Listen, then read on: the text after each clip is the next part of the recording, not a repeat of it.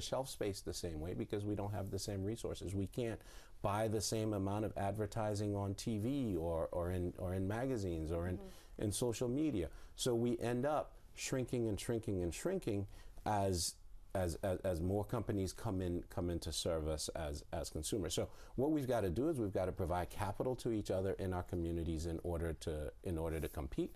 We've got to find ways to scale our business. Now, the way that I've done it may not be the way for everybody else, but at least it shows a path, right? And it shows that it can be done, and it shows that you can do it and be highly successful at doing it. And it also shows that once you do it, you've got to be committed to putting it back in.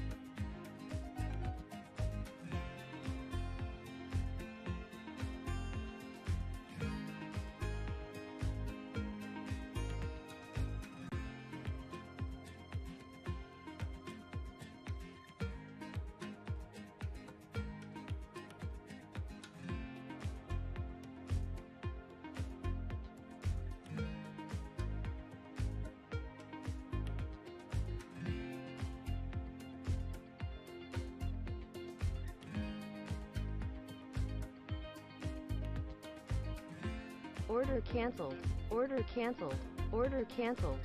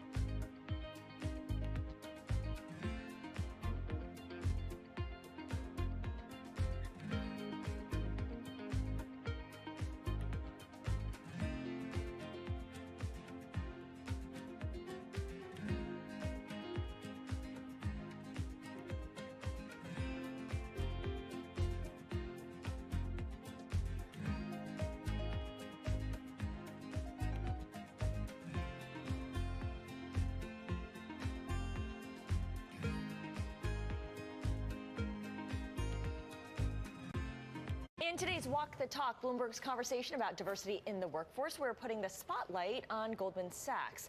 CEO Lloyd Blankfein is reportedly planning to step down as soon as this year. Diversity will be a top priority for his heir apparent, David Solomon.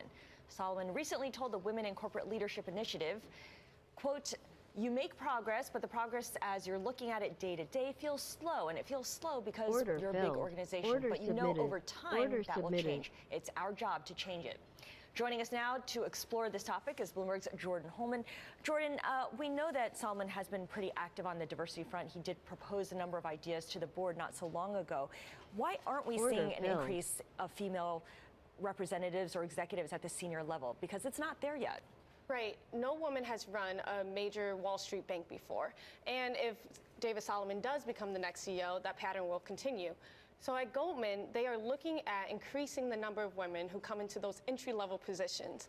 But we're not seeing the women come out on the other side of the pipeline on those executive teams. So there is a retention issue, and they are looking at that through mentorship and sponsorship initiatives.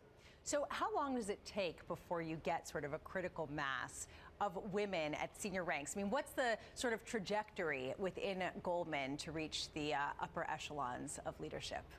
It definitely takes years, and you have to groom people. Goldman's a company where they want to hire internal candidates. An internal candidate becomes CEO. So that's why it's important to retain those women that they're bringing in. For example, this summer, they said that they'll have about 40%, mid 40% of women in their junior employee class. And so that's great, but there's only 2 women on their executive team. So now you have to, with this generation, groom them, promote them, have opportunities for them to want to stay on Wall Street. And that takes time. I think about how Dina Powell, who was once at Goldman Sachs, went to work for the Trump White House, has come back. And there was some tension over her promotion when she returned because she was added to the management committee when her background is not in a profit-generating business. Right. Her background's in government and philanthropy. And when you're looking for the next CEO, you're looking for those people who've been in positions of profit and loss. And she's not in that. So then when you look at the pool of women who are in that, it gets smaller and smaller. So then when it's time to select your CEO, you have nowhere to turn. How does Goldman compare to its peers with this? So Goldman's not alone when it comes to female representation. Citigroup and JP Morgan also have less than a quarter of women on their executive teams. So it's a conversation that needs to happen across all the banks of how do you get your first female CEO of a large bank. You recently talked with Goldman Sachs' former HR head, Edith Cooper, who spoke about the bank's efforts to increase diversity, women as well as minorities. What did you learn from her? So Edith Cooper spoke on a panel last week, and she said that Goldman is looking at the data. They're really trying to be data-driven about their diversity initiatives. So if the data's not saying that they're making progress and change, like Solomon said earlier, it looks slow, then they're going to switch it up. They're going to try new initiatives.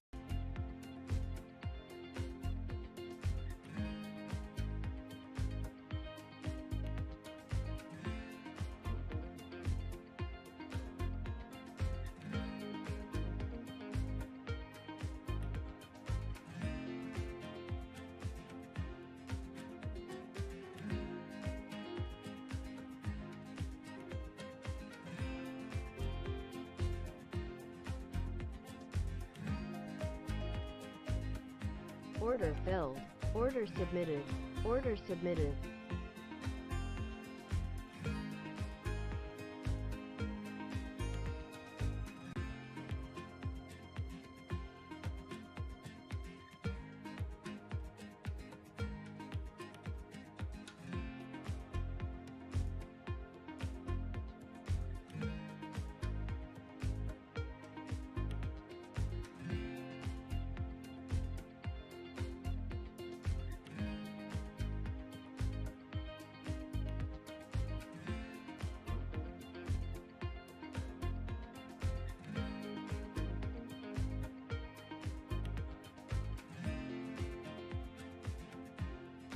Order canceled. Order canceled. Order canceled.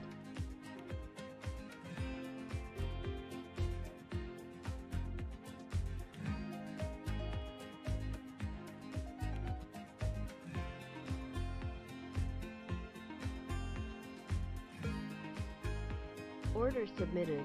Order submitted.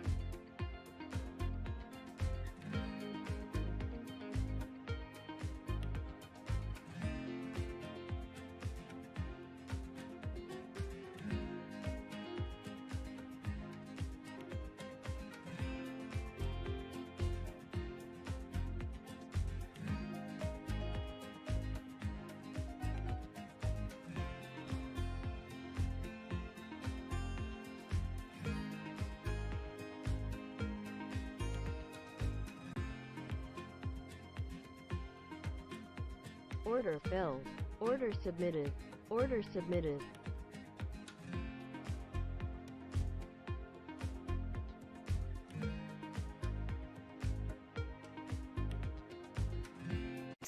Mutual funds run by women are outperforming funds run by men. So you would think that the number of female managers would be rising, but you'd be wrong.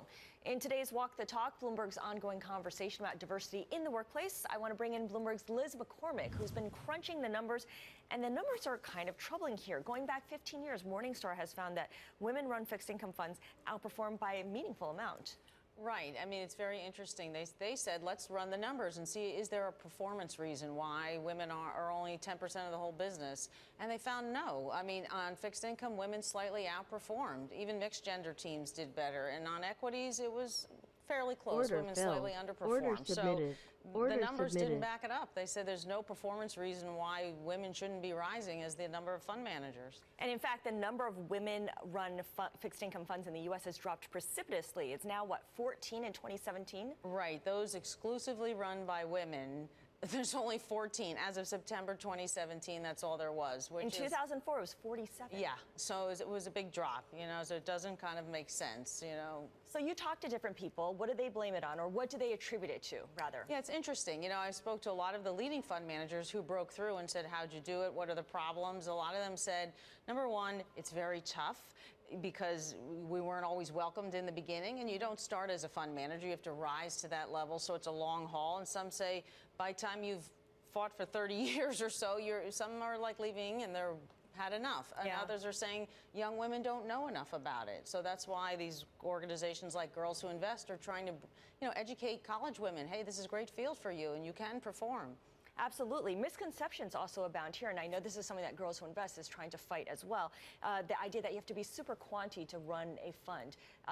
It's something that doesn't get communicated very well. Right, exactly. I think some women think, well, maybe I could, you know, go into sales or banking or something in general, but to run a fund, you have to be just wicked smart and have to be great in math. And of course, those are great skills, but that's not all it requires. And women, it's about managing risk. Like Ann Walsh of Guggenheim said, you know, women are very savvy at managing risk, and that's especially in bonds. That's a big deal, you know? What was her story? Because she started off on the state pension side, right? Right. She's amazing. I mean, I said, is this right, this list of all your achievements? Yeah, she started as an accounting degree, said, I just happened to go to a pension fund, and then I learned about portfolio management, and then went on to just really work hard. MBA, CFA, law degree, you name it. She had to really stack the decks, but, you know, she achieved. All the credentials are there, and she got her break. Yep, for sure.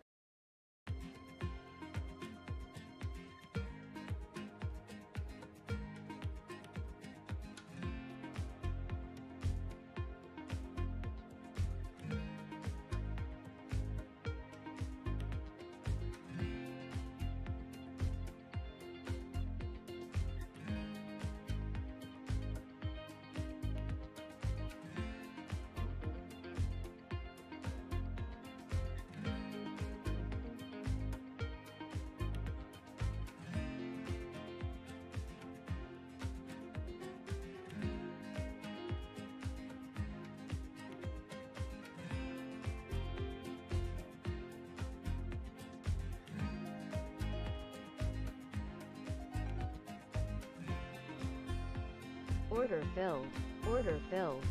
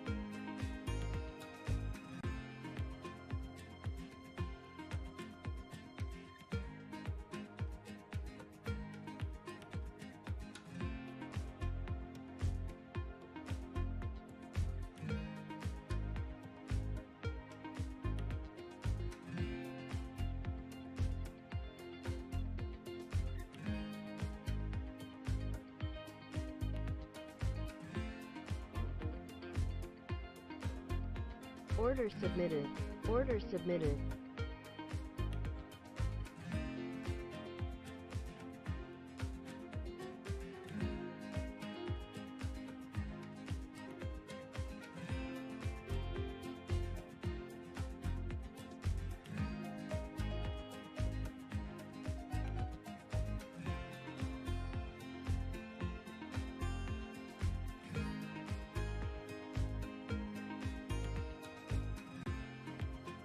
In the early 1990s, Liberian native Richelieu Dennis co-founded Sundial Brands with the goal of creating natural hair and beauty products for consumers of color. In today's Walk the Talk, Bloomberg's ongoing conversation about diversity in the workforce, Jordan Holman sat down with Richelieu to talk about the rise of Sundial. When we started, there was, first of all, there was nobody producing natural products that were efficacious and that were designed to work on different hair textures and on different skin types. And so what you had was a consumer who desired to have healthier products, natural products, but had no access to anything that actually worked. And so, you know, when you stand on the street corner, people tell you what they want, you better give it to them, otherwise it gets really cold, right? And so we started to take that feedback and started to incorporate that into the things that we were offering. And before you know it, we were selling to other vendors who were bringing feedback from their customers and clients. And so very quickly we got to understand just how underserved women of color were around their hair and their skin. What has the explosion of the natural hair movement in the U.S. done for your business? Yeah, as women became more and more empowered or empowering themselves, I should say, to wear their hair natural, to express themselves as freely as they wanted to around the things that were important to them, that really started to drive the adoption of natural hair. And then they actually had products in Shea Moisture that delivered on the promise of what they wanted, right? So I think the two worked hand in hand, and it really took off. And that was Bloomberg's Jordan Holman speaking with Sundial Brands co-founder Richelieu Dennis. You can get the full interview on Bloomberg.com.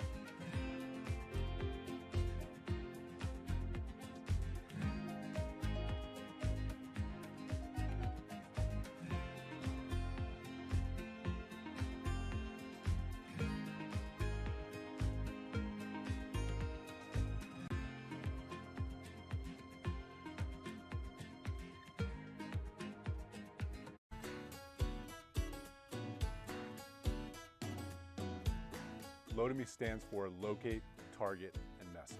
LOTOME helps advertisers collect and organize their consumer data.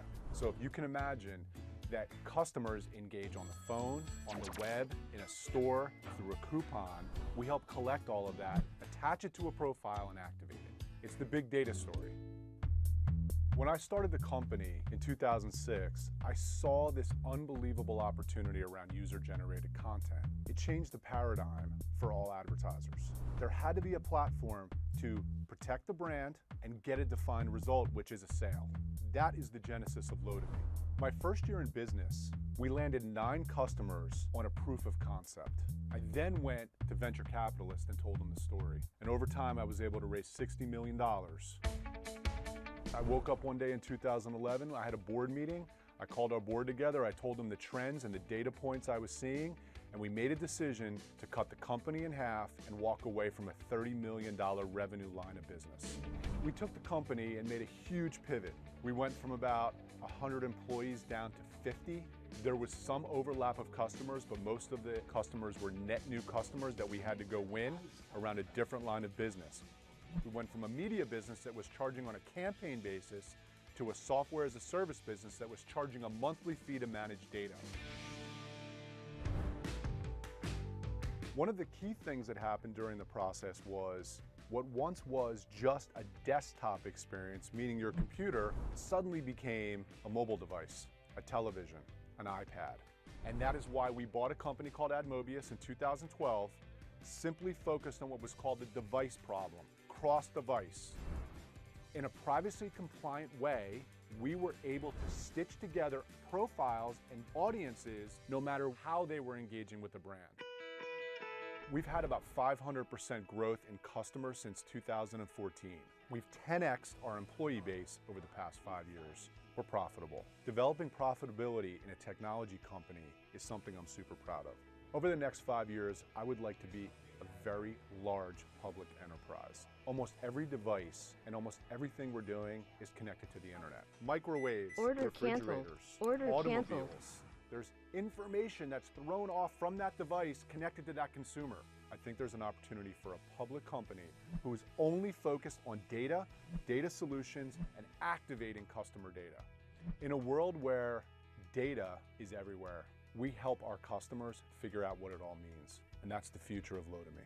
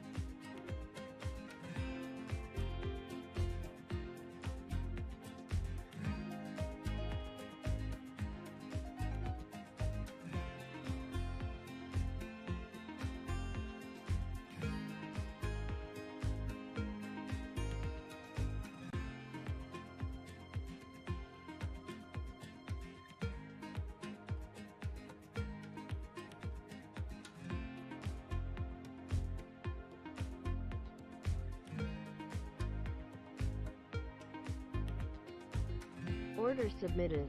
Order submitted.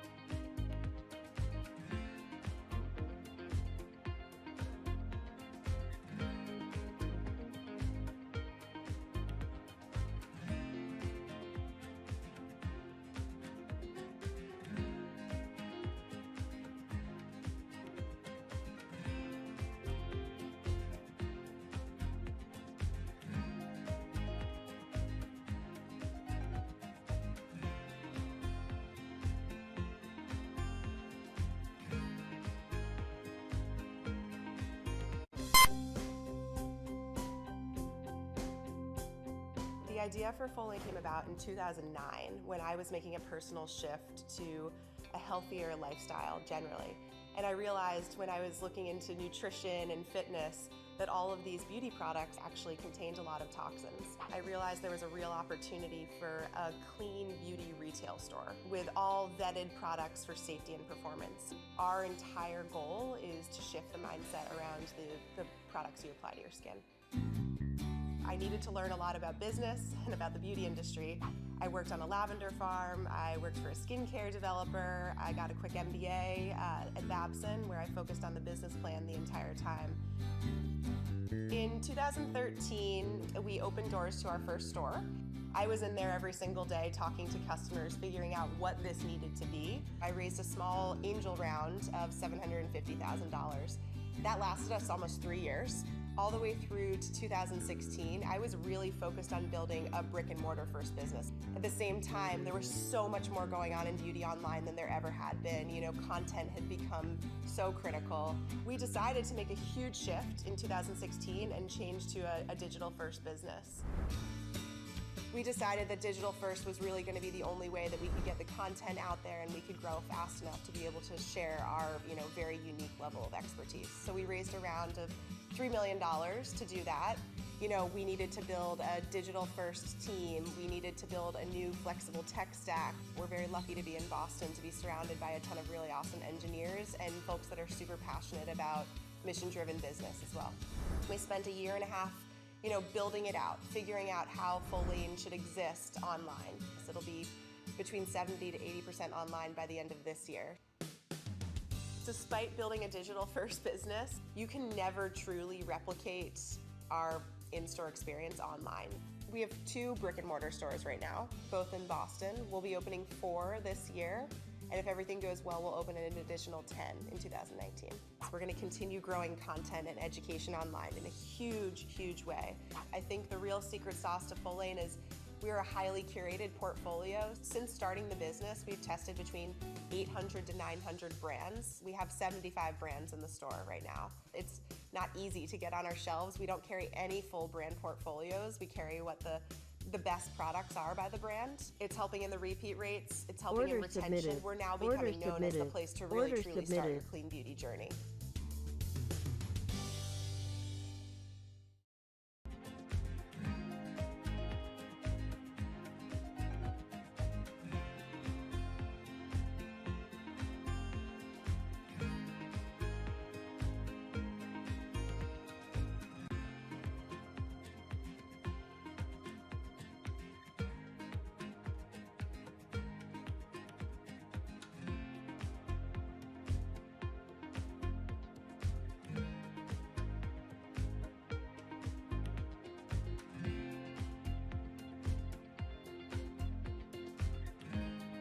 Order canceled.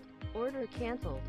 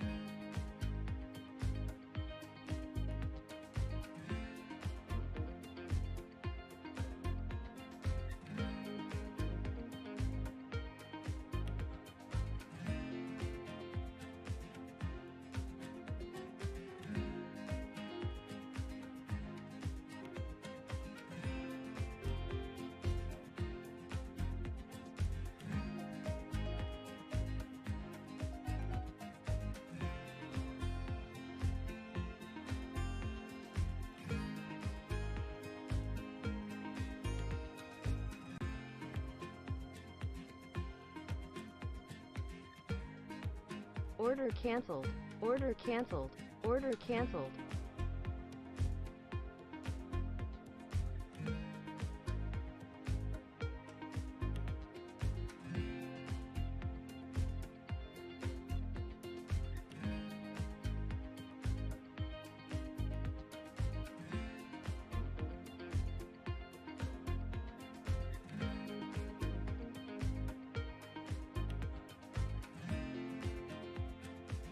Order submitted. Order submitted. Order submitted.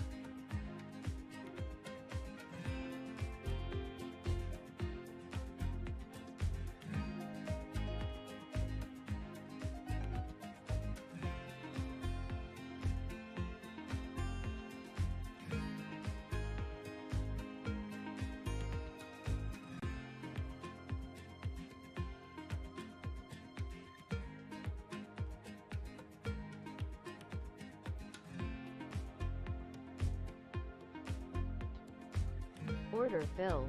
Order submitted. Order submitted.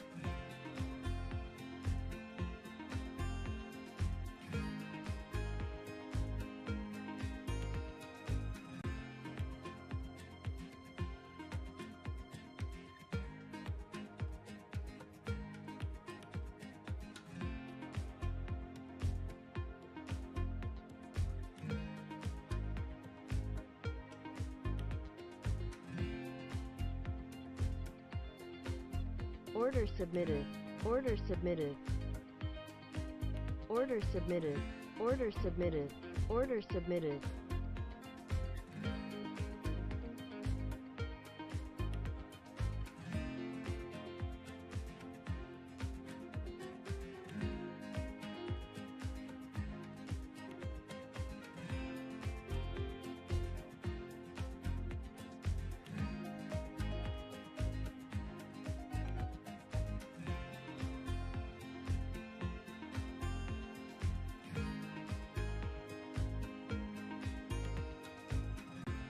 Order canceled. Order canceled. Order canceled.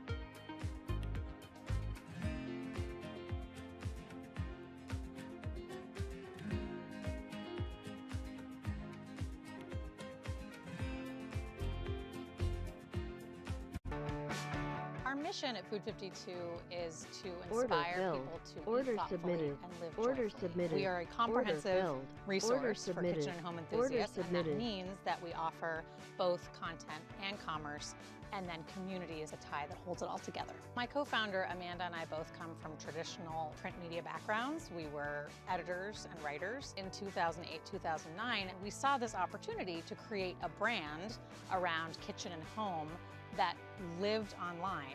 We went out and got a book deal. We got a $100,000 advance, and we actually used that advance to pay for the building of the initial website. In 2009, when we launched, we started really Order with filled. recipes. Then Order in filled. 2010, we raised an angel round, a seed round, of $750,000, which we used to invest in building out our own e-commerce platform. E-commerce represents about 60% of our top line revenue, and ad sales is the majority of the rest, with a very small bit being cookbook sales. The majority of our advertising is native advertising and branded content. The events are also a key part of all of our lines of business. We do a lot of events with brands on the ad sales side, And then we have our own events on the commerce side, often pop-ups where we're showcasing our products, which you can typically only buy online.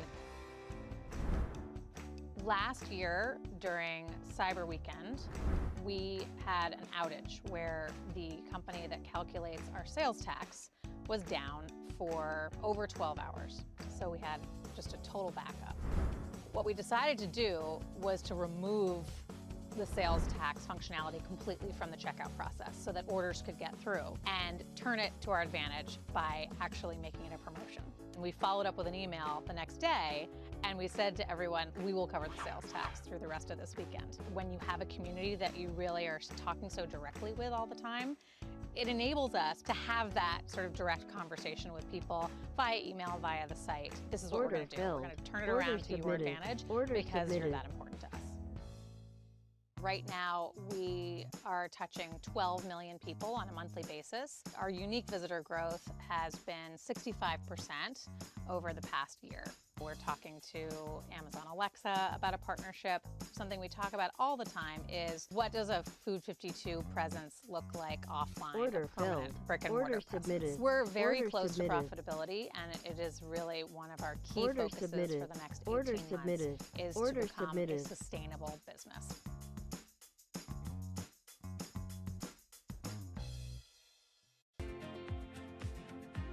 Order filled. Order submitted. Order submitted.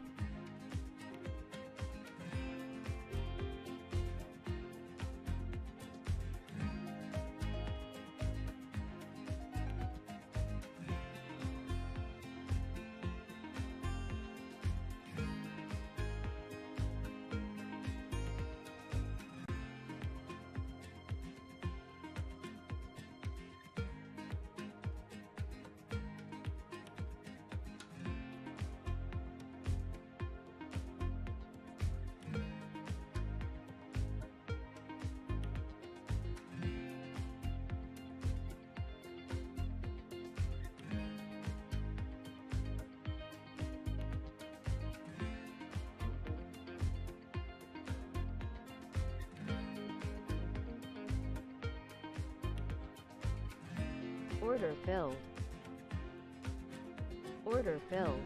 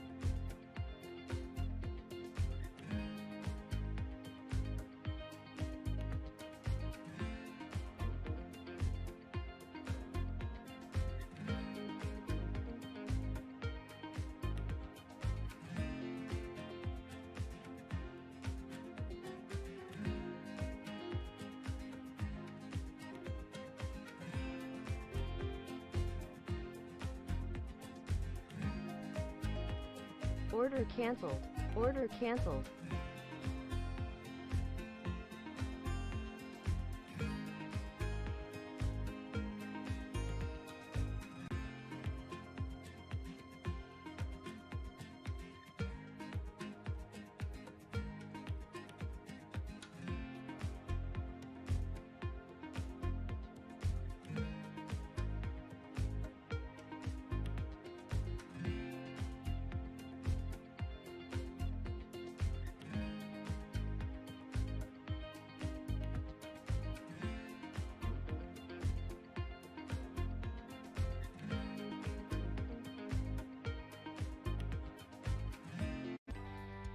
Sweet Green, we make every single thing from scratch in store every day. The three of us were just, what if we opened this restaurant? It was just solving a problem that we had in our own life. This problem of wanting to eat something that was healthy, affordable, convenient, and really stood for something that we believed in. We started the company by going out to anyone we could ask, and we raised about $300,000. 40 people contributed to that very first restaurant. That means the average check was somewhere between $5,000 and $10,000. The place we found to open was tiny. And what that did was it really forced us to simplify everything. And that philosophy has really stuck with us throughout the whole history of the company. It wasn't that sales took off in a crazy way right away, but it was like the people who knew about us loved us. Very soon after we opened the first one, we started exploring the idea of a second and a third one. Our first 7 restaurants, we stayed in the DC area. We had these huge ambitions, but we knew we had to get things right before we scaled it.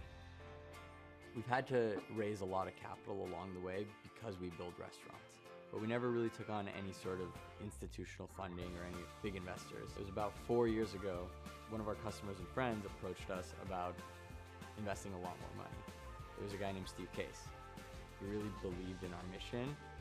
That kind of funding allowed us to invest in people, invest in the community, invest in the systems and infrastructure, allowed us to build a brand.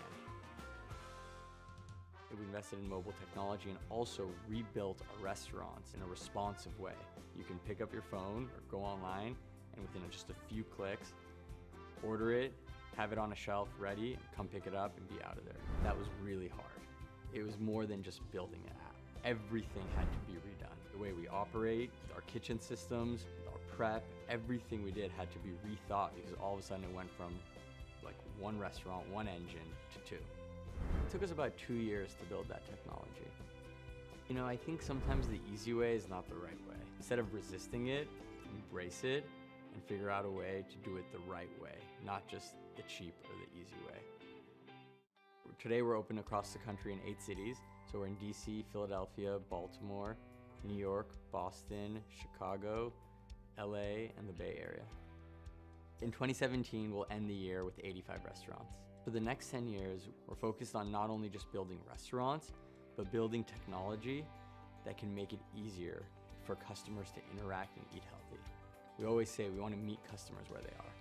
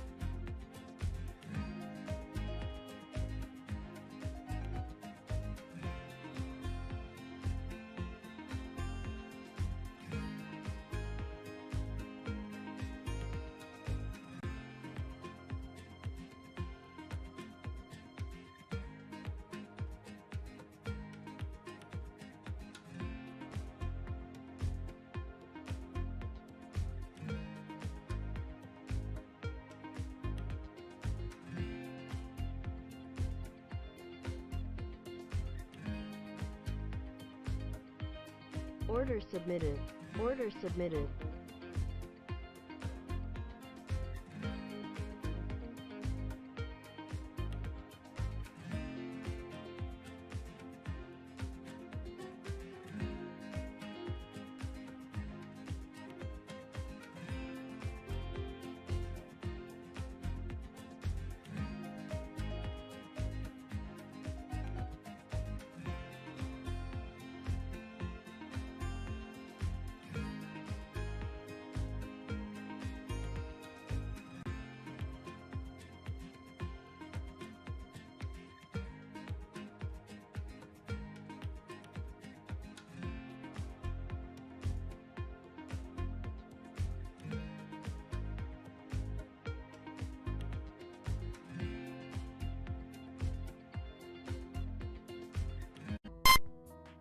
The idea for Swell really was I wanted to create a Order better looking submitted. water bottle Order that would submitted. Order convert submitted. people to actually carrying a water bottle everywhere that they went, to stop using those plastic water bottles. I started Swell with my own personal savings. I invested $30,000. I worked with a team of industrial engineers. The Swell bottle is triple-walled stainless steel with a layer of copper on the inside. It's almost indestructible. The first year when I started Swell, I went to 17 trade shows myself. I stood in a lot of booths and I talked to a lot of customers. They would tell me, could you make it in this other color? Or could you make it in a bigger size? Because we would like to take wine to the park. Really, that first year was just a learning lab.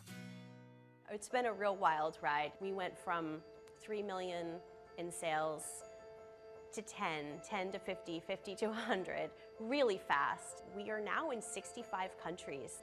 One of the challenges that we faced is we outgrew our office. We outgrew our systems. We were running this company at $100 million last year on spreadsheets. We outgrew our website. It mostly kept up unless somebody famous tweeted about us and then everything, came down. For me as a CEO, it was really hard to turn my attention inward. It's been hard for me to not take every marketing opportunity, every sales opportunity, every innovation opportunity. We had to put a lot of things on pause while we built the infrastructure. We're building up the leadership team, we're moving the office, we're moving the warehouse, we're moving the website. We can be a billion-dollar company because we've got the systems. Last year in 2016, I had the idea to launch a new line for Swell. It's called Sip by Swell.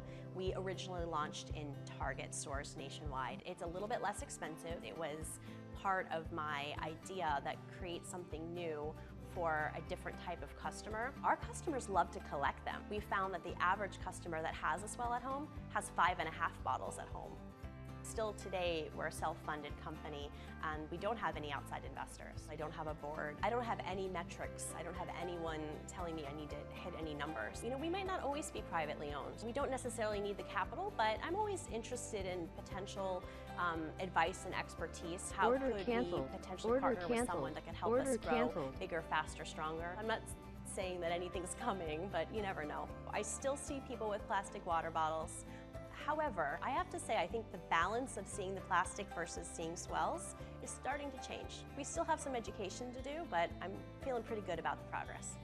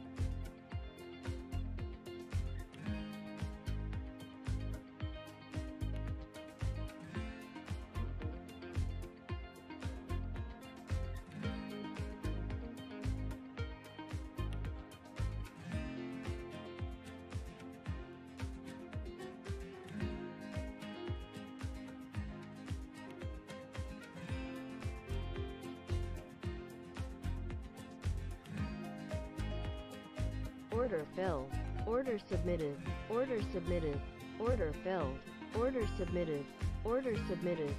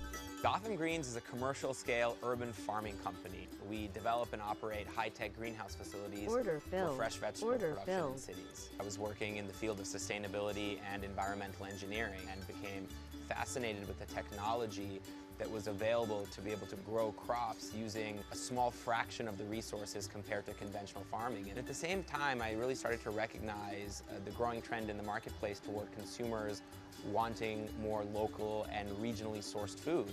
So that's really when the light bulb moment went off.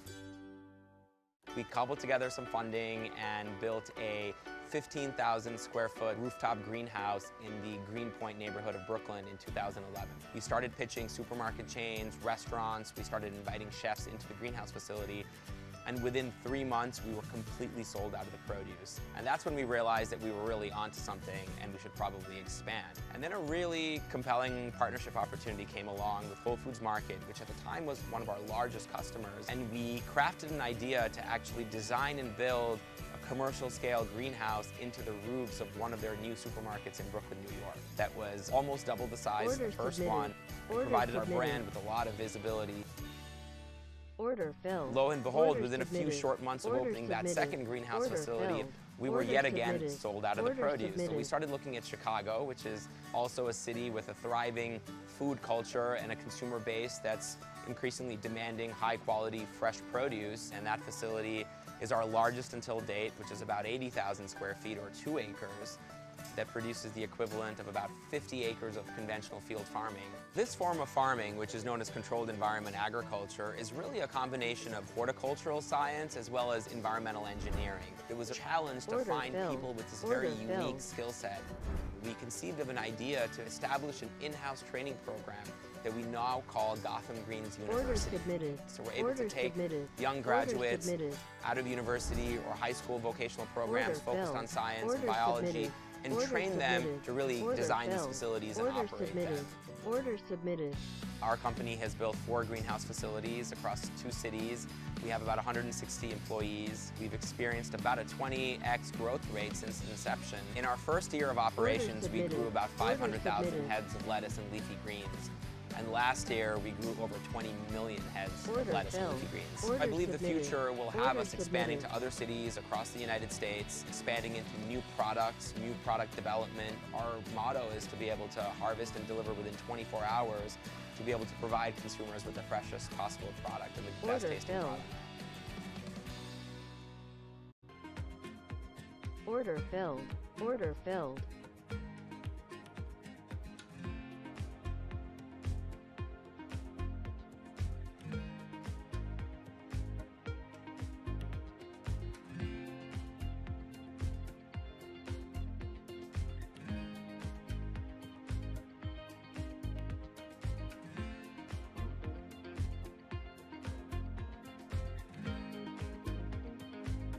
Order filled.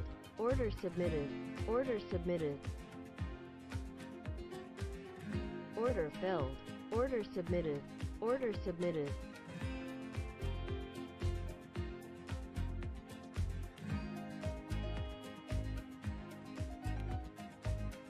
Order filled.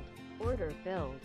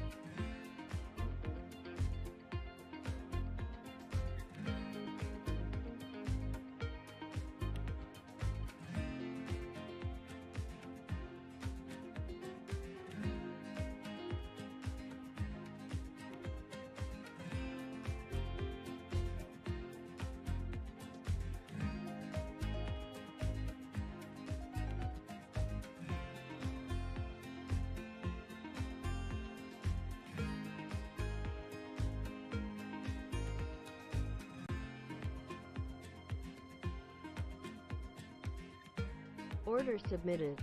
Order submitted.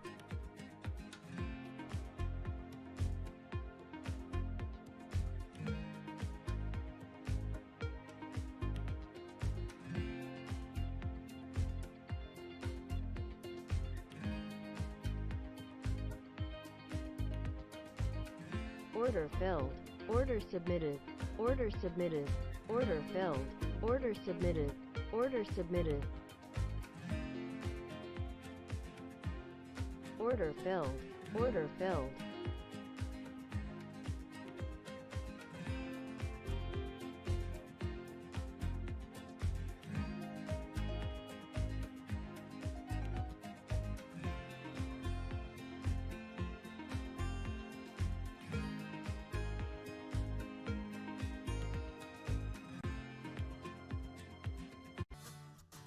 Gemmy is a new luxury brand that's providing the customer with the highest quality Italian shoes at prices that have never been historically possible until now.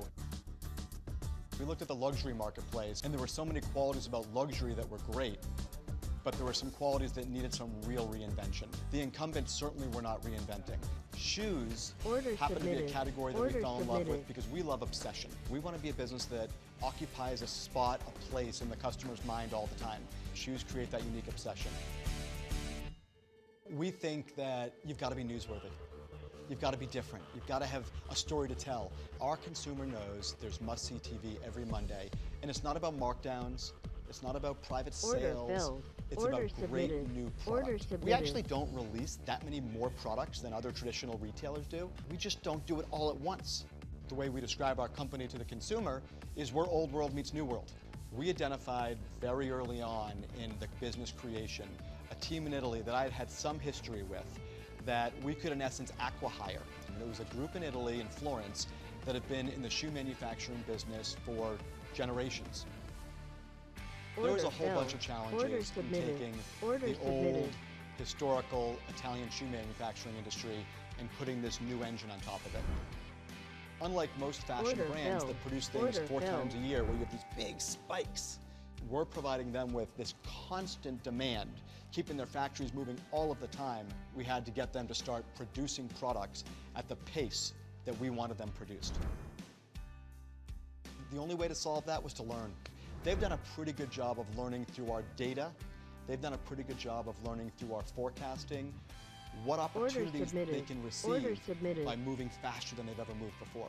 They've been pretty open to listening about ways to improve their demand forecasting and ways to improve their speed of production, but they're not so open to listening to better ways to make shoes, that's for sure. Probably rightly so. We opened our first store in Soho. 80% of those customers who bought in the store first buy their second purchase online. If you're buying things with the frequency that our consumers buying them, the luxury of multi-channel drives to their purchase pattern. 50% of our buyers come back and buy a second time. Once they buy a second time, on average, they average 4 purchases within a year. We're also seeing consistent 100% growth year over year in total sales and margin continuing to improve in each of those years. So the goal is not go as fast as you can go and grow as fast as you can grow. The goal is with really good controlled growth, ensure that you can double your business for a number of years. Order filled. Order submitted. Order submitted.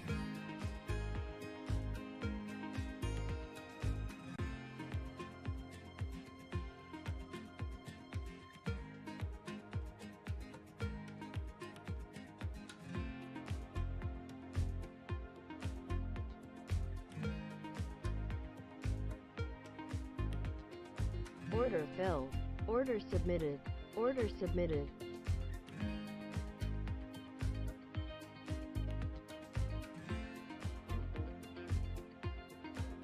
Order filled. Order submitted. Order submitted.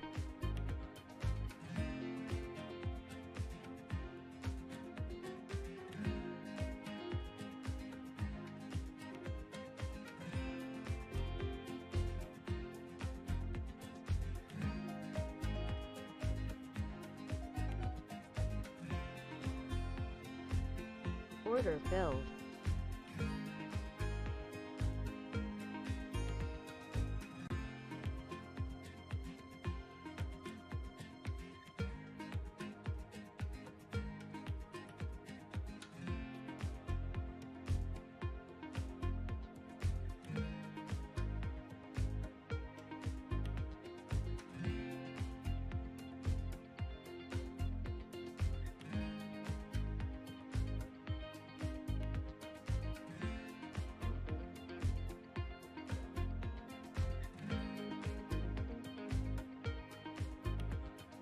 Order filled.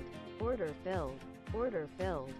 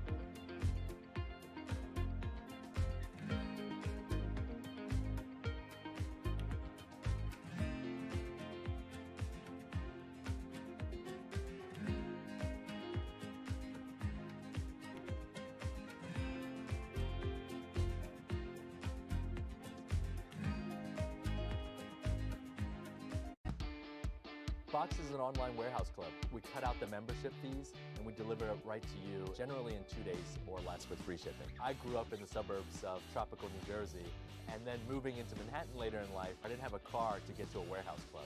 And so I thought, how many other folks around the country had that similar problem? And so actually moved back into the burbs to start the company in a small 2-car garage in central Jersey, tape gun in hand. We went after and tried to solve that problem. In the early days, we actually didn't have a marketing budget. Our marketing budget was virtually zero. It forced us to be creative. It forced us to create a very good service. Order submitted. Where folks would Order talk about submitted. it. So Hoda and Kathy Lee loved the service. They were both like, genius. Sure enough, they talked about us, and from that moment on, we capitalized on that opportunity, went out and raised our first sizable round of financing, and then moved out of the garage. A gigantic challenge that we had actually came up when we started expanding our footprint throughout the U.S. It kind of forced us to make a decision, are we short-term or are we long-term?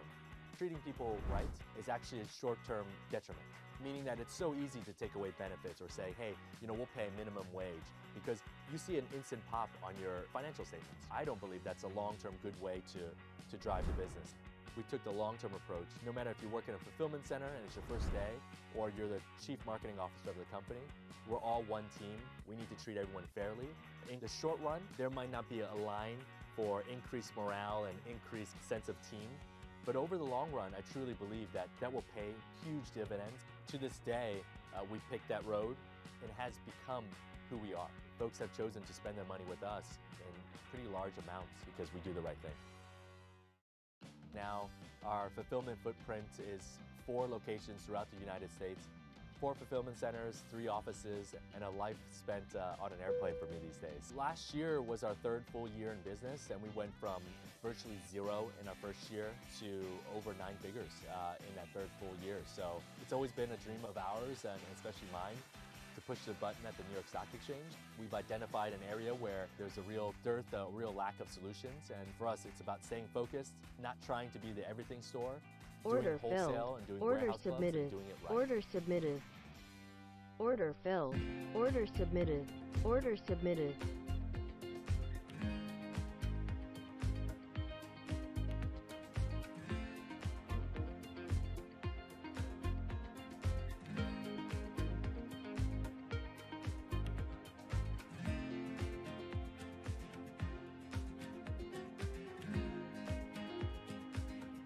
Order filled. Order filled.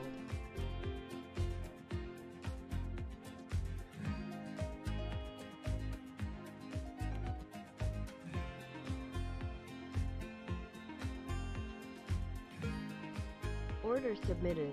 Order submitted.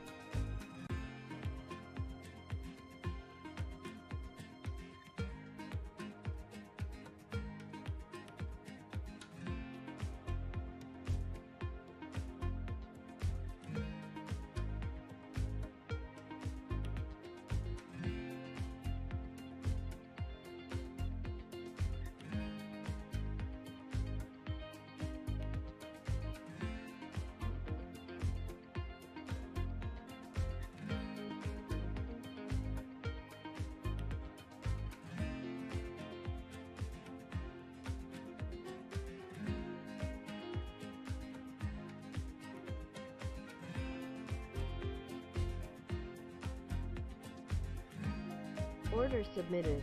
Order submitted. Order submitted.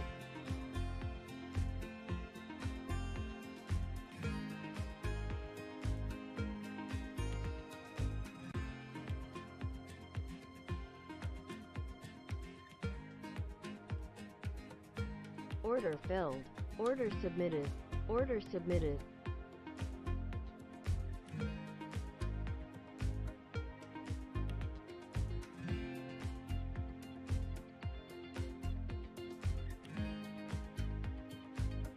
Order filled. Order submitted. Order submitted.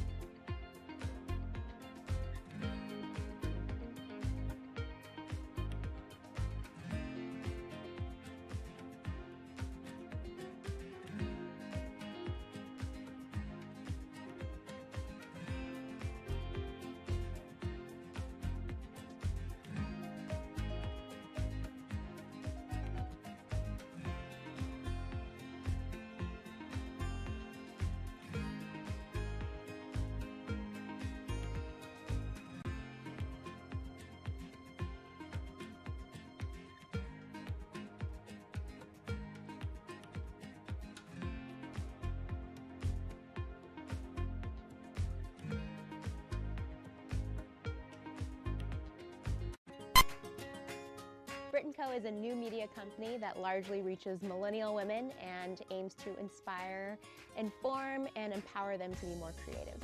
My past is largely out of tech companies. I worked at Google and Apple, and I started realizing the world of digital media was becoming a big trend. I left Google at the age of 25. I was not married yet, and I had saved up enough money to bootstrap my own business for about 6 months. And ultimately, within that 6 months, I made enough traction Order to filled. raise a seed round, Order and submitted. the rest was history. Order submitted. We have a three-legged stool of revenue. The first is through advertising, and we do primarily Order native filled. advertising, Order so submitted. branded content, Order as submitted. well as experiences and events. We also sell classes online. We have almost 100 courses that women pay for. And then the last leg is through our merchandising business. So one big challenge over the last 12 months has been the notion of whether or not to put our content natively on distributed platforms, ranging from Snapchat to Pinterest to Facebook and Instagram. A lot of the platforms will automatically give you a little bit more reach per their algorithm if you're putting content natively on them. However, they initially had not built monetization tools. So it was a question as to whether we wanted to sacrifice our control over our content and our distribution. I personally believed that the social networks and all of these platforms would get nowhere if they didn't have great high-quality content, and that they would figure out a way to support those people who are providing that content.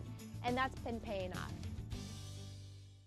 We now reach 125 million uniques a month. We also have 350% growth in revenue bookings year over year. Some of our newer business segments, like our online classes, have grown over 300% year over year as well. We are producing over 100 pieces of content every day and hundreds of videos every month.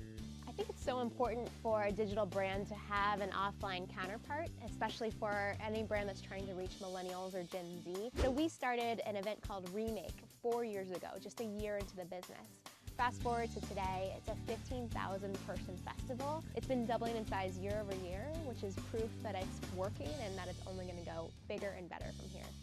We know millennial women, and we want to create content for them no matter where they are and no matter what they're listening to, reading, watching, or generally consuming.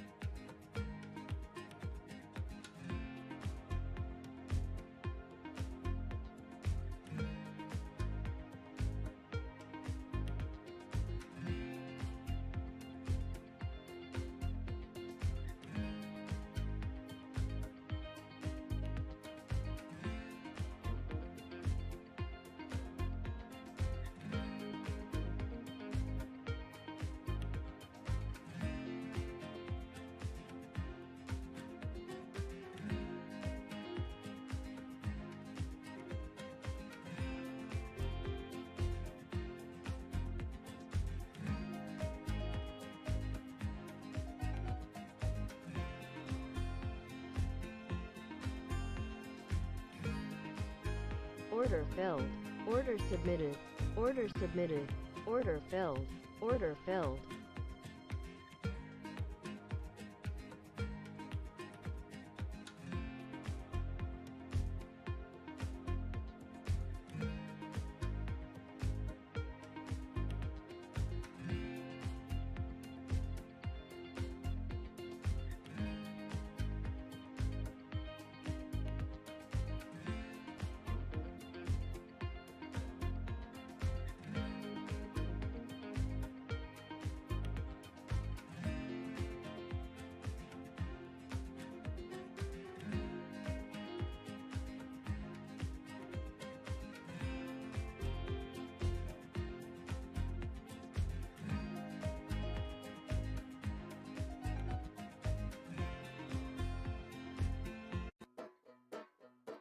We are a luxury bedding destination that's online only and direct to consumer. The company was started by my wife and I, and we were in the market for new sheets. We just really hated the shopping experience. It wasn't consistent with what we're used to with shopping with apparel or other items online.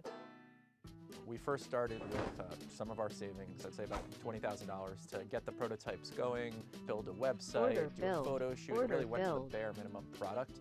And then we raised a little bit of money from friends and family, about another $100,000 or so. That got us to our Kickstarter, where the goal of the Kickstarter was to finance our first purchase order. Our goal was $50,000 of sales. We ended up selling $230,000 worth of product in the first 30 days with no marketing dollars spent, really just word of mouth. Social media has been really, really important to building the brand and getting the word out. There's some logical people that are in market for our product. People that move into new apartments. Facebook has this data of an address change. People recently engaged that are doing registries. Pinterest is really, really great for the home decor space. And then there's influencers, that people that really spread the word and advocate for the product. We're very confident that once it gets into someone's hands that they're going to love it. We didn't take any funding until very recently, and we bootstrapped the whole thing, so we had to sell to buy. Order submitted. We would sell all of our inventory, use that money, and roll it over to buy more inventory and more and more. And that created problems of like this up and down, up and down, up and down. It's very hard to get momentum in the wheels turning when that happens. It's planning ahead, getting ahead of your inventory, getting ahead of the demands, just to make sure that you have enough to facilitate the growth. It seems simple, but it's super complicated, the forecasting element that we've gotten much better at. And that's one of the biggest challenges to any consumer products business in year 1 or 2. Our first year of sales was about $250,000. It was mostly the Kickstarter. Year 2 was 10x growth. We broke 20 million in sales last year, so it was another 10x, and now we're on pace to more than double that yet again this year. 5 years down the road, who knows? We might be, the biggest, bedding home goods company in the world. We might get acquired by a bigger company that's looking to get a closer relationship with the customers. Once we feel like the bedding category, like we've really mined everything that's there that we could, then there's opportunity to move on to other categories that supplement it in the home space as well. But we're not ready for that. There's a lot more to do where we are right now.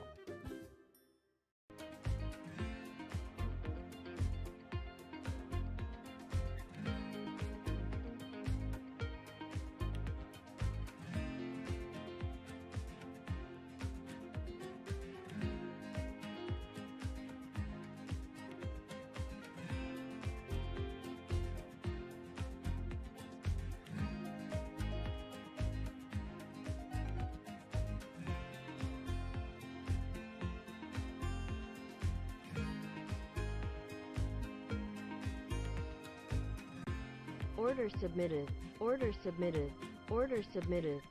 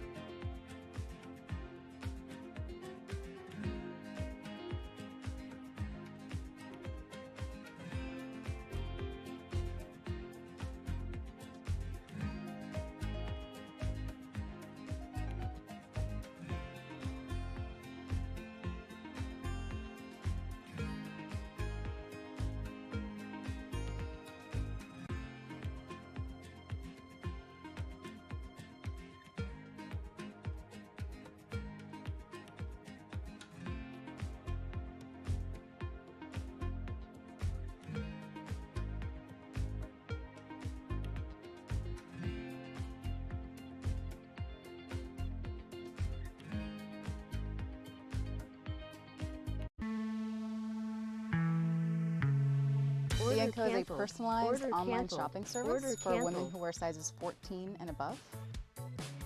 Plus-size women in the U.S. make up about 67% of the population in the U.S. and pretty shockingly Order make up only filled. Order 17% submitted. of apparel Order spend in the submitted. U.S. DIA was founded on the simple mission of really creating equality for her as a customer and therefore really bringing her to the table for the first time within fashion. One of the things that was very clear for our customer was she was as underserved in retail as she was in media. Order And filled. what that meant was that discovery channels were actually quite challenging. The one group of people who had meaningful sway and were truly, in a way, the gatekeepers of the plus-size community were the bloggers. And bloggers became our earliest advocates. From there, we benefited from word of mouth and the power of a positive experience, and we've kind of grown from there. We very quickly realized that we had this growing, avid, excited customer base and a distribution network that was working. And where we were having the biggest trouble was in finding really great supply. We're based in New York City, and we would literally scour Manhattan to find the best merchandise in our customers' sizes to send. Eventually, we were able to work with a group of designers that agreed to partnering with us to expand what they were offering. So we've worked with some of the best design and product development teams in the industry to develop 8 brands that are exclusively at DIA, and those brands in a lot of ways make up the backbone of the service. We recently elevated the call that we were making to brands by taking out a full-page ad in the New York Times on the first day of Fashion Week, really calling on brands to step up. The conversation around inclusivity in fashion is one that is had often, but what we haven't seen yet is an actual move from speaking about inclusivity to actually producing the garments that women can wear. And that's a role that we can play, that we feel a responsibility to play, and that we're very excited to play for our customers. The core of our product is understanding our customer as well as is possible. We serve women who are very early in their style journey and some who are much farther along in terms of understanding what they like and what they don't like. And the goal of the service is to really meet her where she is. And it really becomes an iterative relationship where we're showing her product, she's Order giving us filled. feedback, we're showing Order her better submitted. product, she's giving us Order feedback, and submitted. over time, we get to know her incredibly well. Our mission at DIA is to be the beloved brand of plus-size women.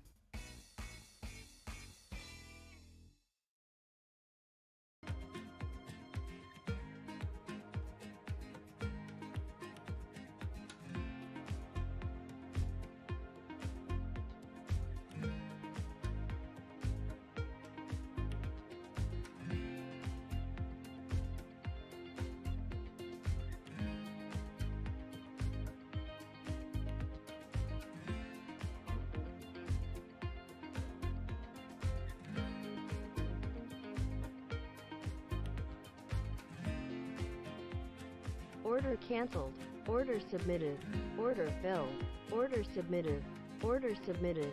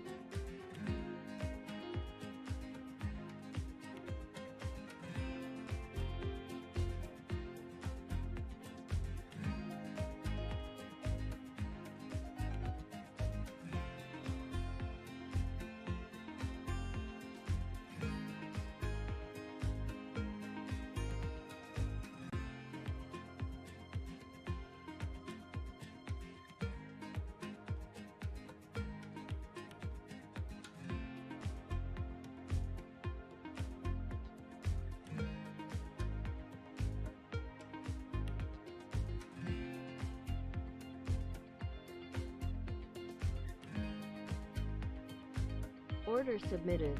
Order submitted. Order submitted.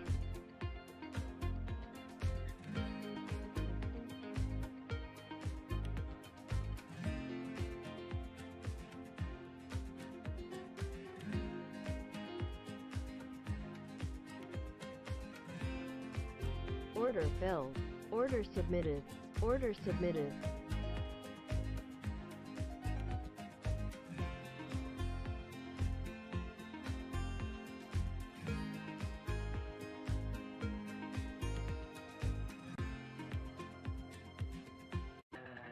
We were able to start Warby Parker with $120,000. That enabled us to build a website, get some PR support, and purchase our initial inventory of frames. I remember launch really vividly. It was February 2010. We made it live February 15th. We didn't tell our friends or family because we didn't know the website would work. Immediately the orders started pouring in. We hit our first year sales targets in 3 weeks, sold out of our top 15 styles in 4 weeks, and accumulated a wait list of over 20,000 people. We had to start cutting class because we were full-time students at Wharton at the time, getting our MBAs. It was really crisis management. We had orders coming in. We actually didn't have enough inventory to fulfill those orders. We had to think about a communication strategy, a customer service policy. We would just profusely apologize, but also explain to people what was going on. We just launched. We didn't expect to have this much demand. And when you tell people the details, they can have patience and they can understand and sympathize. Brands build relationships with customers much like human beings build relationships with other human beings, and that's through vulnerability. Our first store was actually my apartment. We laid out the glasses on the dining room table, and that was our first foray into learning about the bricks and mortar world. So we did a pop-up, we bought an old yellow school bus, ripped out the interior and turned it into a mobile store, went to over 15 cities across the country. In each city we would be in roughly 3 locations, so we could tell you which intersection performed best for us. So suddenly we had a roadmap for where to open stores. We now have 46 stores across the country. It's really been an important part of Warby Parker's growth. We founded Warby Parker to create a company that would do good in the world. At the very beginning, we committed to distribute a pair of glasses for every pair that we've sold, and we've now distributed several million pairs of glasses to people around the world. We've always believed in aggressive but sustainable growth. There's this mentality of move fast and break things. We believe in moving fast, but move fast deliberately, and when you break things, let's make sure it's not catastrophic. By staying focused and reducing complexity as much as possible, you can actually grow faster, longer. We're trying to build a company that's going to be around for the next 100 years.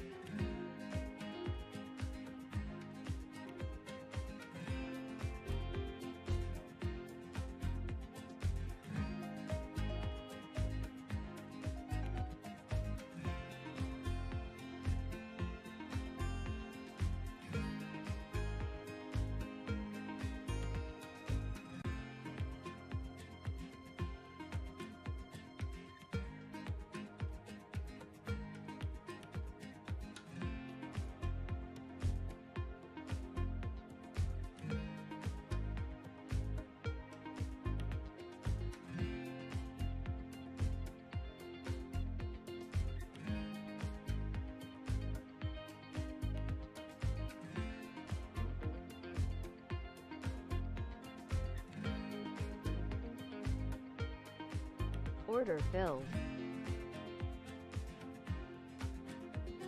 Laura, thank you very much for coming here. Thanks for having me. I've always been relieved ever since you were appointed, because at least until your appointment, I seem to have the most unpronounceable name. But now, so we will keep it as Dara and John. This conference is called The Year Ahead, but in your case, you are close to 6 months into the job. And I wondered what you saw in terms of the year ahead at Uber as your biggest challenge. What's the thing that you think about most when it comes to 2018? We definitely have our share of challenges at Uber. And for me, where I want to get Uber to the year ahead is a year of normalcy. 2017 was, I think, will go down as one of the most difficult years for any company out there. And I have to give credit to the Uber team and the employees. Order canceled. Order canceled. Of true believers who believe in our mission, who believe in mobility as a service being available to consumers everywhere at a reasonable cost. And what my job in 2018 is to get rid of the distractions and get the company back to business, get the company back to normalcy. There's a lot that we've done in the past 6 months as far as bringing in new investors, order submitted, order submitted, culture and norms where doing the right thing period comes first, bringing in a new management team, et cetera. There's a lot that we've gotten done, but this is a company that knows how to execute. This is a service. Mobility as a service is something that's universal, that's needed in the world.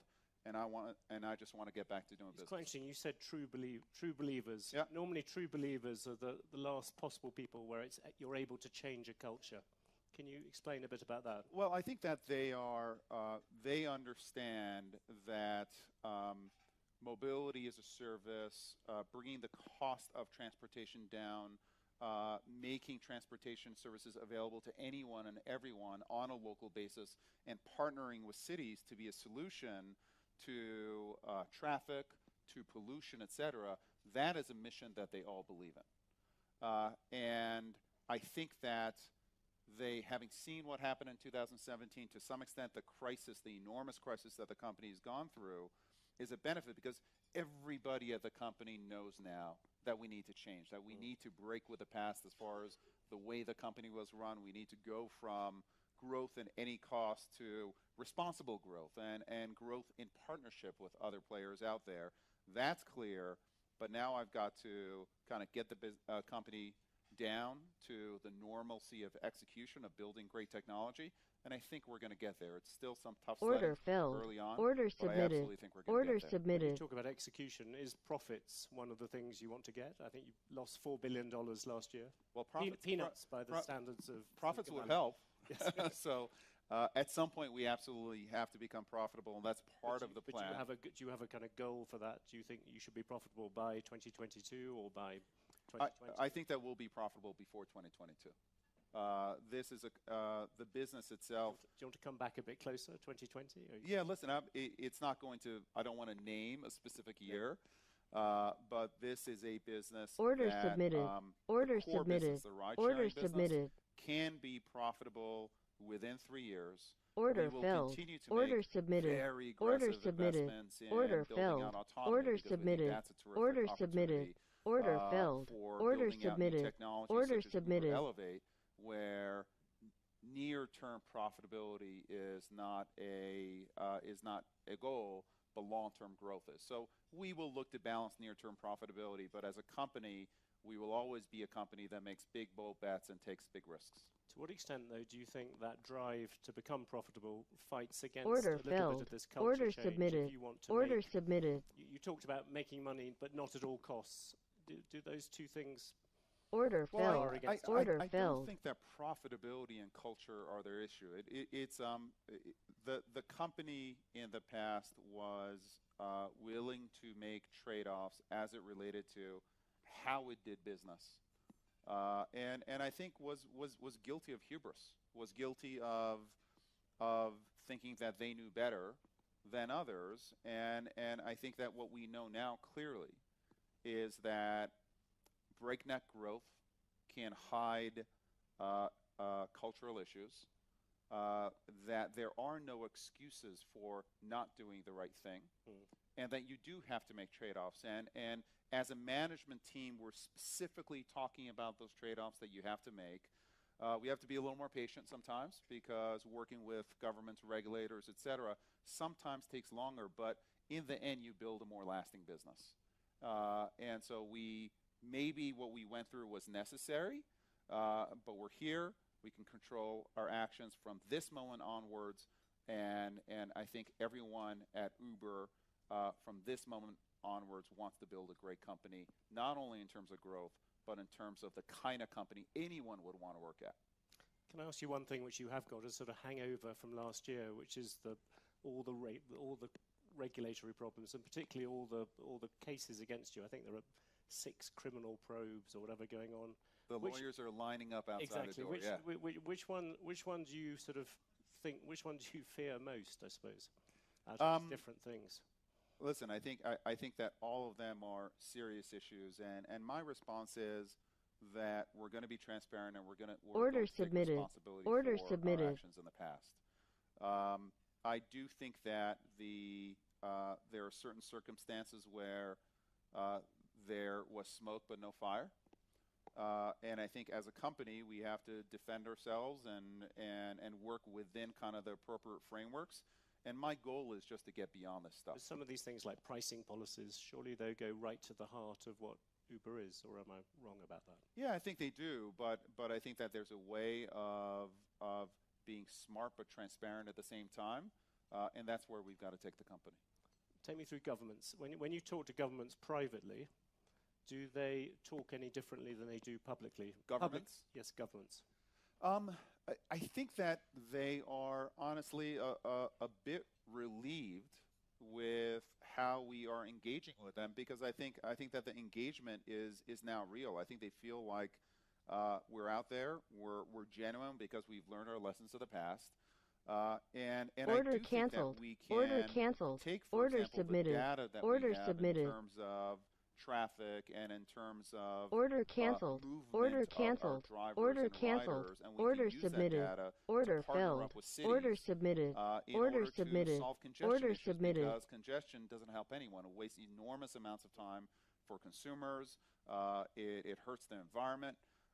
And I think that we are aligned with cities, for example, to partner with them in a fundamental way to solve these problems. And I do think that when these are conversations that a number of regulators and cities have wanted to have with us for many years, and I think we are really engaging with them at a depth that I think is going to create a real win-win going forward. Do you think you were too confrontational on this before? Yeah, I do. I think that the company was pushing growth. And listen, any innovator, to some extent, the innovation is about questioning past kind of present practices. It's about breaking things, the Facebook breaking things. We just went a step and a half too far.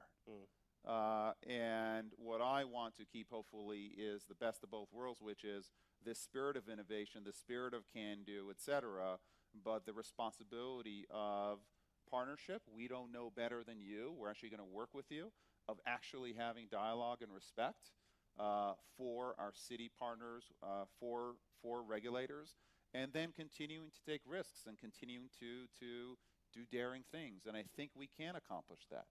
Imagine this audience here is a collection of mayors or a collection of city officials, and you want to depict, this is the Year Ahead conference, depict what the years ahead in this thing are going to be like. How far is driverless cars going to go? You talked just a few days ago about the idea of there being flying cars in 10 years' time. Can you just give a description of what you think transport is going to look like? Well, I think that we think there are 3 keys to transport and where the industry is going: autonomous, electric, and shared. And I think all 3 are necessary in order to get to the next level of city planning, et cetera. There are many cities where up to a fifth of the space taken in these cities is taken by parking and storing these cars. Order canceled. And so I do think that you need autonomous, you need electric, and you need shared. And I do think it's going to take some time. True autonomy for every single use case is some ways away. What we bring to bear is our developing autonomy, and we will have autonomous cars on the road, I believe, within the next 18 months, not as a kind of a test case, but as a real case out there. And over a period of time, we're going to bring autonomous transportation and feather it in with the non-autonomous transportation with drivers. What does feathering in mean? Feathering to, in mean means to a layman like me? Crashing. Yeah, feathering in means if you're, for example, in Phoenix, and you make a request to go from A to B, which is what you do with Uber, there will be 95% of cases where we may not have everything mapped perfectly, or the weather may not be the right weather, or there may be an accident on the road, or you may not have 2 or 3 ways of getting from A to B, where you may say, you know what, that's not an autonomous use case. We're going to send a driver to pick that person up. Order submitted. For 5% of cases, everything is going to fall into place. And we will send an autonomous car. The user will be able to pick, do you want, there's an autonomous car, yes or no? And we'll be able to service that A for B. That 5% is going to go to 10 and 15 and 20 as our computers and our algorithms learn more and more about what it takes to drive in a city in a real life situation. And every minute of every day, that driver, that computer is going to get better and know Phoenix better and better and better. And in 5 years, we'll have the perfect driver in Phoenix. We will have to retrain that driver in every single city. We're going to have to build out 3D maps of these cities. And it will take time, but over a period of time, you essentially have a driver who becomes the perfect driver. It'll take 10 to 15 years, but that's the feathering in that I'm talking about. And will a child born today, will they ever need to learn how to drive? Order filled. Order submitted. No. Order submitted. So within sort of 20 years from now, we will... I don't think so. Listen, I hear some groans. And also, listen, I heard a couple of groans. Order filled. Order submitted. million people Order submitted. die from car crashes every year. 1.3 million people die from car crashes every year. That doesn't count an estimated 20 to 50 million people that are injured. Okay, this is actually a public safety issue. If you look at cars, 96% of cars, 96% of time, cars are sitting there not being used. It is a huge amount of pollution that's caused by these cars being in the road, and a huge amount of wasted time. So the safety is there. Electrification is absolutely key, and sharing these platforms is going to allow us to be much safer and also put our assets where they add value. But it's quite interesting because when you first came in, I remember you sounding somewhat more skeptical about self-driving cars. You've been converted. Is that a? The choir has spoken, and I'm listening. It's pretty exciting technology out there. But again, it will be a hybrid technology for some period of time. What about flying cars? That came as a slight surprise. Yes, that's a great project that we're working on. It's called Uber Elevate. And it is actually about battery technology. It would have helped a lot of people here. I know. I wish that I was available. We'll launch it here if we can. But battery technology is allowing us to have multiple rotors on planes, or helicopters, if you want to call them that. These rotors that are much smaller will be much quieter than helicopters are. Much quieter, much safer. If you add sharing into the equation, you can actually get the economics of going from A to B. We think within 5 to 7 years submitted. to a Order place submitted. where Order normal filled. people Order would submitted. think about Order taking submitted. these flying cars. That'll be the beginning, and then it's about scaling. And we're working with a number of partners right now. Do you think the regulation on flying cars, I've heard some proponents of it argue that it might be easier than it has been on driverless cars, because driverless cars, you have to deal with existing roads, existing everything. Flying cars, essentially you're going into unconquered space. I think that mayors that are forward-thinking understand that traffic and pollution are a real Order issue. filled. And I think flying cars can be a significant solution to traffic issues in cities. And these cars, to start with, they're going to be very specific. They'll be kind of highways in the air. There'll be very specific routes that these flying cars go on. They're not going to be able to take you to your backyard and land in your backyard. There'll be these skyports. So there'll be very specific routes that you go on. And I think if you build a regulatory framework that has that kind of structure around it, I think you get to a better solve. Can I drag you back somewhat reluctantly back to the real world? But you have Rajiv Misra, who came in with you from SoftBank. Yes. He's going to become a director. Last week he said that Uber should focus on repairing its market share in the US and on key European markets rather than going to new ones. Do you agree with that? Is that the way you look at Uber? I think one of the fundamental strengths of Uber is the global scope that we have. This is you had that motto, everywhere. What's it? Everywhere for everyone. Yeah, everywhere for everyone. Do you want to make it some places for some people? No, we like the everywhere for everyone. It's much sexier than some places for some people. That's telling me. Just not interesting. I do think seriously though the global scope that our company brings is important. Our being able to build technology that we can amortize essentially everywhere in the world is hard, but it is part of the fundamental value that we introduce. So I would look at Uber very much as a global brand. That said, we're going to look at all opportunities, but at this point we are leaning forward, and 2018 for us is going to be very much a lean forward year for the company. But without, I'm not trying to create new boardroom tension at Uber, but that would appear that SoftBank is keener on a more limited idea, whilst you're keener on everywhere for everyone. Well, listen, SoftBank is a very important shareholder. They're our largest shareholder, and many of our shareholders have opinions over what's the right thing to do. Ultimately, the governance of the company is going to be at the board, and we'll have those discussions at the board, and we'll set our long-term strategy, and then execute on it. One of the things which Uber played perhaps not Order very, canceled. Order submitted. Order filled. Order submitted. Order submitted. I suppose Order one very submitted. obvious question: do you think that you have solved that part of the culture?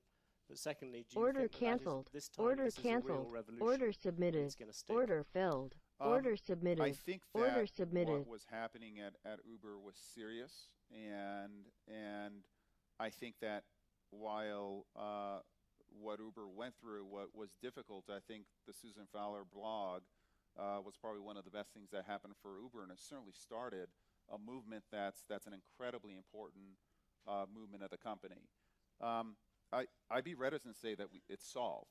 Yeah. But it's not an endemic issue within the culture of the company, and I think the company has learned, and I think the company took very harsh and appropriate steps to make sure that that kind of behavior is absolutely clear, that kind of behavior is not accepted in any way, shape, or form of the company, regardless of where you are, regardless of if you're a great performer or not.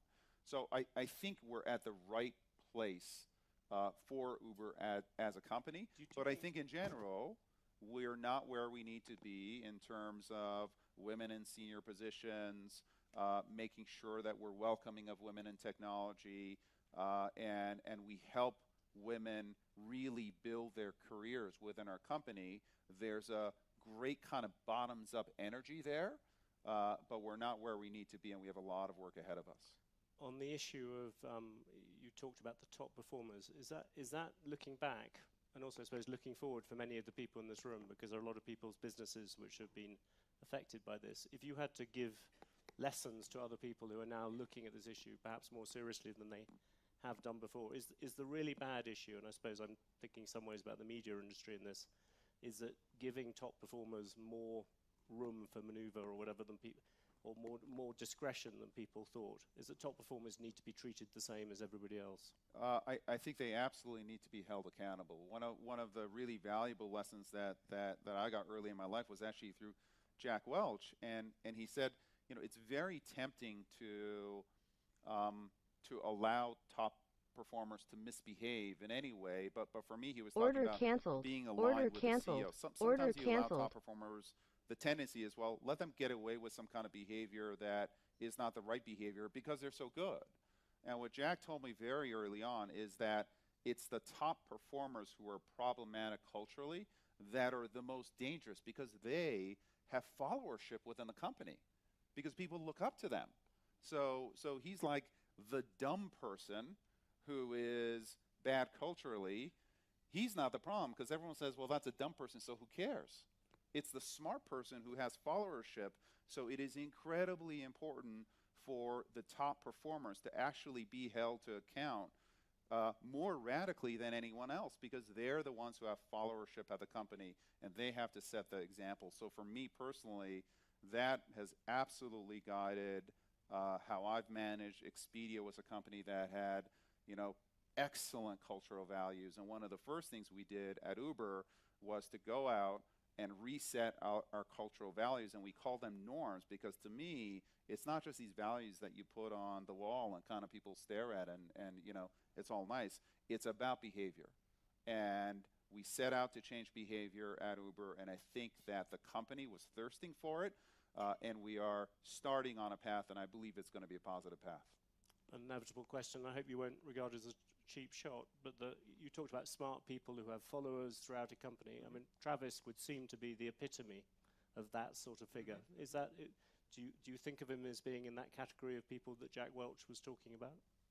I think, listen, Travis was the CEO of the company, and he had incredible followership, and he was held to account, right? I mean, he's no longer the CEO of the company, and he's a board member. He's a big investor, and so he's absolutely going to play a part on the board. But we've also been very clear as a company that we do have to make a break with the past, with how we behaved as a company. And to some extent with the new CEO being a very different kind of a CEO. So in the end, you have to be held accountable, and I think that Travis was held accountable, and at this point, he's a board member and a constructive one at that. If you look around the world now, where do you see the next competitors to Uber? You've obviously got Lyft breathing down your neck. Yes. Where else do they come from? Well, I think that as you move into a world of autonomy, the position of the car manufacturers, the position of, for example, Google, who's developing Waymo and Waymo autonomous technology, you're going to get a lot of players interested in this space. And a lot of people think about Uber and ride sharing as a significant enterprise, and it is. But the fact is that we account for less than 1% of miles driven on the road now. When autonomy comes in, that number over the next 10 years is going to be closer, I believe, to 15 to 20%. So because we're not yet a true alternative to car ownership, and I believe that as you bring autonomous and you bring the price of mobility down and make it available to everybody, everywhere, then we become a real alternative to car ownership, and that really opens up the market for us, but it also opens us up to many more competitors. And is Google at the forefront of those competitors at the moment? Google is one of many. I think that they've developed very strong autonomous technology, but what we think, which is exceptional, is having autonomous technology and the network under one roof, which allows us to use autonomous in a very practical way, nearer than you think.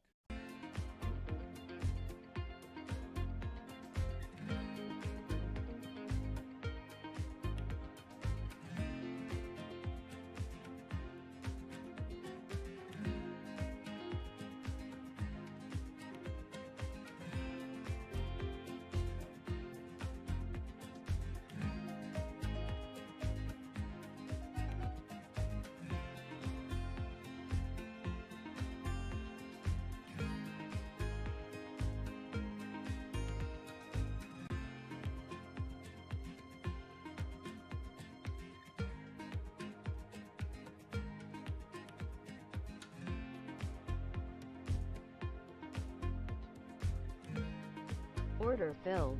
Order submitted. Order submitted. Order filled.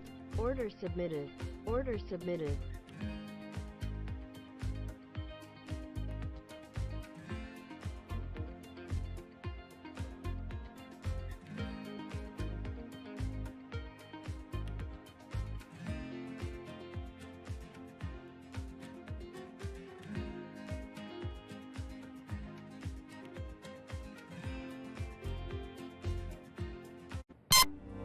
There's an inherent attraction to light and being human. And I think on a very deep psychological level, light is this way in which we experience the energy surrounding us in a very personal manner. My name is Matt Dilling. I'm the founder of Light Bright Neon Studio, and we manufacture, produce, and restore neon works of art and design.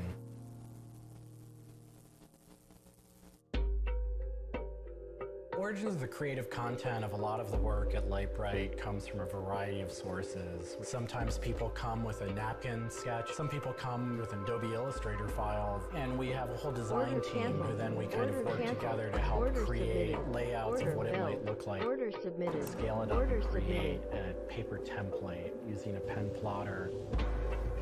And that paper template actually becomes our guide for what we're going to bend the neon to. We take from the office into the glass shop.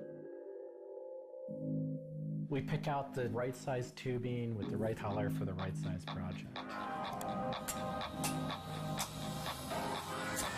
From there, we heat up the glass tubing. The torches heat the glass well in excess of 1,000 degrees in order for it to get into its molten state. We heat up and bend the glass tubing to match the template. One of our chandeliers has over 100 different bends in it. So each one of those bends has to be marked for a heated up bend. We also have to allow the glass to cool between the bends so that the next area can be worked on and heated up in its own unique fashion. It turns into spaghetti, and then we have to make sure that that spaghetti lines back up and cools to the template. We use a blow hose to connect our mouth to the tube, create a volume that's closed, and we can control the pressure in there with our mouth. There's just a variety of challenges that come up inherently in working with glass. Glass can crack due to stress, and sometimes you'll just have a batch that all it wants to do when it gets near a torch is crack.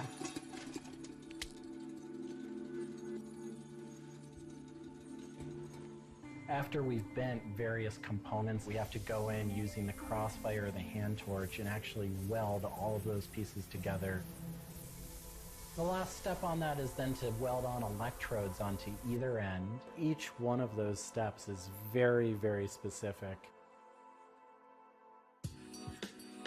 I draw inspiration from so many different experiences.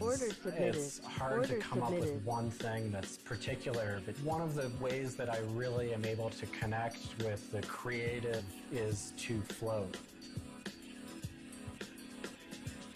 Floating is a similar experience to meditation, to psychedelics. Going into a blackened room and laying out in a body of water and salt that's heated to your body temperature, and it allows for all sort of external stimulation to fall away. And your internal world really begins to bubble up and manifest. You really get to experience a different relationship to your mind.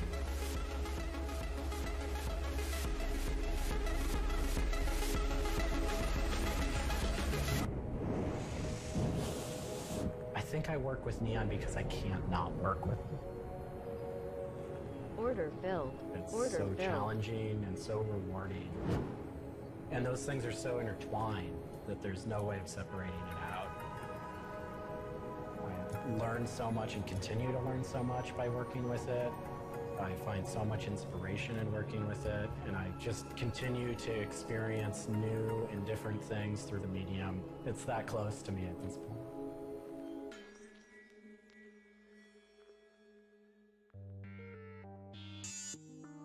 Once the neon tube is completed, we have to hook it up to our manifold for bombarding.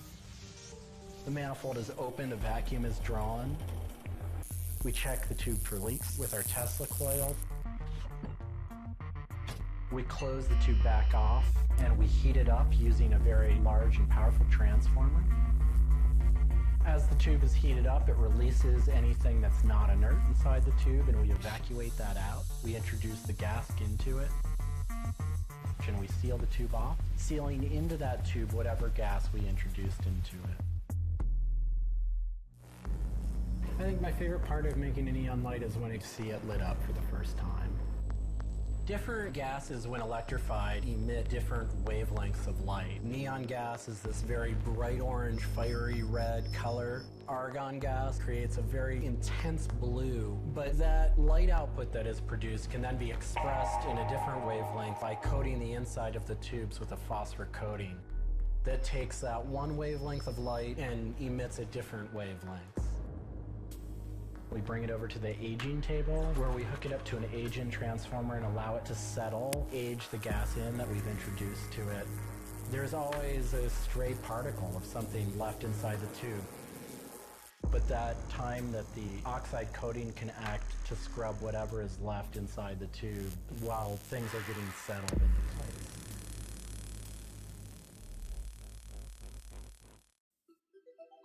Once the tubes are aged in, we move on to our process of assembling two halves of the fixture together in a jig, gluing up the center of the fixture to its spindle.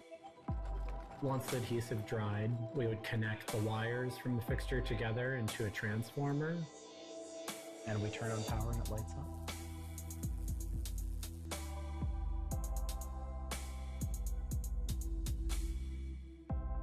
Part of what we love about what we do here is that we try and put out into the world the kind of things that we'd like to see. I still am surprised when it lights up. I'm still excited when I get to see it illuminated. There's an ineffable quality to it. To me, it is this insight into the inner workings of the universe. It literally is. It's a way of looking at what is surrounding us in the cosmos in a new light.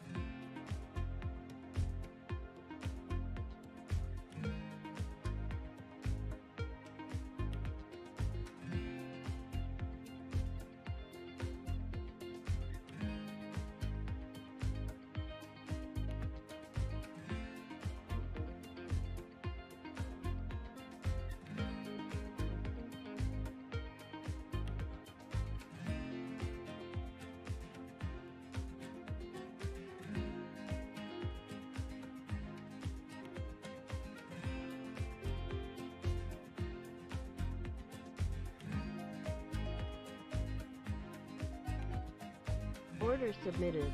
Order submitted.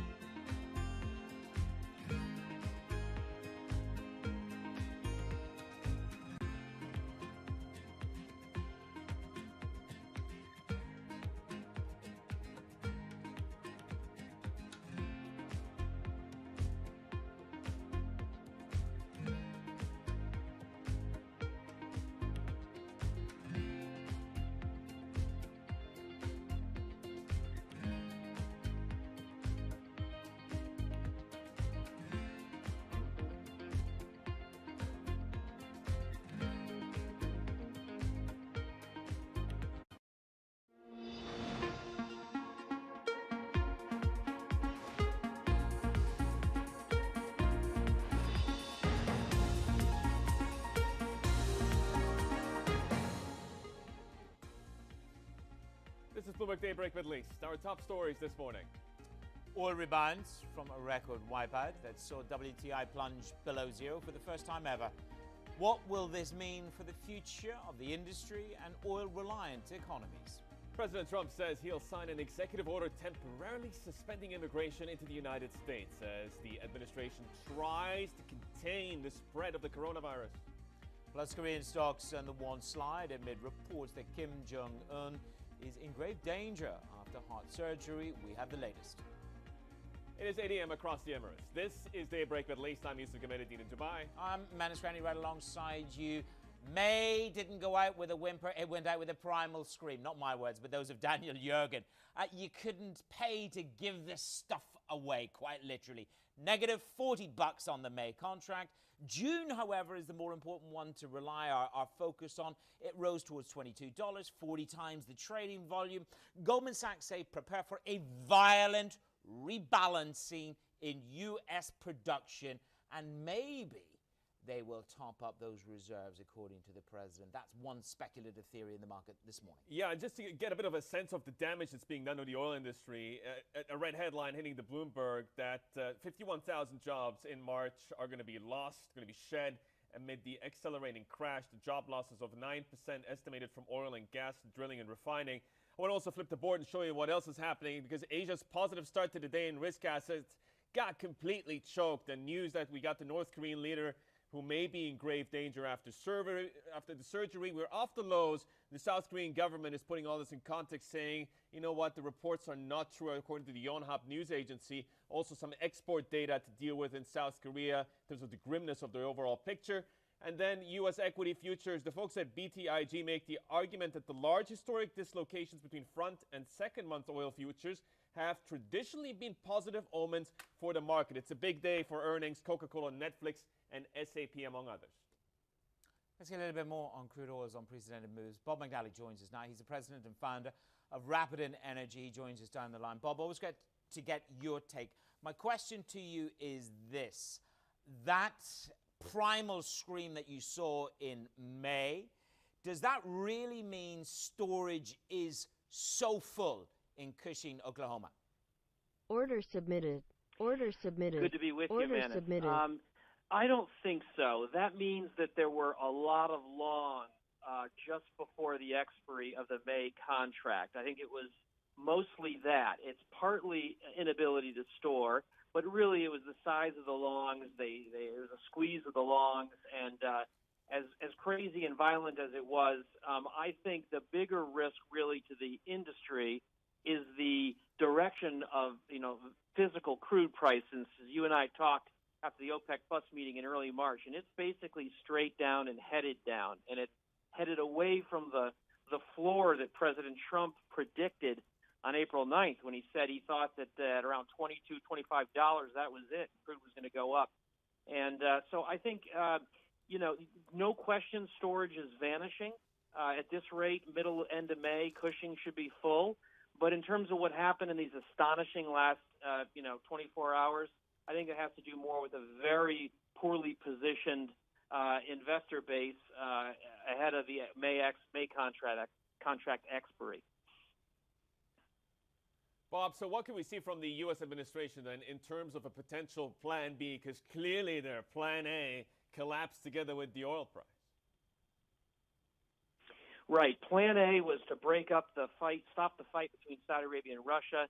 I think it's going to become clear that's not going to work in the terms of putting a floor under crude prices and therefore capping the pain in the shale sector. So I think the president has been pretty credible and pretty clear in telegraphing that tariffs are his plan B. And if now we're soon going to be into the June contract, if prompt prices fall below 20 and start heading down towards $10 a barrel, as storage increases, I think the administration will be looking at tariffs. Right now, the president at his news conference a few hours ago just said, look, we're going to fill up the SPR, and I'm going to take a look at this Saudi flotilla that's coming in. He just said he just learned about that. But I think tariffs are probably next up. So, I mean, that is, he is famed, of course, for being tariff man. Goldman Sachs talk about a violent rebalancing on the market, Bob.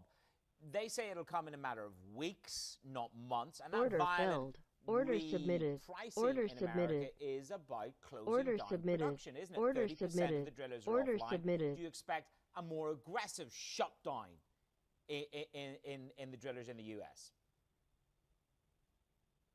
I think that's right. I think the next few weeks, several weeks to maybe month or two, are going to be a violent bottom as storage and Cushing in the U.S. more or less tops out. Prompt prices fall, accelerate further, and force more shut-ins of production. Now, it's not the only place. The United States is not the only place. I think Russia is going to be complying well, partly because it has no choice but to shut in a lot of its production. I think you'll see maybe some accelerated production declines in Saudi Arabia. I think Saudi Arabia is a little concerned about the optics of a flotilla of crude that was loaded this month and will be showing up in the next 4 to 6 weeks, just as prices are hitting their bottom in the United States and storage is filling. So I think everybody's going to start accelerating production cuts, whether it's voluntary, involuntary, and the next few weeks to months will be the violent bottom. That's assuming, God willing, that this virus is behind us and we're able to crawl out later this year in terms of demand. Another red headline crossing the Bloomberg. Just hold that thought, Bob. Coming from Indonesia. Again, earlier we heard from other countries, including Hong Kong, in terms of territories, about what they're looking to do in terms of potential extensions when it comes to these restrictions. So now Indonesia is banning mass travel for Eid al-Fitr, which is, of course, happening in the coming weeks. So that's going to be banned this week. The Order mass travel. filled. We had Order Hong submitted. Kong just a couple Order of hours ago filled. Order extending submitted. their Order measures submitted. by Order 14 submitted. days in terms of the social distancing. We keep a close eye on these developments. But I want to circle back to the oil story and the 51,000 jobs that are being lost as we speak because of the damage that's being done to the crude oil markets. Bob, I mean, let's assume that a lot of these shut-ins do take place and this contraction gets executed at an aggressive pace. Is there a possibility that the pendulum could swing to the other side, where in a case of a rebound in the global economy, we're suddenly in a supply deficit situation? Order canceled. No question. Order I think that's going to happen. Order Boom canceled. is going to Order follow canceled. bust. We are going to eventually get out of this. It may take a while before we're flying and traveling at the rates we were beforehand. But I think the destruction of investment, which was already down 40% from recent years, I think we were going to get tight in terms of upstream investment in oil even before the coronavirus. But assuming a fairly decent move out here, I think we're going to destroy a lot of supply, tighten the market, and then, boom, even bigger than we would have before the coronavirus. You know, one thing that's key here is when you have to abruptly and quickly shut in production, you can do that in a way which is damaging to the reservoir, and it makes it difficult to bring that field back on. Also, above-ground political Order conditions submitted. can change. Order so submitted. The demand we're losing, I'm pretty sure, is going to come back. It may come back longer. It may come back differently. But that demand, people love to travel, and we love to consume stuff that requires transportation. That hasn't changed. But the supply we're going to lose, that worries me, and I think we are going to tighten this market, and boom will follow bust. There's a consequence, that tightening of supply and that close-in, isn't there, Bob, in terms of default and financial risk? I didn't quite hear just the last part of what you said. Sorry. There's a default risk here. There's a primary debt default risk now associated in that geography. Can you quantify that? Can you put that in a political context for us? Well, I think there's no question that dozens of shale oil companies, producers, medium, smaller size, are at risk of bankruptcy here. If we go into the teens, much lower, and this lasts through the summer. And I'm not sure that any of the financial aid that's going to be provided by the Trump administration is really going to help much to forestall that. So there's going to be consolidation, there will be bankruptcy, and there will be pain. But that is sort of transient. The molecules will still be there, different owners, different operators, but the resources are there. I think what has really angered the oil states, your Texas, your North Dakota senators, is the job loss and the shutting in of production and the knock to U.S. Energy, growth and so forth. And I think this is really what's gotten them angry. It's the job loss, it's the budget revenues in the states, it's the political problem of having this great new champion. They're so proud, especially the Republicans, the President administration, about having just become the world's largest oil exporter, just become a net exporter, and then now to have this happen is just a real setback that I think almost transcends the bankruptcies and so forth in a way politically. Bob, it's been great catching up. Appreciate staying up late over there for the insights. It's Bob Order McNally, submitted. he's the Rapid Energy Order President submitted. and founder. And we have, of course, plenty more analysis on the oil story still ahead. We hear from the former BP CEO, John Brown, at 3:30 p.m. Dubai time. This is Bloomberg.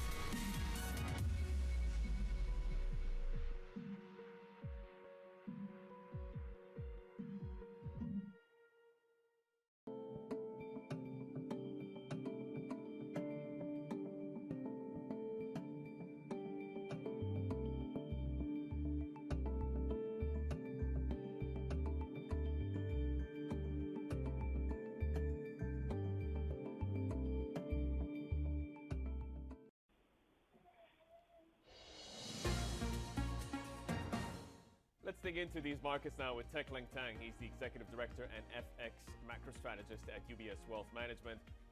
Tek Leng Tang, I mean, you've got a situation here where crude oil prices are cratering and they've gone into territory where a chain reaction is set off across asset classes. Portfolio managers and investors have to make a lot of adjustments and recalibrations. What have you changed in the last 12 hours in terms of the recommendations you're making? Hi, good afternoon. Now, the big swings in the oil price has certainly pressured the currencies that is oil related. We can see that currencies like the Norwegian kroner, Canadian dollar, and ringgit is coming under some pressure. I think what it reinforces on our side is the notion that the lower oil prices has just dealt a further blow to inflation expectations. So we are generally looking for a very prolonged period, so to speak, of lower for longer rates. And I think that brings out the point about, from our side, the gold is starting to shine pretty brightly on for us. We have recently raised our gold price target to 1,800. With the idea that the inflation expectations is actually going to be pretty subdued. So central banks remaining more accommodative for longer, this is something that we are actually recommending at this point in time. Yeah, and those inflation break-evens are sub 1% again. We've got that on the screen. Tek, good morning to you. You talk about the progressive recovery. You talk about our severe global mobility restrictions will gradually ease. And you talk about the recovery mode, and that's got a ramification in the FX space, and you say specifically within APAC space. Why so, and what will be the most dominant recovery FX trade when our mobility returns? Order filled. Yeah, Order so filled. just the point about the global lockdown being reversed gradually over time, I think that is important in the sense that right now the dollar liquidity situation has not fully normalized. So our positive view on the Asian currencies versus the US dollar is actually taking a bit of time to play out. I think the turning point for the Asian currencies to really play into our view for a second half rebound is definitely more related to having the lockdown starting to get reversed from the second half onwards. And I think within Asian currencies, we would actually be more optimistic about the industrialized countries to the likes of Korea, Taiwan, Singapore, because the situation of the COVID-19 is such that it favors also economies that are better equipped to handle a health crisis. And in this case, developed countries within Asia would actually be better placed as compared to the developing currencies in Asia. So let's flesh that out a little bit. In terms of a trade with lower volatility, do I need to start looking at dollar yuan specifically? And can that trade also come through despite the geopolitical tensions that appear to be reappearing? Yeah, I think with regards to our positive view on the Chinese yuan, certainly we are looking at the Trump administration starting to play the blame game for the virus. This could definitely be a risk factor if the U.S.-China tensions were to re-emerge in the second half of the year. But I think on this front, we are comforted by two factors. One is that I think general appeal of the dollar has already been significantly eroded now that, in fact, Chinese yields are offering a better place to get some return as compared to U.S. yields. So from a yield perspective, I think the Chinese yuan is finding some favor on in that regard. The second is really whether U.S. would be able to wage a full-on trade war, given that the U.S. economy is actually at a very fragile point of view. It could be just that the U.S.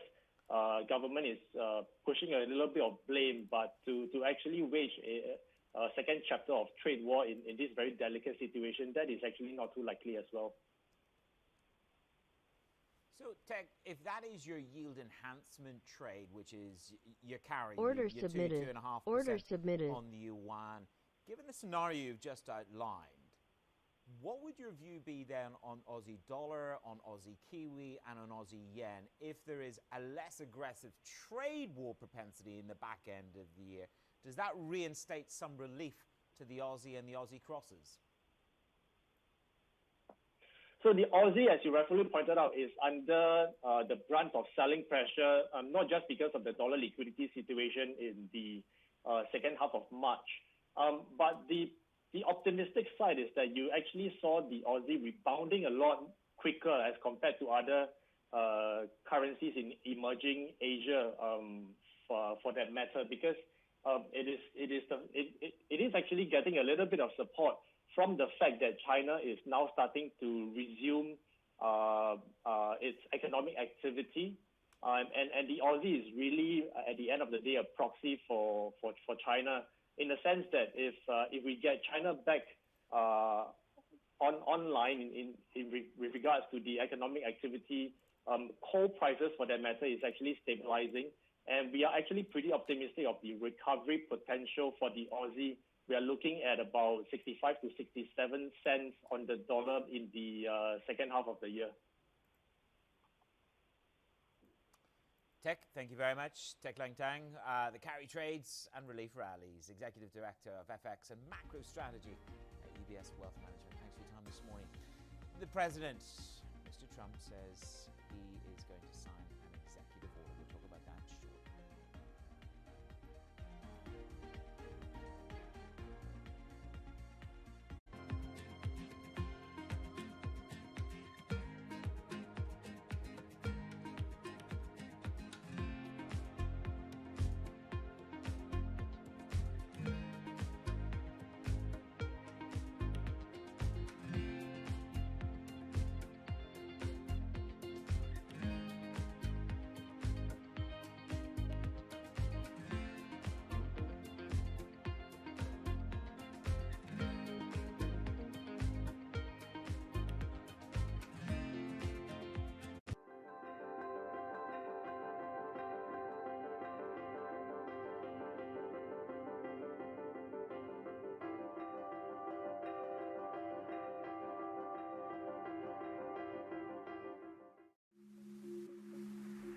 In San Francisco, a lot of tech action today. Our top stories this morning in D.C. and the Dow and the S&P. Shall we? So the euro on a 7-day sizable moves in the currency market, averages down 0.5%. We begin in the oil patch. Saudi Arabia. Brent crude pretty much unchanged.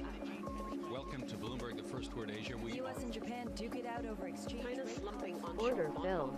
Order submitted. Order submitted.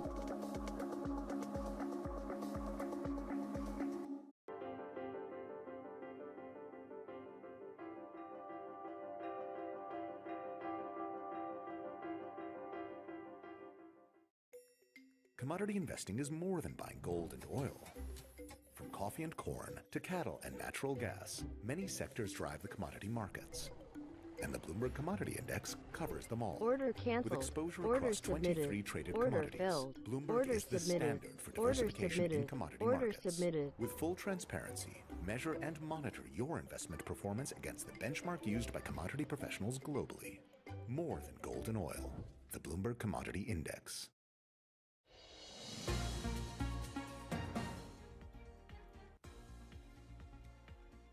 President Trump says he'll sign an executive order temporarily suspending immigration into the United States as the country tries to contain the spread of the coronavirus. Let's get more with our senior international editor, Jody Schneider. Jody, when you read this, headline, other nations have closed their borders. So why is this so much more prevalent to us in our sight line? Yeah, well, obviously, President Trump has wanted to use immigration as a tool, letting people in to try to curb the virus's spread. But obviously, this is also something that he has, this has been a hallmark of his presidency, cracking down on illegal immigration and order submitted. Order submitted. Order filled. So this order is something filled. that he has order used submitted. throughout his Order presidency. submitted. Order canceled. Order canceled. Now Order he's saying he's canceled. going to sign Order this executive submitted. order Order temporarily filled. Order suspending submitted. immigration, Order submitted. in order to Order try to contain submitted. the spread of the virus. We don't know many details at this point. He made this announcement by tweet in the evening, and he did not offer details. Just the tweet said, in light of the attack from the invisible enemy, presumably the virus, as well as the need to protect the jobs of American citizens. Jody, I mean, you've mentioned some of the key points there in terms of the immigration changes. How does that fit into the election campaign? I mean, we're counting down Order to canceled. early November. Order There's not a lot of time canceled. left. Order submitted. Order filled. That's order right. submitted. And President Trump order has been submitted. hampered in his inability to hold rallies, which have been a big way that he has, both bolstered his support, and he enjoys that. And he enjoys that kind of campaigning and has been unable to do it because of the virus. So he is doing other kinds of things to try to fulfill his campaign promises and promises that he made in the 2016 campaign, as well as he's making in this campaign. And immigration is certainly one of the kinds of things. His Gallup approval rating had slipped 6 points last week, given scrutiny of his handling of the outbreak. So this certainly could be viewed as a way to try to get some more support, certainly to be able to use a campaign theme around the virus. Let's pivot to another global story, which is Kim Jong-un. We understand his health is in grave danger, I think is the phrase that's used in the story. This is reports that we have that he's had heart surgery and is in grave danger. What do we know? Well, what we are hearing from some sources that Bloomberg spoke to in the U.S. is that the U.S. is seeking details about the North Korean leader's health after the U.S. had received information that he was in critical condition after undergoing cardiovascular surgery last week. Order submitted. There's been other reports out there. CNN earlier reported, citing U.S. official with direct knowledge, that he may be in grave danger after the surgery. The White House has declined to comment, and a spokesman for South Korea's presidential office, said there was nothing to confirm over the speculation. Nothing unusual has been detected in North Korea so far. So this is all at this point, hearing various things. This is obviously this would be his health is a very closely guarded secret in North Korea, typically only known to a handful of people. And we've had speculation, it's been growing since his unprecedented absence from the celebration on April 15th for the birthday of his grandfather and the state founder. So that's the day that he ordinarily would definitely be out there at that celebration. It's one of the most important days on the North Korean calendar, and this is when the speculation started to grow that he was not there, and the reason why he was not there was obviously a speculation about his health. So obviously the U.S. trying to get more information now, and we will keep a close eye on that and keep in touch with U.S. sources. Jody, thank you very much for running us through that. That's our senior international editor, Jody Schneider. Well, the news out of North Korea really slayed the initial positive move that we saw in the Asian session. At the moment, we're clearly lower for the MSCI Asia Pacific Index. The export data out of South Korea, also another wake-up call for how bad things could get on the trade front. This is the state of play. Then stocks in China down 1.7%, and also losses on the Hang Seng to the tune of 2.3%. Yeah, so you are just seeing that dramatic readjustment in terms of understanding the hard data reality. If you think that this is the reaction to the South Korean data, what's it going to be like whenever you see the PMIs around Europe and the rest of the market? The S&P 500 down just over 0.5%. You're still looking at valuations. There's a cracking article. .com prices in a pandemic makes fools of us all. That's what John Arthur says. So he's talking about the valuations on U.S. equity markets. So in that respect,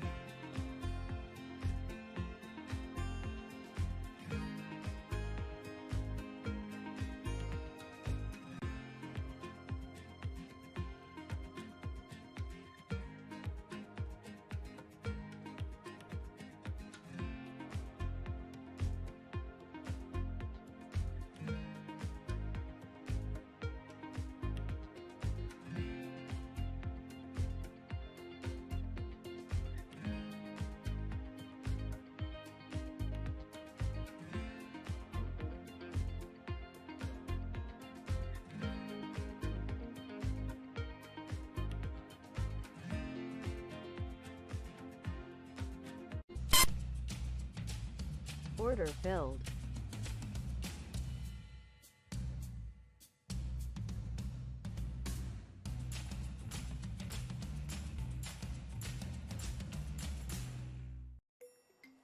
Fuel, corn, livestock, precious metals. Commodities Order are submitted. everywhere. Order and so submitted. is Bloomberg. Order submitted. Bloomberg commodity indices deliver leading benchmarks for true diversification. Adding commodity exposure can help hedge against inflation and diversify your stock and bond portfolios. With full data transparency and broad distribution, the Bloomberg suite of commodity indices is your measure for the commodity markets. With Bloomberg, you've got the markets covered. Yet another day of risk off across the financial markets. We bring you special coverage of all the price action and implications here on Bloomberg Television.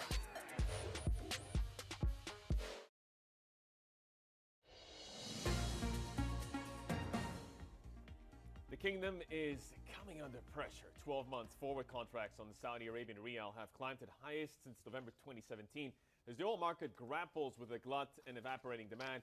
Governments in the region from Saudi Arabia to Oman have looked for budget savings, even as they try to support businesses upended by the crisis. Joining us now is Zena Risk, the Executive Director of Fixed Income at Arcom Capital. Zena, welcome back to the program. The moves that we're seeing in the currency forwards markets are nothing short of alarming. Is enough being done in terms of policy to offset the impact that the coronavirus and the oil prices are having? Order submitted. Good morning. I mean, on the one side, the dislocation is on the May contract, and on the other side, Brent stayed at 25. Order submitted. WTI futures are at 20. So yesterday was more of a dislocation, a lack of demand, inventories are full, and the inability of consumers to actually monetize this drop in oil. Despite all that, the ability of Qatar, Abu Dhabi, and KSA to successfully place on, but obviously oil remained the main driver, especially that you have higher spending coming from the economic stimulus. I think that the strong IG fundamentals in the region have enough reserves. They will have the ability to weather the storm. The risk is more imminent on the weaker links, which are Oman and Bahrain. Order submitted. How long can Oman and Bahrain be locked out of the market, Zenia? What have they got to reinforce them, and what is the length of time that they can survive without getting to market or a backstop? I mean, absolutely, you're right. They do not have access to the capital markets, and they will not have access until the situation stabilizes and this dislocation between IG and high yield remains high. From Bahrain's perspective, they managed to take a 1.25 billion loan to repay their March maturity, and they still have the Saudi backstop in case of need. The Oman situation is a bit more complicated, even though we think that Oman might eventually turn for GCC for support in case it needs to, but the backstop is not as obvious. The spending cuts they've done are not enough to level off the deficit, given where oil prices are. But if you look at Oman versus Bahrain on a standalone basis, Oman has slightly better flexibility in the sense that they have 9 billion liquid reserves, and they can turn to their general reserves, which were roughly about 20% of GDP at the beginning of the year. But I mean, if you look at the valuation, Oman trades 100 basis points wider than here, Zena. I mean, if I can just jump in here, just to really underscore the point you're making, because the metrics are nothing short of distress levels. GTV go for our clients. So this is the spread on Oman's bonds due in 2029. That's hovering around 1,000 bips to the benchmark. At what point does this become a buying opportunity, Zena? If you look at the current RV now, Oman trades 100 basis points wider than Pakistan, knowing that Oman is rated 3 notches higher. We understand that there's a risk. We understand that oil at these levels is not sustainable neither for Oman nor oil is still a valuable commodity. So we think that Oman is starting to have value. We still have volatility in the short run, but I think we start seeing value in the Oman curve. Can I ask you, we look at what happened with Mexico. Mexico was downgraded in terms of both the sovereign and in the corporate. And I want to get your sense of where and how we look at Aramco risk in all of this. I was looking at the bonds, and obviously the price collapsed in the latter part of May as we went into the spiral of out-of-control oil price destruction. We've had this moderate recovery in the 10-year paper and the 20-year paper. Will there be more pressure come to bear on Aramco paper, Zenia, or is there a floor ultimately created by the sovereign? A downgrade would be function of a sovereign downgrade. In terms of a floor, I mean, if Brent drops below 20, we will obviously have pressure, but we cannot withstand the fact that both Aramco and Saudi remain very strong in terms of fundamental, in terms of reserves, and in terms of net leverage.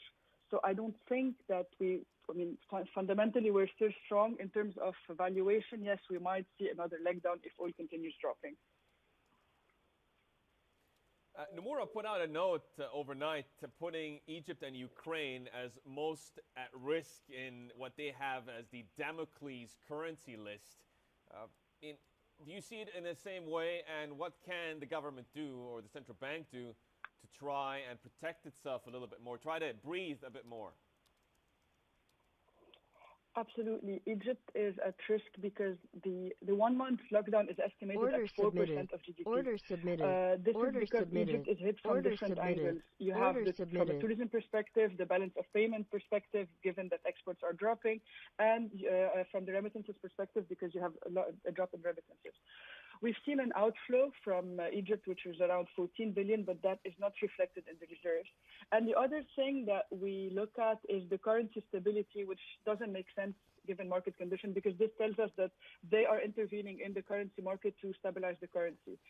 This doesn't really make sense because, as a matter of fact, these reserves can be put to better use. Plus, given how strong the currency is, this makes the trade less attractive. So we think that there is more downside risk to Egypt. There is potentially turning back to the IMF for another line. So at this point, we think that there's more upside than downside than upside to the story. Xenia, thank you very much for being with us this morning. Xenia Risk, Executive Director for Fixed Income over at Arkham Capital. To the Trump administration, they're reviewing a range of stimulus plans for the U.S. economy. This as protesters in several states call for the lifting of the lockdown. Top White House economic aide Larry Kudlow spoke to us exclusively on the measures that are being looked at. I don't think the rules were bad to begin with. I mean, there might have been some glitches here and there. I think Secretary Mnuchin has done a terrific job over at Treasury, working with SBA. I guess nothing's perfect in life, but on the whole, you know, judging by how fast that original $350 billion went out the door, went out the window, I think it's a very, very good program. Now, mind you, we're stepping up into the medium-sized area, but that's being done principally through the Federal Reserve's lending facilities, the so-called Main Street lending facilities. And, of course, there will be some assistance to large, important companies that have hardships.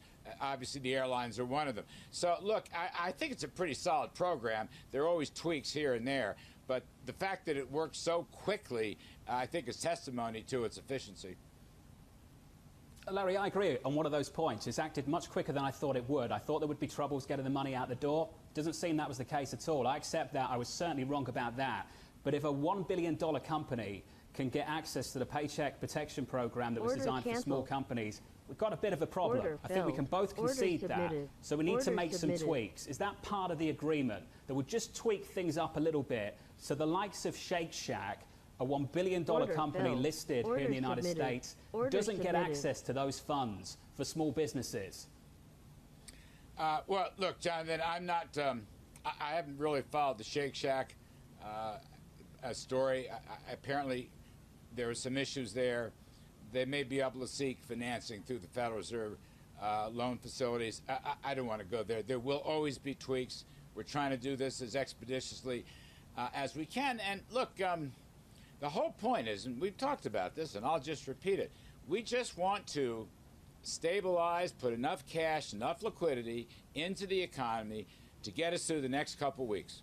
All right? That's the whole purpose of this. Small businesses and those who work for small businesses, as you know, the unemployment numbers are very bad, although there's some evidence that perhaps they might be slightly less bad. But it's a very bad hardship situation, no question about that.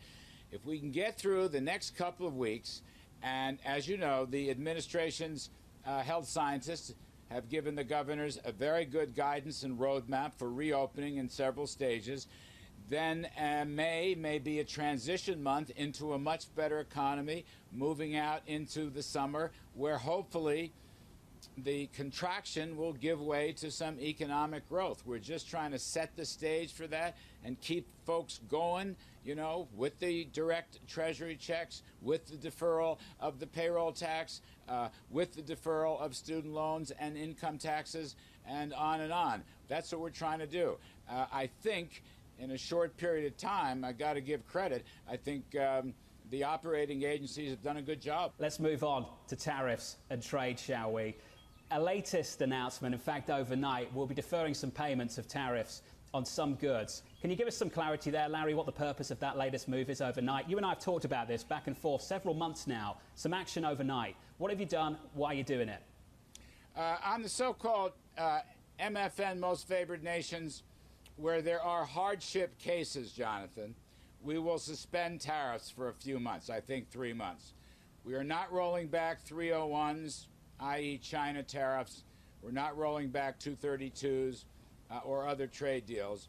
But in some cases, the customs duties, right, the excise tax you pay on the imports, the customs duties will be lifted if there are hardship cases.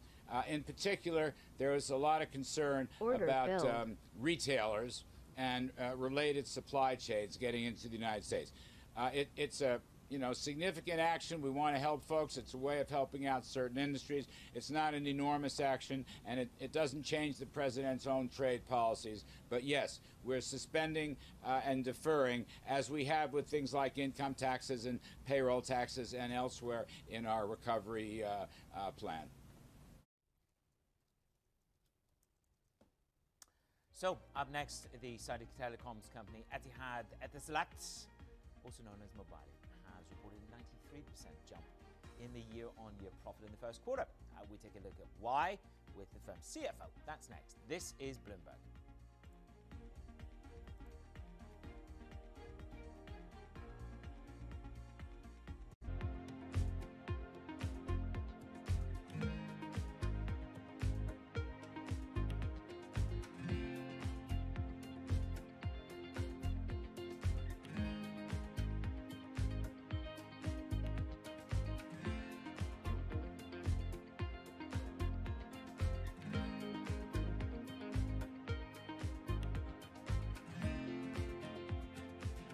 Order submitted. Order submitted.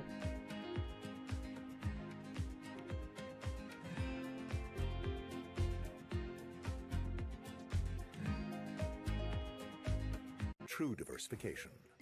That's what adding commodities exposure to your stock and bond portfolio can help provide. The Bloomberg Commodity Index is the standard for commodity market exposure. 23 traded commodities are represented: agriculture, livestock, metals, and energy. The Bloomberg Commodity Index is the benchmark most widely used by investment professionals globally. Track your commodity investments with a proven financial information partner. The Bloomberg Commodity Index. True diversification.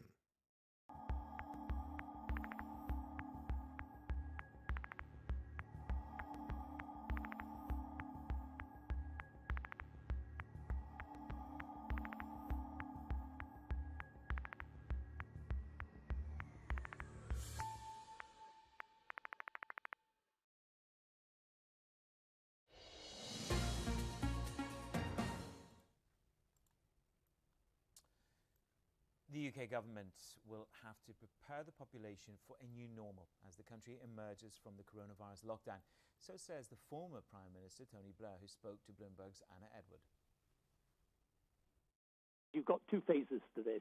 You've got the suppression phase, which is what we're in now, and then you want a managed or controlled revival of the economy, because the collateral damage, economic and therefore health, by the way, because it's a false dilemma between lives and livelihoods. The economic and health damage is so great that you need to be considering now what are exactly the measures that are going to allow us to get out of the lockdown and return to what will, by the way, be a new normal. It's not going to be the normal we experienced before the virus took hold.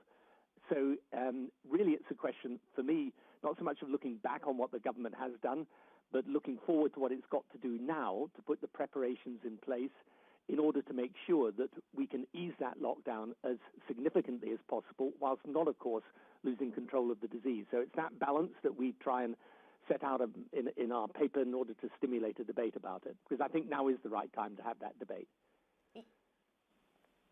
And now is the right time to have that debate. So what should people's expectations be? And if you were in government, what would you be saying right now to prepare people for the life that won't be normal, as you say, for how long into the future? So I think that there are two things that we're saying. The first is that you've got to reposition the whole of government in order to make sure that even though you may say with hindsight that we were somewhat behind the curve in respect of the suppression phase, we've got to get well ahead of the curve in terms of the revival of the economy. So what we suggest in this paper is that you identify the absolutely core tasks around this, things like mass testing, making sure that there's adequate and proper business consultation sector by sector, make sure that you've got the tracing in place, which is going to require not just through technology, but also through manual tracing, an enormous amount of work. How do you, for example, get international travel started again? What we suggest is you take each of these areas, and we suggest what they are in the paper, and you've got to put a proper command and control structure in place with each of these, with a senior person who may well be from outside government or bureaucracy, because many of the skills that you require from this are skills that are more appropriate in the business sector, skills of logistics and procurement and so on. So one thing that we say is you've got to reposition government to be able to do this effectively with a different structure within government. And the second thing we say is you've got to really take people with you in explaining that the normal will be new. For example, I think there will be widespread use of masks, and we may have to insist upon that. When you're doing the tracing, if you look at the countries like South Korea where tracing has been successful through the application of technology, it's been pretty invasive. We've got to prepare people for that. We've got to be able to, for example, make sure that we're accumulating all the knowledge over what therapies globally, not just in Britain, globally have been working or not working in order to make sure that people get a proper sense, obviously, of the severity of the disease, but also recognize we've got to get our way out of a situation where even though only a very small proportion of the population at any one time is at risk, at the moment everything has had to be shut down in order to protect the population. Order filled. That's Tony Blair speaking earlier to Bloomberg. Let's get to some of the earnings from Saudi telecoms company Etihad Etisalat, also known as Mobile. They reported a 93% year-on-year jump in first quarter net profit. Meanwhile, revenue, well, that rose 12%. The company is attributing the rise, amongst other things, to a growing subscriber base. Chief Financial Officer Khaled Abu Nabi joins us now on the line. Khaled, the growing number of subscribers in the saturated market, what changed in the last quarter that helped you achieve that? Good morning. Thank you for having me. Actually, we are more focused now at getting better mix of the services that we have, better margin, and also we are focusing on the base. So the mix of the base also we are focusing in better customer with high value, which is bring to us this growth in revenue. The growth is coming from all sectors and segments, business, government, and individuals, so and FTTH as well. So this is the growth that we have in the last 10 quarters, which is consecutive growth in the top line. Also topped with the increase and the improvement in the efficiency, which brought us a good net income as well. Khaled, good morning. It's Manis alongside Yusuf. Obviously, every business is trying to adjust to life in coronavirus.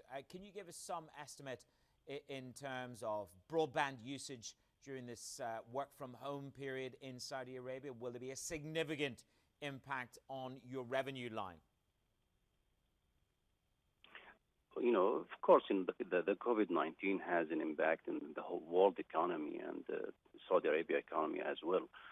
Yes, we have saw some, positive impact, which is the growth in demand on our business and especially small and medium enterprises to continue their work and perform, their services from home.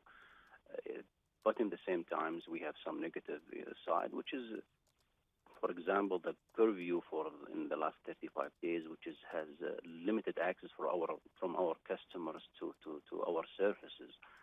Yes, there is a growth in our revenue, but at the same time, there is some revenue streamlines get affected by the coronavirus, which is, for example, services, the roaming, handset, and limited visitor to Saudi Arabia because of the airline shutdown. So it has its own positive and negative. We are trying to get the best advantage we have from this and compensate for those lines of services which is getting impacted by Corona. I mean, it looks like you are not seeing the kinds of disruptions to your balance sheet like some of your peers that leaves you in a stronger position maybe to return to paying the dividend. Is that back on the table? Actually, this is from technical point of view. The company has a good liquidity position. So, from technical point of view, there is nothing prevent us from presuming the dividends again. But still, this is the decision of the board of directors and the General Assembly. And from our side, we are just making sure that all the operating cash flow is in healthier positions. So once decided by the board and the General Assembly, we can resume the dividends once again to our investors. Okay, as you say, it's all down to technicalities. Let's see where we go to the Mobile Chief Financial Officer, Khalid Al-Banami. Thank you very much for your time this morning. Now, Intercontinental Hotels Group say that demand drop triggered by the coronavirus pandemic is worse than the financial crisis or the 9/11 attacks. The CEO, Keith Barr, told Bloomberg that's affecting the company's staff and its very business model. We have a model where we are basically a franchisor for most of our business. Right. So most of the hotels that we have around the world, nearly 6,000, are really small businesses, or an individually owned hotel who may employ 15, 20, 50 people. But we have about 400,000 people who work in our hotels around the world, and many of those people today have been furloughed or been made unemployed. And so, thankfully, the U.S. did pass the CARES Act and had the Paycheck Protection Program, which enabled these small businesses to hopefully retain a lot of their staff. And at the corporate level, we've been cutting people's salaries, we've been cutting capital expenditures, really focusing on liquidity to make sure that we can get through this very, very challenging time in the industry. Well, having said that, Keith, and having kind of an asset-light, business, how has that protected you as a company overall from falling into a deeper crisis? Yeah, really. I mean, we were some of the less leveraged companies out there in this industry, and since we don't own a lot of assets, we have less exposure. So our focus really has been on customers and on colleagues and on our owners, and how do we help all those different individuals and stakeholders get through this. So customers, it's been about giving them flexibility on bookings and so forth. With our colleagues, it's been helping them access the programs that are around the world, whether it's there's a program here in the UK where the government is basically funding up to 80% of someone's pay up to £2,500, or accessing the federal unemployment and local unemployment in the U.S., with our owners accessing small business loans that turn to grants. So we've been very, very focused on that because those are the people that are being the hardest impacted. Order canceled. And we know by Order looking after canceled. all those stakeholders and helping them get through this, we can come out of this a stronger business and a healthier business.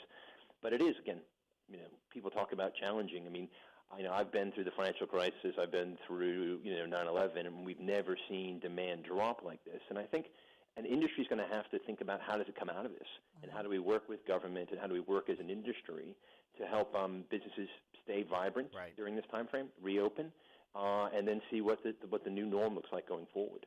Well, we want to talk about that new normal for sure, but one thing I want to ask you about, Keith, before we get too far away from it, is what the experience of your owners and your colleagues has been in terms of accessing those small business loans, because we're hearing varying reports about availability. We've heard a little bit of controversy of, who's getting it and who's not. What's coming back to you as your colleagues report in? Well, let me start by saying, just for the record, IHG, we have not received any funds from the Paycheck Protection Program, full stop. And we've been very focused on getting our owners there. So we've been hosting webinars from day one, helping our owners get to these programs, and had really good success with it. A number of wonderful stories about hotels, like Holiday Inn Express that was closed, was able to access the program and then reopen and hire the staff. Order canceled. So it Order hasn't been submitted. perfect. Order really, filled. but you think about Order the Small submitted. Business Association, Order I think submitted. processes normally Order about $30 submitted. billion a year in the U.S. I think they did $300 billion already in a month. Real testament to they're trying to help out as many businesses as they can. Clearly, the program needs to expand, though. One of the things we've been saying to the government was, great first step, but these programs are going to have to expand and be extended, because this is not going to be over in a month. business doesn't go back to normal tomorrow. And so we've got to think about the long-term, again, health and stability of an industry. It's 1 in 10 jobs globally and in the U.S. is in this sector. And so that's a lot of people who we need to look after, and a lot of small businesses who buy from local vendors, who hire local construction workers to build these hotels. It's this interconnectedness of our economy we have to recognize and make sure we can kind of help work through that together. Does the government understand that, Keith? Do you think they understand that when you get on the other side, what really needs to be done? I think so. I've actually had a couple of calls with the U.S. Fed. We've been engaging with the White House, with the Senate, Congress. They really do understand that they had to move quickly. They do seem to understand that they're going to have to do more. So hopefully they'll be able to get the next part of the package out. But I think it's responsibility of business to help continue to educate them on how this is unfolding, the impact it's going to have more broadly, and also how we're part of the solution, too, because we're trying to help out as much as we possibly can. Fascinating conversation there with the CEO of IHG, Keith Sparr. I want to circle back to the market action because you have a firmly risk-off day. But before that, a bit of a preview of some of the big interviews that are coming on Bloomberg later today, including BlackRock's Vice Chairman, Coca-Cola CFO, and the President of the UN General Assembly as well. So we've got a packed roster of important voices. But again, what's happening in terms of price action is broadly risk-off. Then after a positive start initially, that got completely choked because of news around what might be going on in North Korea with the leader potentially in grave danger after surgery. Yep, indeed.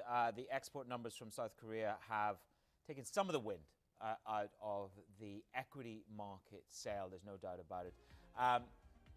There are a number of op-ed pieces on the Bloomberg this morning talking about delusional levels of valuation on U.S. equities. Order submitted. Order submitted.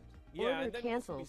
Order canceled. Earlier, and he order said canceled. that Mr. Trump in the United States might be plotting another plan to try and push WTI to $30 a barrel. Broadly, the commodities complex under significant pressure. Plenty more ahead. Daybreak Europe picks it up. This is Bloomberg.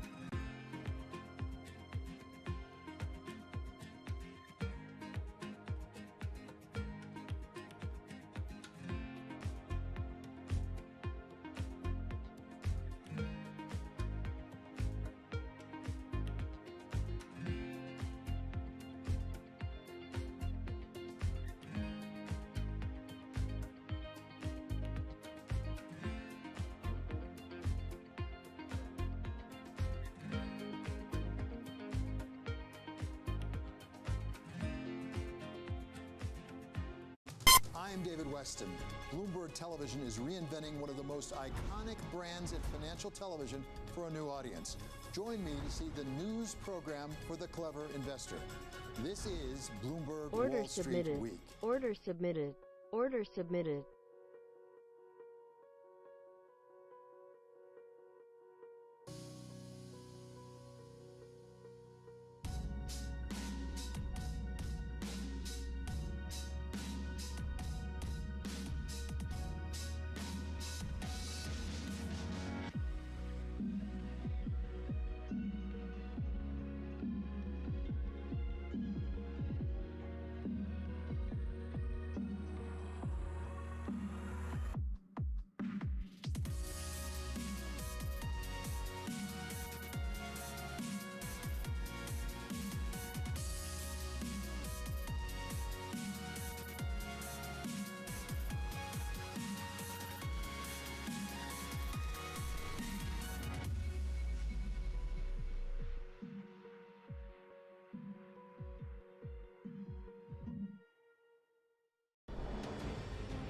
When opportunity knocks at the door, don't say, blimey, I've still got my pajamas on. Say yes to stuff and it will take you into some places. We're clearly going through some very unusual times and, enormous difficulties getting groups of people to agree on things. from Bloomberg's European headquarters in the City of London. Join us on Leaders with Lacroix.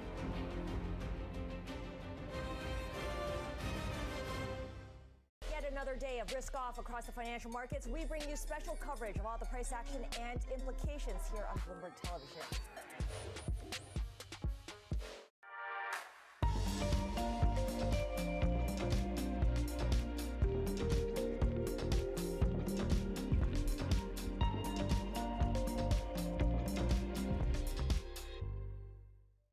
Founded more than a century ago from humble origins, L'Oréal is now the world's biggest beauty products company.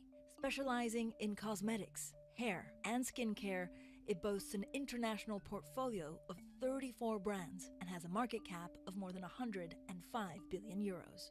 At the helm, a man who's dedicated his entire career to the company. Over 4 decades, he's covered all facets of the business. Today, on Leaders with Lacroix, we meet Jean-Paul Agon, Chairman and CEO of L'Oréal. Monsieur Agon, thank you so much for speaking to Bloomberg. Pleasure. What happened to L'Oréal in the last 10 years? Innovation, your share price has grown. Was it exciting times? Yeah, very exciting. You know, I started as a CEO 10 years ago. It has been 10 years very exciting. Of course, we had a crisis in 2008 and 9. But globally, the business has been very good. We have been growing, acquiring brands, launching new products, gaining market shares everywhere in Europe, USA, China. No, very exciting, fantastic. What's been the most fun?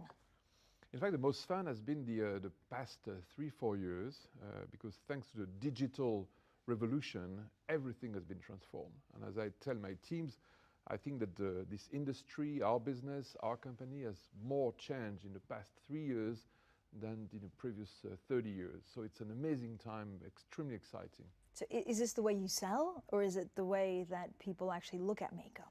No, in fact, it's the relationship between brands and consumers. In fact, the digital has completely transformed the relationship between the two. Before that, you know, brands were talking to consumers, pushing towards them information or whatever. But now the consumer has taken the power. The consumer decides how he wants to see the brands, what he wants to know, what he wants to discover them. Digital, in fact, creates a relationship that has nothing to do with what existed before. But isn't it much more difficult, therefore, to control your brand?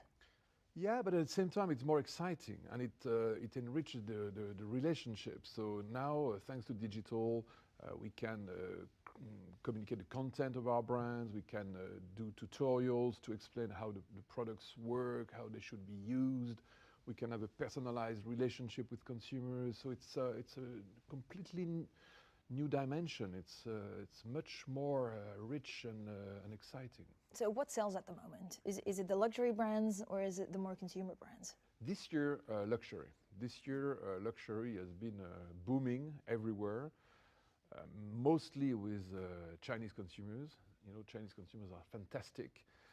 They love beauty, they love luxury, they love our brands, and our business with Chinese consumers everywhere has been booming.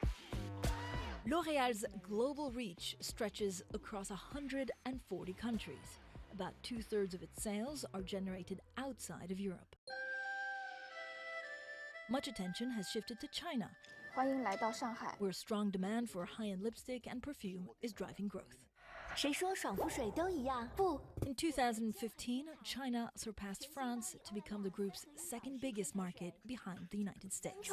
Some of the success is being attributed to selfies, with camera-conscious millennials buying more makeup than ever before to look good instantly. Have you had to adapt to the Chinese market?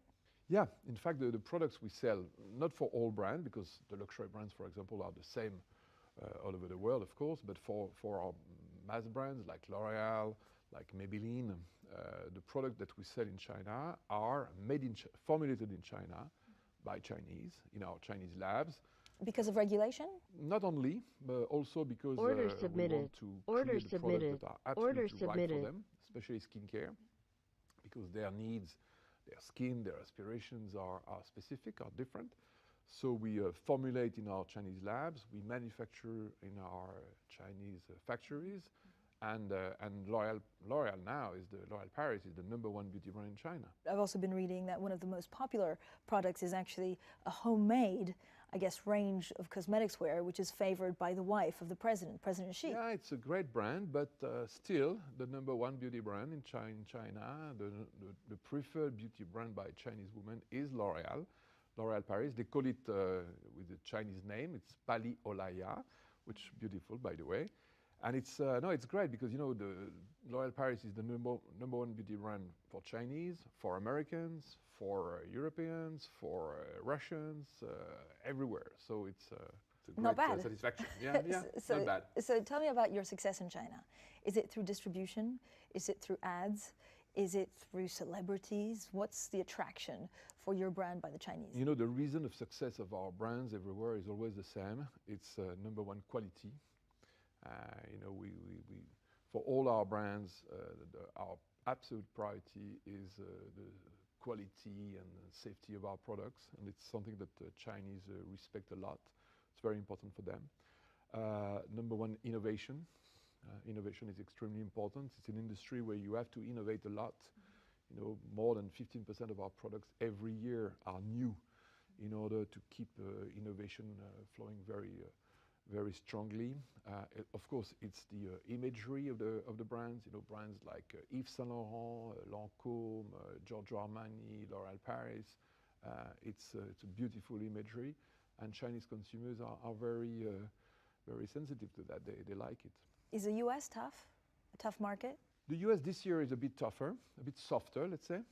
It's not really tough, but it's a bit softer. Certainly softer than China. But it depends. Last year the U.S. was very good. So every year, it's funny because every year the market, roughly, globally, is more or less growing at 4%. Order but canceled. It's never made Order exactly the same way. canceled. Order How canceled. difficult is it to predict Order canceled. what will work and what won't? Why am I using this mascara, not the other mascara? Why am I using this foundation, not the other? Again, it's very, when you know well your consumers, when you understand their desires, when you can guess their dreams or expectations, then you can really create what they will love. What will the next 4 years bring? Is there a specific market that you think will grow more? Is it, for example, men's cosmetics or something else? Digital, I think, will be the most important element of transformation of the market. So definitely we're going to see the e-commerce growing. For example, e-commerce in China is already more than 30% of our sales for our mass market brands. So it's huge. So we're going to see digital growing. Order submitted. We're going to see Order probably submitted. new channels also emerging, like specialty stores, our own stores. We are very big in also growing segment is the travel retail, the stores in the airports, because more and more people are traveling. So I think there will be new channels. In terms of regions, of course, the emerging markets are still growing, and our categories are growing too. Makeup has been booming for 2 or 3 years. I think it's going to keep booming. Skincare is growing too. So honestly, I'm very optimistic about the short-term, middle-term, and long-term perspective of this industry. What do you think you spend most of your innovation on? Is it, for example, making a lipstick that lasts longer? Is it kind of changing it a little bit? I know you have so many products, it's unfair. And a few secrets. And a few secrets, but you can tell us, we're amongst friends.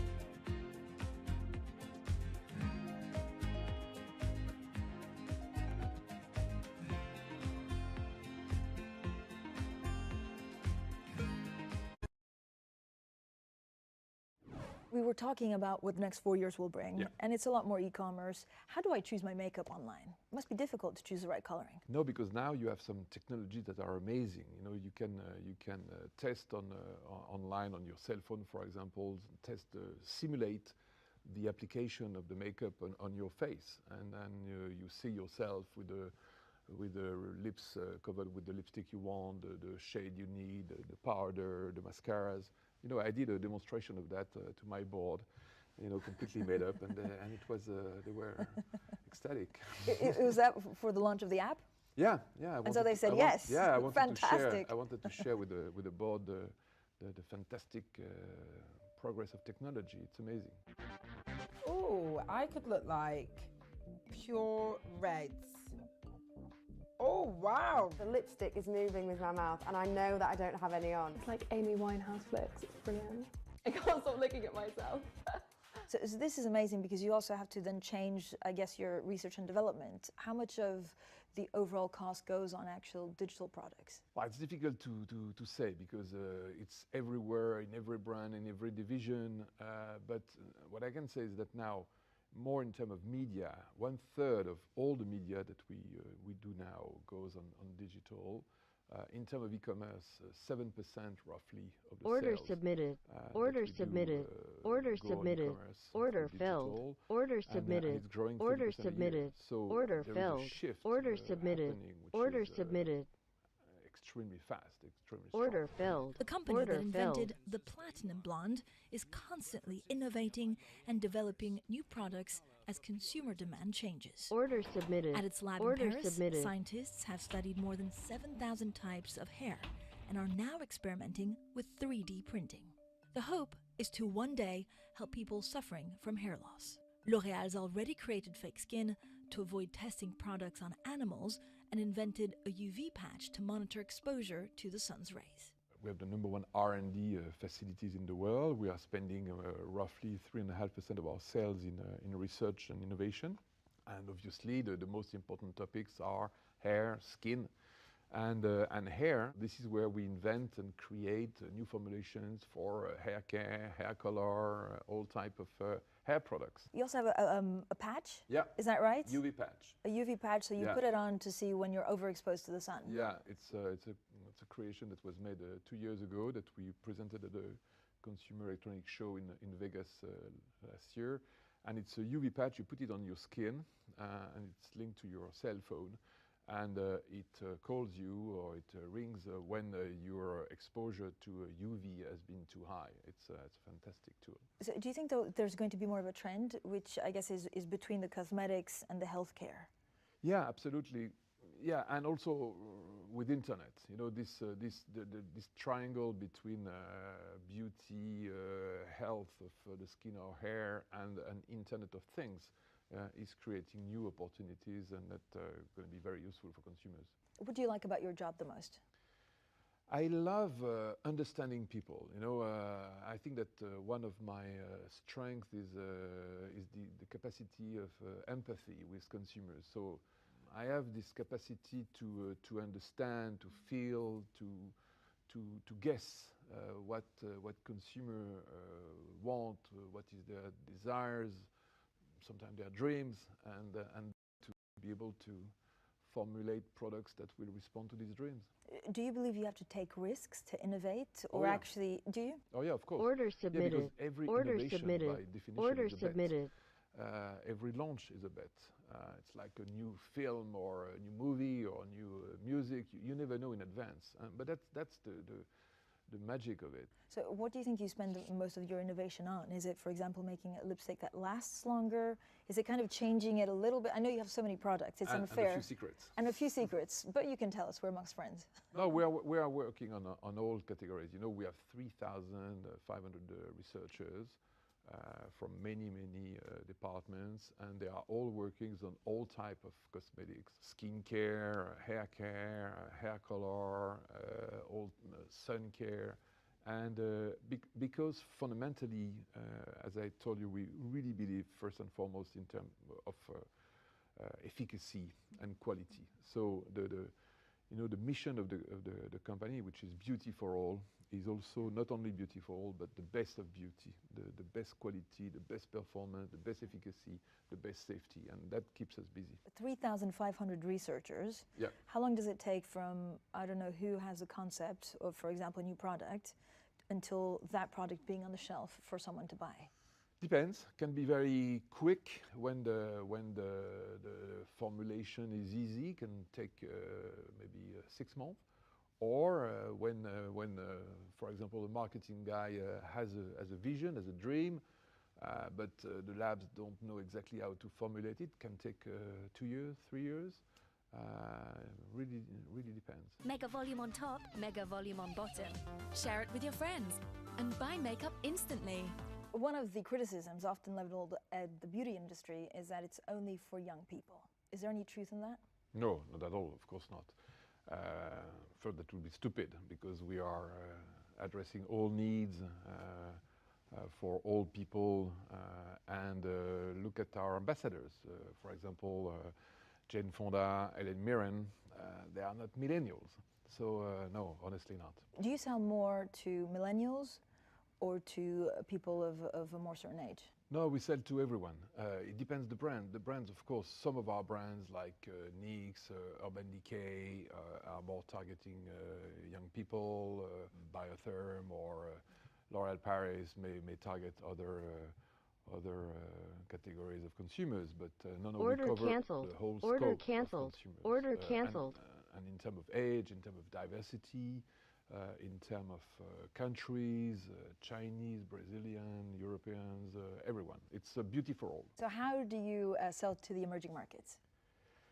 We adapt the products that we sell, of course. We make sure that they are affordable and that people can buy them. Brazil, for example, is very interesting because Brazil is the country in the world where the hair is completely unique, because it's such a mixed country in terms of ethnic origins that the blend is completely amazing, and that you have to create for Brazilian hair care products that are completely Order canceled. specific. Order And by the canceled. way, it's very Order interesting submitted. because sometimes they Order they submitted. are the most Order submitted. Order demanding submitted. consumers. Order And so submitted. when you can create in Brazil a product that is good for them, then you can make it for the world, because it's going to be great for everyone. Do you think Generation X cares more about this than millennials? There is an urgency, clearly. We are not talking anymore about a potential threat. I mean, there is a clear and present threat.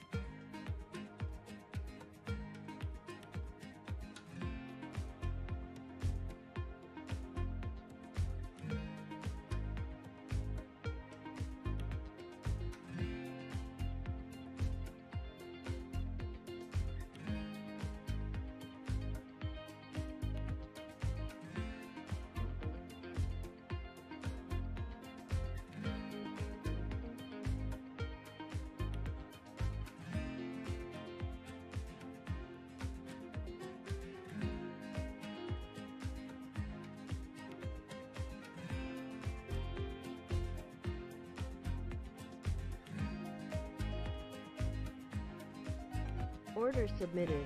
Order submitted. Order submitted.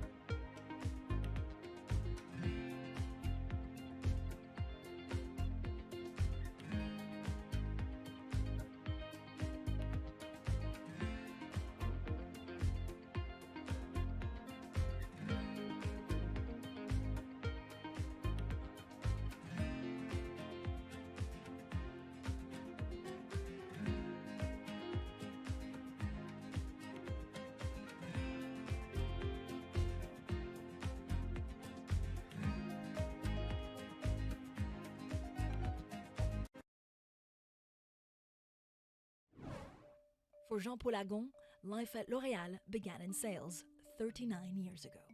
He quickly understood the power of advertising. Read my lips. I'm worth it.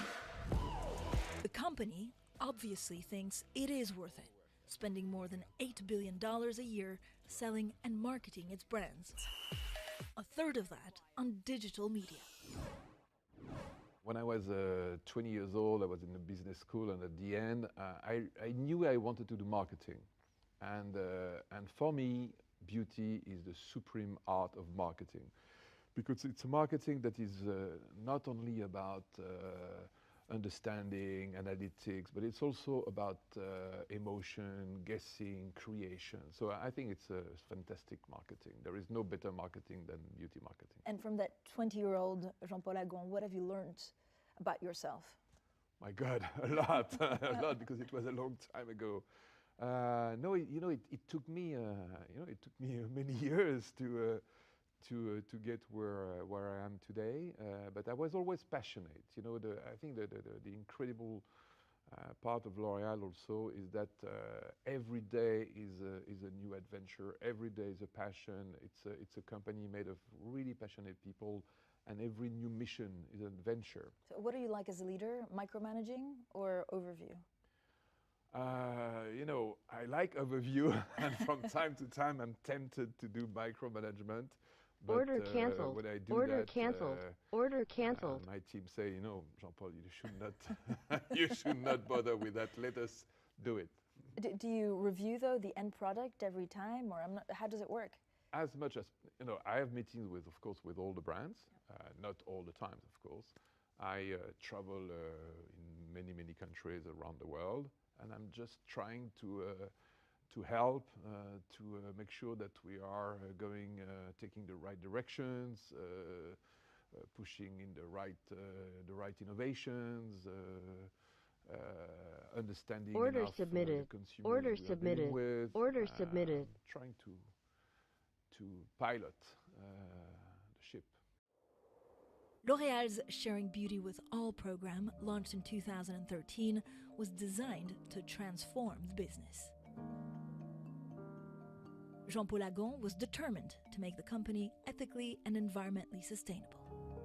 It's been recognized Order for its filled. efforts, Order awarded submitted. a AAA Order for submitted. water management, climate and action Order against filled. deforestation. Order submitted. So when did you start Order thinking about submitted. sustainability? Order filled. Pretty a long Order time ago, submitted. Order especially submitted. when I came back from the USA and Order filled. and I took Order over submitted. as a CEO. Order submitted. I Order really filled. understood at the time Order that submitted. for a Order company like submitted. L'Oréal, Order especially filled. because we Order are submitted. the leader of the Order beauty submitted. industry, we had to make sure that also we would do the best and the most to make the planet a beautiful place. What started it? Is it because you say we sell so much so we have to make sure that it doesn't go to waste? Or is it also because the consumers want something that's more sustainable? Or is it because the employees you hire want something more sustainable? Very good points. I think it's all of that. First, because we have a moral duty. Secondly, because it's what our employees are asking for. Third, because it's what consumers want. Fourth, because it's what the society expects from a big company like us.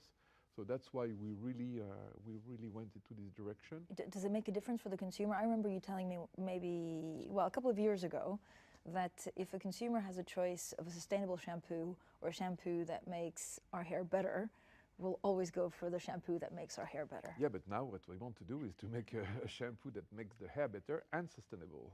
Because now in fact, you're right. Our vision Order is canceled. that we should Order we have canceled. to find a way Order that it's submitted. not, Order opposite, filled. that it Order goes in the same submitted. direction. Order and submitted. It's the same for economic performance. You know, for example, the sustainability performance should not be opposite to the economic performance. And in fact, we are able to prove that. For example, in the past 10 years, we reduced our carbon emission by 67%, when at the same time we were able to increase our production by 30%. How do you do that? We work a lot. We transform all our factories. We have now 10 sites that are carbon neutral. We completely transform the way also we engineer with water. We have what we call dry factories, that they don't use water at all. They completely recycle the totality of the water that they use. We eliminate waste. So it's a very comprehensive effort on all Order fronts. filled. To Order transform submitted. completely the Order way we submitted. produce, we distribute, etc. And shareholders are behind you every step of the way for sustainability? Yeah, absolutely. They are very. I think that our shareholders are very proud of what we do. I cannot say that they are pushing us hard to do it, but they are happy and proud. Do you think Generation X cares more about this than millennials? The younger you are, the more you think about this? I think that everybody now cares. You know, I think that it's very well understood that there is an urgency. Clearly, we are not talking anymore about a potential threat. I mean, there is a clear and present threat to the planet, and if we are not all doing the maximum in the very short term, it's going to be very difficult. So I think that every generation now understand that. If I speak to you in 5 years, what will be your story? In 5 years, probably I will tell you that the most important mission has been the transmission. Because, of course, I will not be CEO forever. And I will be, by the way, very glad to pass the baton one day to my successor. So if you think a lot about succession, what kind of successor would you like, and what would you like your legacy to be? I will be proud to have been able to adapt L'Oréal to the new world. I think that we are living in a very special period. The world tomorrow will be very different from the world we knew a few years ago. And you know, my absolute priority right now is to adapt, transform the company in order to make it as successful, as a leader, as performant in the new world as it was in the world before. And I'm very confident about it, because that's Order canceled. Order canceled. Order submitted. Order filled. Order submitted. Order submitted. Order submitted. The L'Oréal will be a fantastic company, and then someone else will take the baton and will drive the adventure further. Jean-Paul Agon, thank you so much. Thank you very much.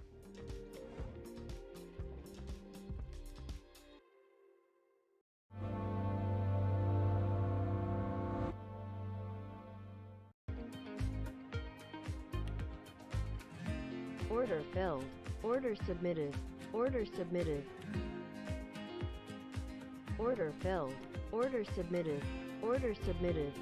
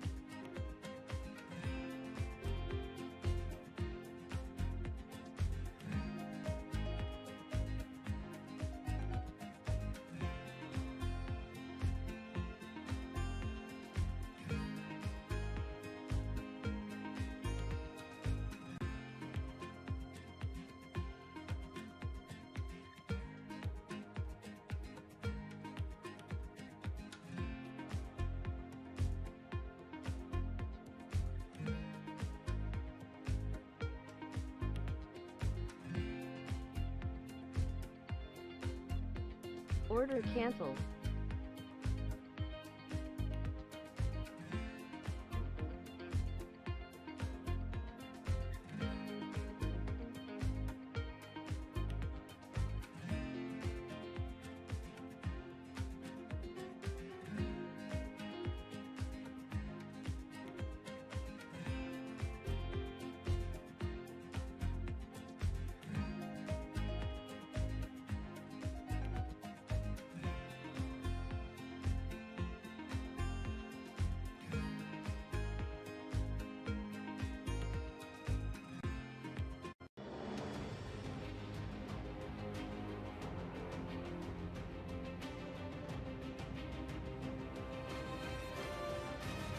Order filled. Order filled. What do the world's Order tallest filled. building, KFC in the Middle East, and e-commerce site Noon all have in common? They're all owned by billionaire Mohammed Al-Bar. His investments like the Burj Khalifa and the Dubai Mall have become iconic landmarks, and he's diversified into hospitality, retail, and e-commerce. He was named the most influential man in Dubai and consistently ranks amongst the top 5 most powerful Arab business leaders. But it's not all business all the time. He's also a sportsman. He's an active member of Emirates' horse racing community. Today, on Leaders with Laqwa, we meet Mohammed Al-Bar, the founder and chairman of Amar Properties. Thank you so much for joining us. You've really built a conglomerate. You've built a company that has multiple interests, multiple units, multiple portfolios. Did you diversify because you saw an opportunity or because you had to? Well, I think all of us, we look at opportunities. We don't really have to do anything. Order but I think looking at the Middle Order East submitted. and looking Order at the industries that I went in with my team, I think we saw amazing opportunities in the Middle East in these sectors. And I'm glad that even though we've got difficult years, the past 2 years have been difficult years for us, still these businesses are operating well. So definitely it's based on opportunities and the sector's long-term growth potential. Where do you see the most growth coming from? Which portfolio, which part of your business will do better than others? The food operating well and strong in the region as a whole, especially with the food delivery business, and that's another story. I would say that our real estate business is still flying really strong. I mean, last year we grew about 28% in the region as a whole. Our e-commerce business is something that's very, very interesting. And we've got an amazing team looking at it, and that's also growing quite fast. But even with this growth, I think one have to be realistic as well. So you look at this growth and you look at what's going on in the Middle East, government policies, look at the world economy and what changes might take place. So you have to be alert at all times. Okay, what does that mean? Do you expect a lot of the growth, in the Middle East? If you look at e-commerce, and we'll talk a little bit more about that, do you expect it to go threefold, fivefold over the next 5 years? Well, I would say that our real estate business should continue to grow at about 20% a year. And that's the shareholders' expectation. And it's hard work to achieve that number and keeping cost under control, margins under control. Order canceled. And political and macroeconomic issues in hand. So a food business, I think we should be growing 10% a year, year on year as well in the region. And keep in mind that, we're talking about the Middle East where, there is a need for most of industries to grow, just because I think the Middle East still has room to grow. And the other thing is that if you look at the population in the Middle East as well, and the whole demographics is in our favor. Because they're young, and therefore these are, I guess, the youth will spend a lot more in 5-10 years. Yes. How will the economy shift? Well, I think the economy will shift positively only because I believe Middle Eastern governments are really working harder than any other time in the past, and you see the changes that are taking place, positive changes that are taking place in Saudi Arabia. I think that's the same thing within UAE. I would look at Egypt. I'm quite interested in Egypt as well, and the change that's taking place in Egypt. With all the other issues that we have in the Middle East, where I believe that I don't think it's going to get any worse than this. I think we're looking forward to a more positive trend in policy and in politics and economic growth as well. In terms of growth, country by country, which is a country that will outperform the others in the Middle East? You know, the majority of our focus is Saudi Arabia, UAE, Egypt. And I would say Egypt is going faster now. Saudi Arabia, I'm quite optimistic with the changes that you see taking place within the coming 24 months. I think you'll see quite a good trend, and the the UAE as well. You've got, of course, the other Arab countries who are some slow, some moving forward, but majority of our business are in these countries. I mean, you're holding a big investment with the PIF on e-commerce for Saudi Arabia. Will there be more, for example, on property in Saudi Arabia? Well, the Public Investment Fund, they are with us in our e-commerce business, but they are also with us in our food business. Now, are we going to do more together? I think there's a possibility. There's a lot of work that they're doing in Saudi Arabia and outside Saudi Arabia, in the region and outside. So I would expect that maybe we should look at real estate together as well, because I think Saudi Arabia will look very interesting the coming years. How much can it grow, property in Saudi Arabia, over the next 5 years? Oh, Saudi Arabia, I think it's at infant stage. I think Saudi Arabia can really grow if you talk about pure infrastructure, if you talk about retail, industrial, hospitality, order submitted. Residential. Order submitted. So you just have to make sure that you are going at the right category of residential or the right category of retail. So there's plenty of room to go that way. When you look at how you spend your time for each of the units and also each of the countries, how do you do it? How do you keep on top of it all? Well, I try. I still say that the real estate takes a majority of my time. Is that 50%? I would say the real estate takes about 40% of my time, and then the rest is a split. Noon takes a lot of my time as well. The food takes the least of my time, because the team that sits on top of that business is really world-class team, and they've been in the industry, they know the industry well. Noon is a vibrant team. It's a new organization. I need to give it more time. While my real estate business, I have an A team, but you know, I'm emotional about real estate. Yeah, I mean, this was like the foundation of it all, right? Do you still see it as your baby? I think my name is really linked to the real estate more than anything else, while all these other businesses have been with them now for about 2 years. So it's a new brand of product that's associated with me. When you look at the various IPOs and the various units, was it to unlock value, but did you ever feel like it was also high risk? I think mainly to unlock value, and we have investors who have put in their money with us, and it's time for them to get rewarded. But at the same time, I really like putting management under pressure, because IPO is quarterly results. You're out there in the public eyes, under pressure to perform. But mainly value creation. I think that's the business we're in. Value creation, because what, shareholders understand what you do more, and it almost focuses the mind of managers more? Well, that is one, but many of our units, that if they're under the mother umbrella, I think value-wise, they're not fairly valued. So as we put them on the side and put them as separate entities, I think you create better value that way, and then you cash out a little bit and put management under pressure. Are you looking at IPOing any other units or portfolios? When you look at our business, we have businesses. We have India, we have our hospitality business, we have Turkey business, we have another business in Saudi Arabia.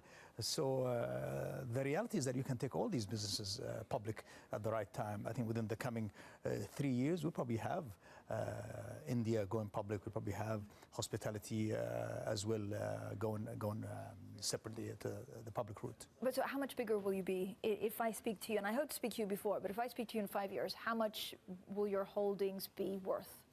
I think we should be double in value, because we should be growing in value 20-25% on an annual basis. And I hope that my management and my boards really put that as a focus. And to be honest, I think we're capable of doing that. We just have to focus and have to make sure that we have the right people to do it. And we do this day and night. And that's really how we do business in our region. But that's acquisitions, or that's organic growth? I would look at organic growth. If you talk about acquisition, which we have not done much of, I'm expecting that we do more acquisition in the coming 2 years. Mohammed Alabar, thank you so much. Coming up next, going from bricks and mortar to clicks, we talk Mohammed Alabar's big push into e-commerce and how his company Noon could become the Amazon of the Middle East.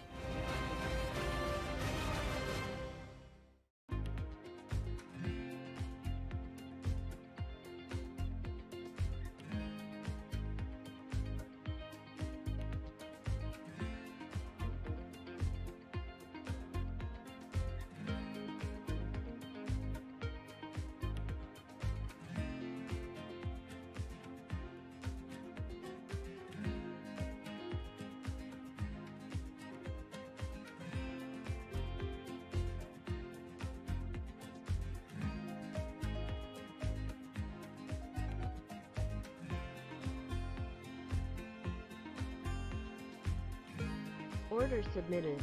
Order submitted. Order submitted.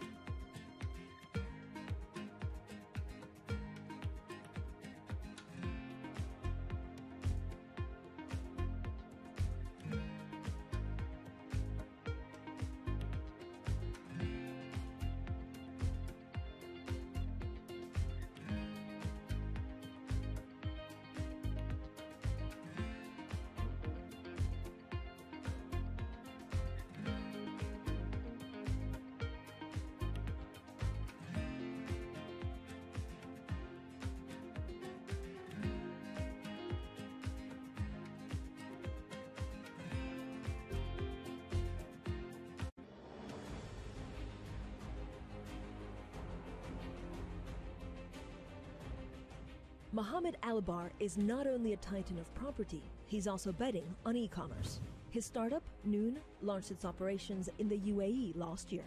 The site is described as an Arabic-first e-commerce platform and is rivaling the Amazon-purchased Souk, looking to take over 15% of the growing market. One of the biggest investors in Noon is Saudi Arabia's public investment fund, which put up $500 million. But Alibar is not just competing against Amazon. He's also a major player in the luxury space. He's partnered with Yux Net-a-Porter Group to offer a premium retail service to the Middle East's fashionista set. So Mohammed Alibar, do you ever feel like there's a conflict that you actually own Dubai malls, but at the same time you're trying to sell on e-commerce platforms? The issue is that, are you relevant? That's really the big question that we have, is that I don't think it's if there's a conflict or not, but are you relevant to the space? So are we really relevant in this retail scene, or in the whole, the economy is becoming so digital. If you are not thinking about it, if you're not acting to do something about it, I think there is a risk of your business, being probably at huge danger the coming 24 months. And so how do you stay relevant? I think staying relevant, first of all, I have to talk to my kids all the time. And I learn from them because, I have a little girl that sells jewelry to women in Korea out of Dubai on her Instagram. I mean, what type of world is this? So therefore, I think all of our business, from real estate to retail to hospitality, I think the digital scene is changing all that. So if we talk about e-commerce specifically, or if we talk about Net-a-Porter, it is just moving your business to the digital scene. And I think the whole economy is moving that way, from healthcare to education to retail. So therefore, I think we just want to be relevant. And I don't think there's any conflict, because at the end of the day, there ought to be a collaboration or connection between the real world and the physical world. And can we really try to find a solution and work them together and stay relevant in our business? But so how much of your sales will actually be done on your e-commerce platform in 5-10 years? And in general, for the Middle East, are you a step behind in actually selling on e-commerce? And so is the potential much bigger than here in Europe or in the US? Well, remember, I mean, when I look at the Middle East right now, I mean, e-commerce is between 1.5% to 2%. Tiny. Which is tiny compared to the rest of the world. So there is room for all of us to grow. Where will this be? I think it will go much faster than the rest of the world, and it will get into the 10-15% quite fast, again, because of the demographics of the region. So we owe it to our society, we owe it to our 300 million Middle Eastern Arabs, that there ought to be a native organization that look after this sector and participate and learn and serve. What will Noon become? And are you nervous at any point that you're going to head with the most successful retailer of all times, Amazon? Well, Noon, of course, it will be an ecosystem.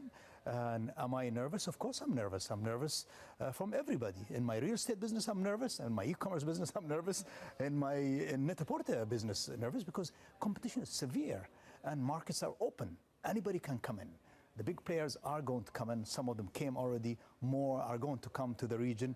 But I am from that part of the world, and I think it's our duty to participate in the scene. And remember, as Arab businessmen, we're a bit tribal, which means that I am from this society. I have a duty that get into business and be aggressive and achieve the numbers, achieve success. But that's a duty that I feel responsible for, that competition is good for the consumer in the region, rather than one player come and controlling the life of our customers. I think it's fair to have competition and let the customer win at the end of the day. Okay, but how do you decide? I mean, how will you go against Amazon? Do you have to convince retailers to sell on your platform instead of Amazon's platforms, or is it a price war? I mean, how do you see the kind of the fault lines? Well, we are working with the local retailers, and we are their partners. Now, how other international players, they do it through sourcing overseas or working in some other methods, that's their business.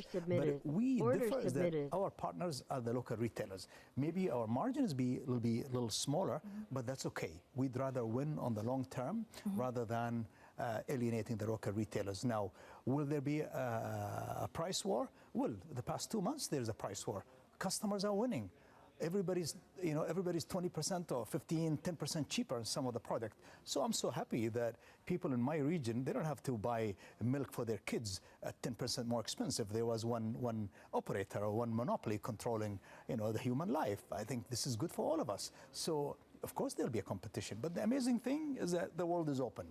So much new technologies are being provided to everyone that want to go into the scene. But are you planning long term? You have good people with you. Are you serious about it? Are you willing to provide quality service? But is it the service or is it the products? How does the Middle East actually shop? What's selling at the moment and what will sell in 5-10 years? Order filled. Well, if you look at the mix of what's happening on the e-commerce scene, it's not really much. It's not much different from what's going on in the world. People want delivery, fast delivery. People want quality. Will they pay for the delivery? For the time being, we're subsidizing delivery. Because, as I said, people are just learning the art of e-commerce, and that's what global companies are doing. They give it to you for free first. They get you used to this way of life. Then later on, take a little bit of margin, maybe control market. The usual trick. But what I'm saying is that people want it all. Want quality, want value, want consistent, want delivery time that's fast, and we want the product that they want, which changes from 1 month to another month. And therefore you have to provide that, and then get ready to provide the new thing that might be happening next month. Okay, how important is market share? And how important is market share right at the beginning so that people get used to your platform and not Amazon's? Market share is very important, and at the beginning you have to be aggressive, and you have to probably provide the best service ever. You will be cutting prices as usual, because we see it. It's a live competition. There's nothing wrong with that. But the good thing is that the market's big enough. 2 players can come in. But imagine if you do business in UK and there is only one operator. How fair is that to your family? But isn't there only Amazon here? Well, there are many other players, I think, in UK as well. I prefer that more than one player in a market. And in the Middle East, there will be more than one player, and will be one of the major players in the market. Up next, we talk the leadership skills it takes to create both the world's largest mall and the tallest building in the world. More with Mohammed Alibar next.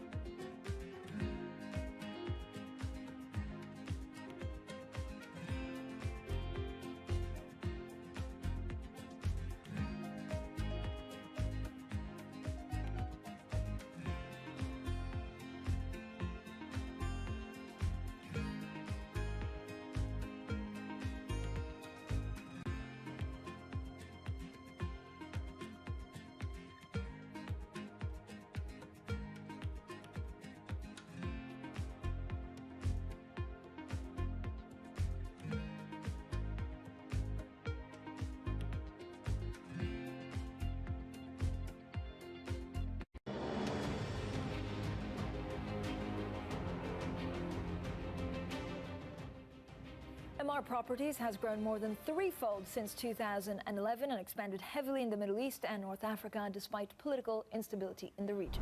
So what kind of leadership does it take to shepherd a global company through turbulent times? Well, Mohammed Albar, chairman and founder of MR Properties, is here. What kind of leader are you? Throughout the program, we were talking about encouraging your leaders, your regional leaders, and also your portfolio managers to be aggressive. Do they always need to be on their toes? Well, I think, number one, they have to be relevant because the change that's taking place in the world. So are you relevant? And the other thing I like is that I think we all have to believe in the reset. Are we doing this upgrade? Are we upgrading every 1 month? Because there's so much happening. And do we really act? I mean, that's, so we have to be relevant, we have to act, we have to have discipline, we have to believe in the best people, and we have to take care of our society. These are things that these are the elements that I really depend on to manage my business. Okay, but what does it mean being relevant? Because in more traditional times, you could ask a customer what they wanted, and you're saying, okay, I'm relevant. But now the change of pace is so fast. Well, relevant is that, are you watching social media daily, what's going on with your customer? And what's going on with your business? There's no more, I'll do a research and I'll wait 30 days. Order submitted. How Order alert filled. are you? Order submitted. Order submitted. Alert about how your customer feel, or alert what's going on to the industry, what's going on with politics, what's going on with the economy, what's going on in new tools of management, how fast can you go? So I think, are you awake? What do you need to be awake for more? Is it for your clients, or is it politics, or is it how your business interests are going? Well, it's about my customer, number one, my people, number two, the society, what's going on in politics, what might happen to interest rate. You almost have to have all that construction risk in my business, what's going on in technology, what's going on in digital. You almost have to be alert of all this but number one, people. And then you have to make sure that you share with them this environment, and are they fit in this environment? So what does that mean? What do you see your role? Are you putting the fire under your manager's feet to kind of keep them going, or do you micromanage? I don't think I micromanage, but there's a situation where I do have to go and micromanage, and I think that's we should be able to go down in case we want to. And remember, I came from my mom's kitchen. I used to work in my mom's kitchen, and when we were all 13 kids living in one room, so I know how to do that. So I can pull back and be the chairman of the organization. But if there's need to move in, I can comfortably move in. But I have reasonably good qualified people with me.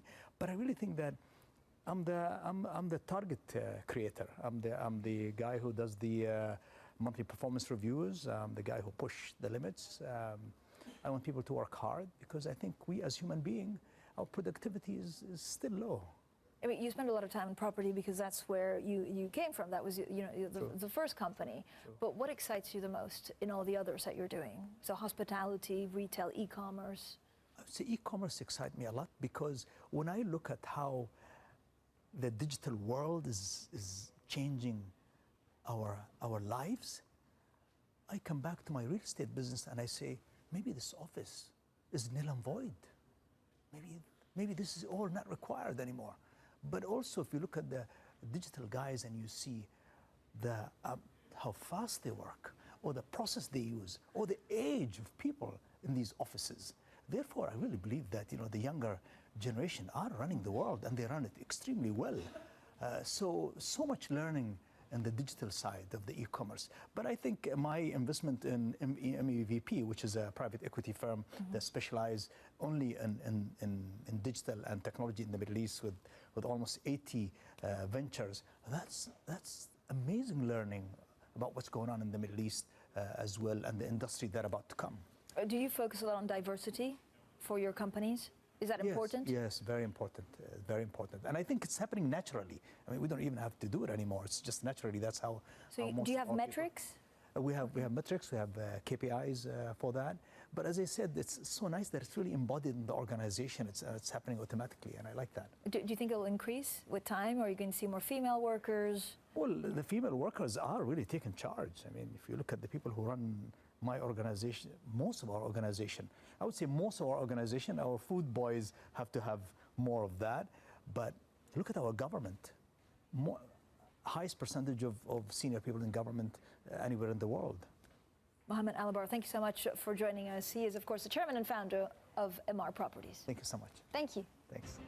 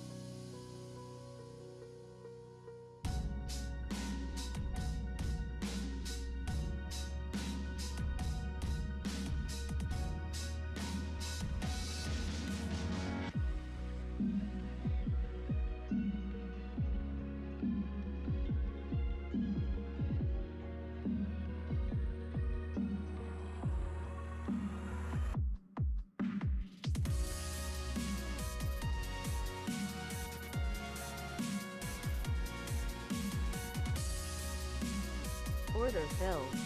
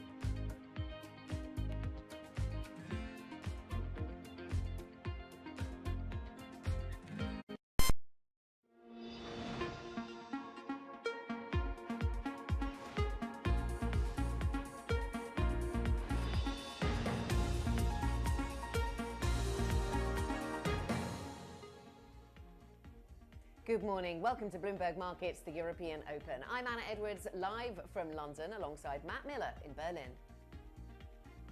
Good morning, Anna. Today the markets say Mayday, Mayday. WTI contracts expiring come off lows after hitting a negative $40 a barrel in New York. European and U.S. futures follow Asian stocks lower. The cash trade is just an hour away. Let's get your top headlines for you off the Bloomberg terminal. Starting with oil, WTI crude jumps more than 100% to $1.50 a barrel after contracts plunged to 40 below. Negative for the first time. June delivery contracts sit at $21 Order canceled. Order Trump canceled. says he will Order suspend submitted.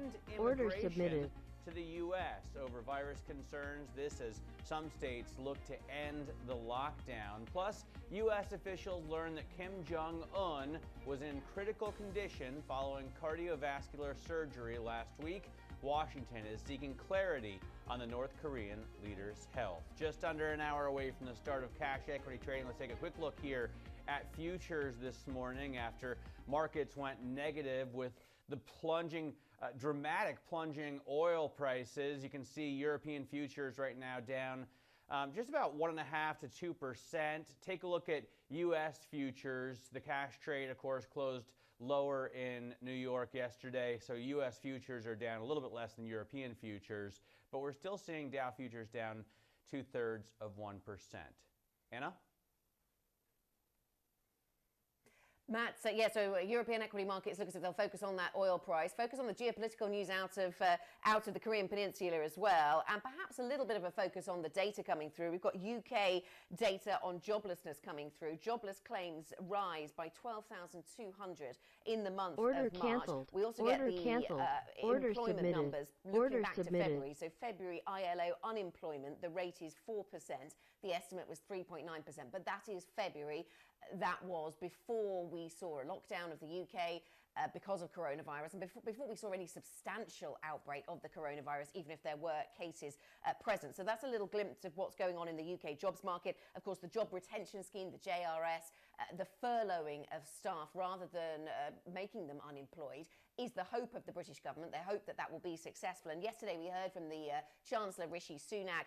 He was saying that employers of 1 million people applied on day one of the furlough scheme. That was just yesterday. So certainly getting a lot of uptake in day one, and surely they have expectations that that will certainly take more than just the edge off the potential for a big surge in unemployment numbers. Matt, so that's the picture in terms of the macro data out of the UK. You've got some corporate news. Yeah, I'm looking at lines right now out of Peugeot. We are seeing first quarter revenue drop 15.6% at the French car maker to 15.2 billion euros. The company, in its outlook, full year outlook, it sees the automotive market down for the industry 25% in Europe, 10% in China. Peugeot says it's preparing a rebound in a chaotic economic environment. This, according to the CFO, in the statement. The company's maintaining its 2019 to 2021 goal for average automotive adjusted operating margin. So it's maintaining its longer-term margin picture, but says that it does see the market down 25% for the industry in Europe and 10% in China. Anna? Yeah, quick reassessment coming through from a number of corporates then this morning. We'll get to more corporate stories later. Let's get the Bloomberg First Word News for everybody now, though. The top stories on the Bloomberg map this morning. President Donald Trump says he'll sign an executive order temporarily suspending immigration into the United States. That's as the country tries to contain the spread of coronavirus. The president made the announcement on Twitter and didn't offer any specifics, but says the plan will also protect American jobs. In the UK, Chancellor Rishi Sunak is hitting back at criticism, saying there are encouraging signs the pandemic is slowing. His comments come as members of parliament are set to return and, likely top of the agenda, scrutinising the government's response to the outbreak. Yesterday, data showed the number of people hospitalised in London is falling. Israeli Prime Minister Benjamin Netanyahu and rival Benny Gantz have reached a power-sharing agreement. It brings the country nearer to emerging from more than a year of political paralysis. Former military chief Benny Gantz has previously refused to serve with Netanyahu, but he cited changed circumstances as the coronavirus pummels the economy and the health system. Virgin Australia has collapsed as the coronavirus has deprived the debt-laden company of almost all its income. Administrators at Deloitte have now taken control of the aviation carrier. Before the announcement, billionaire Richard Branson said his airlines in the UK and Australia won't survive without state help. He's also trying to raise as much money as possible against his Caribbean base of Necker Island. Matt. All right, and now Asian stocks retreated with South Korean shares underperforming, and the dollar climbed after news that the U.S. is monitoring information surrounding the health of North Korea's leader. But the biggest news, of course, on the energy front, oil futures crashed down to negative territory yesterday and then jumped back up today with West Texas Intermediate June contracts above $21 a barrel, but it's the May contract that we care about, popping back into positive territory after Monday's shock wipeout. Let's get into the markets now with Mark Cudmore, our Bloomberg MLive managing editor in Singapore. Mark, it was incredibly dramatic last night to watch oil go negative. In fact, during the day, I think we were trading around $15 and then dropped to negative 40 by the end of the session. What do you make of this dramatic drop? What does it mean for the market? Well, first of all, it reflects the fact that the oil market is broken. Now, the market is kind of covered the fact that there were some very important technical factors to this front contract delivery. And of course, the June contract has not collapsed so much. But it does really emphasize the massive kind of supply-demand imbalance that's out there and shows the downward pressures. And I also think that it's very, very worrying and kind of shows the problems you've got when a market is only being propped up by speculative demand. That means those people do not want delivery. That means those people have to roll their contracts. And ultimately, when a market is very, very long speculative positioning, it means that by default, the marginal next flow is going to be for selling. So this is a market that's already under pressure, and yet we know there's going to have to be lots of selling from speculators in the future. Now, whether it can be absorbed by a pickup in demand from the economy is what some of those bulls are hoping, but that's very optimistic when there's still not clear signs of the global economy picking up steam anytime soon. Yeah, our colleague Robert Burgess writing, we need to take this oil price move seriously, but maybe not literally, and we'll get further into that conversation, Mark. In terms of what this does to other risk assets, we're seeing risk assets under pressure in the Asian session, but there's more to it than just oil. But does this negative move, this substantial negative oil price in oil, which has since been recouped, we've got another day of trading of that May contract, does that set us up for further risk off in at least the short term? I absolutely think it does. So not only does it reflect the fact that the oil market itself is broken and got some severe problems, which are well documented, but I think it emphasizes that they were at the extreme negative end of expectations. But also, of course, it adds to the general volatility across assets. It increases value at risk measures, which means it lowers the ability of banks and hedge funds to take more risk themselves and therefore provide more liquidity for the market. So there are knock-on effects of deteriorating the liquidity in other assets, which increases volatility and becomes a risk aversion event. The other issue to think about is that it's a massive disinflationary impulse.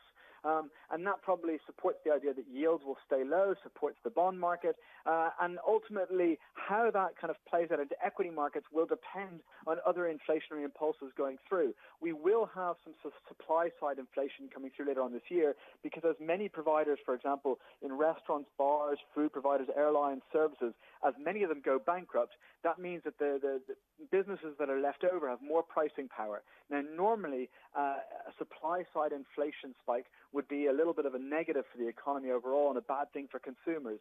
But there's a chance when it's balanced out by the cheaper oil prices that it may not be too bad of a net impact overall and make those businesses that survive more profitable. And that's why there is definitely an argument, and I'm in the kind of broader bearish camp on risk assets, there is an argument that certain companies have a very, very positive outlook here as long as they know that they can survive the economic downturn no matter how long it lasts.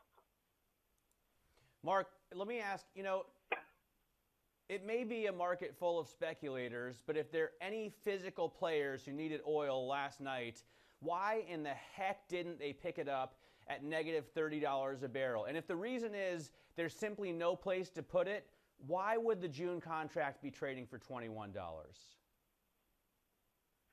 I'll tell you why. It's because everyone who thought they had a chance of collecting oil at any moment was already buying it all the way down there. So the point is, people thought that, hey, you know what, I'm willing to take some oil at $20. This is a massive discount. Okay, I can maybe squeeze in some more at $15. Okay, I can maybe get some more at $10. But you know what? It costs money to store oil. These are serious chemical products. They're dangerous. You can't just buy one and put it in your living room. It's a major hazardous material. Joe Bloggs can't just go and buy some oil. You need to have a secure facility to safely store them. So it's very, very hard to take delivery of excess oil if there's just no place to safely store it. It's not that simple of like, I'm just going to drive up my truck and just pick it up. That's not allowed.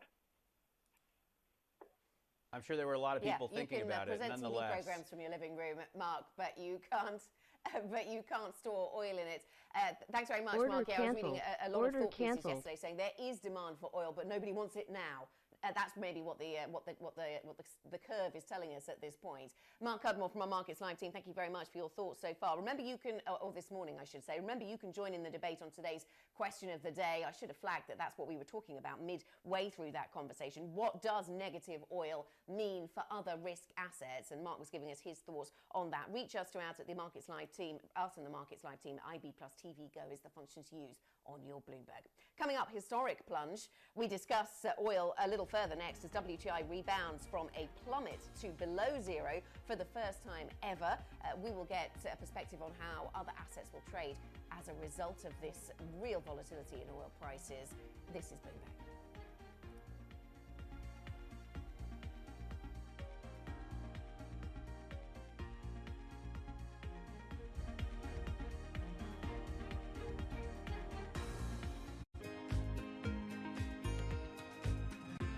Order submitted. Order submitted.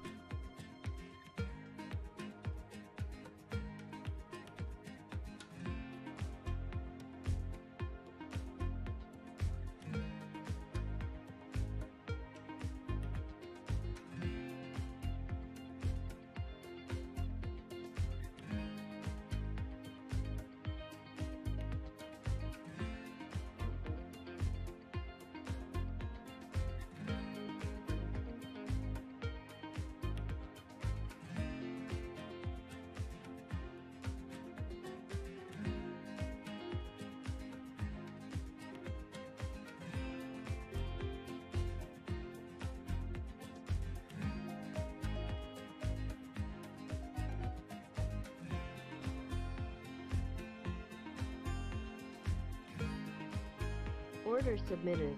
Order submitted. Order submitted.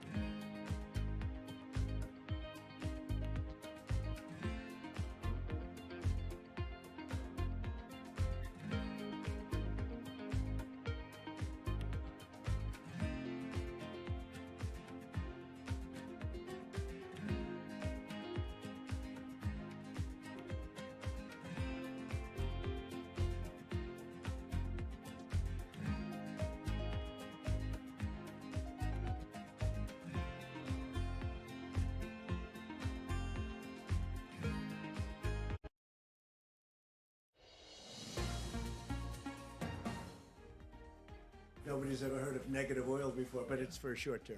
We probably will not see this again in my lifetime, but it is a reflection of how oversupplied the market is, how weak demand is, and how tight the term structure has gotten. I think you could start to see this next year at some point, starting to come into balance, but the fact of the matter is going forward, North American production is going to be structurally impaired. Really, it's a perfect storm for the oil producers out there, and you're seeing that reflect in the prices today. An oil patch that is in this much trouble is not good for the U.S. economy. Everyone's going to be looking at June and taking signals from what's happening to demand and whether that demand is recovering. If it isn't, then June could very well end up following May. And that was U.S. President Donald Trump and some of our guests yesterday commenting on the historic plunge in WTI prices. The most traded oil contract in the world dropped to negative $40 a barrel. It has now rebounded, and the rebound is probably just as dramatic, more than 100%, back up to more than $1 a barrel. It is the first time in history that traders were willing to pay to get someone else to take their oil contracts. Nobody wanted to take delivery. Nobody had any place to put it. Truly an historical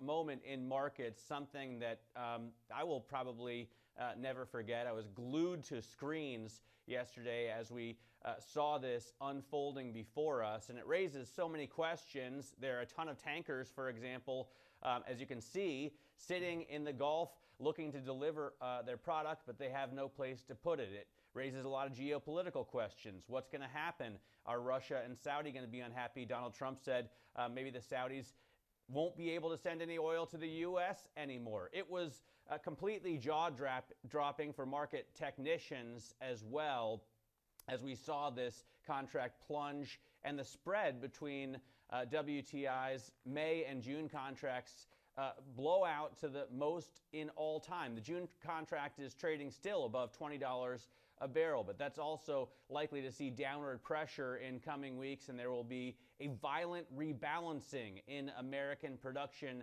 as storage fills up. That's according to Goldman Sachs. Joining us now is Tulan Nguyen, FX strategist at Commerzbank. Tulan, how do you see this huge oil move reverberate through other asset classes that you cover? Mm-hmm. Well, surprisingly, FX markets have been relatively stable despite this volatility we're seeing on commodity markets.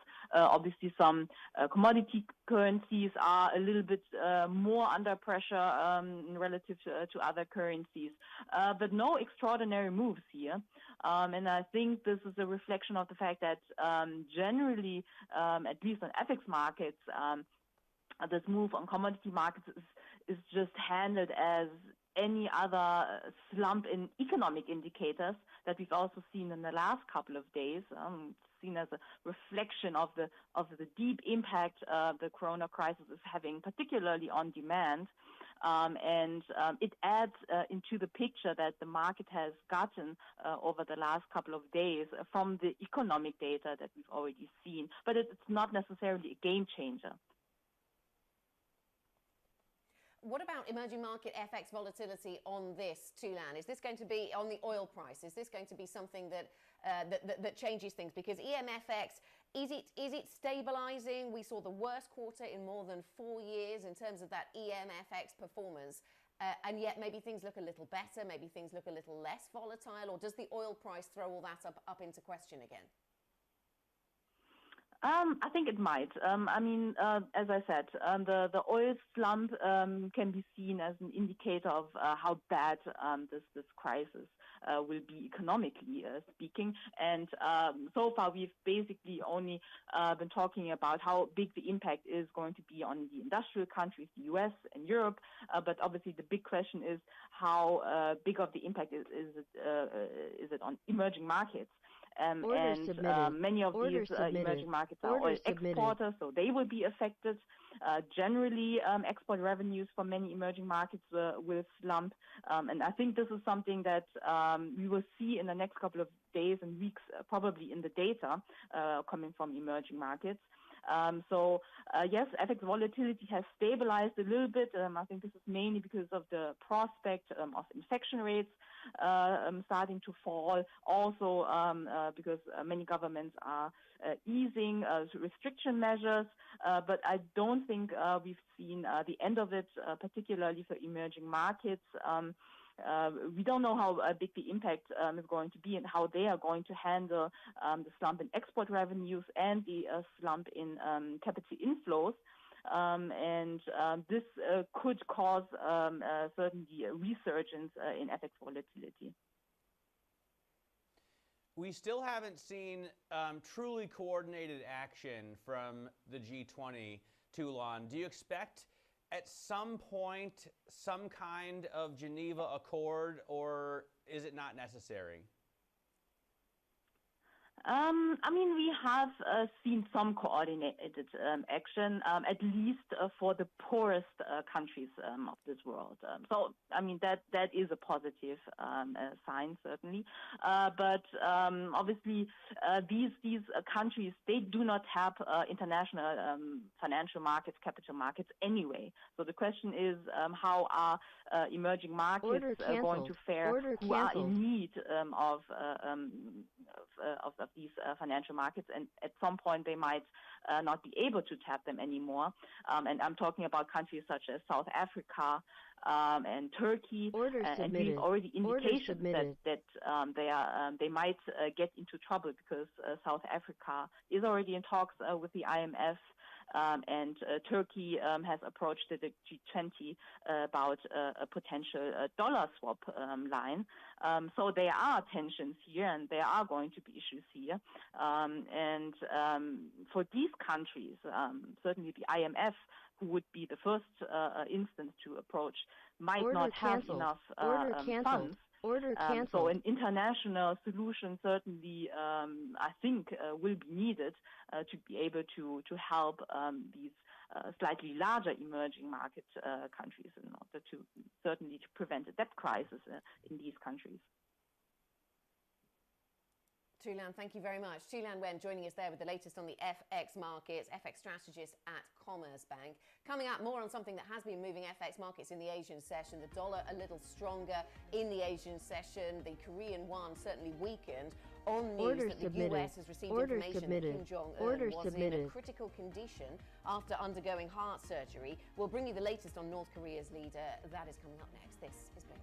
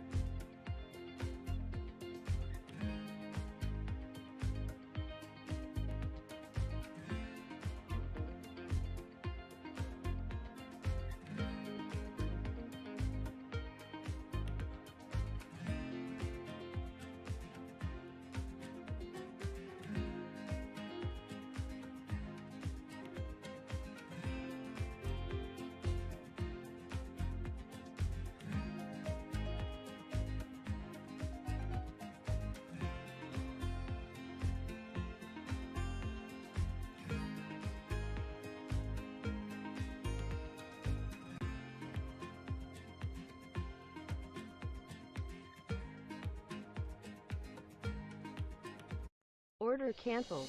Order canceled. Order canceled. Welcome back to Bloomberg Markets. This is the European Open, minutes away from the start of cash equity trading across the continent. Let's get the latest, though, from North Korea. The U.S. has received information that Kim Jong-un was in critical condition after undergoing cardiovascular surgery last week. According to South Korean news agency Yonhap, the North Korean leader is now conducting, quote, normal activities. Joining us now on the phone is Chief North Asia correspondent Stephen Engel. Steve, bring us up to speed about what we know, what the Supreme Leader's condition is. Well, obviously, we don't have a direct pipeline into the information channels in North Korea, so there's lots of speculation out there, and that's what sent markets into a bit of a tizzy here in the Asian session today. CNN reporting that the U.S. was monitoring those intelligence reports that Kim may be, quote unquote, in grave danger after that cardiovascular surgery last week that you just mentioned. But as you said, the South Korean government, according to the Yonhap news agency in South Korea, says Kim Jong-un is conducting normal activities. It does not necessarily cite how it knows that. The South Korean government says no unusual activity, though, has been detected in North Korea. And the presidential Blue House, that's the presidential office, the equivalent to the White House in Seoul, says it has no information on these rumors that have been surfacing that were corroborated by an unnamed U.S. official speaking to Bloomberg News, speaking on condition of anonymity, that Kim Jong-un was possibly in a critical state. All this speculation really fired up as well last week when Kim Jong-un did not appear at one of the most important events on the calendar in North Korea. That is his grandfather's birthday, April 15th. That is the Day in the Sun holiday, and he was nowhere to be seen. And South Korea's Unification Ministry last Friday said, however, it was still, at that point, inappropriate to speculate about the reasons for Kim's absence. Stephen, thank you very much. Stephen Engel, our Chief North Asia correspondent. We'll get more on the spectacular moves in oil prices shortly. This.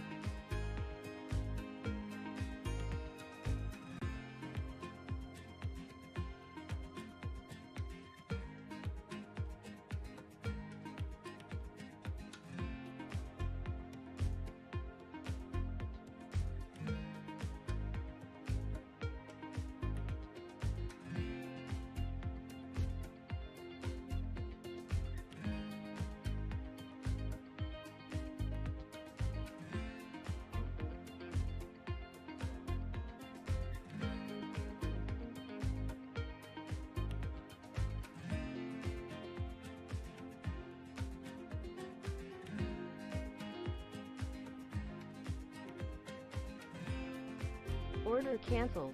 Order canceled.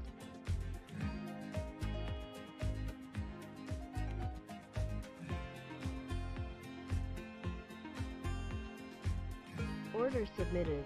Order submitted.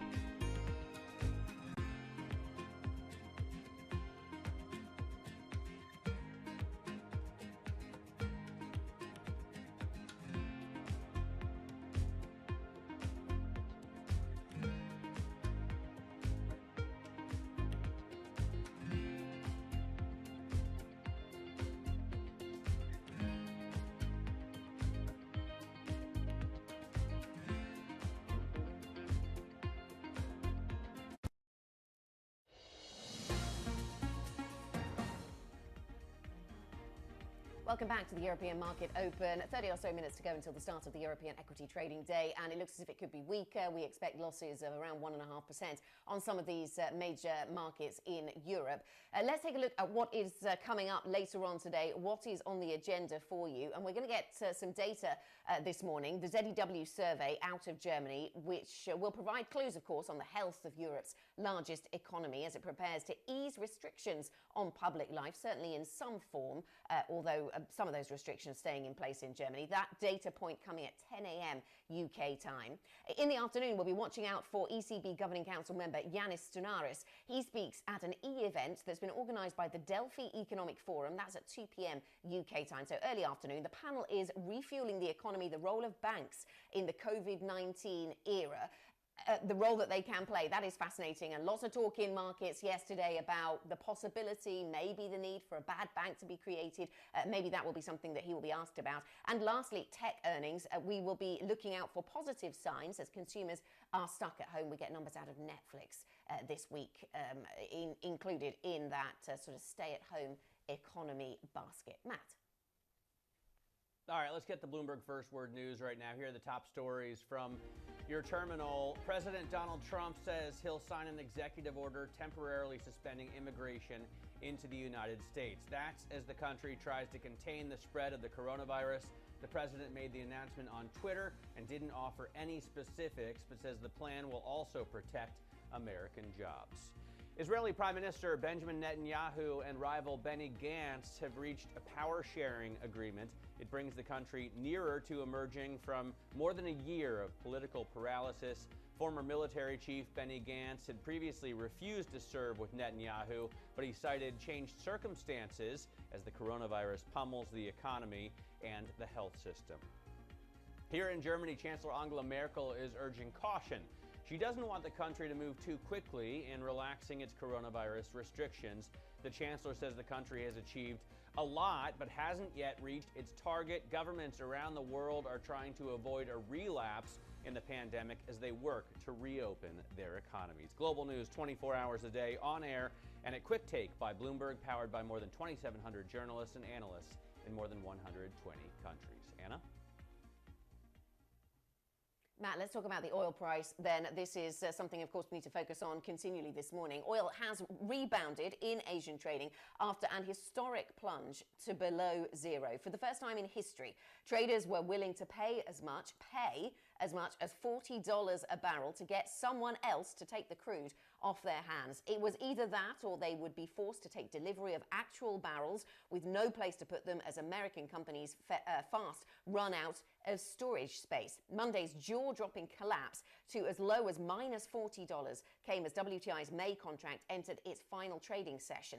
That final trading session is today, Tuesday.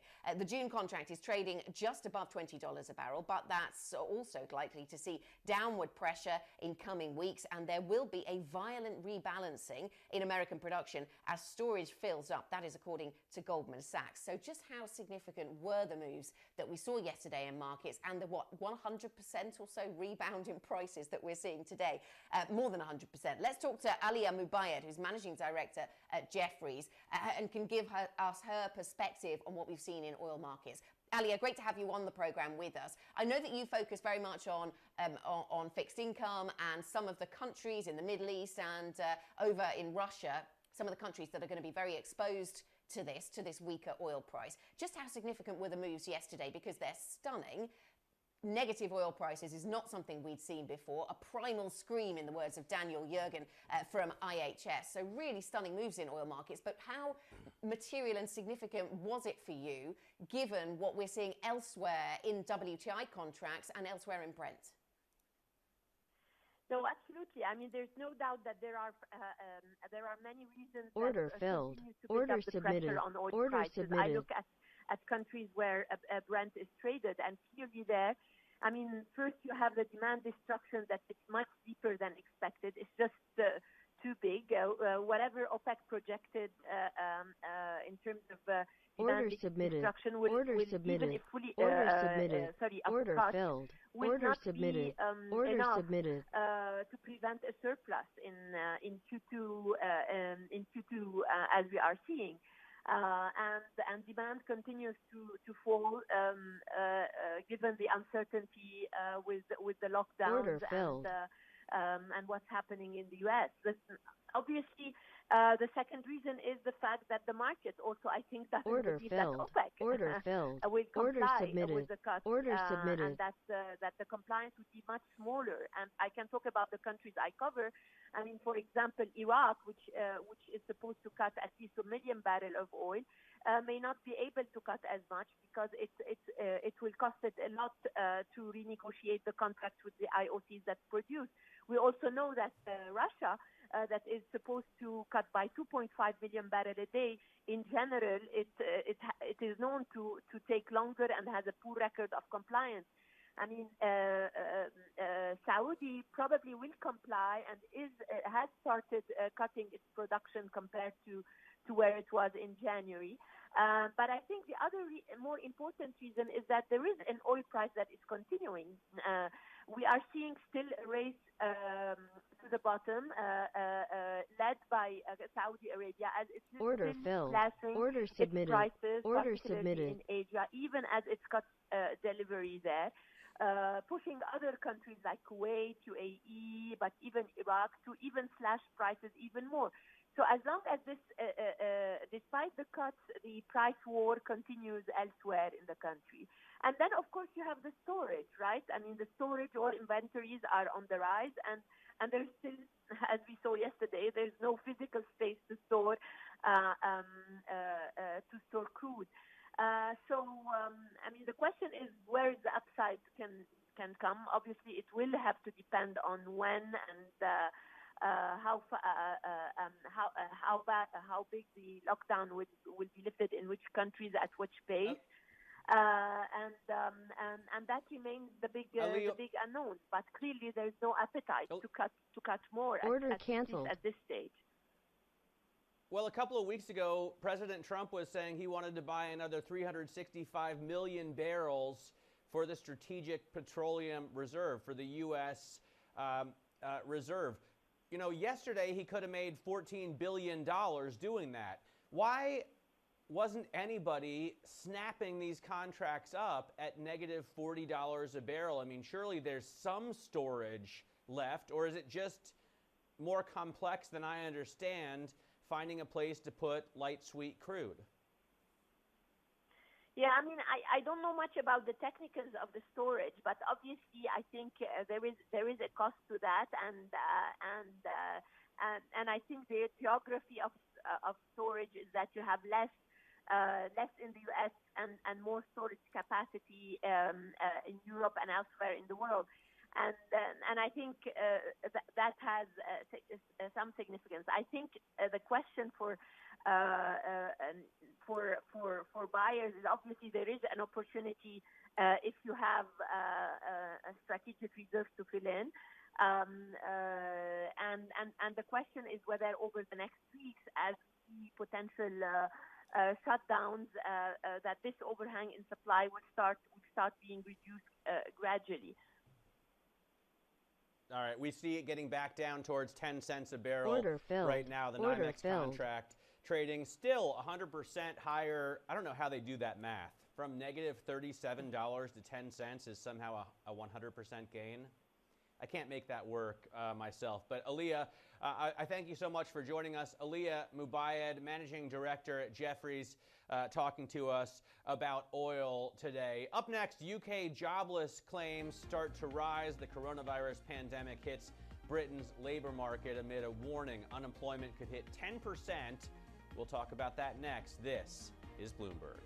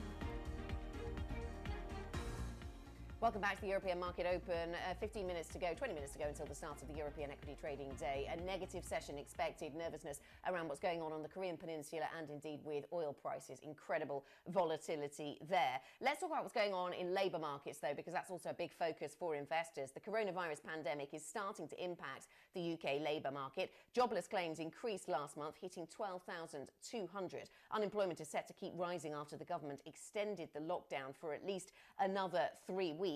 Joining us now is the Chief Economist for the Confederation of British Industry, the CBI. That is Rain Newton-Smith. Very good to speak to you once again, Rain. Let me ask you your expectations for how high unemployment gets. And I suppose in answering that, you have to make an assumption about how many businesses will furlough instead of making people redundant. Yeah, look, I think it's almost impossible to predict how high unemployment will go. We certainly know it will rise. The OBR in their scenario suggested it would get as high as 10%. But I think importantly, you know, they suggested it would fall back to 7% by the end of the year. So I think we are expecting unemployment to increase, but the hope is that it is as that increase is as short-lived as possible. And of course, the job retention scheme has been so important. We know from talking to businesses around the country that it has saved jobs in real time. The Chancellor yesterday said 1 million jobs had already been supported just through the claims that were processed yesterday. It absolutely has helped to keep unemployment down. And that's why it's been so important, and it was so important that the Chancellor extended that scheme for another month, which should help us through the next few weeks. So the idea, Rain, is to build a bridge, so to speak, from the government-ordered shutdown of the economy until it can be reopened again. How do you think the UK has done at this? Obviously, different countries have made different attempts and have had different success levels. Yeah, look, I think what's been really impressive about the UK approach is just how we've seen the Treasury and the Bank of England work together. We've also seen business and the government be completely in listening mode. You know, we've been speaking with the Treasury daily about how this job retention scheme is designed, how it can be improved, how we can make sure that it reaches as many businesses as possible. And I think the UK's program is very comprehensive, and the job retention scheme is very generous, and that is the key part, is supporting jobs and supporting as many businesses through this crisis. I think where the UK has fallen behind is on the speed of how quickly some of the loans, the business interruption loan scheme, which is a way of businesses getting finance from the banking system, that has been slower than we would have liked, particularly for smaller businesses, and that is creating a challenge. We know 8 in 10 businesses are facing challenges around their cash flow, and that's one of the areas we've just got to make it work faster and at scale. What we can't afford at the moment is time, and I think no one wants to look back and regret some of the policies. Were we too slow getting some of these policies out there? And that's where I think, the banks are under huge operational challenges. Yeah, and Rishi Sunak, the Chancellor, was asked this yesterday, whether he would go so far as to give a 100% guarantee on those business interruption loans so that banks could get them out of the door, get the money out of the door quicker. He doesn't want to do that. He wants to stick with 80. Does business think 100% would make a difference? We do think 100% would make a difference. It's not a silver bullet. I think one of the areas we really need to focus on is getting as many loans, supporting some of those very small businesses. So how can we make it easier for businesses who are looking for loans under £25,000? The smaller businesses who are running our high street shops. But I think even for larger businesses, it needs to be quicker for them to go to their bank and get the loan that they need. Businesses tell us they need days, not weeks. And I think that is partly about extending the guarantees and 100%. I noticed the Chancellor said he's not persuaded yet. Now, I always think that means maybe there's an opportunity there. But I think it's looking at other ways of making it easier. So maybe extending the term of some of those loans. And just make it easier for banks to do that viability assessment on businesses as quickly as possible, so that firms can get the support they need to get through these critical weeks ahead. All right, thanks very much for that. Rain Newton-Smith, Chief Economist for the Confederation of British Industry, joining us on the situation in the UK right now. In terms of the situation in the EU, I just want to quickly mention that Thierry Breton is speaking on RMC Radio and says that the Schengen area may remain closed until the summer. So I guess that means through May. Does the summer start in June? I guess the summer starts at the end of May, the beginning of June. We are minutes away from the open. Up next, WTI goes negative for the first time, and the move has left traders struggling to explain it. A prominent analyst has called it a primal scream, Daniel Yergin. We'll talk more about the big dramatic drop. This is Bloomberg.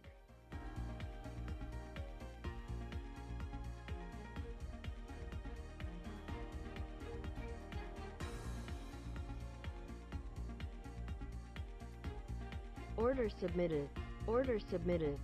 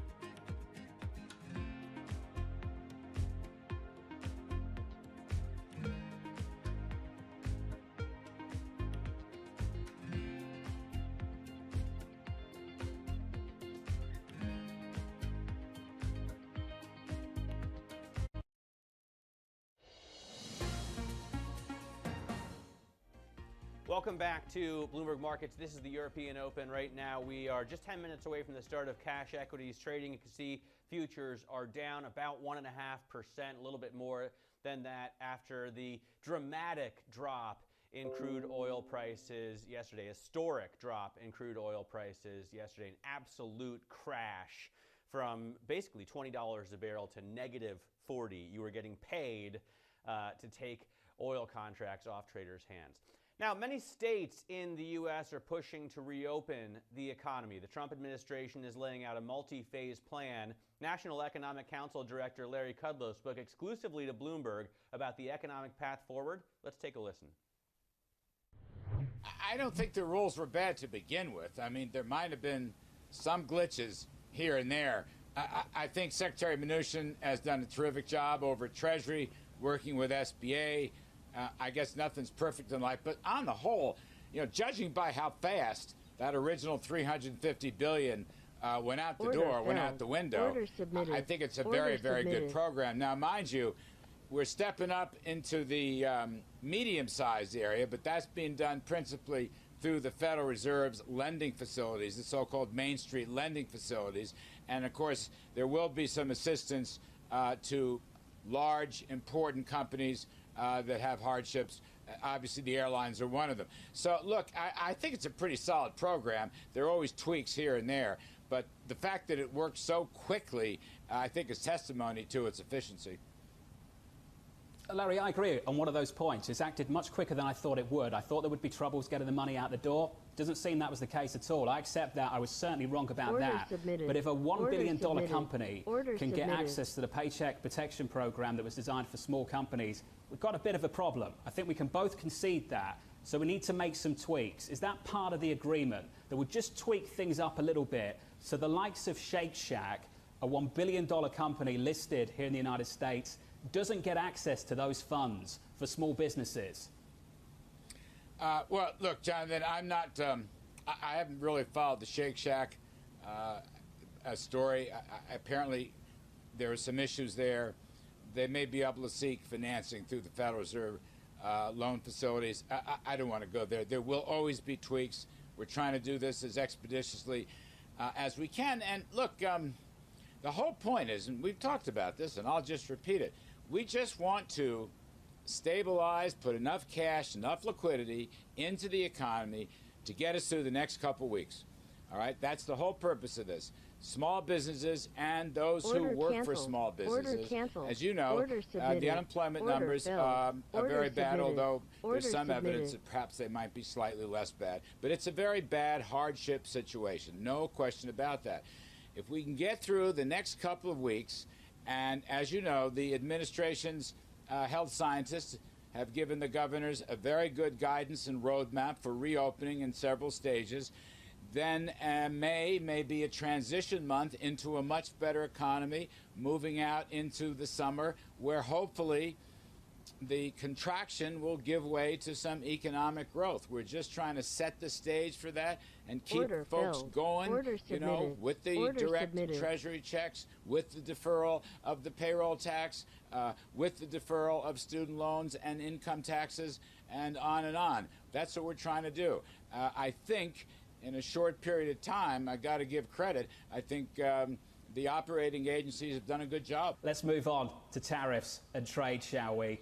A latest announcement, in fact overnight, we'll be deferring some payments of tariffs on some goods. Can you give us some clarity there, Larry, what the purpose of that latest move is overnight? You and I have talked about this back and forth several months now. Some action overnight. What have you done? Why are you doing it? On the so-called MFN, most favored nations, where there are hardship cases, Jonathan, we will suspend tariffs for a few months, I think 3 months. We are not rolling back 301s, i.e. China tariffs. We're not rolling back 232s or other trade deals. But in some cases, the customs duties, right, the excise tax you pay on the imports, the customs duties will be lifted if there are hardship cases. In particular, there is a lot of concern about retailers and related supply chains getting into the United States. It's a significant action. We want to help folks. It's a way of helping out certain industries. It's not an enormous action, and it doesn't change the president's own trade policies. But yes, we're suspending and deferring, as we have with things like income taxes and payroll taxes and elsewhere in our recovery plan. That was National Economic Council Director Larry Kudlow speaking exclusively to Bloomberg, speaking to our colleague John Ferro about the design of some of the schemes aimed at cushioning the US economy and talking about tariffs as well. We will talk more about oil shortly. WTI is back in positive territory after going negative for the first time, as low as minus $40 a barrel. The move came as many storage tanks reached capacity. The May futures contract expires today, so look out for further volatility there. How will that influence the start of trade here in Europe? The Asian session has been weighed down by concern around oil and the Korean Peninsula. European futures also point lower. This is Bloomberg.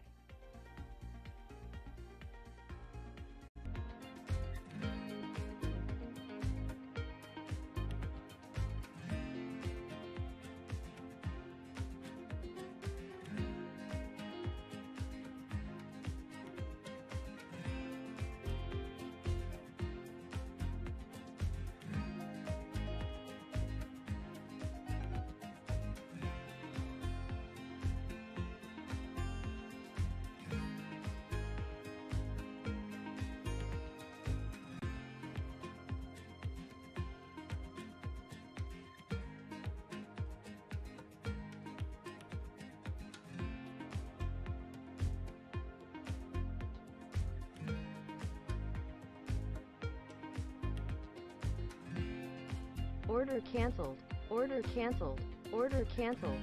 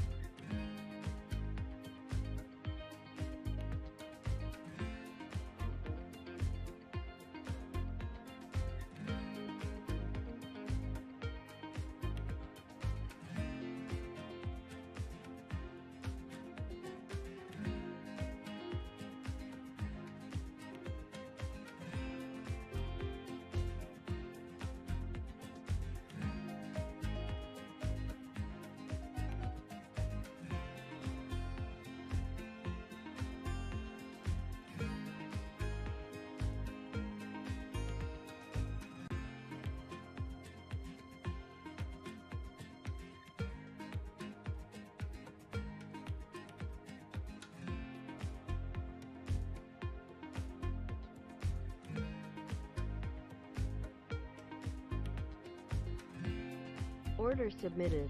Order submitted. Order submitted.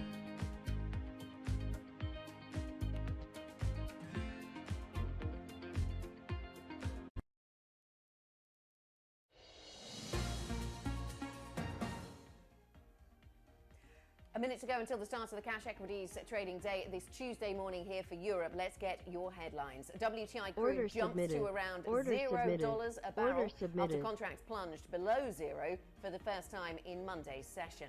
President Donald Trump says he will suspend immigration to the US over virus concerns. This as some states look to end the lockdown.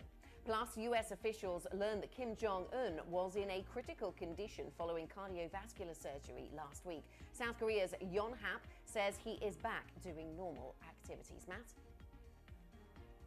Let's take a look at futures as WTI trades negative. Again, we just saw it now down 30 cents. In terms of futures, well, we had Asian stocks trading down, and now we have European futures pointing to a negative open as well.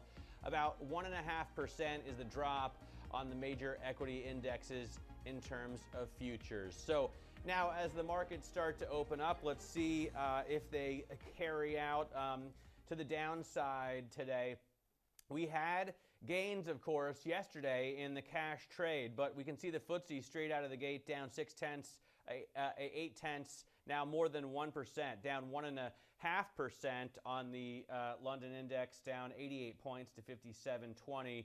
The IBEX 35 also coming out of the gate strong to the downside, 1.3%. The DAX down 1.5% now. So we're seeing equity indexes open up with losses of more than 1%.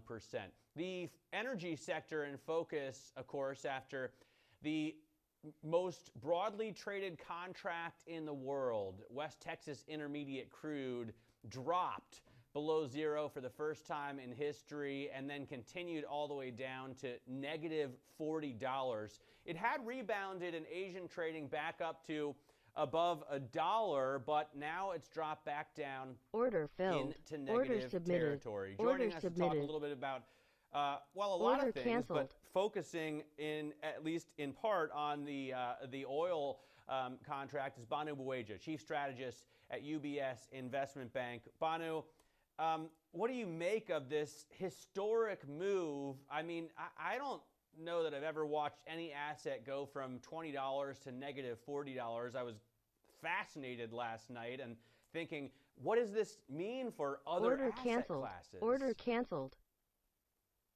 Yes, it is going to make very interesting times in asset allocation when real assets also begin to trade negative. We have to put this in context. The May contract didn't have a huge amount of volume behind it.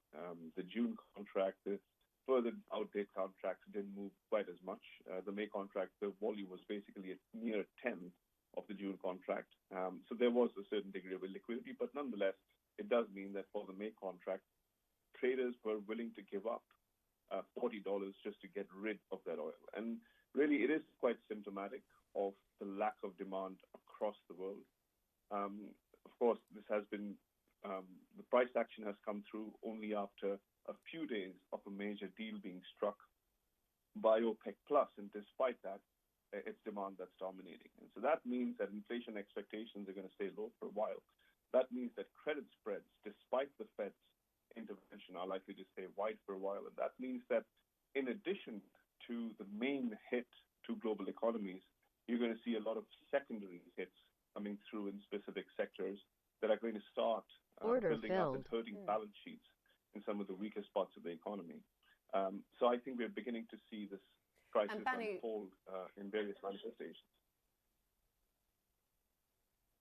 Sorry, Banu, good morning to you. Even before we saw this big drop in oil prices, you were saying that you were seeing a lot of misplaced concern about inflation returning in markets. I guess with drops such as these in oil prices, even though you give us that important context, it was just May, it wasn't June, July or August, there is more demand there, and it wasn't Brent, it was this specific WTI contract, and it's to do with storage. Even with all of that said, where does that leave inflation? I mean, it's difficult to see inflation picking up at all with this as the backstory. I would completely agree. I think there are many investors in the market who have been quite worried that now this time that governments are being directly funded by banks, that finally you will see a very large pickup in inflation. And that to me sounds a little bit difficult when, A, the entire world is facing this crisis. So it's not like you're going to get huge moves in relative prices, i.e. currencies for specific countries that will lead to hyperinflation.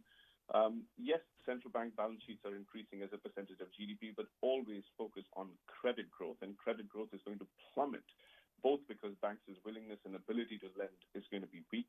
Oil prices, oil is the most important commodity on planet Earth. And with oil prices, yes, this is a technical point, but in addition to the May contract, you also have 12 months out contracts, so oil 12 months out coming down by about 10 to 15 percentage points as well.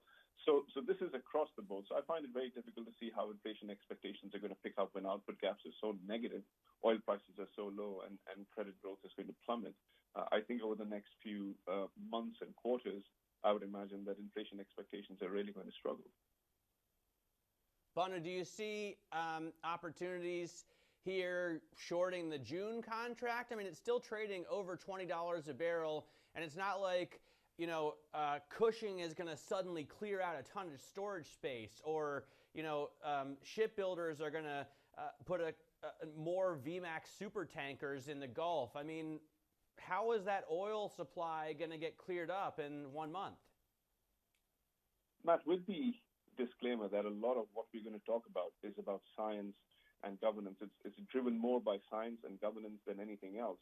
I mean, the capacity that you have in Cushing is clearly lower than what has been stated even about a week back. And that's why the oil contract has gone to -40, because a lot of that capacity must have been leased out to other folks. So it does stand to reason that other contracts will feel the gravity of May, and June will come down, and not just Cushing, but also Brent will come down, although that's oil that's flowing on different seas and ships. So I think even Brent will feel this.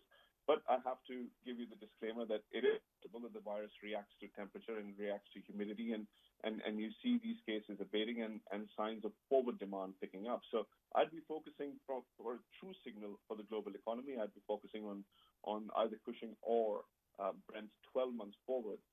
And as I said, other things being equal, based on the information set that we have right now for the near term, I think they will feel the gravity of the May contract and come lower. We see oil companies, oil stocks dropping this morning, Banu, as you might expect in Europe, down as much as, well, down 3% at the open.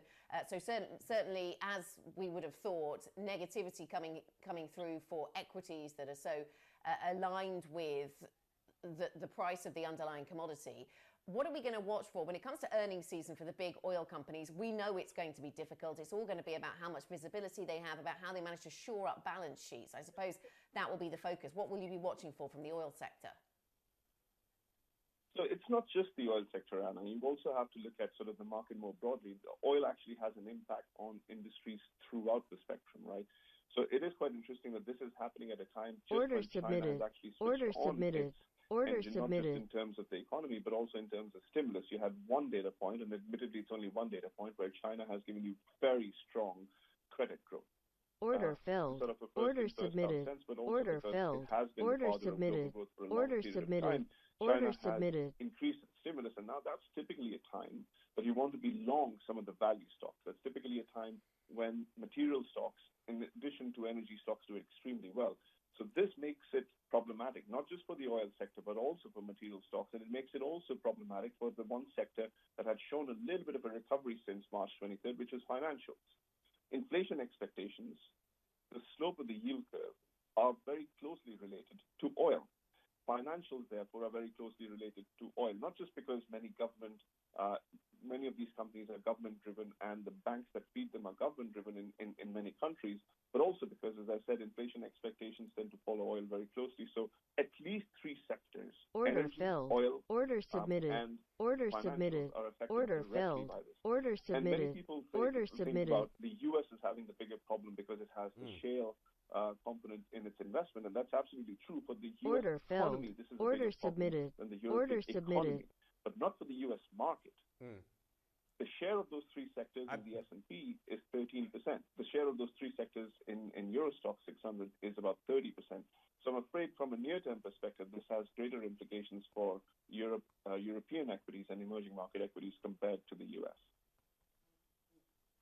All right, Banu Bueja, Chief Strategist at UBS Investment Bank. You're going to stick with us. We have more to talk about. In fact, I'm looking at breaking news coming across the Bloomberg terminal right now. Oktoberfest is canceled. Bavaria is canceling Oktoberfest this year. It won't be held until 2021.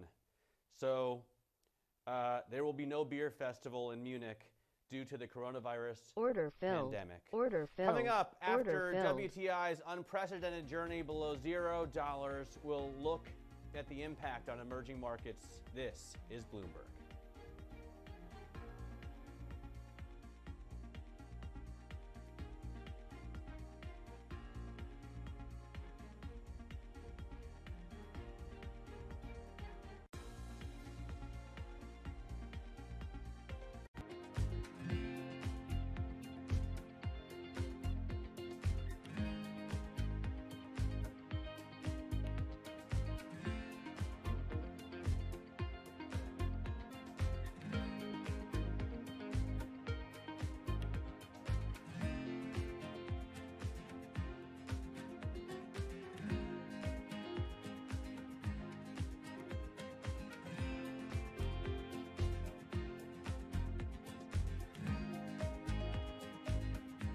Order filled.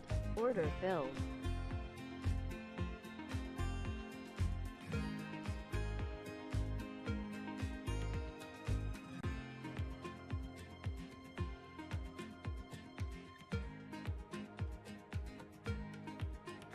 Order submitted.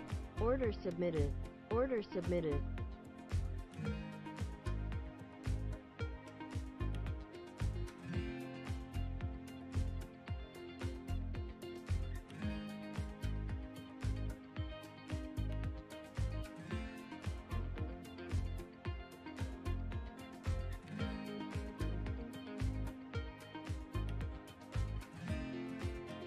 Order submitted. Order submitted.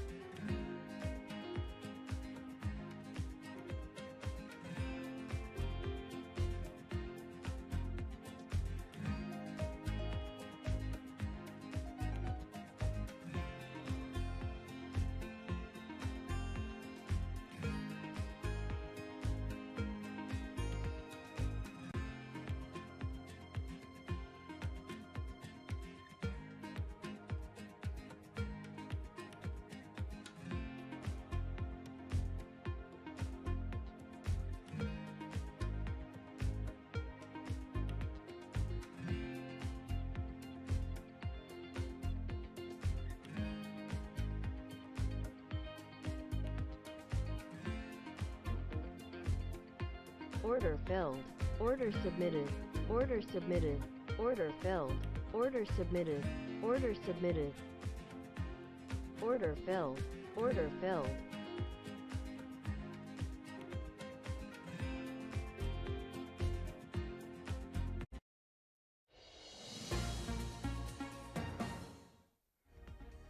Welcome back to the European Open. We are just 12 minutes into the trading day right now, and we're seeing red arrows across the board. The DAX and the CAC down more than 1.5%.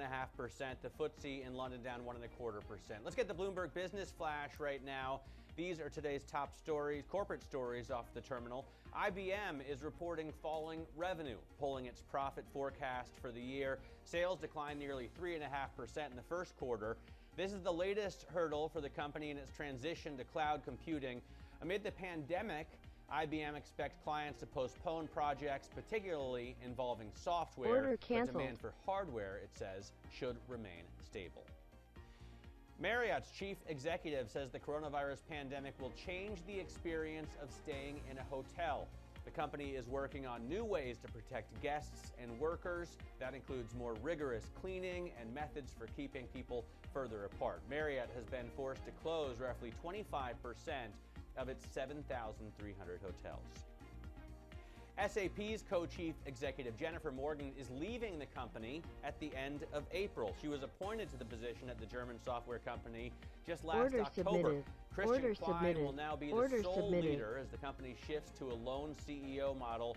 Earlier this month, SAP reduced its annual revenue forecast, saying the virus had derailed a significant amount of new business. And that's your Bloomberg Business Flash. Anna? Matt, let's talk about emerging markets now. And emerging markets, stock markets in the emerging world this morning, signaling that WTI's unprecedented journey below $0 a barrel is more than just an extreme supply and demand mismatch, perhaps. What may have been seen as good news for oil importers in India and China has not translated into positive stock market moves. Let's talk about emerging markets then with Banu Baweja, Chief Strategist for UBS Investment Bank. Banu, where are we in the coronavirus story for the emerging markets? Clearly, we focus on the health crisis, but from a financial perspective, some of them have Fed swap lines. The IMF and the G20 have signaled some forbearance. So how far through the story are we? So this is a very important point about the Fed having helped emerging markets. See, typically, if you think about the last 20 years, most of the problems that emerging markets have had since the Asian crisis have really been driven in the developed world. Global financial crisis, you think about European problems in 2011, you think about taper tantrum 2018 when U.S. rates went up. But this time, this is not a problem that's driven only in the developed world. In fact, this is a problem that's actively growing in the emerging world. There's a very strong possibility that unless drugs can turn this around anytime soon, this crisis will go, its epicenter going from China to Europe to U.S. back to many emerging markets, certainly in Latin America and EMEA and parts of Southeast Asia. Given that, I don't think it's going to be easy for policymakers in the West to loosen their central bank balance sheets or to increase their fiscal stimulus and to be able to help emerging markets this time. It's a necessary condition for the Fed to do what it's doing for emerging markets assets to stabilize, but it's not a sufficient condition. Unless this virus can burn itself out by the summer, I think a lot of emerging market healthcare systems and fiscal systems are going to be under a considerable amount of strain. So order filled, order submitted, order submitted. Order canceled. Order canceled. Order filled. Order submitted. Order submitted. Also the fiscal problems in these economies coming to the fore. Some of these currencies actually breaking down. Are there places where you see rates becoming a problem, Banu? I mean, yes, the Federal Reserve can, or the U.S. Treasury can sell trillions of dollars of bonds, maybe without moving the needle that much, but it's going to be difficult for other economies to do that, right? It's a great point. And I would say to you that we should probably think about the metric of rates, not just in isolation, but also as a spread against growth rates. This metric, R minus G, is one of the most important metrics in finance. It is the nucleus of the Gordon growth model. It is the nucleus of the debt sustainability model. And what the Federal Reserve has achieved is to bring down real interest rates relative to real growth rates in a very big way. I'm talking about trend growth rates, not just Q2 growth rates. The opposite is true for emerging markets. Order filled. Order submitted. Order submitted. Order filled. Order submitted. This is why order public submitted. debt ratios can rise extremely quickly. Their primary balances are not in a good position, but also the real interest rates at which governments can finance themselves are going up rather than down. South Africa, Mexico, Brazil, to a certain extent Russia, certainly relative to their real growth rates, those real interest rates have gone up, and that's why they have much order less fiscal filled. room. Order filled. Order that's filled. the problem for countries like Brazil and South Africa in particular, but also for Colombia, Mexico, India. These are very serious issues. And that's the extent to which governments can lever up. What about companies, Banu? Because I know you've been giving this some thought. A lot of the plans in the developed world certainly seem to rely in part on companies levering up to survive, which might not be something that comes instinctively to them. How successful are schemes like that going to be? I think it's going to be quite tough. Look, companies will have to lever up per force. The debt to equity is likely to rise, not just because mechanically I think market cap is going to be coming down, but also some of these companies are going to have to lever up to improve cash flow. But if you think about it not just from a leverage perspective, if you think about it from an ROE perspective, if you think about the DuPont decomposition of the ROE, which comprises of margins and asset turns and leverage is going to have to go up. But the other part of ROE, which is ROA, which is margins and particularly asset turns, is in a considerable pressure. So from a very poor level for many of these emerging market companies, but also in large parts of Europe, ROE from a very poor level is likely to fall despite higher leverage because ROA is going to be coming down. So the quality of ROE is going to deteriorate. The level of ROE is going to come down despite high leverage, and that is quite worrying. All right, Banu, thanks so much for joining us. You are going to stick around for a little bit longer. Banu Buweja, Chief Strategist there for UBS. Up next, we're going to bring you the stocks on the move so far this morning, including, of course, the energy sector. We won't lose sight of that. WTI in an historic move. Yesterday drops to negative $40 a barrel. Yesterday, investors would pay you $40 to take their contracts for oil delivered, I guess, tomorrow. Today is the last day of trading, or at least later tonight. You could have made a ton of money. If you had a swimming pool and emptied it out, I think you could have made a solid $20,000 or $30,000 just by filling it up with light sweet crude. It's back up to almost $0 right now. We'll keep talking about it. This is Bloomberg.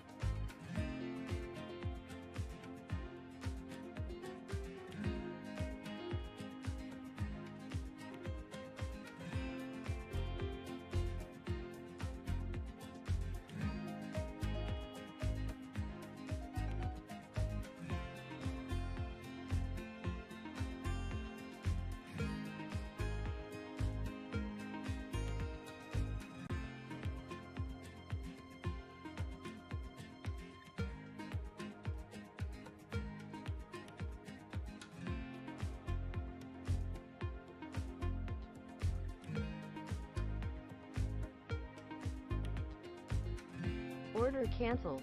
Order canceled. Order canceled.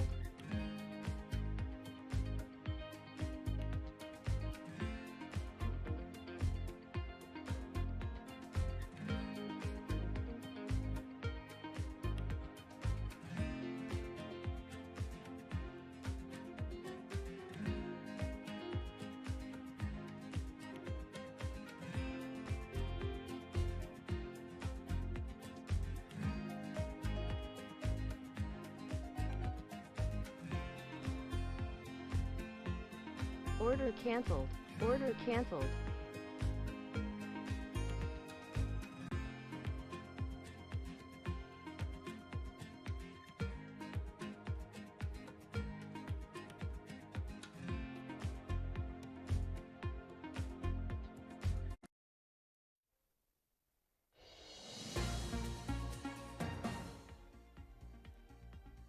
Welcome back to the European Open. Right now, we are 23 minutes into the trading day right now and looking at drops, 2% drops on the DAX and Order the CAC. submitted. The FTSE Order down submitted. 1.7% Order or submitted. 97 points to 57.16. Oil is still very much in focus this morning with implications across European equity sectors. We're also in the middle of earnings season. Companies like SAP, Danone, and Peugeot are reporting numbers. Joining us to talk more about markets is Bloomberg's Danny Berger. So, Danny, first off, yesterday, the historic move, WTI, West Texas Intermediate crude on the NYMEX dropped to negative $40 a barrel while European markets were closed. I think it's just gone negative again. Are we seeing the energy sector play a little catch-up today? Yeah, I think that's exactly what we're seeing, Matt, a game of catch-up. Oil and gas down 4%, by far the worst sector in the stock 600. It is important to keep in mind that the WTI contract that's turning negative is the front month. We're really seeing the further out contracts trade around $20 a barrel. Even so, the collapse in the front contract has really put into focus just how much the oil and gas sector has to contend with between demand slowing Order filled. Order submitted. Order submitted. The biggest Order decliners today filled. by Order far submitted. are the oil Order majors, submitted. BP down nearly 6%, Total Order filled. down 4.8%. Order submitted. Order submitted. And this also relates to storage, Danny, but of a different variety. What about the earnings story coming out of Danone? We saw the French food company withdraw guidance. What's the story there, given that you might have thought stockpiling, although I'm not sure you can stockpile everything they make, but some things that they make, stockpiling might have set them up for a positive second quarter of this year? Yeah, I think Danone is really interesting here because it's almost the coronavirus story in a microcosm. So shares have gone back and forth a lot this morning. So investors not quite having made up their mind of what to think of it. But yes, it did benefit in the first quarter from some pantry loading, yet it's having to make some really big adjustments. The company said it needs to focus on its at-home consumption rather than the goods they make for restaurants and food services. So that means changing a lot of ways that they distribute, which at the same time it has to comply with these issues facing with its supply chain. So that's a daunting task. It sees transport higher and less efficiency because its employees need to maintain a certain amount of distance. Peugeot also reported a sharp drop in earnings today. What is the car maker looking at going forward? Yeah, we knew car sales were likely to be poor, and Peugeot, for its part, is probably one of the most vulnerable to the downturn in Europe. So this is a pretty good read here on what's to come for Europe's auto market. Going forward, it sees European markets shrinking by about a quarter. It shut its European plants in mid-March. It really declined to give any sort of day or estimate for when it's going to restart. Interestingly, though, the company said it's preparing for what it calls a rebound in this chaotic environment. It secured liquidity, cut costs. So a tinge of optimism there. Still, it expects Chinese markets to drop 10%, 25% in Latin America, and 20% in Russia. So the outlook's still grim. Matt, Anna?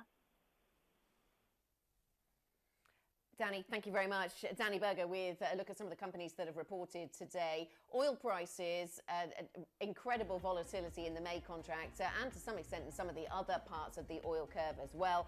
We'll talk more about this historic plunge. WTI is trading negative once again after yesterday's rout to as low as minus $40 a barrel. As we heard from Danny, that's having an impact on energy stocks here in Europe as well. We'll talk more about oil next. This is Bloomberg.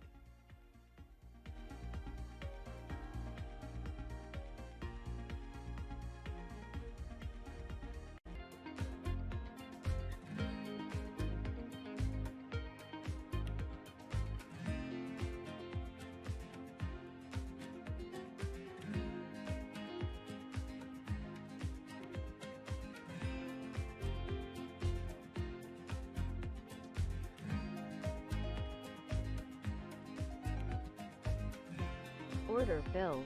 Order filled. Order submitted. Order submitted. Order submitted.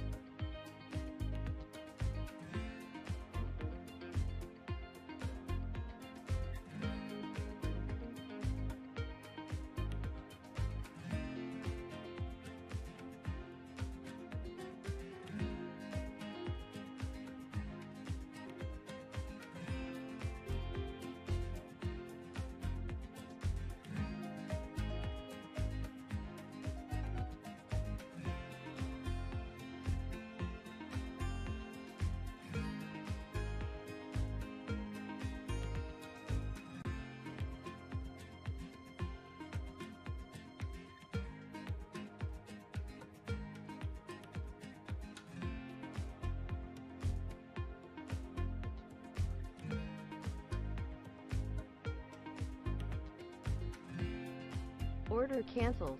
Order canceled. Order canceled.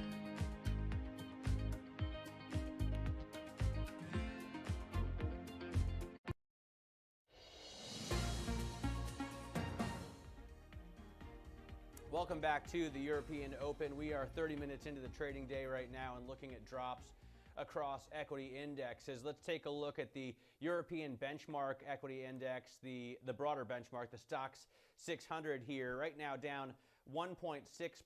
You can see it has traded lower and lower throughout the day. You'd expect really the energy sector to be a huge weight on the index. If you take a look, that's exactly what you see. Because of the historic move in NYMEX WTI and light sweet crude in the U.S. yesterday dropping to negative $40 a barrel, oil and gas producers are the biggest weight on the index. Basic resources close behind, down 3.5% to 4.5% there. Banks are also having issues today, and there may be concern that funds may have been caught wrong-footed on that trade yesterday, and it's going to be an issue with credit lines. We already know that banks are reluctant to extend new credit lines to, certainly in Asia, any energy traders there. Anna? Matt, let's get up to date with the Bloomberg First Word News, our top stories this hour. The US has information that North Korean leader Kim Jong-un was in a critical condition after surgery last week. That is according to an official. His current status is not known, and the Trump administration is seeking more clarity. The Yonhap news agency in Seoul is citing South Korean officials in saying Kim is currently conducting normal business. President Donald Trump says he'll sign an executive order temporarily suspending immigration into the United States. That's as the country tries to contain the spread of coronavirus. The president made the announcement on Twitter and didn't offer any specifics, but says the plan will also protect American jobs. In Germany, Chancellor Angela Merkel is urging caution. She doesn't want the country to move too quickly in relaxing its coronavirus restrictions. The Chancellor says the country has achieved a lot, but hasn't yet reached its targets. Governments around the world are trying to avoid a relapse in the pandemic as they work to reopen their economies. Italy expects to gradually ease its lockdown from May the 4th. That is according to Prime Minister Giuseppe Conte in a post on Facebook. The government will present its plan this week, Conte calling the May 4th date a reasonable forecast. Rome is working with experts on a plan for so-called Phase 2 as people start to get back to work. Global news 24 hours a day, on air and at Quick Take by Bloomberg, powered by more than 2,700 journalists and analysts in more than 120 countries. Matt? All right, now oil is trading back below zero again. Yesterday, of course, it plunged down to -40. So for the first time in history, traders were willing to pay as much as $40 a barrel to get someone to take the crude oil deliveries off their hands. It was either that or they would have been forced to take delivery themselves, and either they had no place to put them or they never planned on storing any oil. American companies are quickly running out of storage space. If there's any left, you have to wonder why the owner didn't accept $40 a barrel to hold someone's WTI. The jaw-dropping collapse came right before the negative $40 price turned back into $1.50, so going all the way positive, but now it's just hovering around negative $4.50. Here's what U.S. President Donald Trump had to say, and some of our other guests, on the historic plunge and recovery. Take a listen. Nobody's ever heard of negative oil before, but it's for a short term. We probably will not see this again in my lifetime. But it is a reflection of how oversupplied the market is, how weak demand is, and how tight the term structure has gotten. I think you could start to see it next year at some point, starting to come into balance. But the fact of the matter is, going forward, North American production is going to be structurally impaired. Really, it's a perfect storm for the oil producers out there, and you're seeing that reflect in the prices today. An oil patch that is in this much trouble is not good for the U.S. economy. Everyone's going to be looking at June and taking signals from what's happening to demand and whether that demand is recovering. If it isn't, then June could very well end up following May. Joining us now is Neil Beveridge, Sanford C. Bernstein Senior Research Analyst. Neil, what do you make of the drop? I mean, it's beyond me why, for example, the U.S. government didn't jump in last night and get paid $40 to fill up the SPR. Nonetheless, it was maybe a move that took everybody by surprise. How do you think this plays out? Yeah, no, it was a remarkable session in the U.S. And clearly unprecedented within the industry. I think the problem is in the short term, there's just very little that can be done. Globally, we think the market is oversupplied by about 13 million barrels a day.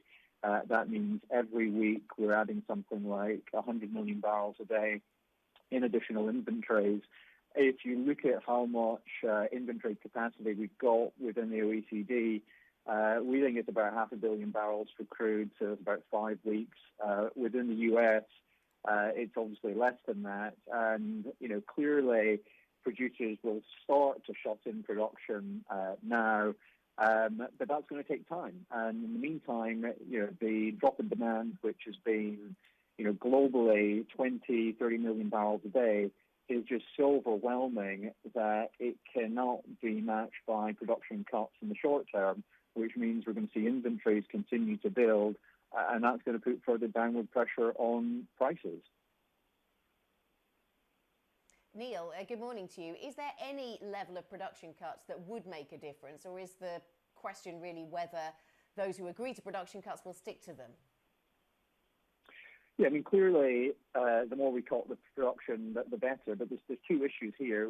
One is that it takes time for the production cuts to have an effect. So it takes you 4 to 8 weeks to sail a supertanker from the Gulf region, from Ras Laffan into Galveston, the U.S., or into China or Japan. So any production cuts that you make today, will only be felt in 4 to 8 weeks. The second thing is that the cuts that we've seen in the market just simply weren't enough. The 9.7 million barrels a day cut that we saw from OPEC, if you adjust for baseline effects, that's closer to 7.5 million barrels a day off the market. When you adjust for compliance, which is unlikely to be good, if you're looking at countries cutting production and then seeing lower oil prices, that's going to put downward pressure on compliance levels, then the volumes that we're seeing taken off the market from OPEC Plus are just simply not enough. So we're going to be relying, I think, on other non-OPEC producers to reduce production, and that's going to clearly happen through price, and that will take time. And what that means in the short term, so, is that the markets will remain oversupplied, and that pressure on inventories will continue. What does this mean for oil traders, Neil? I mean, have you seen any businesses that got caught on the wrong side of this trade yesterday? Are we going to see bankruptcies? Are we going to see disasters here that extend into the financial area? Yeah, I mean, I think the ripple effects of this are going to go far and wide. I mean, I think you're looking at a significant number of bankruptcies in the U.S., maybe a quarter to a third of companies potentially going bankrupt. We've obviously seen a major oil trader in Singapore file for bankruptcy. But I think there's others. I mean, the scale of the moves that we're seeing are just simply unprecedented. And I think there'll be a lot of companies that will get caught out by this, which will only just exacerbate the problem, particularly when these companies are important in, oil trading and oil storage. What would you expect the U.S. to do in response, Neil, either in terms of the strategic oil reserves, which was a story of a few weeks ago that didn't seem to develop, or the Texas Railroad Commission, which is talking about whether there's a need to organize curbs, organize Texan production cuts? What do you expect from the U.S.? Yeah, look, I mean, I think that it's logical for, governments to use the Strategic Petroleum Reserve to try and, take some of the surplus production. The problem is it's just simply not big enough. If you look at the SPR in the U.S., it's about 90% full. There's maybe about 60, 70 million barrels that can be accommodated. But when we're looking at, 20 million barrel builds per week, there's just simply not enough capacity in the SPR to deal with it. Now, some of that could go into private players, and it's possible that the U.S. can, expand beyond just government-owned sites. But again, just given the size of the oversupply, I don't think that will solve the problem. In China, of course, China's been adding something like 2.5 million barrels a day to its strategic reserves, or over 200 million barrels in the first quarter alone. But anecdotally, we're hearing from some of the Chinese refineries that storage levels are, reaching peak levels, and, it's going to be difficult to continue at these kind of run rates.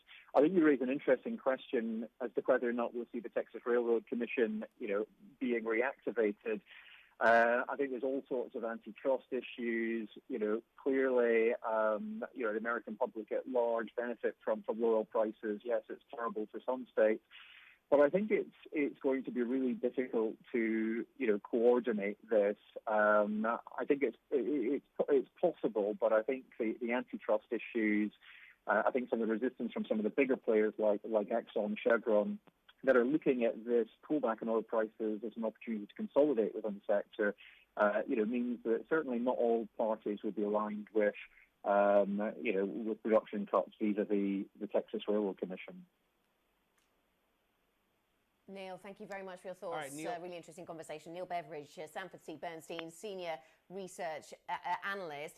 Sticking with the oil theme, stay with Bloomberg throughout today, because we're going to be speaking to the former BP CEO, that is John Brown. He's going to be joining Bloomberg a little bit later on in programming, so don't miss that conversation.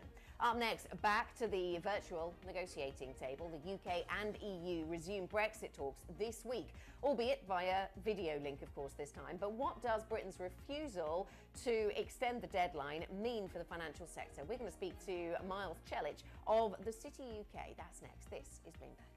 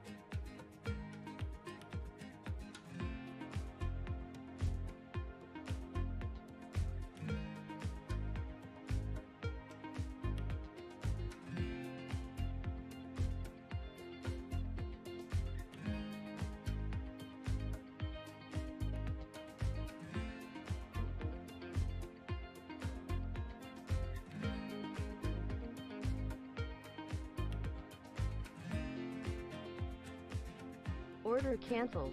Order canceled.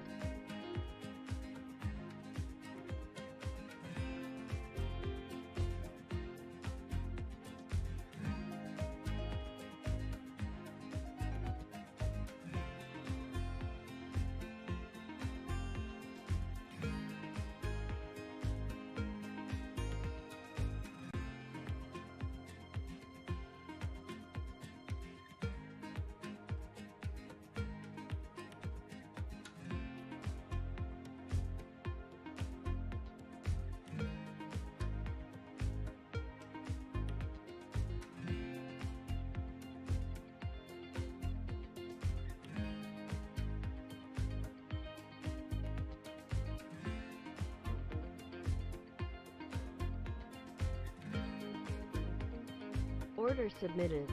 Order submitted. Order submitted.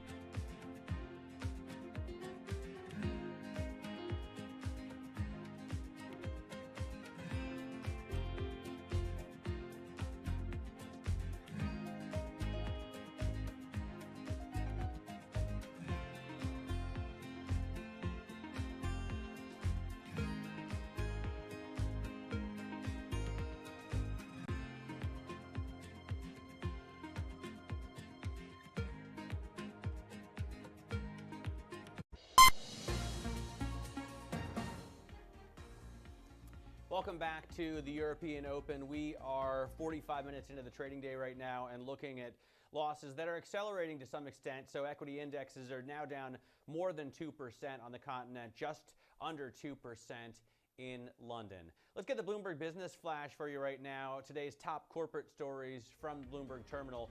Adyen is trading higher.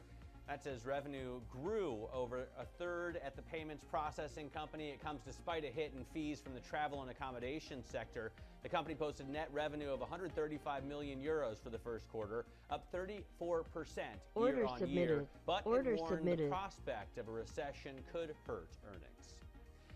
SAP co-chief executive Jennifer Morgan is leaving the company at the end of April after less than a year on the job. She was appointed to the position at the German software maker in October. Christian Klein will now be the sole leader as the company shifts to a lone CEO model. Earlier this month, SAP reduced its annual revenue forecast, saying the virus had derailed a significant amount of new business. And that's your Bloomberg Business Flash. Anna? Matt, Brexit, remember that. Let's talk a little bit more about that, shall we? A second round of negotiations between the EU and the UK are underway this week after a lengthy interruption caused by, of course, the coronavirus.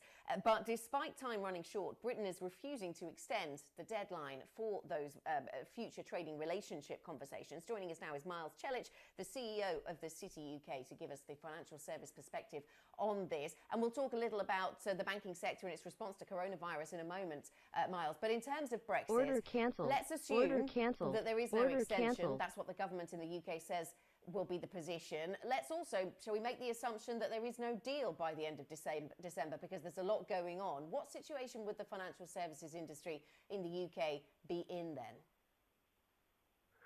So, hi, Anna. So what we've done, as I think we've talked about before, is that the industry has done everything that it can do. It's worked with regulators, it's worked with governments and authorities to make sure that it is as best prepared as it can be to make sure that it continues to serve customers and clients, whatever the outcome. Obviously, if there is an arrangement between the UK and the EU, if we do end up in a situation that was set out in the political declaration, then clearly that is a better outcome from everybody's perspective. But, pretty much from, the 23rd of June 2016, the industry's been working back from what was originally the date that we were going to leave the EU and then the date that was set for the end of the transition period, to make sure that as much as possible, irrespective of the outcome of those talks and negotiations, it is able to continue to play its role in the broader economy. So, I mean, you're dealing now with the coronavirus. Don't you push the government to let you have some kind of extension on Brexit? I mean, order submitted. Isn't it difficult for businesses to think about dealing with both of those things at once? Order submitted. Order filled. Well, I Order think it's not submitted. just Order business submitted. that's having to deal Order with filled. Brexit and Order the submitted. coronavirus and Order all the other submitted. economic factors that we're going through at the moment. Clearly, there is a bandwidth issue on both the European side and the UK side when it comes to these negotiations and the broader context that they're taking place in. However, as I said, ultimately we've had to make sure we can't, find ourselves dependent on the political situation or the negotiating situation. We've never taken it as an absolute certainty, nor have assumed that there will be a deal at the end of this. We never assumed that there would be a deal when we left the European Union. Any well-run company will make sure that it has all its contingency plans in place, that it hopes for the best but prepares for the worst. And that's very much what our industry has sought to do throughout this process. As I say, it would be far better, far simpler, far easier from everybody's perspective if we do get to a place that looks like the political declaration that was originally negotiated. Order I think they're in good faith submitted. on both sides in terms of wanting to have a deal at the end of this. But we can't assume that, and that's never been the basis that we've operated on, nor would I expect any business to do so. So as Matt was referencing there, of course, coronavirus is something that the city is also having to deal with right now. Big change to working conditions for many, and many with health concerns, no doubt, around this. What about the role that the banking sector can play here, Miles? Because in the last crisis, the banking sector was seen kind of as the bad guy, and now the banking sector is trying to cast itself as part of the solution and not the problem. Is too much being expected of the banks, though, here? So I think, as you say, Anna, I think there's a significant difference here between where we were in the last crisis 12 years ago and where we are now. So that crisis was, to a large degree, came out of the sector and the way that the sector had been regulated. This is an external shock. This is a largely unpredicted external shock that has hit the wider economy and through which the financial services sector is doing its bit. So you could characterise it as saying that in the last crisis, it was the rest of the economy that came to the rescue of the financial services sector. And on this occasion, not just in the UK, but if you look at the role that the industry has played in the EU, in the US, in other parts of developed and developing economies, we are a mechanism to support the rest of the economy. But I think there's an important point here that we need to look ahead to what happens beyond the crisis. I mean, we are in phase one and arguably not even halfway through phase one of this crisis. This could go on for some time. The big question is going to be, and the big challenge is going to be, how do we put the economy back on its feet afterwards? The economy is effectively in a form of suspended animation now, and what the financial services sector is providing is the life support system for that. But it's also got to be part of the rehabilitation effort when we come out of the crisis to make sure that we can continue to grow companies, to provide finance, and to be part of the effort to get growth back into the forefront. Miles, thank you very much for joining us. Miles Jellich, the CEO of the City UK. Up next, what do negative oil prices mean for other markets? We'll put that question to Christina Aquino. She joins us from our Markets Live team. That's next. This is Bloomberg.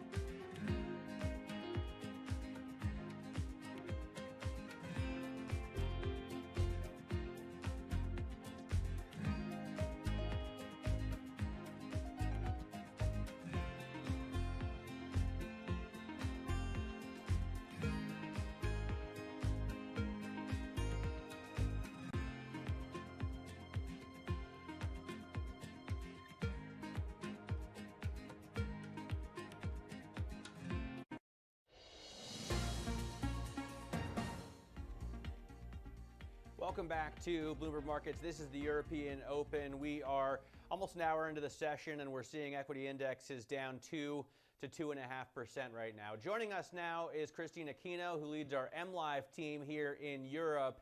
And Christine, the historic drop yesterday, really in U.S. Oil and NYMEX WTI, but it was still amazing to watch, and it's got to have reverberations through other asset classes. What does negative oil mean to MLive readers? Well, Matt, that question has just spawned a bunch of other questions in the market today. I think some of the things that we're going to be looking at would be asking the question of who had the biggest exposures, because we're talking not just about commodity-focused hedge funds and asset managers here, but potentially also bigger macro funds as well. And then, of course, there's a question of, in the financial sector, who had biggest exposures here. I mean, we're talking a number of potential banks across the world who probably had positions or were exposed to positions on this that will be feeling the pain.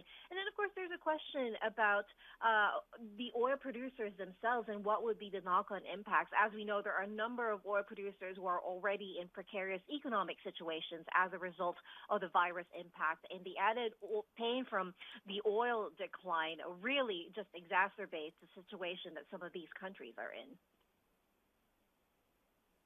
Yeah, for whom does this become a systemic issue then, Christine? Thank you very much. Joining us there from our Markets Live team, Christine Aquino, addressing our question of the day. IB plus TV Go is the function to use on your Bloomberg if you want to get in touch with the MLive team or with the TV team to tell us what you think about oil prices and its knock-on impact on other assets. And speaking of oil, stay with Bloomberg TV. We have an all-star lineup of voices to talk about oil's historic wipeout. Paolo Scaroni, the former CEO of Eni, at 9:30 a.m. London time. Also, John Brown, the former CEO of BP.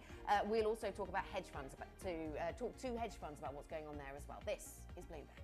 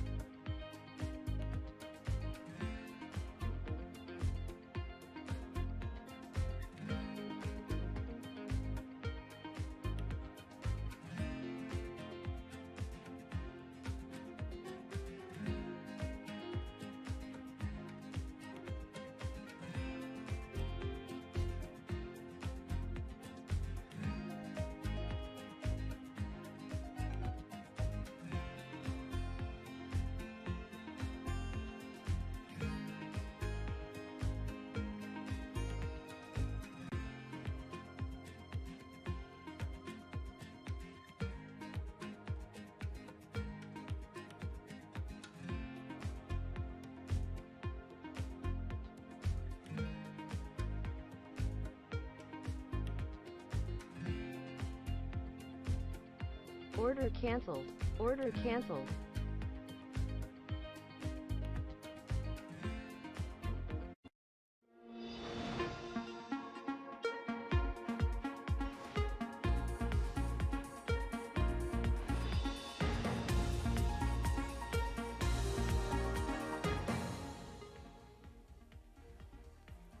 A record wipeout in oil. Crude plunges below zero for the first time. June delivery contracts sits below $21. U.S. officials learned that Kim Jong-un was in a critical condition following cardiovascular surgery last week. Washington is seeking clarity on the North Korean leader's health. And President Trump says he will suspend immigration to the U.S. over virus concerns. This as some states look to end the lockdown.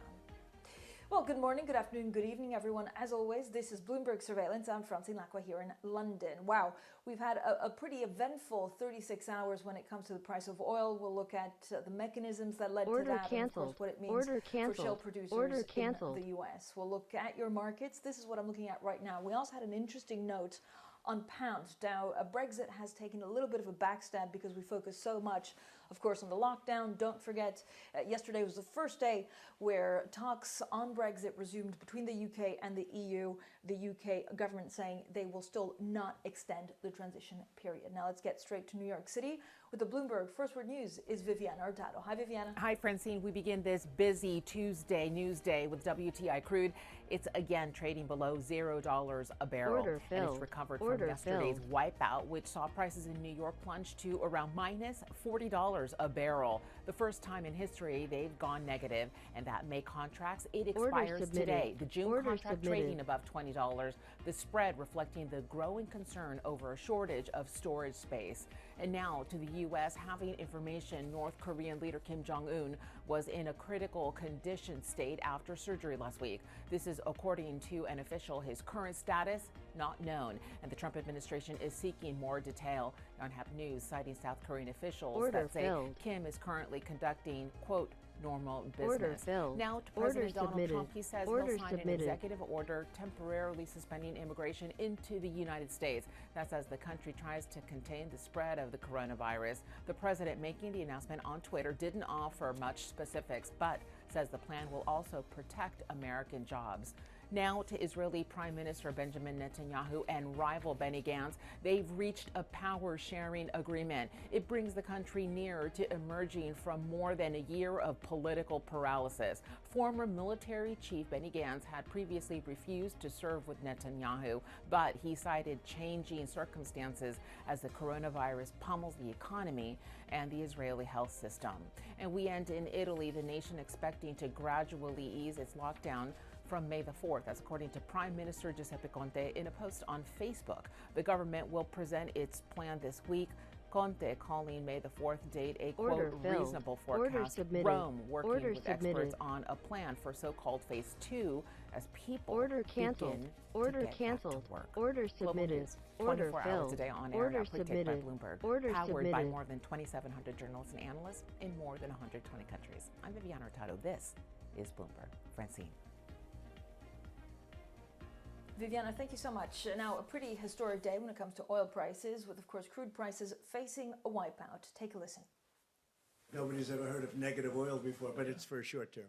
We probably will not see this again in my lifetime, but it is a reflection of how oversupplied the market is, how weak demand is, and how tight the term structure has gotten. I think you could start to see this next year at some point, starting to come into balance. But the fact of the matter is, going forward, North American production is going to be structurally impaired. Really, it's a perfect storm for the oil producers out there, and you're seeing that reflect in the prices today. An oil patch that is in this much trouble is not good for the U.S. economy. Everyone's going to be looking at June and taking signals from what's happening to demand and whether that demand is recovering. If it isn't, then June could very well end up following May.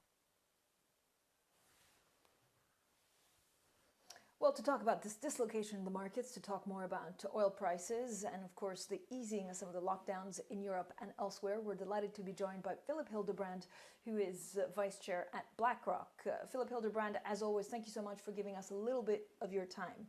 Would it be wrong to just put this huge dislocation in the price of oil? I mean, we've never really seen anything like it, down to technical phenomena. I think that would be a little too simple in a sense. Francine, we've never seen anything like it, period, in terms of the contraction of the global economy. Jet fuel demand is down 73%.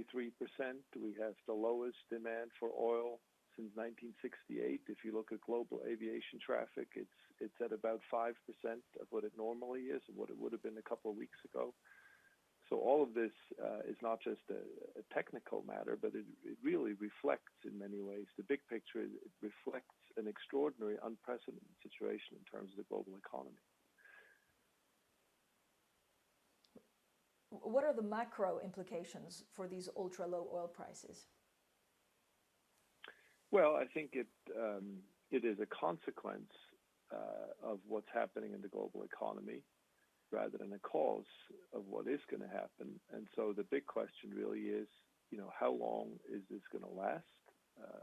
To what extent can we really be hopeful that some restarting of the economy? You mentioned one of the European countries, and many of them are now in this process of restarting. Order submitted. And to what extent will the bridging policies that have been implemented throughout the world work in safeguarding some of the underlying production capacity so that when things begin to reopen carefully and cautiously, we can go back to higher demand for oil? I think that's the real question here. So what I see in oil markets today is a consequence of what's going on in the global economy, as opposed to a cause of things that will happen. So I think we have to kind of reverse the logic here and begin with the global economy. So, but are you saying that actually the oil market could be telling us something about the state of the economy that the rest isn't? How, does it give us a glimpse of how bad this could be? I think if you look at some of these numbers that I quoted, then you can sort of see how oil prices reflect this unprecedented contraction short term that we're seeing in the global economy. There are some technical dimensions that have led to this, very extreme price movement in 1 month of the contracts. But I think overall, again, what we see in oil prices is a reflection of what's going on underneath it more broadly in the global economy. This is a unprecedented contraction of activity, and it's not the normal business cycle logic doesn't apply here. This is not something that's just happening. It is of course instigated by governments. It is a deliberate policy to halt a significant part of the global economy in order to slow down the spread of the disease. I think that's what we're seeing, and we're going to start to see more and more of these consequences in data points, in contraction of activity, and in this case, in the oil price. Are you actually worried about financial stability in the U.S. if the shale industry really gets into trouble? Look, I think the number one concern I have, and I think the number one priority that certainly all policymakers should have, probably order all canceled, financial market order canceled, order canceled. is that we have to prevent this extraordinary contraction that again was done by design to spill over into a financial crisis, into a credit crunch. So the key priority here going forward is going to be prevent this from spilling over and mutating into a financial crisis. So far, this is very different than 2008. So far, this is not yet a financial crisis. It is a health crisis that has caused an economic crisis. And the key now is really to prevent it from becoming a financial crisis. Because in the end, what's going to determine longer term, what's going to determine asset prices, what's going to determine the long-term damage is not really how deep this contraction is going to be in the short term. We know it's unprecedented. We know that it's deeper than anything we've seen before. Order submitted. These are Order knowns. submitted. The key question will be, can we prevent it from causing huge damage over the long term? So that the big question is going to be, what's going to be the cumulative loss of output over the next couple of years? And in order to prevent that, from being huge, we have to prevent it from becoming a financial crisis. Oil itself, I don't think will lead to a financial crisis here. But of course, you could see a wave of bankruptcies throughout the economy, and that could lead to significant pressure on bank balance sheets, could lead to a credit crunch, and that's the thing to avoid going forward, so that we have a different outcome than what we had in 2008. But so what more do you think can be done? And is it, policymakers, is it governments, is it everyone together to make sure that we 100% avoid a financial crisis? Yes, I think that's absolutely has to be the most important policy objective right now, is to, as you know, throughout the globe, we've seen extraordinary developments on the policy front. They now have to be executed effectively. And the overarching priority is to prevent this from spilling over into the banking sector and mutating into financial crisis. Because, if we get that, then we're going to have a very long-term effect. We're going to have propagation of this short-term contraction for the longer term, and that will be extremely damaging. And so I think that is the number one priority. That now the good news is, and I think we should not lose sight of that the public sector has reacted in a way that is absolutely extraordinary. Order canceled. Order canceled. Just one number: the expansion of the balance sheet of the Federal Reserve in the few weeks, in the last couple of weeks, has been far greater. In fact, has been a multiple of the entire expansion of the balance sheet in the years after the financial crisis. So this gives you a sort of symbolic figure of just how extreme the policy response has been. We've gone from working through financial markets to distributing money directly to corporates. Order canceled. And households. Order canceled. Order so we just canceled. now have to make sure that the execution of these policies is effective, so that we can prevent this spilling over into a financial crisis. Thank you so much, Philip Hildebrand, and we'll continue this conversation in a couple of minutes. He is Philip Hildebrand, Vice Chair of BlackRock. Now, coming up, we'll have plenty more on oil. We have a stellar lineup for you to try and figure out exactly the consequences of the wipeout in oil. Coming up at 9:30 London time, we'll be speaking to Paolo Scaroni, the former Chief Executive of Eni. A little later, we'll also be in conversation with John Brown, the former Chief Executive of BP+. An exclusive interview with Pierre Endurant, whose hedge fund posted its best month on record in March by betting against oil. All of that is coming up on Bloomberg.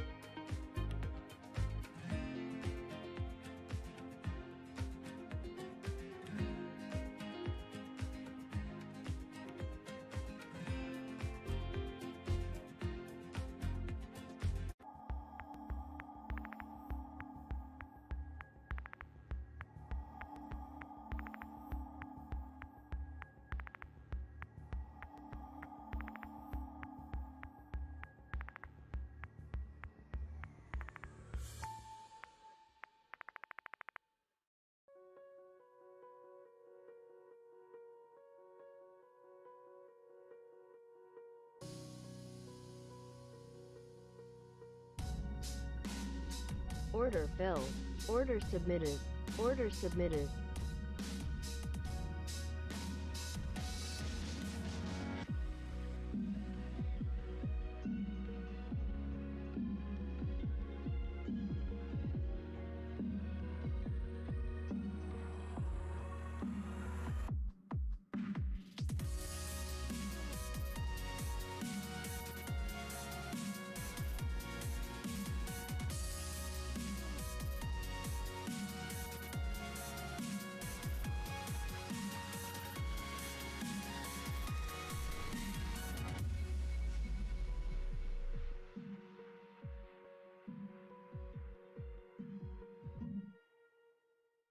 It is critically important that the markets stay open in this time, as opposed to trying to take breaks in the middle. I think that that'll just push off the situation a little bit, but actually could create other pent-up issues if you do close the markets. We need to go to a break. Welcome back, everyone. This is Bloomberg Surveillance. I'm Francine Lacqua here in London. Now let's get straight back to Philip Hildebrand of BlackRock. Philip, we were having a good conversation on oil, on your worries, of course, that all the measures need to be taken to make sure that this doesn't evolve into a financial crisis. When you look at the loans out there, the guarantees, the programs put in place by governments, what do you worry about? That they're not big enough, or do you worry about the execution? I worry about the execution. I think the size, first of all, the size is huge. So, there's no better word to use here. Bigger than anything we've seen before. You'd have to go back to World War II to see any kind of similar fiscal expansion numbers. And frankly, the numbers will get bigger if they need to get bigger. It's pretty clear that governments are committed to doing whatever it takes here. So the real question is, can they be designed in a way that they work? And work both in the short term in getting money to where it needs to get to, and two, also longer term to avoid societal problems around, fraud, ending up in the wrong places. That's then going to cause major societal pushback down the road. So these are the things I worry about mostly, I would say. Not so much size now, it is really the design and the effectiveness of these programs, particularly the money that goes to corporates in order to avoid bankruptcy. But is there a danger, Philip, that we're also propping up, companies or sectors that just need a lot more transformation? So is there worry that this money is not reaching critical companies that really need it, but that it is reaching companies that actually probably shouldn't survive? I don't know whether it's zombie companies or just companies that are just not viable. Yes, there's going to be some of that. I think that's unavoidable. The better designed programs will alleviate some of these concerns. Order filled. Order submitted. Order submitted. We'll see more of this.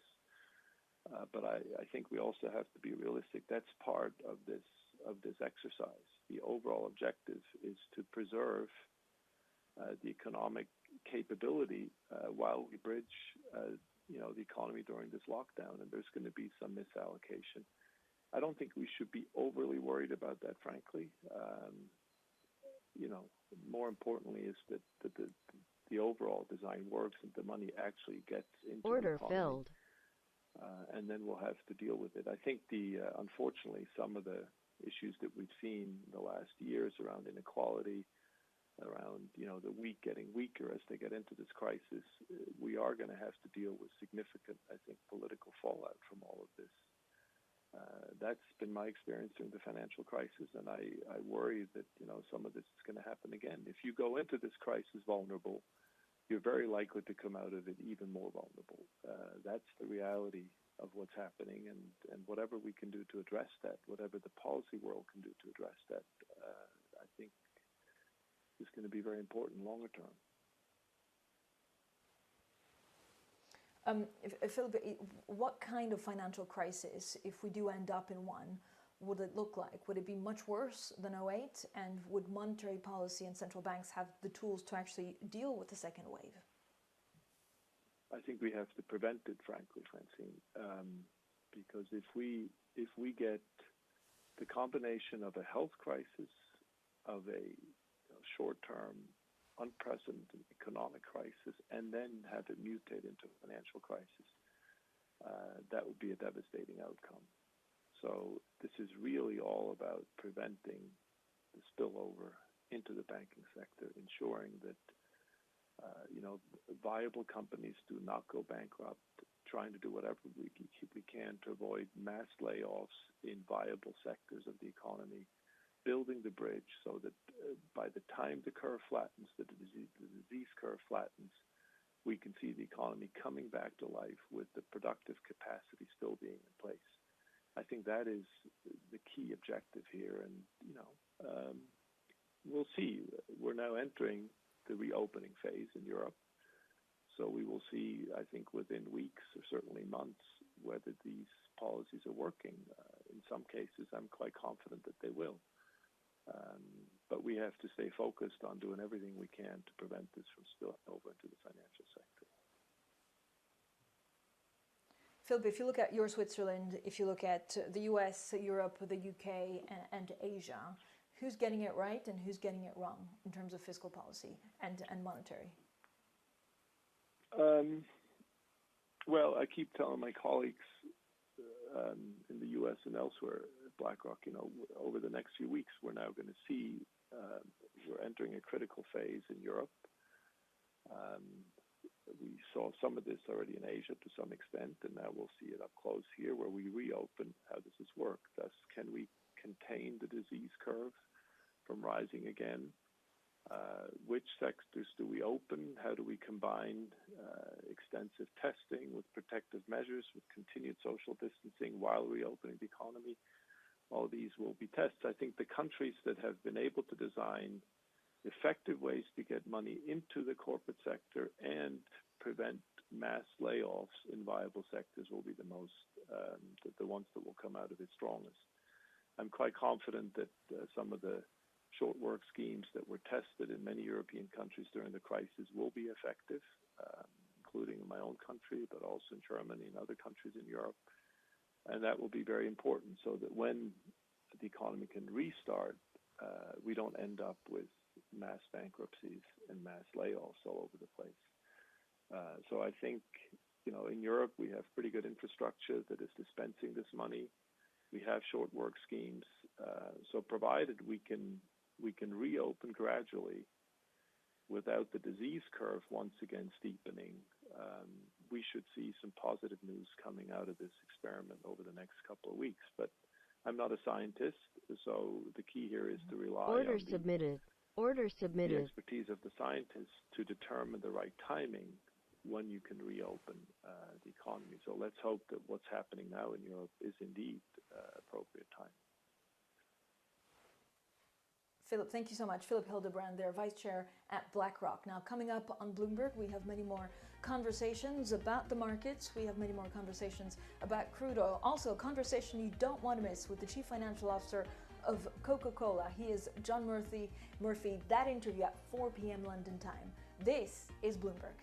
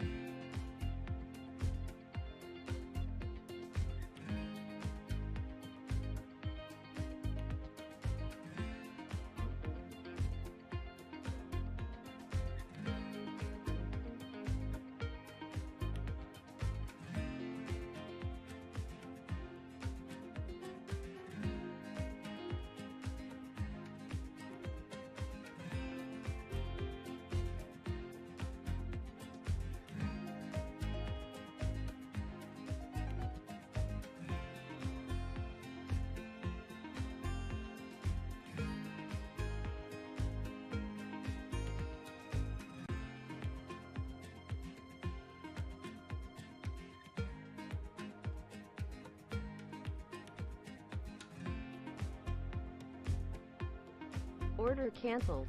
Order canceled. Order submitted. Order submitted.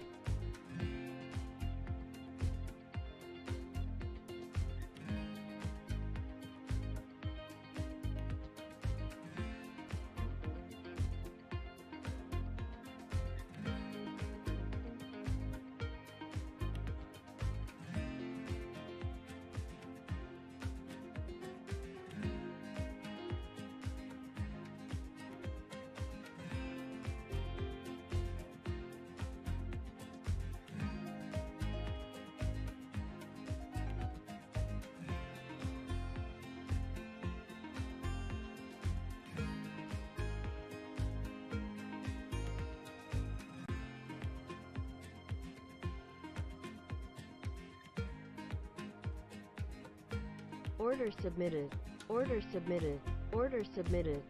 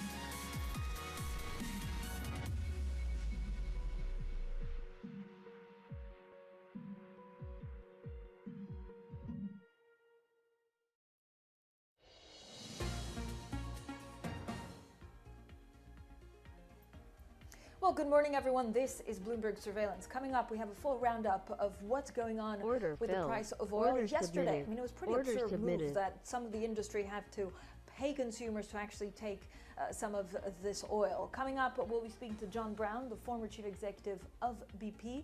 That conversation at 12:30 p.m. London time. And shortly, right after this, Paolo Scaroni, former Eni chief executive. This is Bloomberg.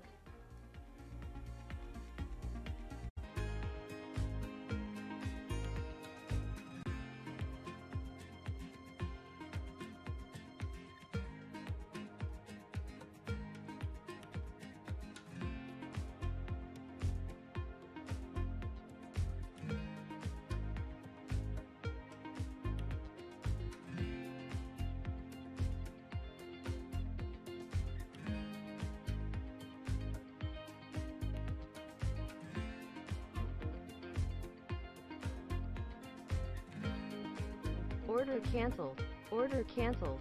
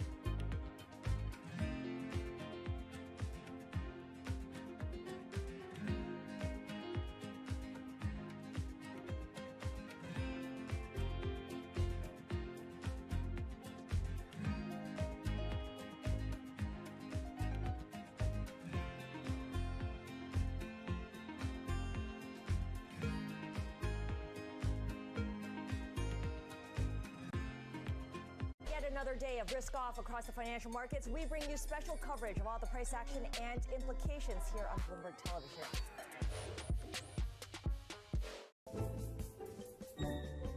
Order filled.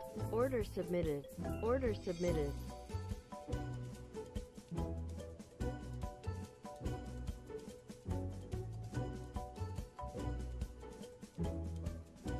I was actually poor. No foreplay? Eat your bag of Lay's with a smile on your face. If all the diseases have been taken, I'll take a tax. Order filled.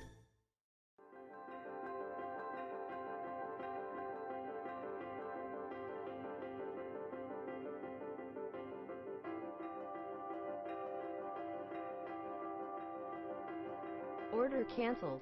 Order submitted. Order submitted.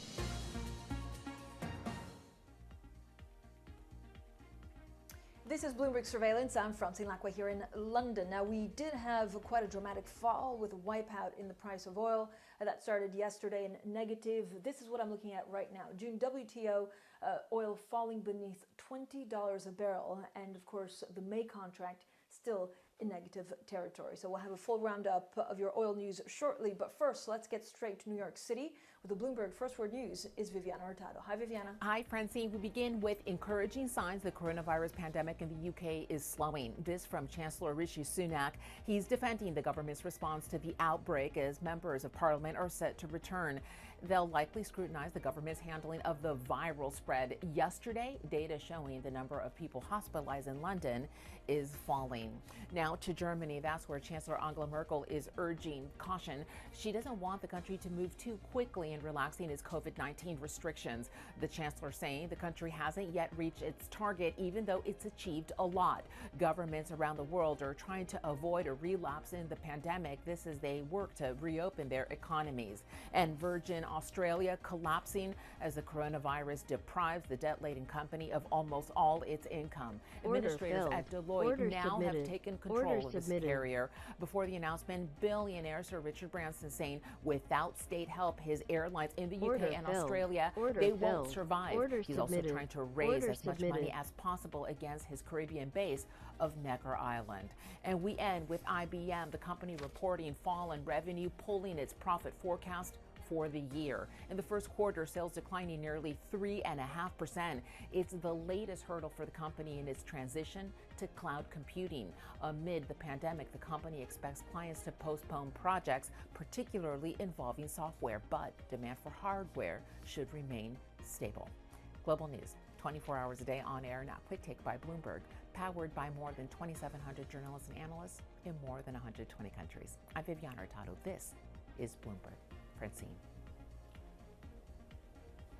Viviana, thanks so much. Let's go back to the price of oil. Moments ago, that WTI for June falling below $20 a barrel, and the May contract, which really sent shivers across the spines of everyone in the markets yesterday when it went negative, is staying in negative territory. I have to say, a lot of people made sense or didn't make sense of the absurdity of some of these, industry needing to pay others to take their non-existent storage. What that means for the industry at large. Well, we're delighted now to be joined by Paolo Scaroni. He is former chief executive of Eni, where he led the company until 2014. Paolo Scaroni, thank you so much for joining us. First of all, why did OPEC Plus, that agreement that happened just 10 days ago, not prevent the price of oil from falling so catastrophically? Well, because this agreement was around cutting down 10 million barrels a day, while demand has collapsed by 30 million barrels a day. So it was too late and too little, very much too little. The consumption of oil in the world is now 70 million barrels a day against a normal consumption of 100 million barrels a day. So the cut has to be around 30 million if you want to meet demand. Is there anything that OPEC Plus can do? Would they be able to cut 30 million, or would that be something that is deemed unpalatable, given it was so difficult to even reach the last agreement 10 days ago? Well, in my view, most of the issue is around the United States. The United States have been increasing the last 5 years its oil production by 6-7 million barrels a day. Now, you cannot have the U.S. continuing to grow production and demand to Russia and OPEC to cut down production. This is something totally unacceptable, in particular for Russia. So we need to see the U.S. driving down their production, and of course we need also to drive again cars to start the driving season in the U.S. So to have consumption of oil to go up. Otherwise, prices are going to be depressed in the area of $20 a barrel. I'm talking about the Brent for the near future. Order submitted. Order submitted. I just find it so crazy, like many people in the markets do, Paolo Scaroni, that we saw a negative price of WTI. Now, this is explained because there's not enough storage, but was there a storage problem? I mean, who created this concern? I know it's because we're suspending the economy, but do we have the right infrastructure going forward to deal with these type of dislocations? Well, the infrastructure to stock WTI is quite important in the U.S. In Cushing, Oklahoma, the storage capacity is very high. But of course, if consumption collapses completely, storage capacity becomes filled quite quickly. So already the U.S. have been growing their strategic reserves of oil, and they are at the top. Commercial storage is almost full. So this explains why prices have been negative yesterday. I don't think this will last for very long, but of course much of this is linked to the limitation in driving and in flying, which are still existing in the U.S. How do you see this playing out? Do you worry about the high yield market? Do you worry about many companies having to go bust because of this? Well, certainly all the companies involved around shale oil and also shale gas are in deep trouble. I think I've read somewhere that they have a level of debt of roughly $120 billion, which are probably at risk. And $120 billion of loans which will not be repaid are a big problem for the U.S. as well. Paolo Scaroni, before we go, I also wanted to get a sense of how much you worry about Italy's economy. Is the government putting the right measures in place? Was there enough solidarity for Europe, or is there a risk that Italy will need a bailout come the end of this? Well, I have to tell you that, in my view, probably the measures that the Italian government have been taking are probably in the right direction. The point is that from a bureaucratic point of view, it's quite difficult to have these measures really put in practice. So the amount of money which should reach the consumers or the industrial sector or the commercial sector are so difficult to be put in place that for the time being, nobody has seen a penny, which is the real problem we are facing in Italy. Thank you so much for joining us. He is Paolo Scaroni. He is, of course, the former chief executive of Eni, now with Rothschild. And now coming up, we'll have plenty more on the price of oil. We speak to the former BP chief executive as well. He's Lord John Brown. Coming up shortly, though, we talk about equities, and then we talk about North Korea. This is Bloomberg.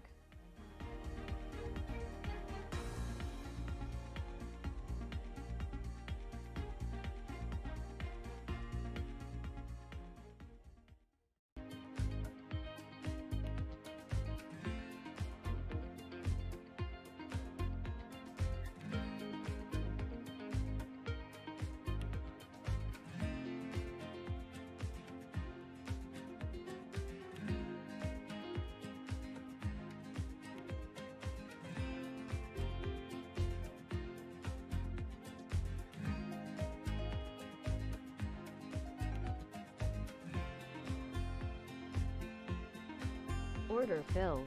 Order submitted. Order submitted.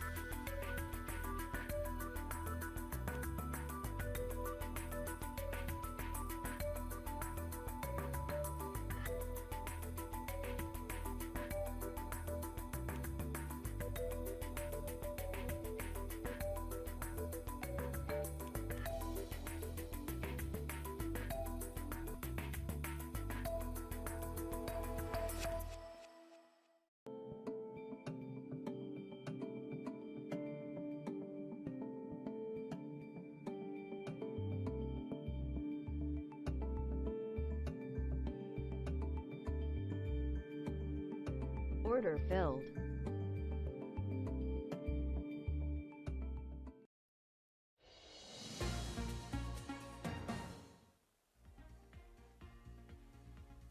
Well, good morning, good afternoon, good evening, everyone. This is Bloomberg Surveillance. I'm Francine Lacqua, working from home. I think we're at week 4 or 5 or maybe 3. Who's counting? Now let's have a look at the markets. Let's also have a look at exactly what we saw in tourism and the hotel industry being hit quite brutally by coronavirus and the fact that no one wants to travel. Now, European hotel operators, including Accor, but also Intercontinental, Premier Inn, owner Whitbread, have seen their shares tank. Well, here's the chief executive of Intercontinental Group speaking to Bloomberg. We have a model where we are basically a franchisor for most of our business. Right. So most of the hotels that we have around the world, nearly 6,000, are really small businesses, or an individually owned hotel who may employ 15, 20, 50 people. But we have about 400,000 people who work in our hotels around the world, and many of those people today have been furloughed or been made unemployed. And so, thankfully, the U.S. did pass the CARES Act and had the Paycheck Protection Program, which enabled these small businesses to hopefully retain a lot of their staff. And at the corporate level, we've been cutting people's salaries, we've been cutting capital expenditures, really focusing on liquidity to make sure that we can get through this very, very challenging time in the industry. Well, having said that, Keith, and having kind of an asset-light, business, how has that protected you as a company overall from falling into a deeper crisis? Yeah, really. I mean, we were some of the less leveraged companies out there in this industry, and since we don't own a lot of assets, we have less exposure. So our focus really has been on customers and on colleagues and on our owners, and how do we help all those different individuals and stakeholders get through this. So customers, it's been about giving them flexibility on bookings and so forth. With our colleagues, it's been helping them access the programs that are around the world, whether it's there's a program here in the UK where the government is basically funding up to 80% of someone's pay up to £2,500, or accessing the federal unemployment and local unemployment in the US, with our owners accessing small business loans that turn to grants. So we've been very, very focused on that, because those are the people that are being the hardest impacted. And we know by looking after all those stakeholders and helping them get through this, we can come out of this a stronger business and a healthier business. But it is, again, people talk about challenging. I mean, I've been through the financial crisis, I've been through, 9/11, and we've never seen demand drop like this. And I think an industry is going to have to think about how does it come out of this, and how do we work with government, and how do we work as an industry to help businesses stay vibrant during this time frame, reopen, and then see what the new norm looks like going forward. We've been wondering, too, what will be the long-term impacts on the travel industry. We've had a lot of conversations, before 9/11, we kind of easily went through to our gates. Yeah. That changed dramatically. What changes do you see? Will there be temperature checks? Will there need to be some kind of tracing and tracking in order for the world to kind of go back to how we knew it before the virus? It's an excellent question.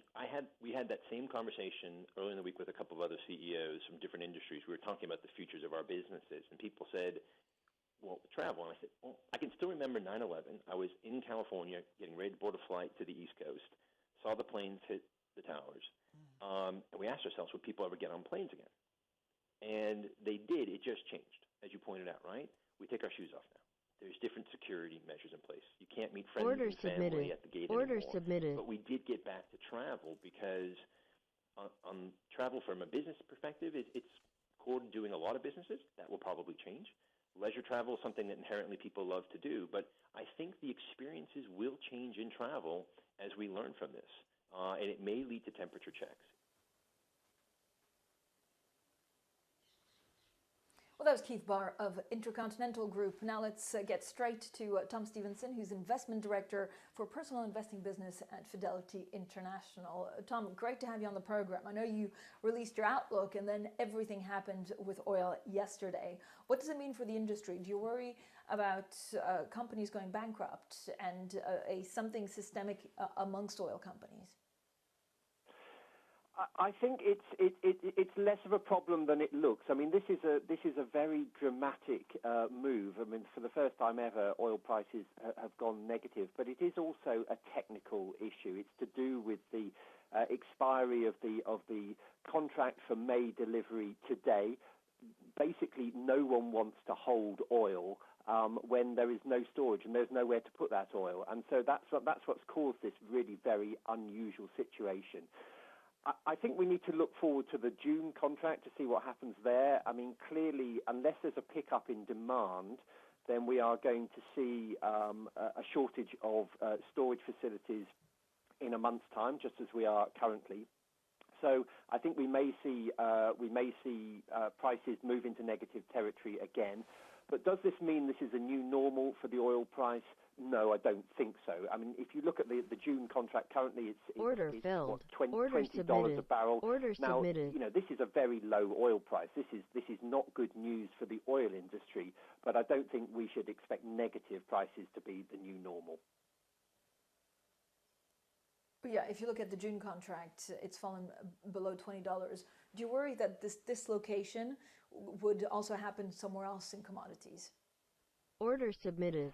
Order yeah, submitted. No, I think that this is, you know, this is an oil-specific issue, and it is an issue specific to the nature of rolling contracts. Order submitted. You know, if you hold oil, you don't want to take delivery, you have to roll it forward to the next month's contract. You know, if you look at other commodities, if you look at the industrial metals, for example, you can see that prices are, you know, very low. They are a reflection of the collapse in demand around the world because of the lockdowns employed to counter the outbreak of coronavirus. But you know, this is something that will pass, and once we move out of the lockdown phase. This is not like a physical disaster. It's not like an earthquake where supply lines are destroyed. Order filled. Order submitted. We get back to work. Once people are allowed out of their homes again, demand will pick up again, and so therefore the prices of industrial metals and indeed oil will pick up. What we don't know is how long it's going to take to get there. Tom, where do you see the most value? What would you recommend clients buy right now? I think the challenge at the moment is that really it's a binary question for investors at the moment. It's about survival. You know, if the company that you are analysing survives the next few months and pulls through into the upturn, then the chances are that its shares are you know, severely undervalued, and that's really across the board. So it's not really a question of alighting on sectors which you think are going to do well against sectors that are going to do badly, although you know, there is an element of that. But really it's a case of analysing the fundamentals of a business. Does it have the cash flow? Does it have the balance sheet strength to survive the next few months? And if it does, then the chances are that its shares are at an attractive entry point currently. Tom, very quickly, what are you most fearful about? What if this becomes a financial crisis? What does it mean for your investment outlook? I think that the biggest fear at the moment in the short term is that the rally that we've seen in share prices is really nothing more than a bear market rally. We've seen these in bear markets before. In late 2008, we saw a 25% rise in the US stock market before it went on to test new lows in early 2009. If you look at valuation multiples at the moment, they are back to where they were in February before the crisis really began. So that is my fear, that this is a bear market rally and we test new lows from here. All right, thank you so much. He's Tom Stevenson. He's Investment Director for Personal Investing Business at Fidelity International. Now, coming up right here on Bloomberg, we have plenty more market analysis. We'll also go to Stephen Engel with more analysis on what's going on in North Korea. That's coming up shortly, and this is Bloomberg.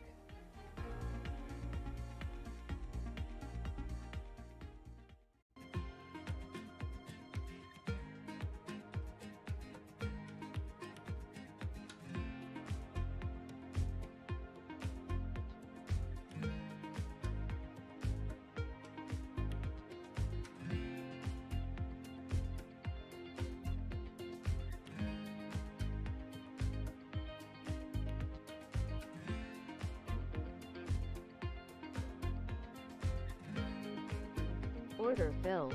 Order filled.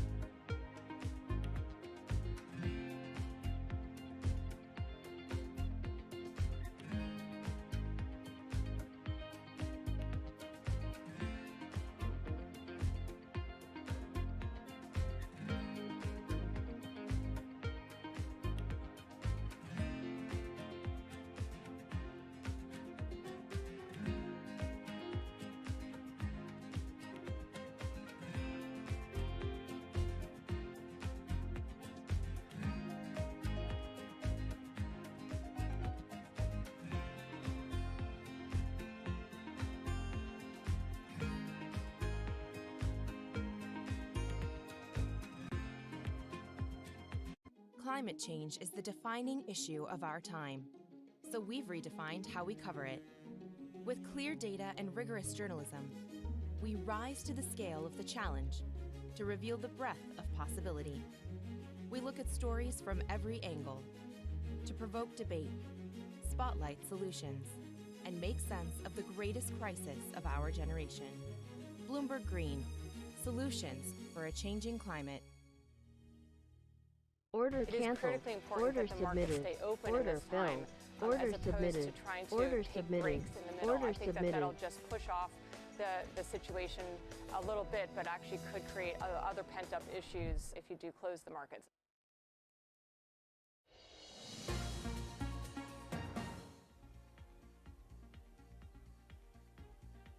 Well, let's get the latest on North Korea. The U.S. has received information. We understand that Kim Jong-un was in critical condition after a surgery. According to South Korean news agency Yonhap, the North Korean leader, though, is now conducting, quote, normal activities. Well, with more insight, joining us now on the phone is our chief North Asia correspondent. He's Stephen Engel. Steve, first of all, bring us up to date to what we actually know. Was he in critical condition but got out? Is he better, or do we? Well, we don't know because even the most well-informed North Korean expert can find it very hard to tell what's actually happening in the secretive state. And when you get speculation like we saw today, it can sometimes run rampant. So we have to go with what we understand. And we did talk to a U.S. official on condition of anonymity that they said that Kim was perhaps in a critical state after undergoing cardiovascular surgical procedure of some sort last week. It is something other media like CNN did run with this morning. They were saying that he was perhaps in grave danger after that surgery. But we are getting comments from South Korea's government saying Kim is conducting normal activities today in a rural part of North Korea, according to their intelligence, and that no unusual activity had been detected across the border. And the Blue House, which is the equivalent to the White House, says it has no information on those rumors. But still, there was lots of speculation following Kim Jong-un missing his grandfather's birthday celebration last week, which is, a highlight of the North Korean calendar. And there was lots of speculation that perhaps he was not well. What do we know about succession, possible succession? Well, we don't. And when Kim Jong-un took over, his father, Kim Jong-il, had set out a plan of succession because Kim Jong-il was ill. Keep in mind, Kim Jong-il and his father, the grandfather of Kim Jong-un, Kim Il-sung, both had heart issues. And now it's speculated that Kim Jong-un as well. He's a heavy smoker. He's only 36. But considered to be overweight. Now, the person that is being speculated that would potentially take over, again, we don't know. We're speculating based on the reshuffling of his cabinet following the failed summit in Hanoi with Trump a year ago. Kim Jong-un shook up his inner circle, and over the last year, we've seen the escalation of his younger sister, Kim Yo-jong, who burst onto the international scene 2 years ago at the Pyeongchang Olympics, kind of was the star. And she's been basically elevated into the Politburo, a position there as well as Parliament, and has also been taken charge of the correspondence with Donald Trump to a certain degree. So one could speculate, since this is a dynastic regime in North Korea, that it could potentially, again, I'm only speculating based on the information that I know of the dynasty there, that it could be his younger sister in line. Thank you so much, Stephen Engel, their North Asia correspondent. Now, the day started like any other gloomy Monday, and then we saw the oil price actually go negative. We'll spend a good amount of time today to try and figure out exactly what happened, whether this can be reproduced in other markets. This is currently what we're seeing on the WTI contract for May and June. So we did see that headline saying that the June contract was below $20 a barrel. The May one remains in negative territory. Now, U.S. crude futures plunged below zero for the first time ever. The move was actually so violent and so shocking for many that traders initially struggled to explain it. So we also have to look at what it means for a lot of these oil companies, Shell, BP, and Total. A conversation on oil with Tom Keene. This is Bloomberg.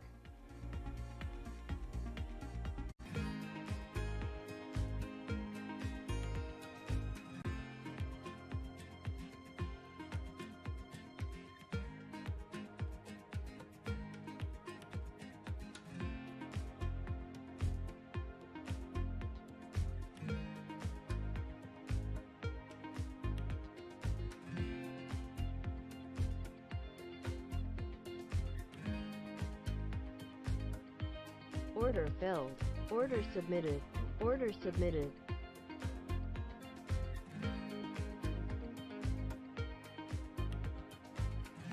Order canceled. Order canceled.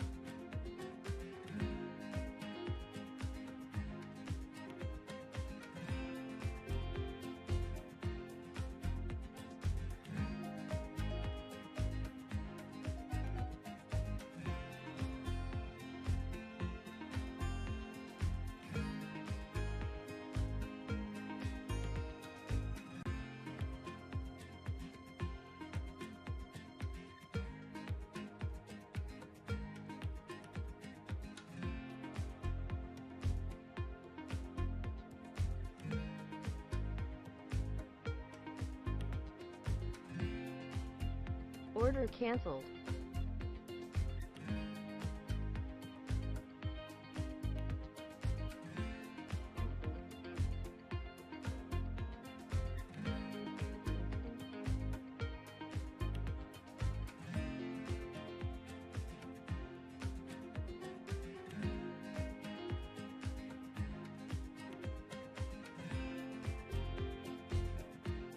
Another day of risk off across the financial markets. We bring you special coverage of all the price action and implications here on Bloomberg Television.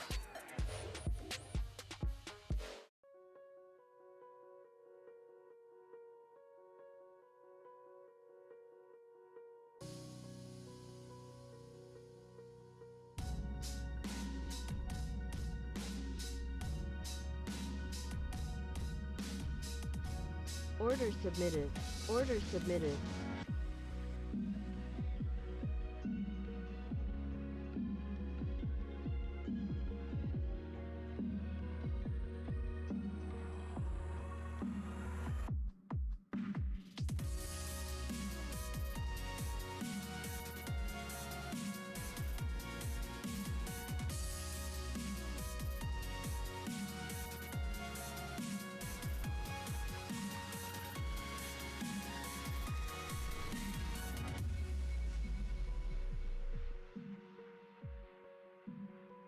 Order filled. Order filled.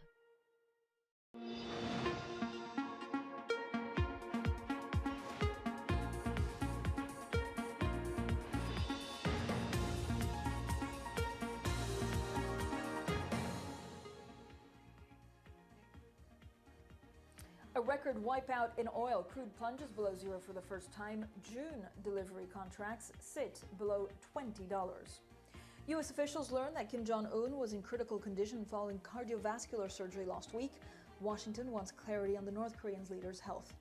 And President Trump says he will suspend immigration to the U.S. over virus concerns. This as some states look to end the lockdown. Well, good morning, good afternoon, good evening, everyone. This is Bloomberg Surveillance. I'm Francine Lacqua here in London. Tom Keane in New York. We're working from Order home. Submitted.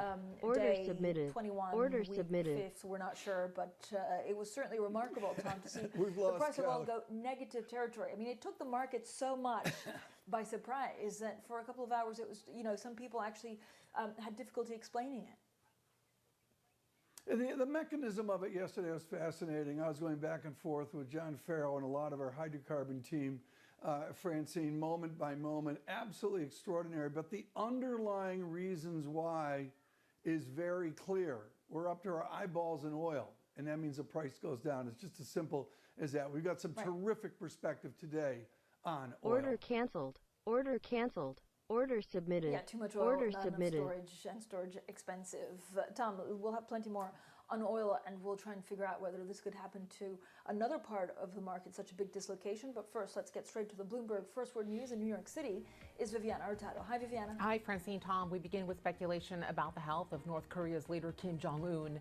The U.S. officials got word Mr. Kim was in critical condition, this after cardiovascular surgery. The White House reportedly was told Mr. Kim took a turn for the worse. Kim is 36. He recently missed holiday celebrations in Pyongyang.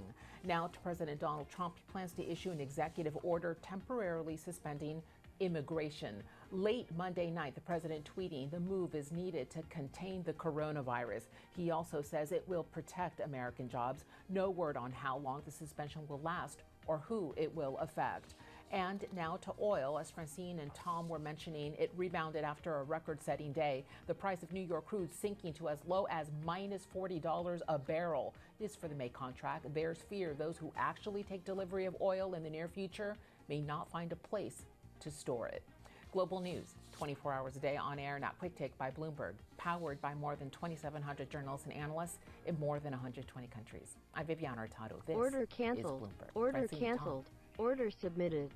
Order submitted. Viviana, thanks so much. Let's look at equities, bonds, and as I said yesterday, oil. Absolutely remarkable. The present one more day May contract, that's what you quote on West Texas Intermediate, crawling back near zero, but still a negative statistic moments ago. As Francine mentioned, the June contract below 20 actually plummeting to a recent low of 18.40. You see a caution in the markets. I really want to emphasize there has been a dampening across all asset classes over the last 48 hours with yields coming in, curve flattening, equities obviously off. And just one idea, Francine, to correlate over to oil, corn having a really difficult go of it. Francine? Yeah, Tom, I do think we need to look at commodities in general more broadly, but just to explain the difference between the May contract and the June contract is basically the spread between the two reflects a growing fear that those who take physical delivery of crude in the near future may not find an outlet or may not find storage for those barrels. I'm also looking at pound because we had an interesting call from some of the banks, given that the UK and EU conversations have restarted, but the UK keeps on saying they will not extend the transition period. So we also need to look at pound 123.95, Tom.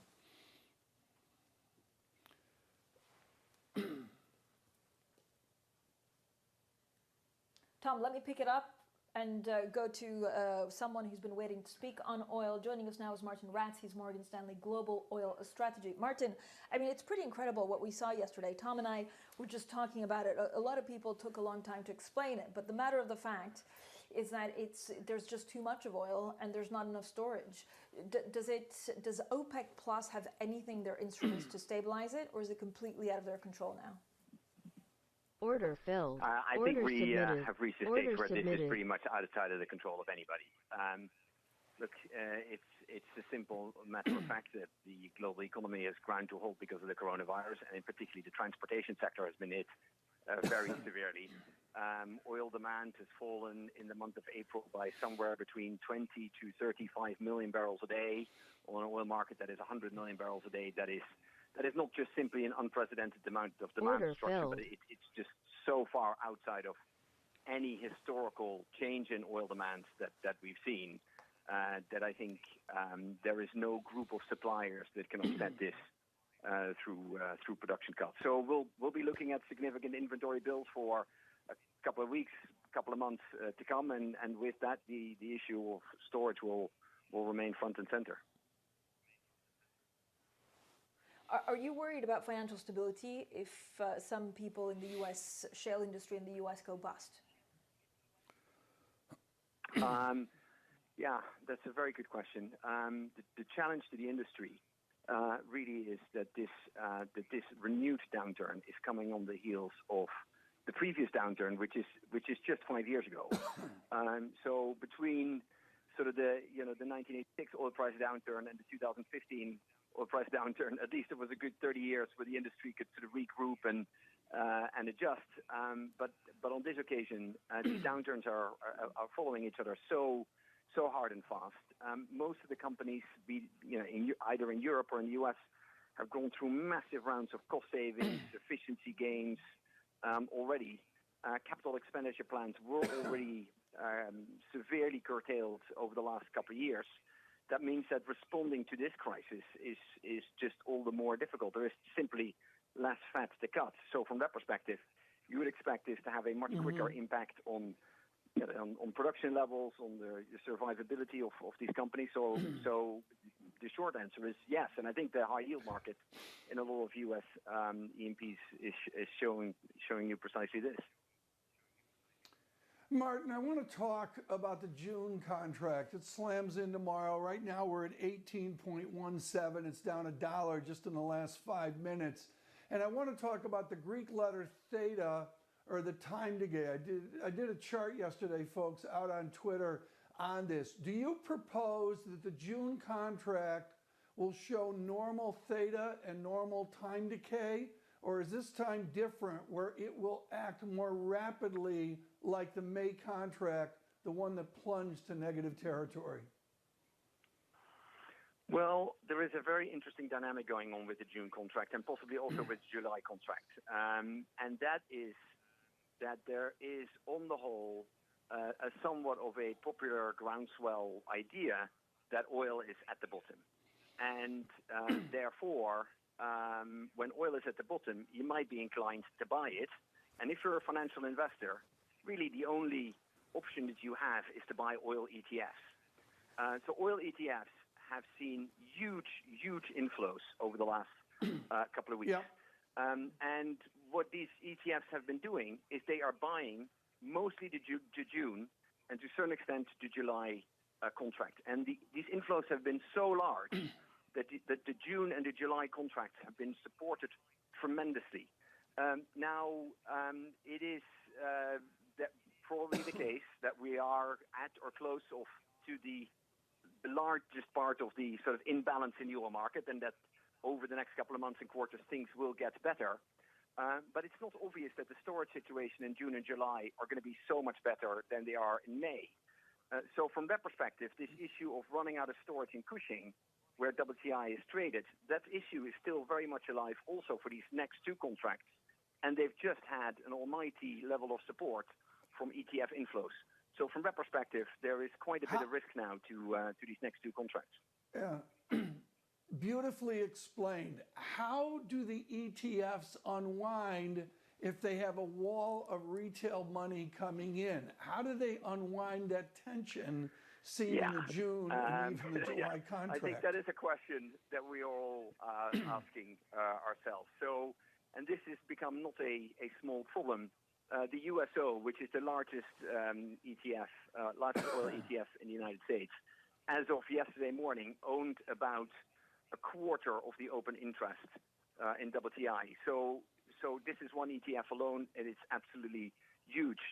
So the normal procedure is that a day or two or three before one contract expires, the administrators of the ETF sell their front-month futures and take the proceeds, and with those futures then buy the next contract. But when these ETFs get so large, then of course they can have a somewhat of a distortive effect for a short period on price discovery in the oil futures market, and the role of these ETFs themselves is becoming an issue that shorter-term traders will need to take into account. Yes, so Martin, how will it change? How will the role of the ETF, when looking at physical contracts that actually they can't, hold? How will it change, and how will it change the industry as a whole? Do they need to merge? Will it actually change the physical companies, oil companies?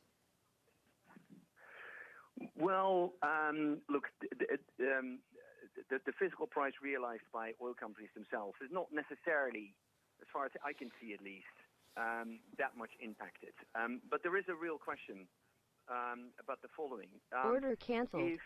If you've bought one of these oil ETFs on the idea that it can't get any worse, we're at peak oversupply, the oil price is at the bottom, and you then invest in one of these ETFs that, this month, next month, the month thereafter, needs to roll the May contract into the June contract and the June contract into the July contract. But at the same time, the forward curve is already significantly upward sloping. Order and submitted. Therefore, Order submitted. when the Order ETF submitted. administrators roll to the next month, effectively they are selling low and buying high. You have a huge headwind to your returns when these ETFs roll, that perhaps in a couple of months, people that have bought into these ETFs will find the returns a little disappointing. Sure, the front month WTI price will be higher at some point in the second half of the year, but the returns on these ETFs might be close to zero, may even be negative. It's likely to be somewhat disappointing, I would imagine, and that perhaps then the popularity of these ETFs wanes significantly, and that that the inflows that we're now seeing will result in outflows later on. Martin, one more question if we could. This has been a wonderful clinic on all of this dynamics of American, of Cushing, Oklahoma oil. Great. What is the linkage to the global price? Does the price dynamic and the theta upset of West Texas Intermediate drag over and begin to affect Brent crude? To a certain extent, it does, and it should, in the sense that it drives home the message that you started this conversation with, is that we have a lot of oil at the moment, and that becomes all the much easier to appreciate when you see WTI turn negative. It's really something that sticks in people's psyche. But there's one important thing to remember when you're comparing WTI to Brent, is that WTI is a landlocked crude, and Brent is a seaborne crude.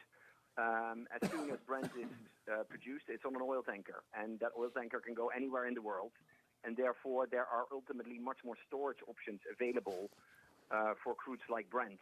And that means that the price dynamic that you saw yesterday in WTI, which is related to the fact that oil is landlocked in a certain area, it can't go much beyond Cushing, and there is only 75 to 80 million barrels of storage in Cushing available, period. That dynamic isn't quite as severe for Brent, which can go many places. Right. This has been wonderful. Martin Ratz, just very strong. Thank you so much for kicking off this hour of Bloomberg Surveillance, head of all of oil coverage at Morgan Stanley. As we do this, Francine, 16.47 on the June contract. That's down $3 since Mr. Ratz started speaking this morning. We're going to continue. We've got lots more coming up. Next, we're going to look at fixed income, which has been dampened, yields lower over the last 48 hours. James Reed, Order canceled. Will join us. Order canceled. Please stay with us from London, from New York. This is Bloomberg.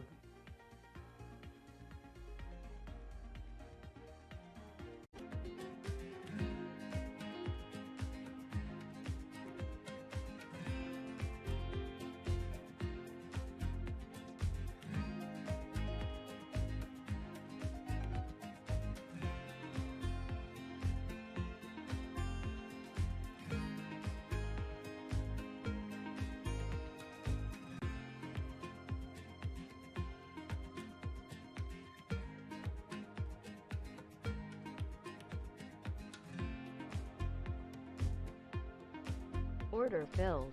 Order submitted. Order submitted.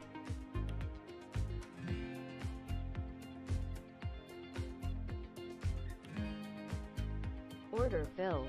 Order submitted. Order submitted.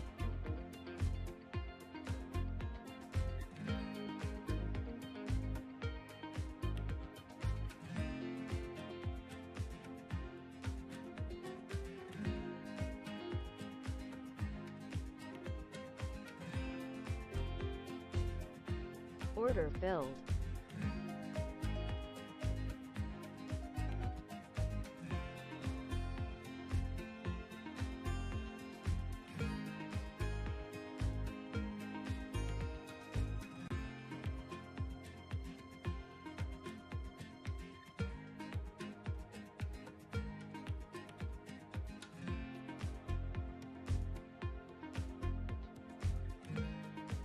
Order filled. Order submitted. Order submitted. Order filled. Order submitted. Order submitted. Order filled. Order filled.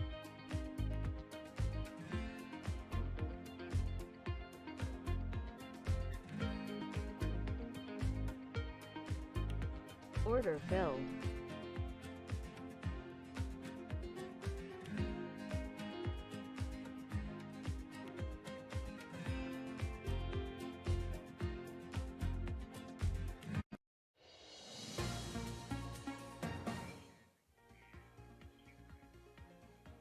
This is Bloomberg Surveillance. As always, Tom and Francine working from home this time from London and New York. Now, we had a great conversation, Tom, on oil dynamics, trying to figure out exactly what happened yesterday. Again, if you look at WTI for May contract, still in negative territory, inching up a touch.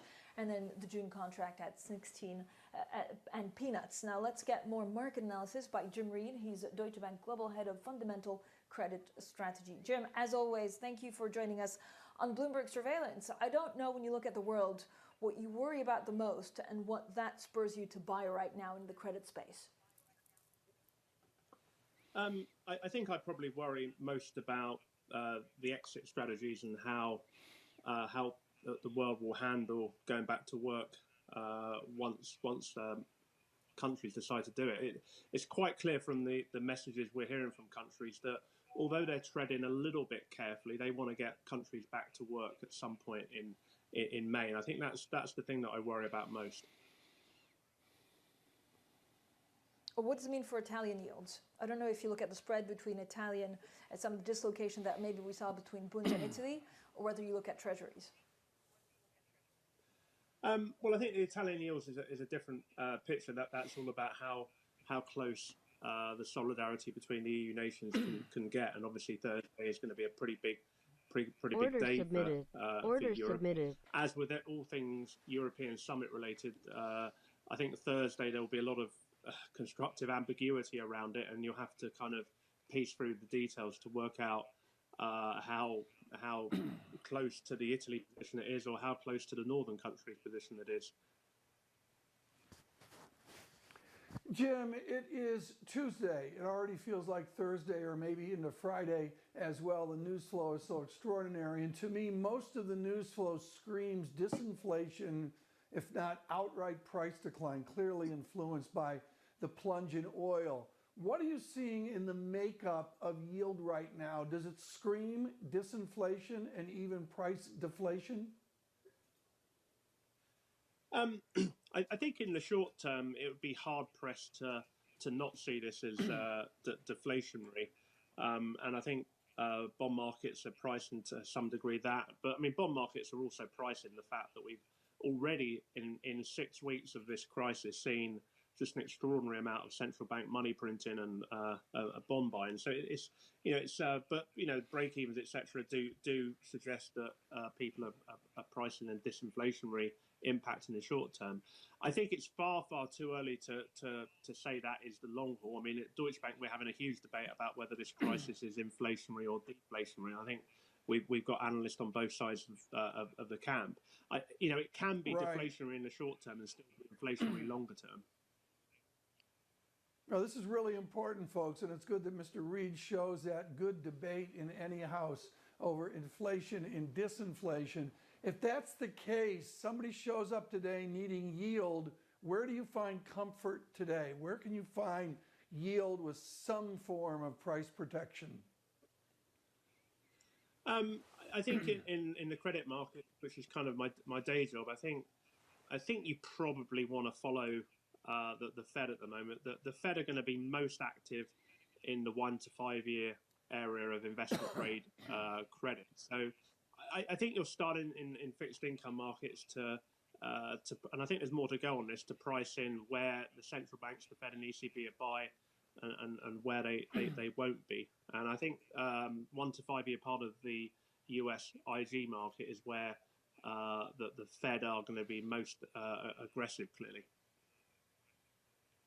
Well, we're going to continue. Our Jim Reed with us with Deutsche Bank. As he mentions credit, we'll look to the credit markets when we return. We've got much more coming up. Terrific news flow, including late night Washington news, a presidential tweet that was extraordinary. Our Kevin Cirilli will join us on the invisible enemy. Please stay with us from London. From New York, this Order is Bloomberg. submitted. Order submitted. Order filled. Order submitted.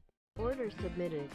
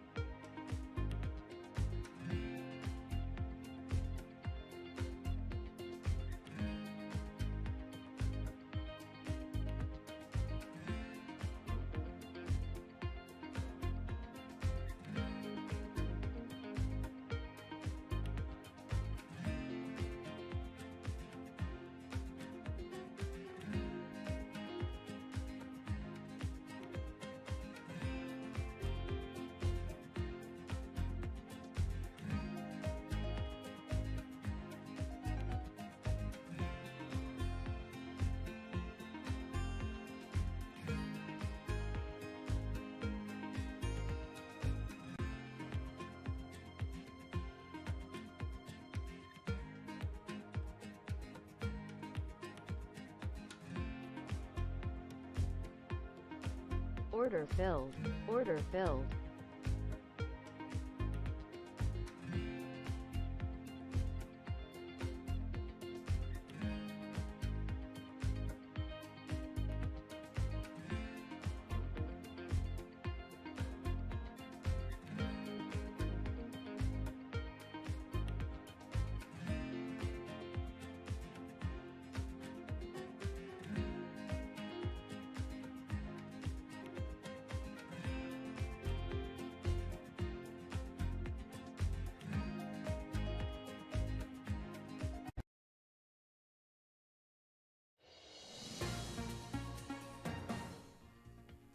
You're watching Bloomberg Surveillance. I'm Vivian Hurtado. Let's get your Bloomberg Business Flash. We begin with Virgin Australia. It's become Asia's first airline to fail after the coronavirus outbreak. Administrators at Deloitte taking control of the carrier. They plan to restructure the business and find new owners within months. Virgin Australia is almost entirely owned by foreign airlines. And another hurdle for IBM in its transition to cloud computing, the company pulling its profit forecast for the year because of the COVID-19 pandemic. IBM also reporting a drop in first quarter revenue. The company expects that in the near term, clients will postpone projects. And that's your Bloomberg Business Flash. Francine, Tom.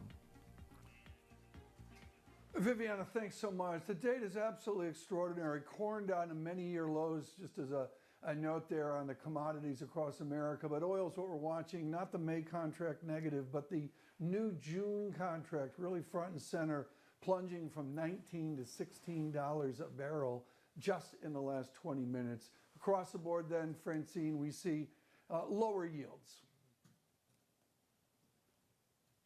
Yeah, so oil definitely still in focus, Tom. Treasuries are pretty much steady. If you look at the S&P 500 futures, they're surrendering their early gains. I would also look at the pound because the UK government keeps on saying that they don't want to extend. If you look at futures here in, well, if you look at futures in the US, so they're down 0.4% and euro declining a touch as well, Tom. We may get legislation today, Francine, from the President and from the House. Senator Grassley, later on Bloomberg. Good morning.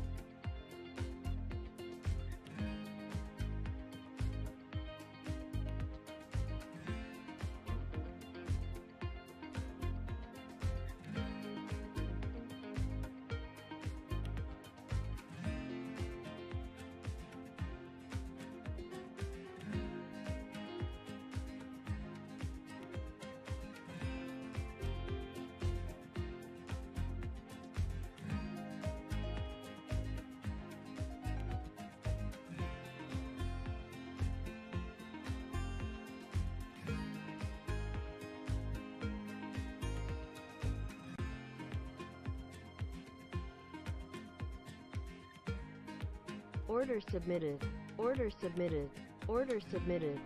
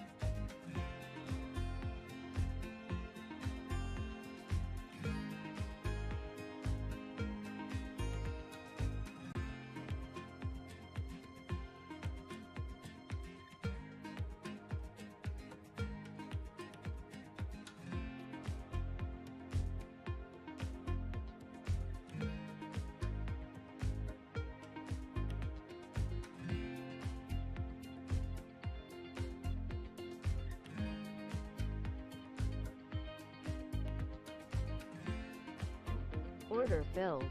Order submitted. Order submitted. Order filled. Order submitted. Order submitted. Order filled. Order submitted. Order submitted. Order filled. Order submitted. Order submitted.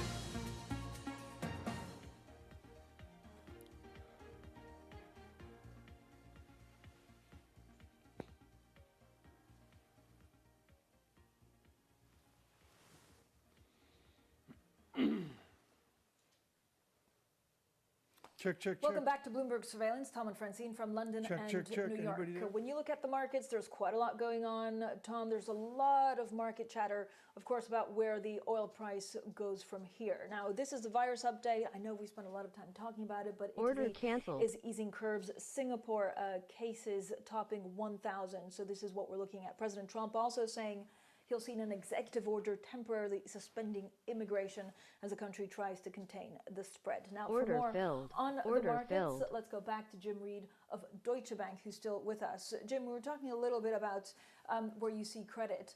What happens to high yield? Do you worry about companies having to go bust if they don't have Order access to the right filled. loans and Order guarantees? filled. And is there a specific sector that we should be worrying about? High yield is complicated because what the Fed did a couple of weeks ago when they extended into the high yield market was more of a signaling thing than an actual a massive amount of buying. So on our estimates, that they're only likely to buy 10 to 20 billion of high yield, which in a 1.3 high yield market. 1.3 billion high yield market is not a huge amount, but markets are worried about being short because of the signaling that the Fed could do more in the future. Now they've dipped their toes into the market. My gut feeling is that the investment grade market is better protected than the high yield here because there are some businesses that if this pandemic becomes more extended, airlines, oils, hospitality, etc., which if they are high yield companies, Order they probably submitted. will struggle Order submitted. To survive. So I would say high yield is more vulnerable here than investment grade, with the caveat that the Fed could still do more further down the line. But net high yield not as protected. Is there a central bank that can't do more? And I don't know whether you've completely ruled out, Jim, a financial crisis stemming, given what we've seen so far. Well, I think it depends on your definition of a financial crisis. I mean, it seems that the banks are far better capitalized going into this. So, and as you've seen from the different regulators, they're all falling over themselves to make it as easy for banks to be okay and extending loans as they possibly can. So, in many ways, banks are a very useful conduit to get a lot of the emergency money from governments to companies and individuals at the moment. So I think banks should be seen differently in this crisis to maybe 10 years ago. Good about dividends and about dividend growth. And I don't mean oil stocks with 6, 7, 8% yields, but just as a general statement right now, do you look at dividend growth as a yield alternative?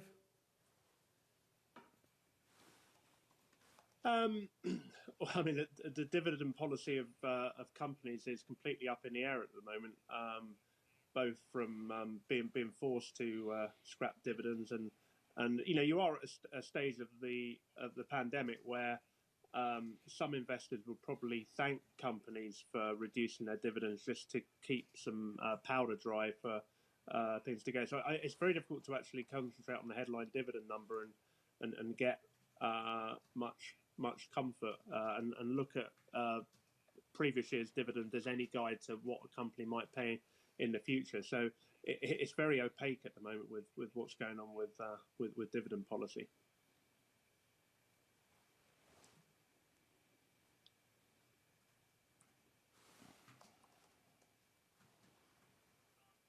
I'm sorry. I look, Jim, at where we are in yield, and I look at where we're going to be in 6 months. You got to convince me that I'm not going to see price erosion. How do you do that? How do you pull off capturing yield without seeing price go down, given all of these many crises that we face? Order filled. Order submitted. Are you talking specifically about credit prices or government bond prices?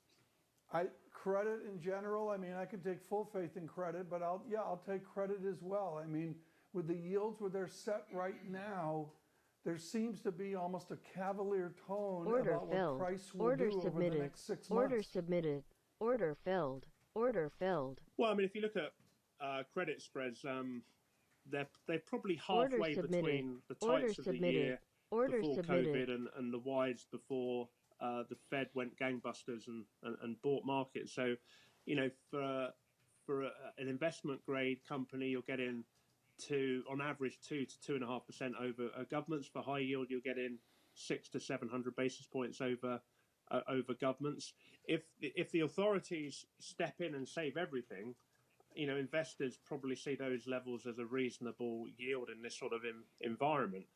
I think what it all depends to is whether this is a short, sharp shock that we're getting slowly back to normal by, you know, end of May, June, July onwards, or whether we are going to be in rolling loss of activity for several months, and this extends throughout the whole of the year.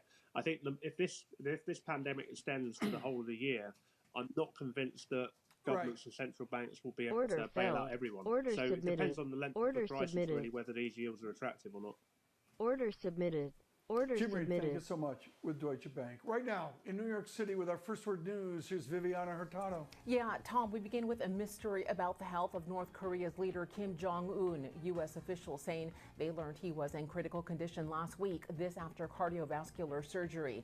The Trump administration is trying to find out more. Mr. Submitted. Kim is 36. Order submitted. Last week in Pyongyang, he missed holiday celebrations.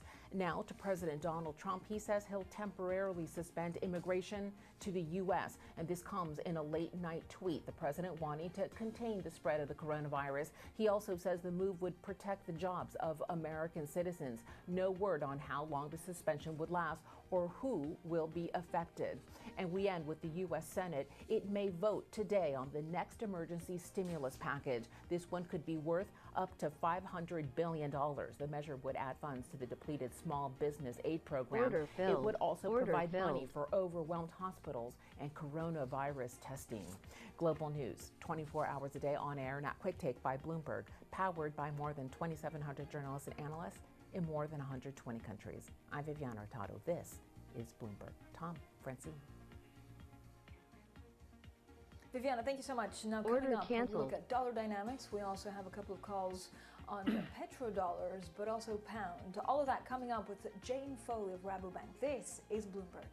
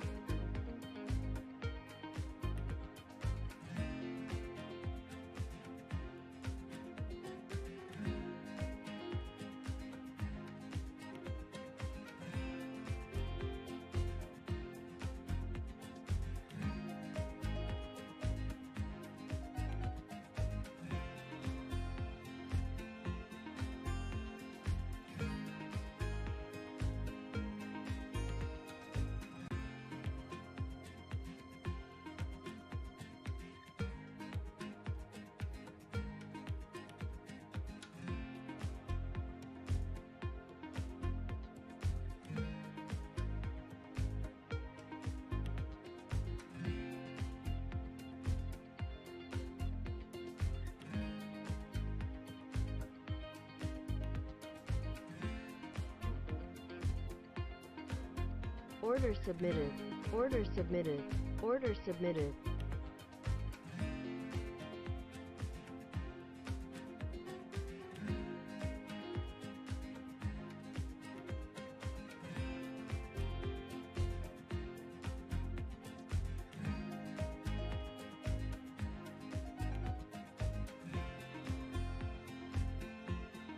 Order filled. Order submitted. Order submitted.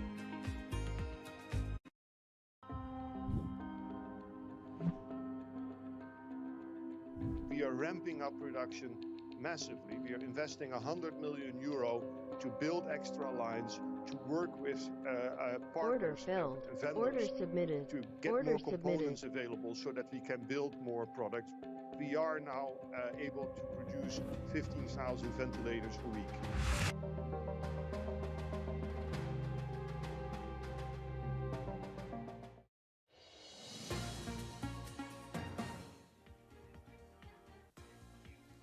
Good morning, everyone. Bloomberg surveillance from New York. From my home here, we're on the edge of Central Park in New York City, a little bit more Order relaxed filled. within a very Order difficult submitted. Order pandemic. submitted. Francine Lacroix in London. It's still the same idea as here with some better statistics on the pandemic, but still some Order real filled. pockets of Order distress out there, submitted. both within Order the United submitted. Kingdom and the United Order States, filled. but Order also submitted. worldwide. Order I would note submitted. Singapore greatly challenged, and Russia in the last number of days. I want to bring you up to date on oil. I can do that off the phenomenal terminal on a cell phone. And Order the June filled. Order contract, it's a filled. low of 11.79. That's down $10 from yesterday afternoon. Order when filled. that history was made with the May contract Order going over filled. to a Order negative filled. rate. Right now, 14.00 on the June contract. And I'll be honest, there's no sight of a bid Order as submitted. well. Order Yesterday was submitted. absolutely extraordinary. And of course, part of that is a litmus paper of the global system. You may think it's oil, but no, it's not. It's foreign exchange. There's been a number of people on the street that have been really acclaimed over the last number of years for being dollar resilient, or indeed strong dollar. And one of those is Jane Foley of Rabobank, and we're thrilled that she could join us right now. Jane, have you capitulated to a weak dollar, or even in this crisis, even with all that's going on, is the exorbitant privilege of the dollar still exorbitant?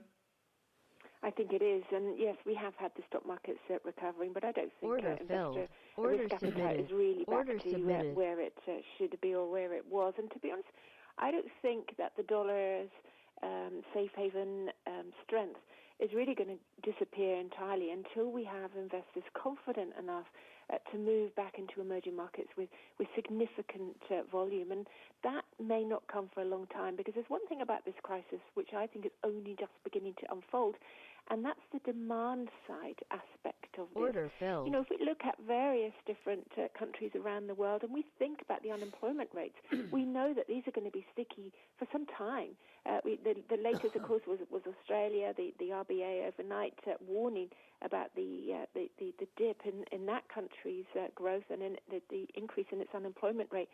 That's going to impact demand for some time to come. And I think that aspect of this crisis will play out for a long time. And that means I think the dollar Right. is going to remain certainly, quite firm for some time. Jane, this morning we see euro yen, stronger yen, really breaking down. It's not a big deal, folks, but nevertheless strong Japanese yen. And what I would really note is euro Swissy. JP Morgan yesterday, Paul over there, one of your partners in crime, Paul Magasse really went to a 102, even 102 on Swiss franc, euro Swiss, which I thought was extraordinary. Is euro Swissy and strong Swiss, is that still the ultimate safe haven indicator? It depends on the risk that you're looking at. So, for instance, the yen can be quite sensitive to Asian-specific news. So the yen performed well today, and of course, perhaps that was on the back of the headlines about the North Korean leader's health. The Swissy, Euro Swiss, I think, tells the story about Europe. And the events that would ever lead to a weaker Swissy would likely be a really Goldilocks scenario for the Eurozone. And, of course, that's not what we have right now. And, of course, on Thursday, we've got that really important meeting between European leaders. We've got a summit there. They're going to, of course, discuss this really difficult issue about corona bonds, about mutualizing debt for the region. And if they fail to come to some sort of compromise that's acceptable, there is, of course, the risk that we're going to have another rise in populism. We've already got anti-EU sentiment in Italy and other countries in the south rising. And this is, I think, what markets are worried about. That we're still in the shadow, if you like, of the Eurozone debt crisis. That was less than 10 years ago. The markets are concerned about the political fractures that could reappear because of this crisis, and recession, of course, always makes those fractures a little bit wider anyway. So this is what I think has been reflected in Euro-Swiss. Euro-Swiss last week hit around about a 5-year low, and yes, if the European leaders get it wrong and there's more pressure on the euro as a consequence, certainly I think Euro-Swiss can go lower. Jane, what do you do with currencies that are linked to petrodollars? So they were fairly immune, or they were fairly robust, given the huge move in the price of oil yesterday into negative territory. What does that tell us going forward? Well, the Norwegian kroner is weak. Order certainly, submitted. And looking on a one-day view on the Bloomberg terminal, it says it was the weakest currency overnight. Now, the Norwegian kroner tends to, last year or so, it's tended to trade. It's like one of the EM currencies of the G10. It can be very sensitive to risk appetite. Now, the Aussie dollar, the New Zealand dollar were also lower. They performed poorly overnight too. There were specific factors. For instance, New Zealand, they were talking about more stimulus potentially. Australia, now, I think this is a very interesting currency right now, because although Australia is not, of course, a big oil exporter, it does export a lot of liquid natural gas, and that makes it quite sensitive to the oil price. So those two are seen as substitute goods, for instance. However, if we look at the Australian headlines from, say, the coronavirus, there is definitely some relief there. They have flattened the curve far better, far earlier than many people were anticipating just a couple of weeks ago. And whilst the economy will certainly be very sensitive to slowdown in China, to slowdown in demand for commodities, there's certainly a little bit of good news coming from the fact that yesterday, only 13 new cases of COVID-19 counted in the country. So a little bit of good news there, which should help to moderate some of the bad news from the commodities aspect. Jane, very quickly, what's your take on pounds? There's, the UK government keeps on saying that they don't want to extend the transition period. If there's no transition period extension and there's no deal, what happens to sterling? I think sterling is vulnerable on that. I think from sterling's point of view, we've got to look at it from the inward investors' take, because sterling has this massive current account deficit that needs to be financed. And the inward investor is generally not a Brexiteer. And I think this additional uncertainty, the fear that we could have turmoil at the borders in January, I think will add to the unease amongst investors. Jane, thank you so much. Jane Foley there of Rabobank joining us. Tom. Very good, Jane. Thank you so much. Again, great perspective there, particularly on weaker Swiss franc as well. We've got much more coming up. We've got something really special coming up next. A gentleman completely focused on the salvation for oil afloat, and that is what the tankers of the world are doing. The June contract now well below $15. This is Bloomberg. Good morning.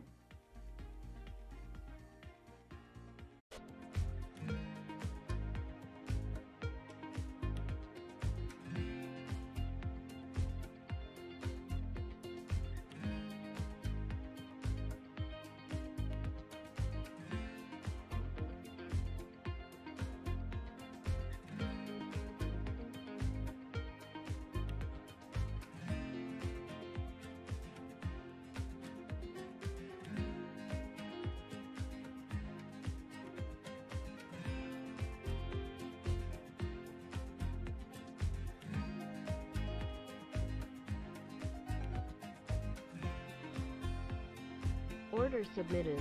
Order submitted.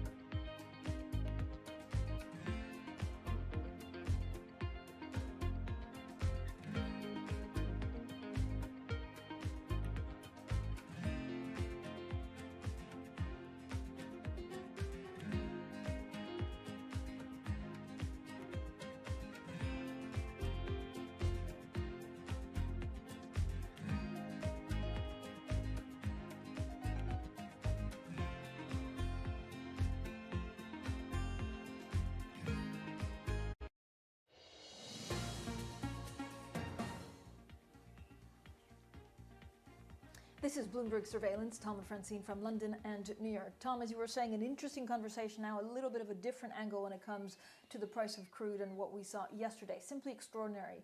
Negative for the WTI for the May contract, and if you look at the June contract, it's currently at 11 point something. Well, joining us now is Hugo de Stoop, the Chief Executive Officer of Euronav. Now, Euronav is a Belgian shipping company, the largest NYSE-listed independent crude oil tanker in the world. Hugo de Stoop, thank you so much for joining us. First of all, what does it actually mean for your tankers? How many do you have at sea right now? And are they impacted longer term by the price of WTI going negative? Well, thank you very much for inviting me. Yes, indeed, it's a very interesting time because tankers are being used at the moment for two purposes, which are the transportation of oil between the production and the refineries all over the world, but also and more so as storage places, the land storage are being full or being filled up very, very quickly. And that's very much what we saw yesterday with WTI going negative, just because pushing has probably only 10 million barrels left of space. So people are renting ships to store the oil, and those are usually anywhere between 3 and 9 months contract, and on average 6 months contract indeed. How much are you charging to actually store oil? So could you see a situation where a store is, where oil is stored for 1-2 months or even longer? I mean, the world we live in right now, do you think that anything could be possible when it comes to oil? Well, we saw that yesterday. I mean, this is the first time that oil is going negative, so you're absolutely right. I mean, we could see anything. At the moment, we charge, yesterday we fixed a ship for a voyage between the Arabian Gulf and China at $165,000 a day. Our break-even are $28,000 a day, so you can see that the margins are phenomenal and that the spot market is going to stratospheric levels.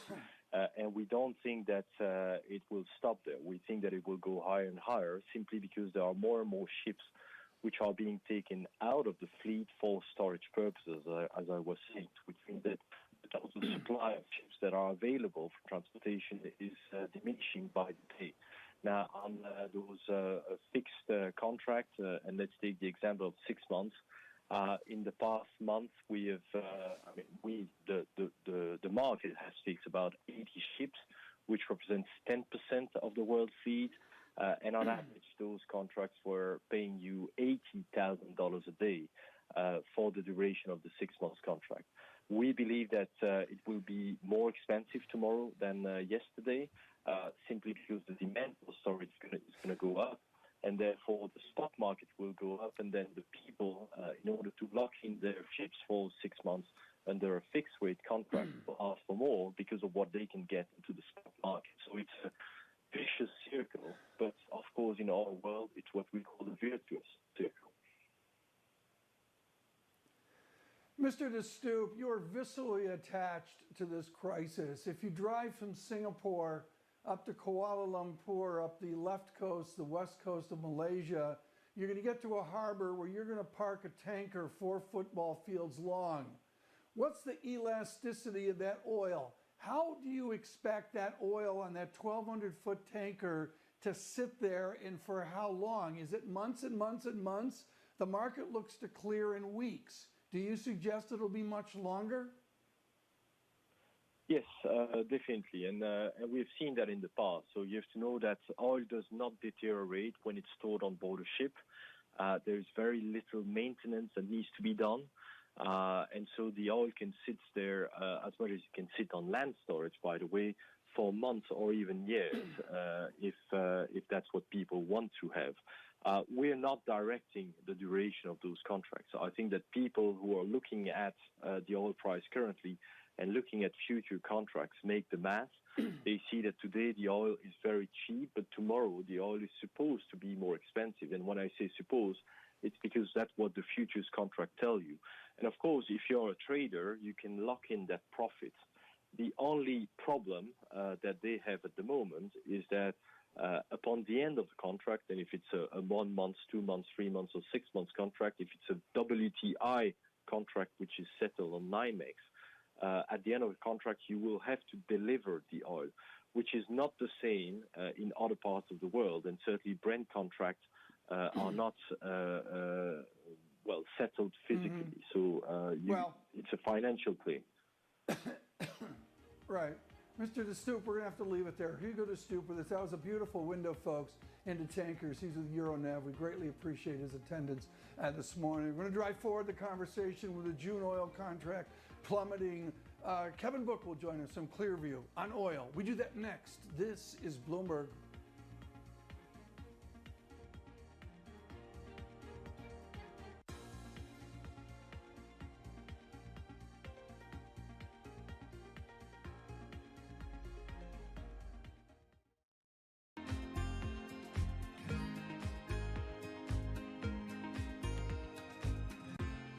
Order canceled.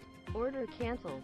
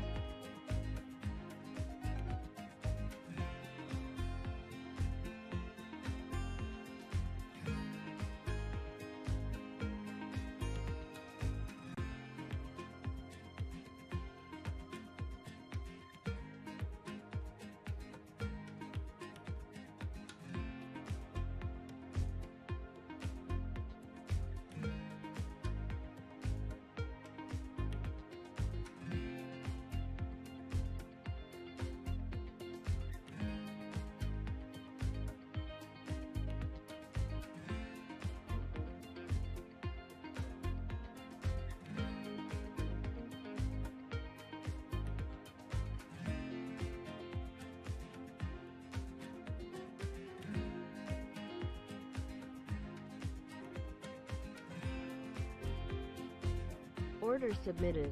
Order submitted.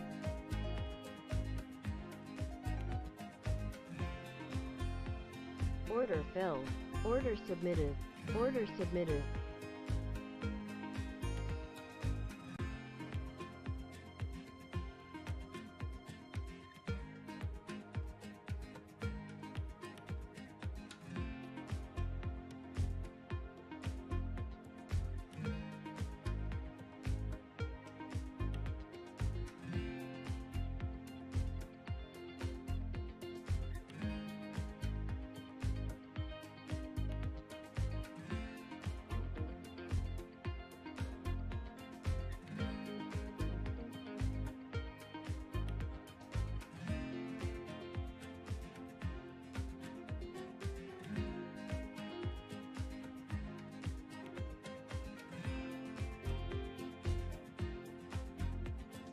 Order filled. Order submitted. Order submitted.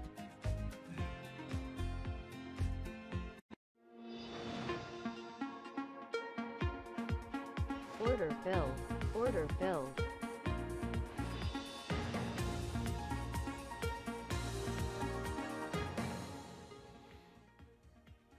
This morning, the quote, invisible enemy has attacked America, and President Trump, he will stop it. He will halt immigration. Program note, 29% of doctors and 23% of great American nurses are immigrants. Look for an executive order today. On oil, it's amazing the plunge in oil we've seen in the last 2 hours. On oil, 10 days ago, while we had a bottom, now they are giving it away. There are, quote, no bids. Not one single bid, and selected good news on the pandemic, yet in California, yet in Massachusetts, the invisible enemy still grows. Good morning, everyone. This is Bloomberg Surveillance. I'm Tom Keene in New York, Francine Lacroix in London. Francine, I think with all the news flow, let's touch on it right now. really conflicting reports out of North Korea overnight.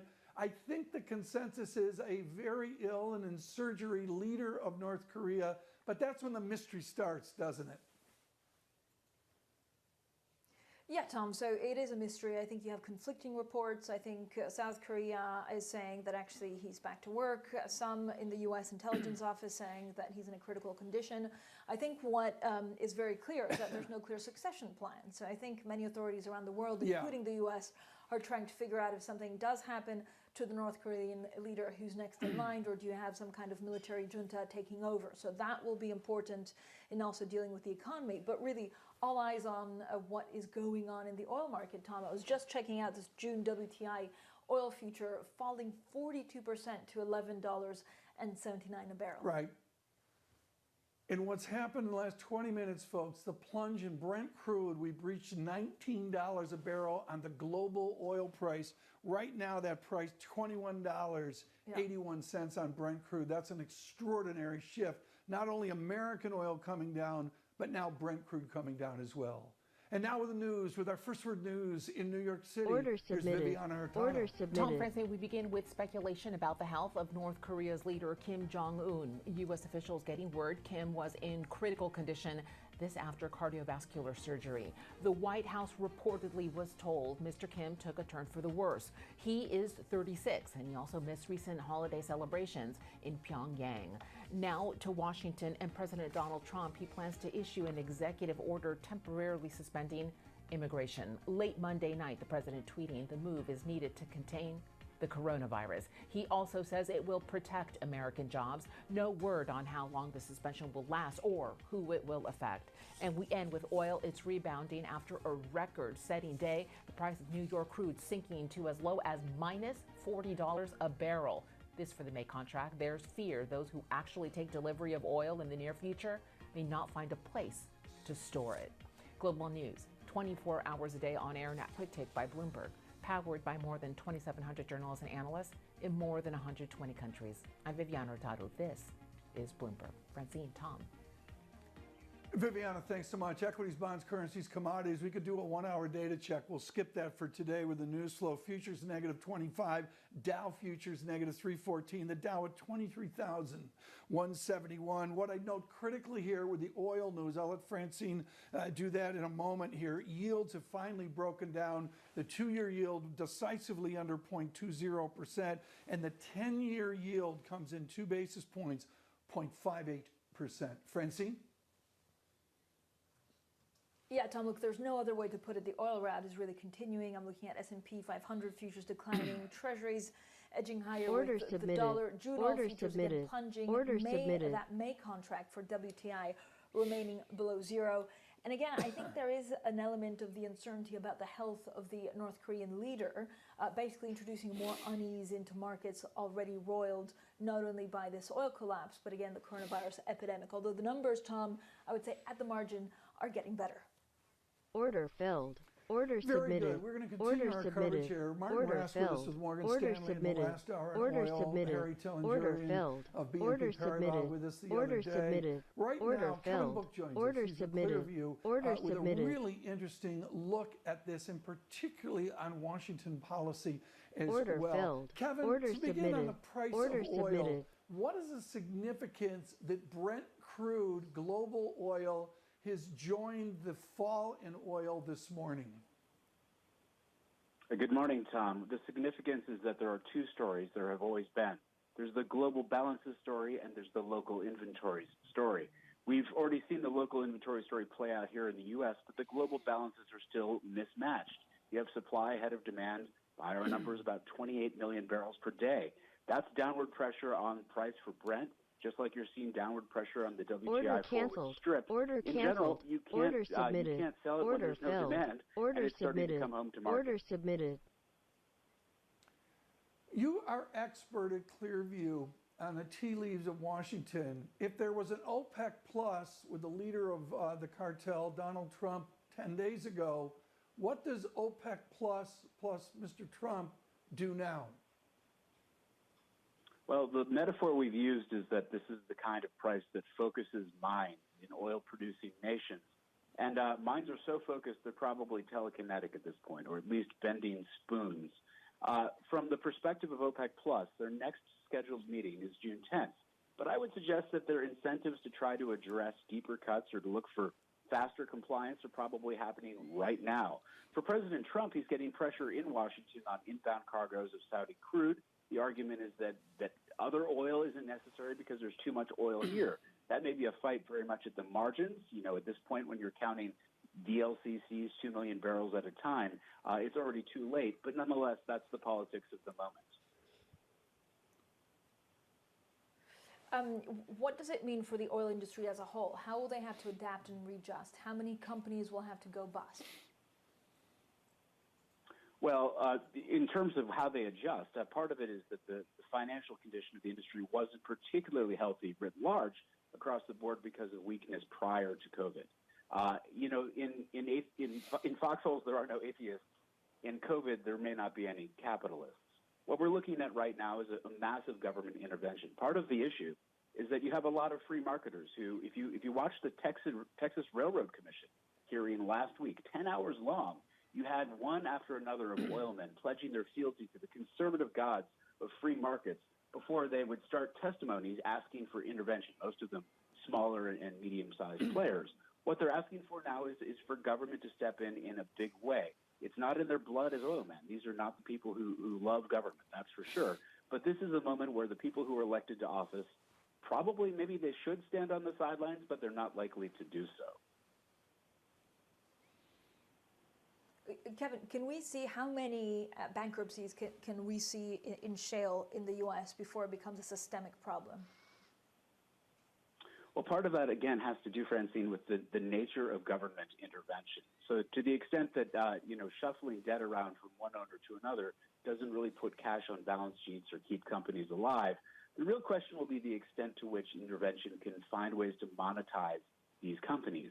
Current interventions that came from Washington haven't clearly done so, but $454 billion of Fed-levered Treasury-controlled dollars, or Treasury-controlled debt, could be a way to do it. So the bankruptcy is going to be a function of when the cash call comes from the banks and how lenient they're going to be. They're going to be a function of whether there's dollars coming from Washington and whether they can be in the right form. It looks like there's going to be at least a few of them. We've only seen one very significant big bankruptcy. But remember, across the board, there are small producers that are strapped for cash, likely to shut down, not operating anywhere near their cash coverage for the variable costs right now. You're going to see many small bankruptcies right away. Kevin Book, thank you so much. We really look forward to speaking to you again. Somehow I think Washington will be involved with oil going forward. Mr. Book, head of research at Clearview Thanks for having me, Partners. Coming up, this is a real joy, folks. We've got Adam Posen to join us. He's been out very visible in the media, of course, the head of Peterson Institute. Really looking forward to speaking to Dr. Posen of the many issues of the day. Stay with us. This is Bloomberg.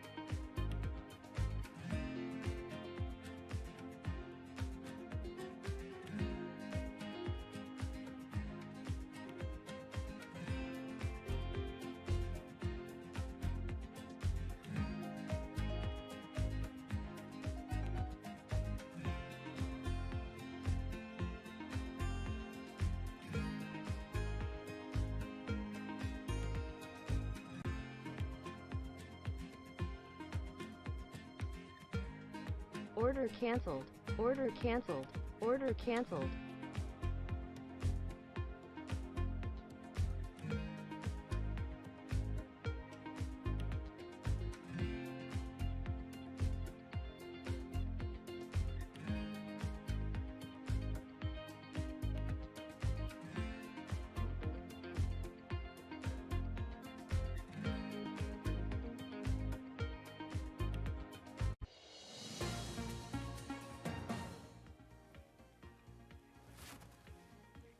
Good morning, everyone. Bloomberg Surveillance. Thrilled that you're with us this morning from New York and London as well. Right now, Francine Lacroix and I would like to welcome Adam Posen. He's with the Peterson Institute. He's been very visible over the last number of days on the issues of the moment.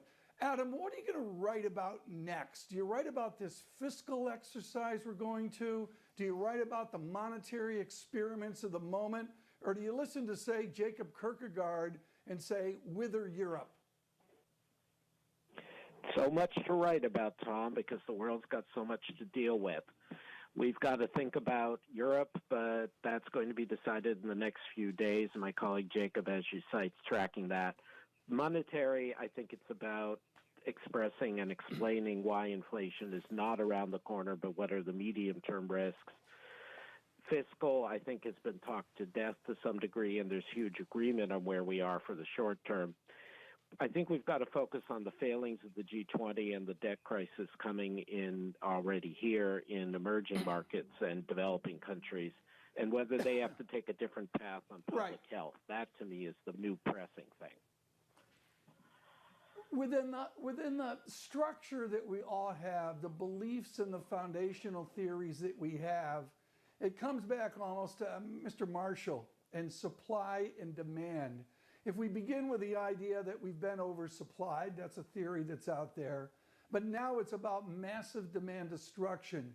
Do you and your team at Peterson have a belief that when this is over, the demand will return with rapidity? Order canceled.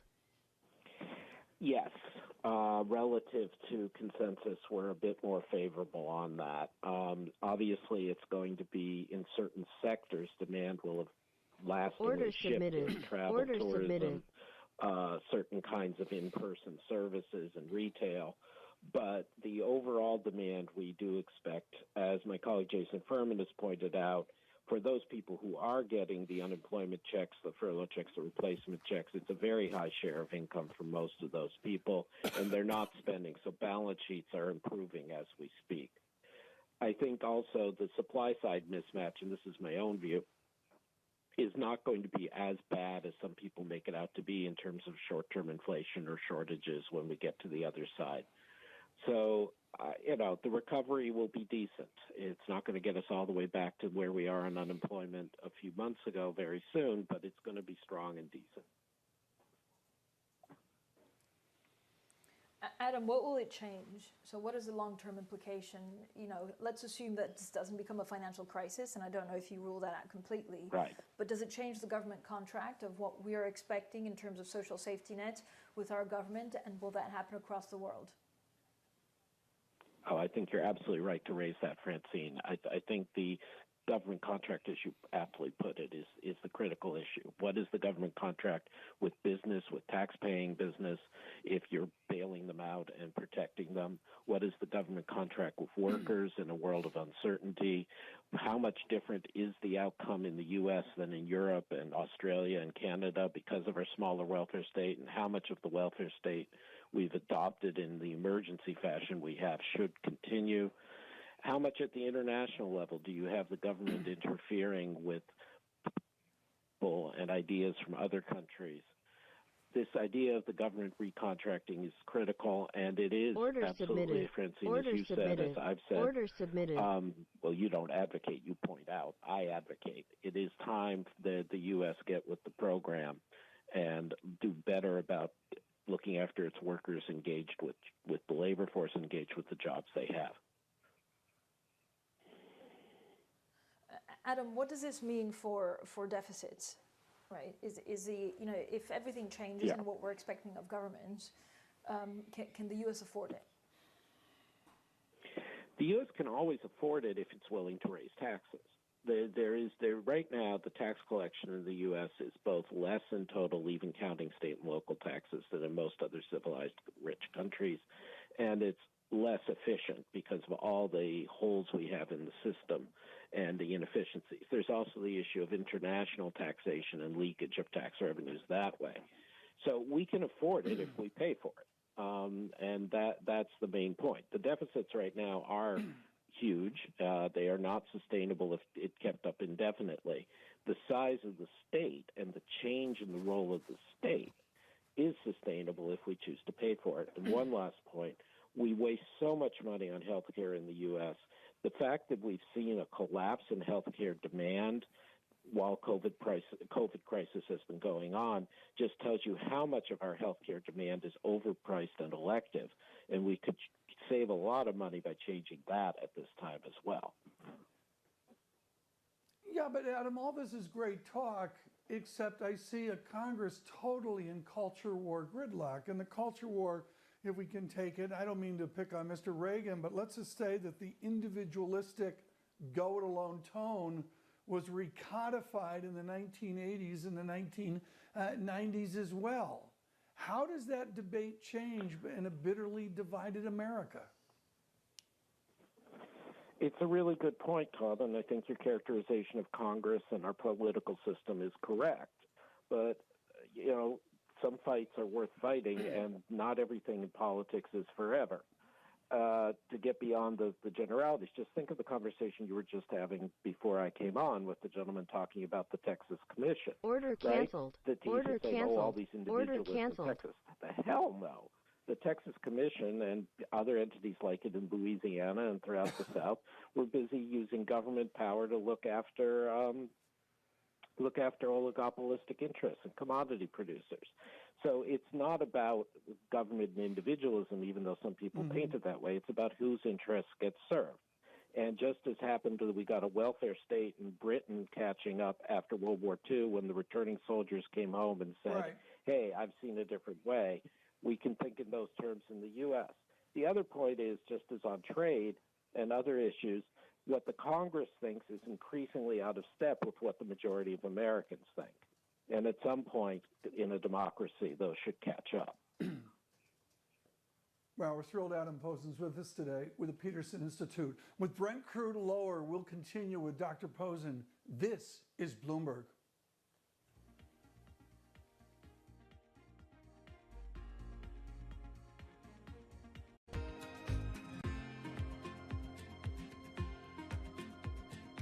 Order submitted. Order submitted. Order submitted.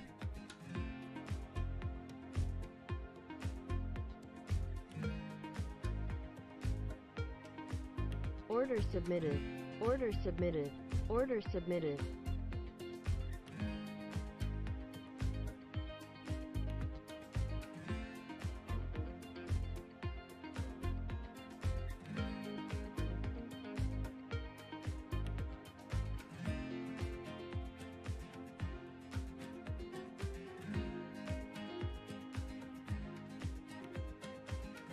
Order filled. Order submitted. Order submitted. Order filled. Order submitted. Order submitted. Order filled. Order submitted. Order submitted. Order filled. Order submitted. Order submitted.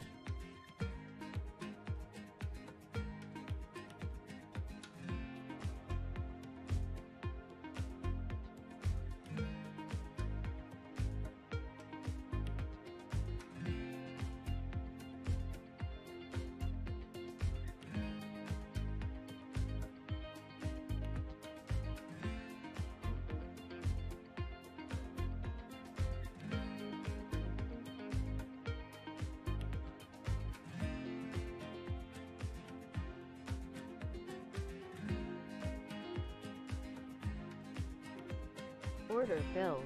Order filled. Order filled. Order filled.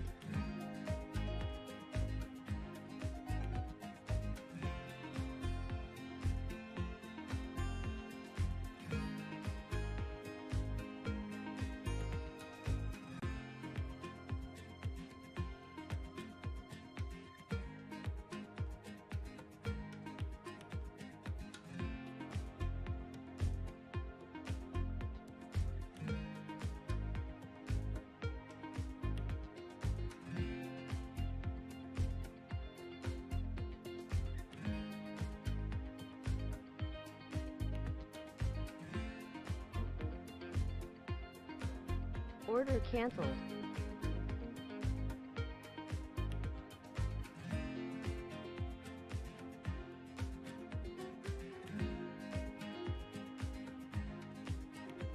Order canceled. Order canceled.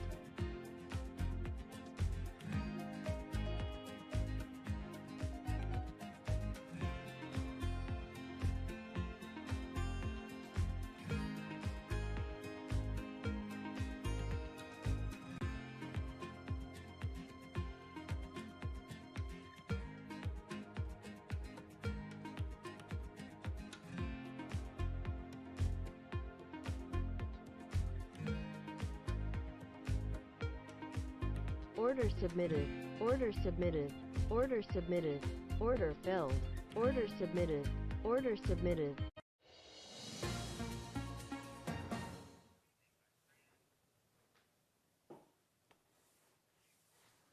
Order submitted. This is Bloomberg Surveillance. Order Tom submitted. Francine from London and New York. We're back with Adam Posen, president of the Peterson Institute. Adam, we were talking a little bit about the social contract.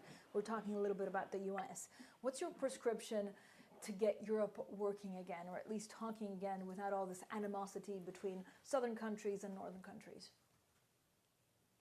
It's very hard to get past that animosity, Francine, because we're ending up with a compromise. And as Tom cites, my colleague Jacob Kierkegaard has a favorable review on our website of the substance of the compromise in terms of the amount of money being paid, the precedents being set for unconditional money, the precedents being set for joint issuance of debt. But as the Spanish government came out with, I think, a brilliant, brave, and well-reasoned argument, and George Soros, I think, has echoed it as well, there should be Euro bonds and there should be some kind of joint effort and long-term commitment of Euro area solidarity. And if there is instead a compromise, no one is happy. The right wing in the northern economy says, oh, they're still getting money from us, and without conditions, Order what the hell's going on? Order or submitted. At best, Order we're submitted. doing this as charity Order because filled. of these Order incompetent, submitted. poor spendthrifts. Order submitted. And then the southern economies led by Order Italy filled. say, Order we've actually submitted. been very Order responsible submitted. of a Order crisis like filled. this of Order health isn't our submitted. fault. Order And submitted. by the way, why Order the hell are we filled. staying here Order if you don't submitted. show solidarity Order now? submitted. So unfortunately, I think the political gap and pressure remains even if the economic substance is improving. But there's a fixation, Adam, with corona bonds. Do we actually need corona bonds, or are there ways of helping countries like Italy without forcing them to need a bailout with austerity terms, longer term, that doesn't involve corona bonds? Well, I think that's what the European Union is trying. I mean, they have this whole panoply of measures, including stuff with the European Investment Bank, including what the ECB, of course, is doing, including the Article 122, I think it is, special funds. But ultimately, as a number of us, not just at Peterson, but at the European Central Bank, more importantly, have been arguing for some time, you have an incomplete fiscal union, and with that, the monetary union remains politically and economically at risk. And so the absence of corona bonds eventually becoming European bonds is not just a missed opportunity, it's an ongoing weakness. So yes, we can help Italy in a number of ways, but you're going to see these spreads that we're seeing now on Italian bonds despite ECB action until you have some kind of European joint asset. Adam, thank you so much. Very generous of you to be with us today. We look for your publications soon. Dr. Posen with the Peterson Institute. I really want to highlight right now, folks, what the markets are doing. What's distinctive now in the last 24 hours is yesterday it was about American Cushing, Oklahoma oil. Down it went. Brent crude was actually remarkably steady. That changed about 3 hours ago with Brent plummeting from a 26-ish down to 20 and now at $21 per barrel. So we've seen global oil come down as well with the June contract. I think it's about 18 right now. I don't have that in front of me.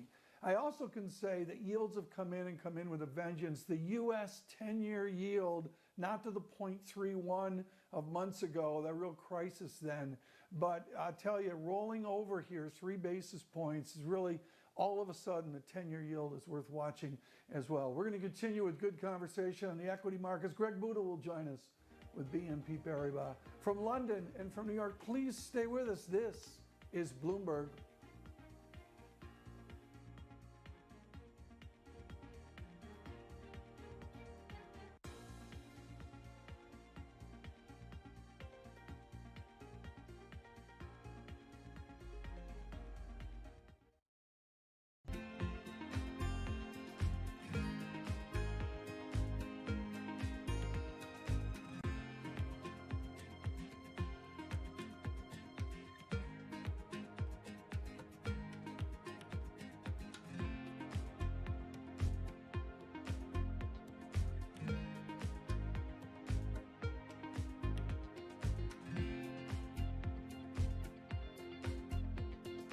Order filled. Order filled.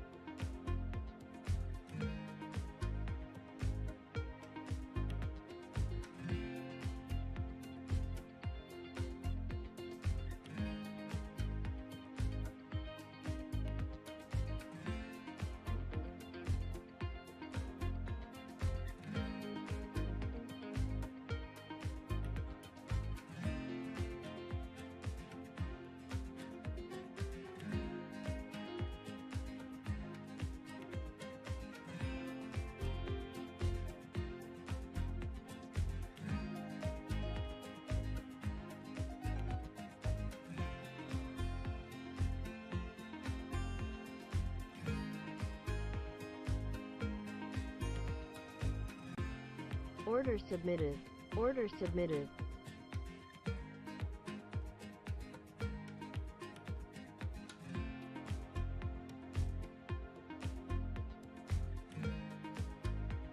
Order filled.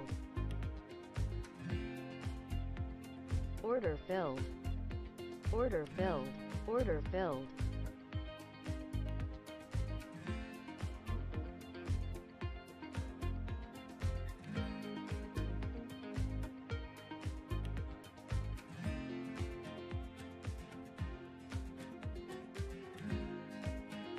Order submitted.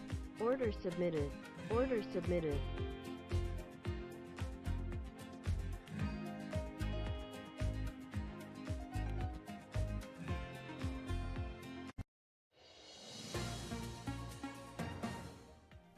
You're watching Bloomberg Surveillance. Let's get your Bloomberg First Word news. We begin with a mystery about the health of North Korea's leader Kim Jong-un. U.S. officials saying they learned he was in critical condition last week, this after cardiovascular surgery. The Trump administration is trying to find out more. Kim is 36. Last week in Pyongyang, he missed holiday celebrations. Now to Washington and President Donald Trump. He says he'll temporarily suspend immigration to the U.S. And this comes in a late-night tweet. The president wants to contain the spread of the coronavirus. He also says the move would protect the jobs of American citizens. No word on how long the suspension would last or who would be affected. And sticking in Washington and out to the U.S. Treasury Department, it handed out $2.9 billion to devastated U.S. airlines. And there's more to come. The government reaching rescue agreements with the four biggest carriers, American, Delta, United, and Southwest. More than 50 smaller airlines also will be helped. The aid is designed to keep workers on the payroll. And we end in Italy. That's where the government will present a plan this week to ease the rigid lockdown there. Prime Minister Giuseppe Conte indicating the reopening will take time. He wants to lower the risk the coronavirus would start spreading again. After the U.S., Italy was the original center of Europe's outbreak. It suffered the most deaths. Global news, 24 hours a day on air, not quick take by Bloomberg, powered by more than 2,700 journalists and analysts in more than 120 countries. I'm Viviana Hurtado. This is Bloomberg. Francine, Tom. Good morning, everyone. Bloomberg Surveillance. Thank you so much, Viviana. I greatly appreciate that. Francine Lacroix in London. I'm Tom Keene in New York. It has been spirited conversations with the themes changing out of Washington. Our John Farrow yesterday spoke with Mr. Kudlow of the White House. Bad to begin with. I mean, there might have been some glitches here and there. I think Secretary Mnuchin has done a terrific job over at Treasury, working with SBA. I guess nothing's perfect in life, but on the whole, judging by how fast that original $350 billion went out the door, went out the window, I think it's a very, very good program. Now, mind you, we're stepping up into the medium-sized area, but that's being done principally through the Federal Reserve's lending facilities, the so-called Main Street lending facilities. And, of course, there will be some assistance to large, important companies that have hardships. Obviously, the airlines are one of them. So, look, I think it's a pretty solid program. There are always tweaks here and there. But the fact that it worked so quickly, I think, is testimony to its efficiency. Larry, I agree on one of those points. It's acted much quicker than I thought it would. I thought there would be troubles getting the money out the door. Doesn't seem that was the case at all. I accept that. I was certainly wrong about that. But if a $1 billion company can get access to the Paycheck Protection Program that was designed for small companies, we've got a bit of a problem. I think we can both concede that. So we need to make some tweaks. Is that part of the agreement, that we'll just tweak things up a little bit so the likes of Shake Shack, a $1 billion company listed here in the United States, doesn't get access to those funds for small businesses? Well, look, Jonathan, I'm not, I haven't really followed the Shake Shack story. Apparently, there are some issues there. They may be able to seek financing through the Federal Reserve loan facilities. I don't want to go there. There will always be tweaks. We're trying to do this as expeditiously as we can. And look, the whole point is, and we've talked about this, and I'll just repeat it, we just want to stabilize, put enough cash, enough liquidity into the economy to get us through the next couple weeks. All right? That's the whole purpose of this. Small businesses and those who work for small businesses, as you know, the unemployment numbers are very bad, although there's some evidence that perhaps they might be slightly less bad. But it's a very bad hardship situation, no question about that. If we can get through the next couple of weeks, and as you know, the administration's health scientists have given the governors a very good guidance and roadmap for reopening in several stages, then May may be a transition month into a much better economy, moving out into the summer, where hopefully the contraction will give way to some economic growth. We're just trying to set the stage for that and keep folks going, you know, with the direct Treasury checks, with the deferral of the payroll tax, with the deferral of student loans and income taxes, and on and on. That's what we're trying to do. I think in a short period of time, I got to give credit, I think the operating agencies have done a good job. Let's move on to tariffs and trade, shall we? A latest announcement, in fact, overnight, we'll be deferring some payments of tariffs on some goods. Can you give us some clarity there, Larry, what the purpose of that latest move is overnight? You and I have talked about this back and forth several months now. Some action overnight. What have you done? Why are you doing it? On the so-called MFN, most favored nations, where there are hardship cases, Jonathan, we will suspend tariffs for a few months, I think 3 months. We are not rolling back 301s, i.e. China tariffs. We're not rolling back 232s or other trade deals.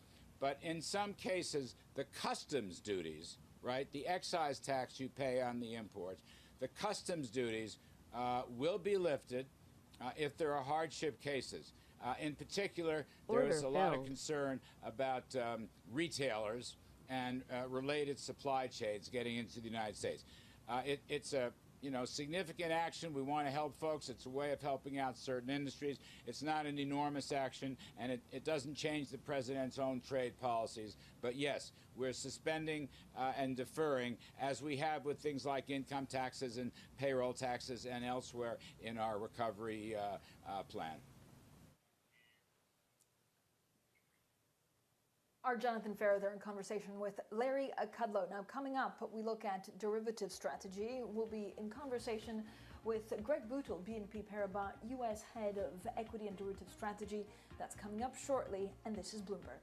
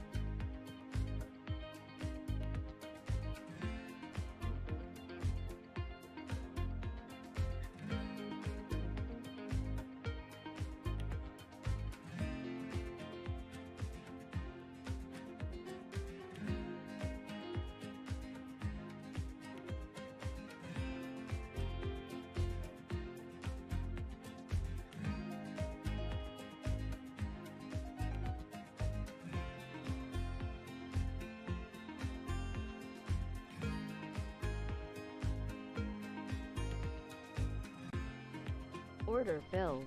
Order submitted. Order submitted.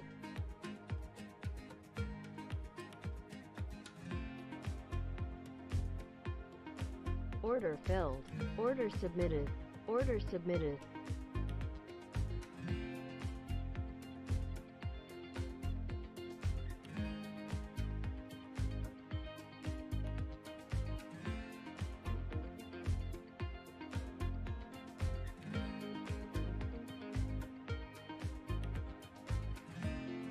Order filled.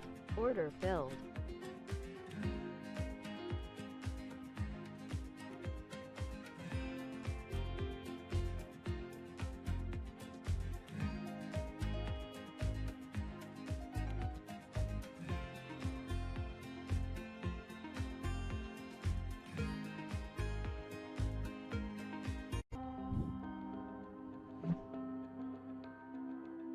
We are ramping up production massively. We are investing 100 million euro to build extra lines, to work with partners and vendors to get more components available so that we can build more products.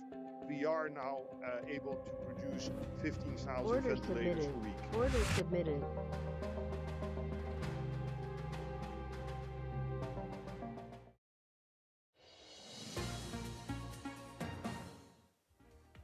Bloomberg Surveillance, I'm Viviana Hurtado. Let's get your Bloomberg Business Flash. We begin with a shakeup at the top of German software giant SAP. Co-CEO Jennifer Morgan is abruptly leaving at the end of the month. Last October, Morgan was appointed to the top executive role along with Christian Klein, but the coronavirus epidemic causing problems with the leadership structure. Klein will become SAP's sole CEO. Now to French automaker PSA, it says in the first quarter sales plunging 16%.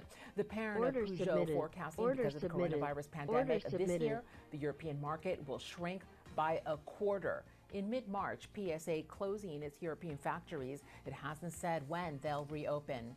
And we end with U.S. car buyers with subprime credit scores. They're putting their auto loans on hold. Credit Acceptance Corporation warning it's seen a sharp drop-off in payments. The lender says to get through the coronavirus pandemic, borrowers are shifting their financial priorities. And that's your Bloomberg Business Flash. Tom, Francine. Viviana, thanks so much. What you need to know this morning is a real risk-off feel. We really see it correlated across futures lower, and particularly yields come in with substantial curve flattening from 40 basis points down to 37 basis points. That's a big move in curve flattening. The headline item, if you're just joining us, is Brent crude joins West Texas Intermediate in a sharply lower price. Brent crude down 16% this morning with about a 21 handle. Greg Bootle synthesizes all of this for BNP Paribas with a particular focus on equity markets and the derivative aspects of them. Greg, what is the bet right now in the market? Is volume so small in disarray that you can't perceive a bet on the market, or can you see market action right now? Hey, good morning. There's no doubt that liquidity at the moment across capital markets are somewhat challenged. That's a function, obviously, of the macro conditions we find ourselves in, but also the operational conditions that many people are working in with diminished teams or work from home type capacity. So yeah, liquidity across capital markets has taken a hit in recent weeks and months. What do you see among equities in oil? I mean, we talk about high yield bonds and the bankruptcies to come. Just give us a general sector statement on what you and Harry Chilingurian see for equity investment in oil. Yeah, I think one of the things that was interesting yesterday was that we saw the U.S. oil names only down kind of a little bit more than the broader U.S. equity market yesterday. Canceled. One of the things that we observe about U.S. oil equities is they're not normally very correlated to the front month WTI contract, the one that got absolutely annihilated yesterday. What they're much better correlated to is the medium-term maturities. So where is oil going to be in, say, 6 months or 1 year? Those maturities came under pressure, but nothing like the front month contract. So really, oil equities are looking at the medium-term prospects for oil, and those weren't quite as bleak yesterday as they were for that front month contract. Greg, going back to your point on liquidity, are we now, we had a couple of issues. Are we over the worst now? Is the plumbing working okay in financial markets? Well, I think that the massive policy action we've had from both the Fed and the administration has done something to help the risk sentiment a little bit in markets, and that in turn helps liquidity. Liquidity and volatility are very correlated. So whenever we see a really aggressive spike in the VIX, that's when liquidity tends to get worse. Bid-offer spreads become much wider. So I think the fact that volatility in the market is lower than it was in its peak in March is something that's going to help liquidity. We're still going to get some issues. It's no surprise that that what happened yesterday in crude happened on the day prior to the expiry of the front month contract. So we have to be wary of, I think, expiries generally across capital market products. But I think liquidity is going to be a little bit better as volatility calms. And we think that we are past the peak in the VIX. So certainly for equities, there's still a challenging time ahead, and we're not necessarily past the spot lows.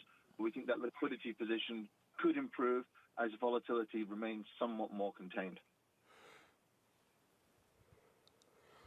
Greg, overall, do we have solvency issues, or do you see a lot of equities actually having solvency issues? And if yes, when do they come at the forefront? I think undoubtedly in a situation like this where you have absolute lockdown for the economy, that you're going to have individual stocks that do run into issues, whether that's kind of liquidity, broader balance sheet. So that is going to happen. I don't think for the broader market we're there yet. And ultimately, one of the things that's going to drive liquidity issues is just going to be the length of the lockdown that we remain in. So I think people are very focused on how quickly the economy reopens and how quickly we get relief, particularly for some of the smaller businesses that are much more at risk of balance sheets. Greg Baldo, do you have a strategy on the fancy stocks, the 6 or 7 stocks that are going up, whether FANG or non-FANG? Do you have a strategy for these high flyers? Yeah, I think like our strategy in general is that we do have a preference for quality, and we do have a preference for those stocks that have already outperformed. We did a lot of analysis of what typically happens when you hit the turning point in a crisis such like this. And you do get some mean reversion. Those stocks that are best performing do tend to perform worse on the way out. So I think if you think the stock market's bottomed and we're going to have a rally, then you should expect those stocks to underperform. We don't think we're there yet. We still think we're going to see new lows in the market, potentially in the summer months. So I think that while the broader market is under pressure, people will be looking for safe havens. They'll be looking for those idiosyncratic stories that potentially give them some protection from this broader risk-off environment. Order submitted. Greg Baldo, thank you so much. With BNP Paribas today, Order as we look at equity markets, Order really submitted. Taking Order it on the submitted. chin, down a good 400 points on Dow futures, 30 points plus on S&P futures as well. Coming up, this is an exceptionally timely conversation after the president's comments last night on our immigrants, on our immigrant doctors, on our immigrant nurses. Michelle Patch of the Johns Hopkins University. Stay with us. This is Bloomberg. Order filled. Order filled.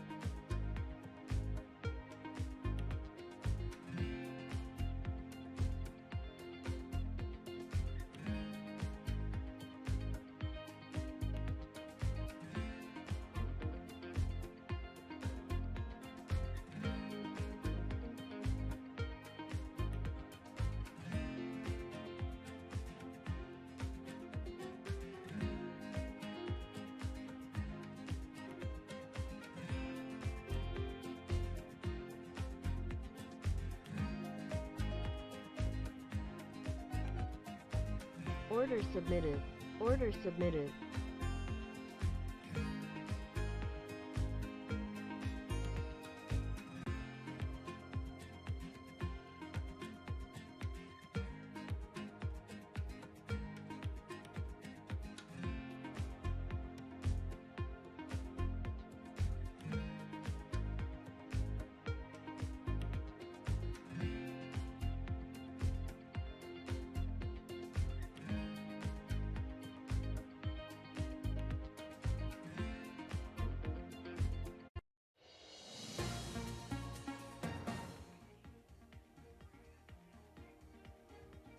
Welcome back. This is Bloomberg Surveillance. As always, Tom and Francine working from home from London and New York. Now, Tom, we continue, of course, to track the virus. Bloomberg has developed a unique partnership with the leading authority on COVID-19. Johns Hopkins has been at the forefront of the international response, and so every day we bring you an expert to try and figure out what the next phase is. We're delighted to be joined today by Michelle Patch, Johns Hopkins School of Nursing Assistant Professor. Professor Patch, thank you for joining us.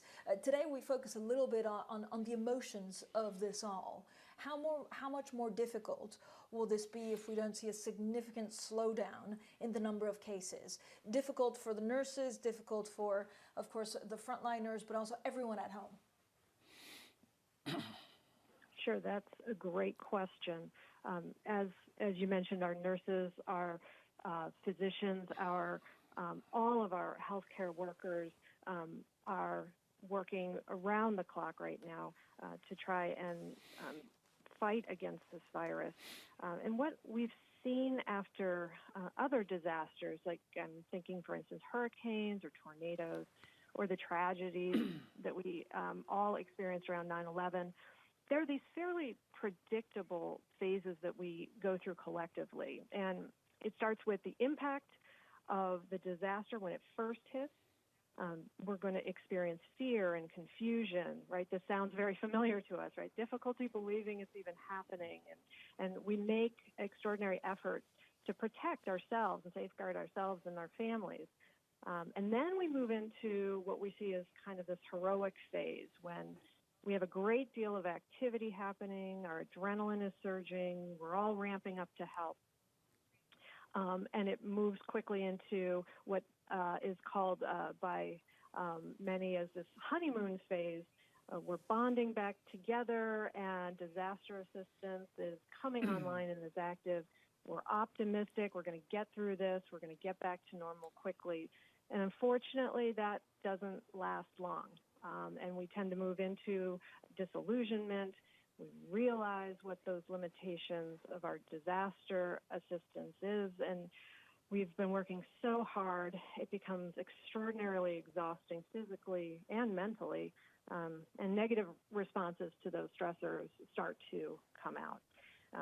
When that demand for help starts outstripping our resources, it makes sense. We feel lost, we're abandoned, we feel angry, right? And that can take months to years before moving into reconstruction or recovery phase. So, Professor, what is the number one advice to actually try and bolster each other, Order also submitted. for people on the Order front line submitted. in this very difficult time? Sure. Right now, we're somewhere between a honeymoon and disillusionment, right? And we're kind of moving back and forth between those. We have many who are really maintaining an optimistic stance, and communities working together or providing whatever they can to fight this virus. We're also seeing increasing conflict and voices of those wanting to move on, to open back up to businesses. We have those who are tired and angry and worried, and they worry they don't have what they have to safely continue, and they're physically and mentally exhausted. They realize very much so that this is a marathon. So bolstering each other will require actively caring for ourselves and each other, continuing to advocate for increasing supplies, increasing testing, supporting our leaders developing vaccines. But it's okay to know it's okay to not be okay right now. Continue to reach out to others from a safe distance. Take advantage of our electronic devices to connect, and really watch out for our friends, our families. Look to spiritual advisors, therapists, and it's okay to breathe. It's okay to cry, and to keep moving forward. Michelle, one final question, if I could. The president overnight decided he's going to put out an executive order limiting or banning immigration into the United States. He talks about the threats of the virus, the invisible enemy that's out there. I was thunderstruck to learn that 29% of doctors and 23% of nurses are immigrants. How do those nurses become nurses in the United States? Do they just show up and they're hired, or is there licensing? How does that process work at your Johns Hopkins University? Sure, yes. From time immemorial, we have relied very heavily on a wonderful workforce that comes from everywhere across the globe. As we have individuals come to our country who have practiced nursing in other countries and want to continue to do that here for us in the United States, we do have, each state has a different board of nursing that provides licensure for those individuals. They will have to take a licensure exam to show that they have that background. And there are also opportunities at various colleges and universities in the event that they may be lacking something that was needed for that licensure, that they can take that. There also are many programs that encourage folks to come from other countries and help support them in that transition. It's worrisome to have limitations at this point when we so desperately need folks on the front line to turn away those who have those skills and resources. Michelle Patch, thank you so much. With Johns Hopkins University School of Nursing, greatly appreciate your attendance today. There is much more to speak of. Our Washington office spending much of the day looking at the pending legislation on the Hill, and of course, a presumed executive order today. I'm unsure on that, to be clear. Francine and I looking at the collapse, critically, not just in American oil, but now Brent crude down to a $21 level. That is critical, well below the recent 23 low. as well. And as well, we continue to study worldwide the effects of this great pandemic. Thank you for being with us. We've got much, much more for you today. From London, from New York, this is Bloomberg.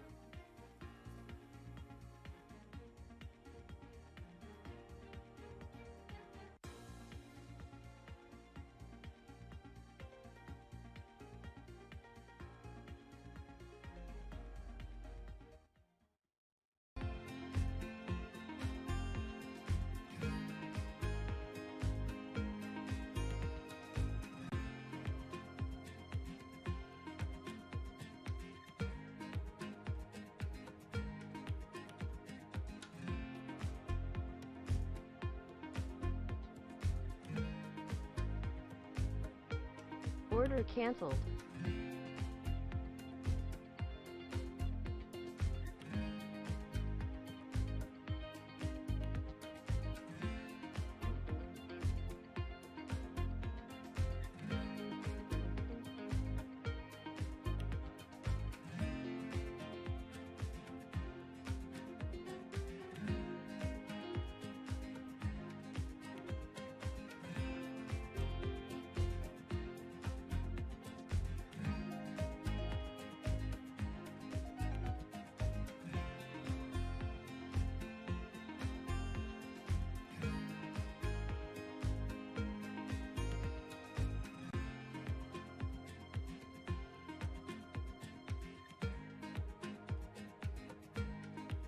Order submitted. Order submitted.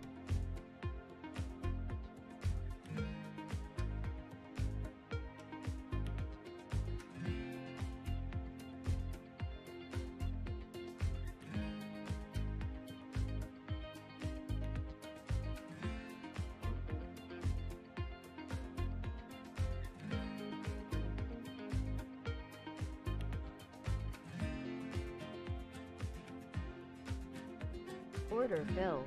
Order submitted. Order submitted. Order filled. Order submitted. Order submitted.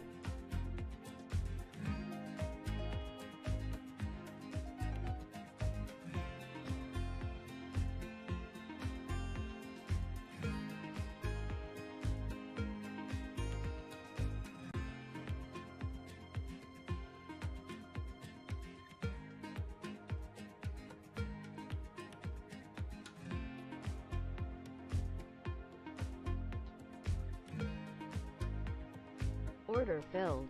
Order filled.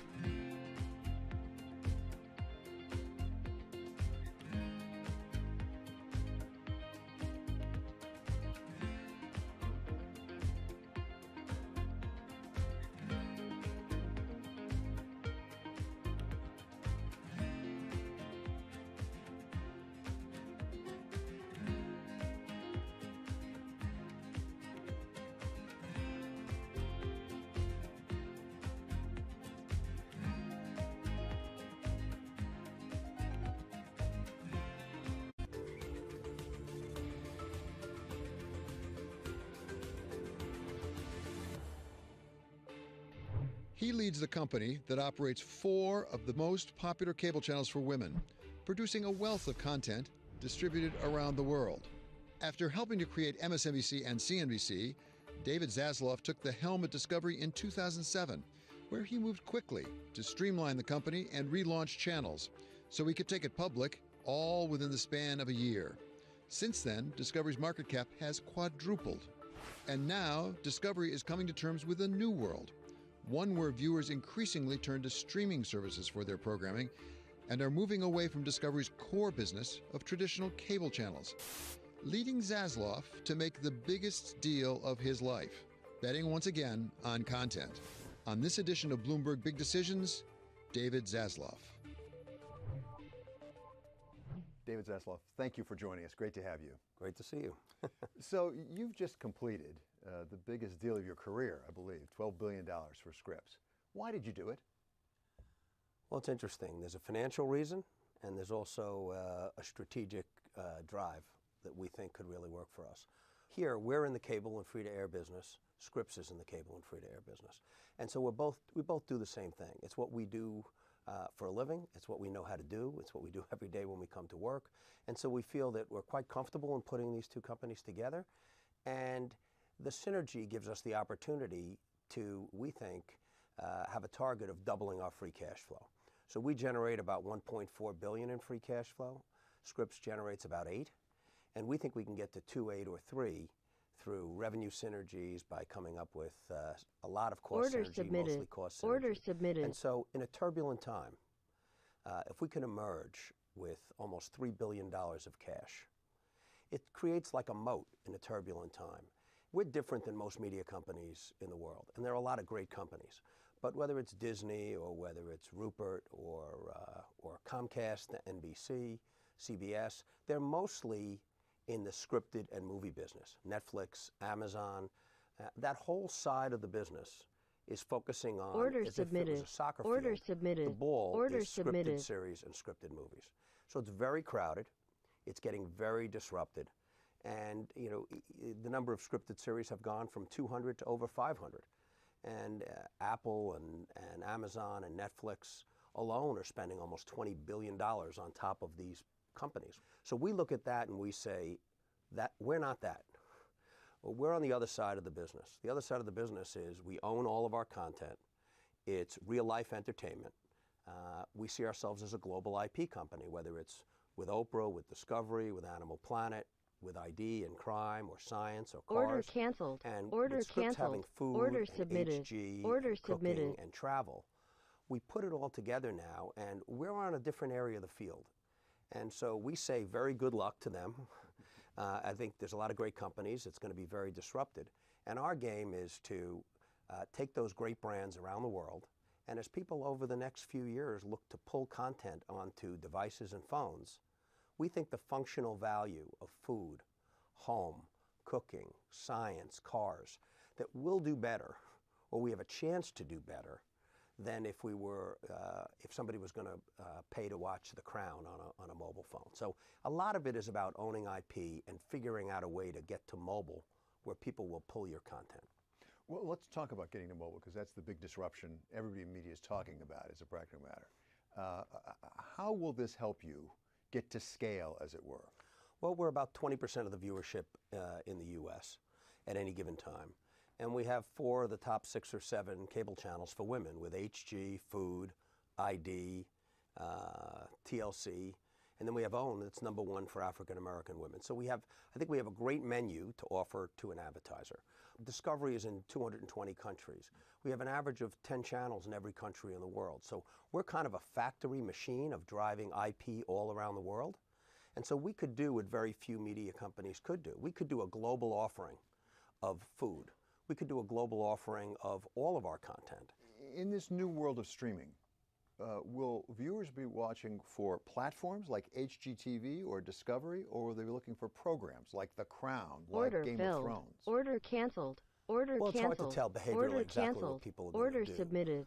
But Order by submitted. doing this deal and generating free cash flow and taking a look at the assets that we have, by owning science globally, by owning every piece of IP that we own effectively, except for sports, we're long IP. We've spent a lot of money to own it on all platforms, and that gives us the opportunity. If Amazon said, I'd like to do an offering globally, the only other media company that could do that would be Disney, and it would be in the kids space. And so we would raise our hand and say, terrific, we have a great family offering. And so for us, it's about the long tail. And we think in the end, you know, people that love food are going to pull it. Order submitted. We're not sure exactly how it's going to work, but we think the fact that we own all of our content and we have passionate viewers that they love us like they love a sports team. You know, they'll come home and they put on HG all day long, or they'll put on food. And so we have a sustainable growth business with our synergy. And then we have all this IP that we could take direct to consumer, and we've started to do it.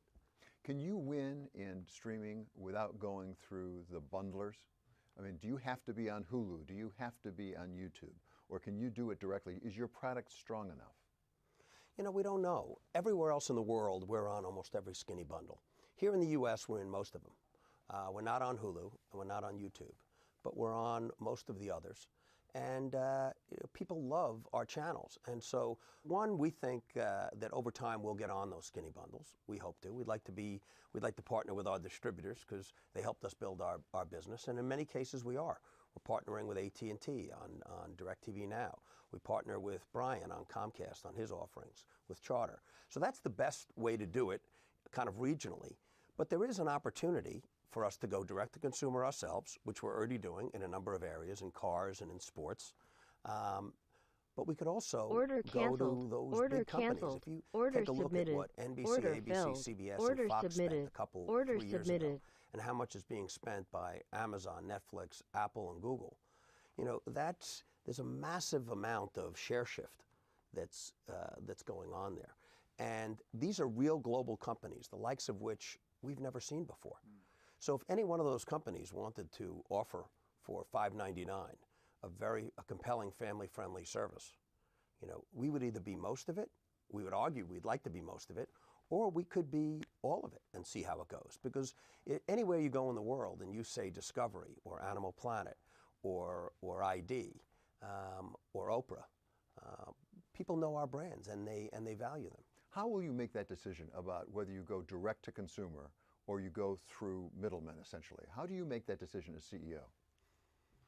Well, look, right now it's not a fair fight because the direct-to-consumer businesses, the Netflix, the Amazons, we in media used to trade at about a 14 multiple because the view was that this great dual revenue stream cable and free-to-air business would go on forever.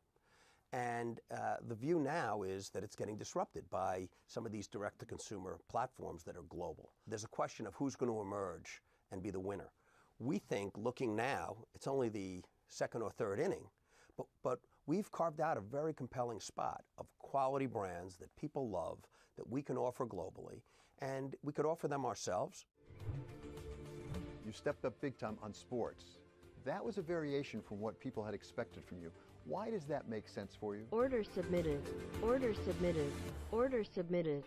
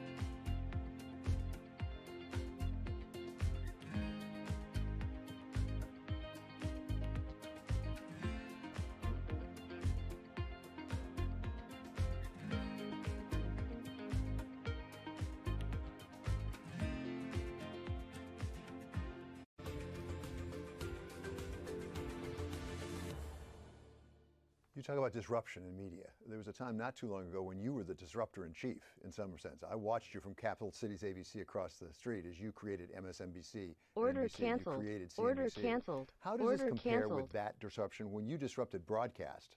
Basic cable came in and really disrupted it. How does it compare? What did you learn from that experience you can apply now? Patience. In that case, Jack Welch and Bob Wright were committed to try and take the broadcast business into cable. For people that were around at that time, it was pretty unusual. And it's important because the business that you think you're going to launch that's going to work is never the business that works. The audience is always going to tell you what they get nourished by. And that's what our business is about. That's what most businesses are about. When we launched with Oprah, the Oprah Winfrey Network, we had a dream, Oprah and I, that it was going to be about living your best life. And we looked strategically at the space and said, we can do this. But when we went out with the content, Super Soul Sunday worked terrific, but a lot of the other stuff was too earnest and the audience went away. And we had to figure out, what are they going to come back for?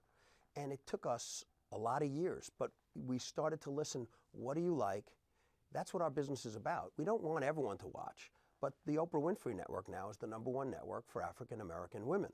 So for us now, we've broken our company in half, essentially. We got half the company that's about growing our channels, doing what we believe we can do as well or better than anyone in the world. Then there's a whole group that has to figure out, okay, how do I get over the top? What do people want when they consume content over the top, you know? And I think you have to be willing to recognize failure and use it kind of optimistically. Good, we know that now. And you can do it without the blockbusters. The way people watch our channels, they don't. It is hit driven if you're a broadcast network. The way people watch our channels, they come home and HG gets me. Discovery is my channel. TLC in Middle America is the channel that I love. I love Oprah. That's the channel that I watch. That's how they curate. Where do I get nourished? That's the business that we're in. We think that's going to be sustainable, and we think that ultimately they could either pull one of those really big, expensive platforms, or when they're looking to pull something that they want that's family friendly, with brands they know, characters they know, everywhere in the world, for a lot less than they would have to pay for that, we look different. And we got to, over time, we'll see if it's an aggregated offering, if it's an individual offering, but I think we got a game. But the first thing we got to do is execute on this. You stepped up big time on sports. That was a variation from what people had expected from you. Why does that make sense for you? Well, first, we're in every country. So when I say we're in every country, we have a sales team, we have a distribution team, we have creative people, we have marketing people, and we have strategic people. So we kind of know each country. And so when we looked at sports, Eurosport was not being individually fed into every country across Europe. So when we bought Eurosport several years ago, we looked and said, we can use our sales infrastructure. We could use our distribution infrastructure to drive more carriage. We could use our sales and marketing people. And it was a little bit of a leap, but it was driven by the idea that content used to be about getting inside of the television box, that rectangle. And even if you had content that was just okay, second or third choice, you did okay. When we launched our direct-to-consumer sports player 3 years ago in Europe, so we reach across 750 million people in Europe. We have the tennis, we have the cycling, we have the winter sports, we have summer sports, we have the Olympics. So we figured we have a great offering, 750 million people, $8, we should be able to do terrific. And we wrote 10 things that we thought we knew for sure. 8 of them were wrong. And the users told us. They said, okay, you know, we tuned in for the French Open, but we didn't want to watch Tour de France. We love tennis. Order submitted. Or they told us that submitted. Maybe the most interesting takeaway that we applied to the Olympics is that when people consume content on a device, they expect to hit the device when they get up in the morning and see content. And then they expect a few hours later to hit that device. You need to multiple publish. So if speed skating is starting at 2 o'clock in the afternoon, the people that love speed skating have to get up in the morning and see a 1-minute video or 2 one-minute videos or some information about, and we downloaded 700 pieces of short-form content in 21 languages every day to our Olympic player. And that's one of the reasons why we were able to aggregate about 500,000 subscribers. They love the sports IP, but they really, when people look at content on a device, they expect to be entertained and nourished. Order canceled. Order canceled. You hit it and nothing Order is new, canceled. you're Order disappointed. submitted. Can you Order do that submitted. and not Order step up submitted. into the really high-priced sports projects? Because that, to some extent, sounds a little bit like ESPN in the United States in the early days. They had lesser sports, and then they had to get in the NFL. They had to get in the NBA, and that, as you know, costs enormous amounts of money. Can you have a strategy that stops short of that? Well, opportunistically, we have taken football. But we haven't taken football where we get in a bidding war with anyone. If you want to offer your content on a pan-European basis, there's only one place to do it, us. Or if you're a federation, if you're the Speed Skating Federation, you could sell it in every country. And the difference between the U.S. and Europe is in the U.S., it's one culture, one language, and everybody likes the same four sports, essentially. 90% of viewing, 80% of viewing is football, baseball, basketball, hockey. In Europe, there's a lot of sports that are number one in Northern Europe that are number 10 in Southern Europe. And if you're a federation, we're the one stop. And we've been very effective about getting a lot of content. And all the sports content we have with Eurosport, we've, as much as we can, we've gotten it long term, and we own it on all platforms. You have scripts, as you say, you need to execute on that now. But is that enough for Discovery? Are you on the outlook for further acquisitions?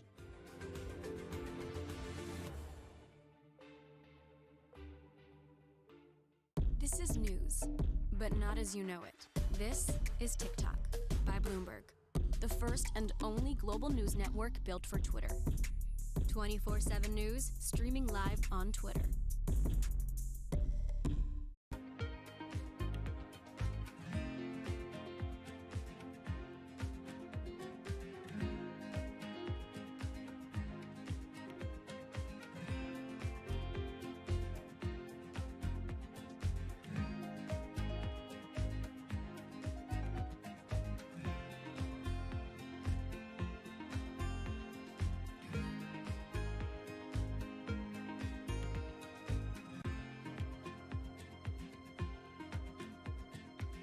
Order canceled. Order canceled. Order canceled.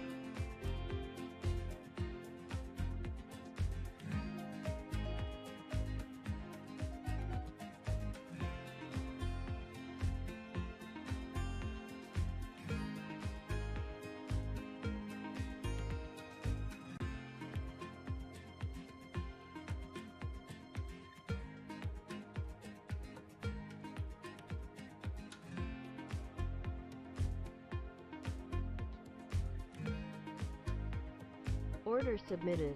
Order submitted. Order submitted.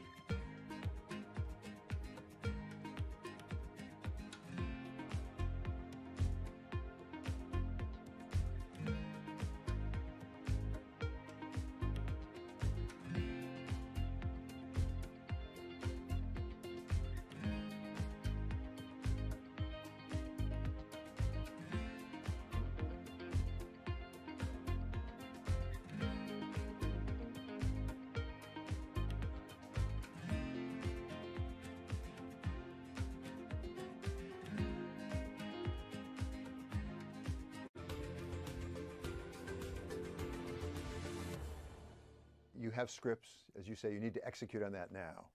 But is that enough for Discovery? Are you on the outlook for further acquisitions? Do you need to get bigger scale?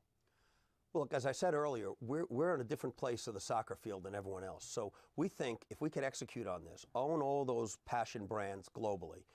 Scripps never took food and HG and cooking and travel around the world. So we have an opportunity to take all that IP, we'll convert it into 48 languages, and we'll start to spread it around. Order filled. So that'll be Order a revenue submitted. synergy if Order viewership submitted. increases, and we think it will. In Latin America, we've bought some of their content. But I like our hand here. We got some work to do. We got to pay down some debt. We got to prove out that we're going to generate that free cash flow and that we really did build a moat.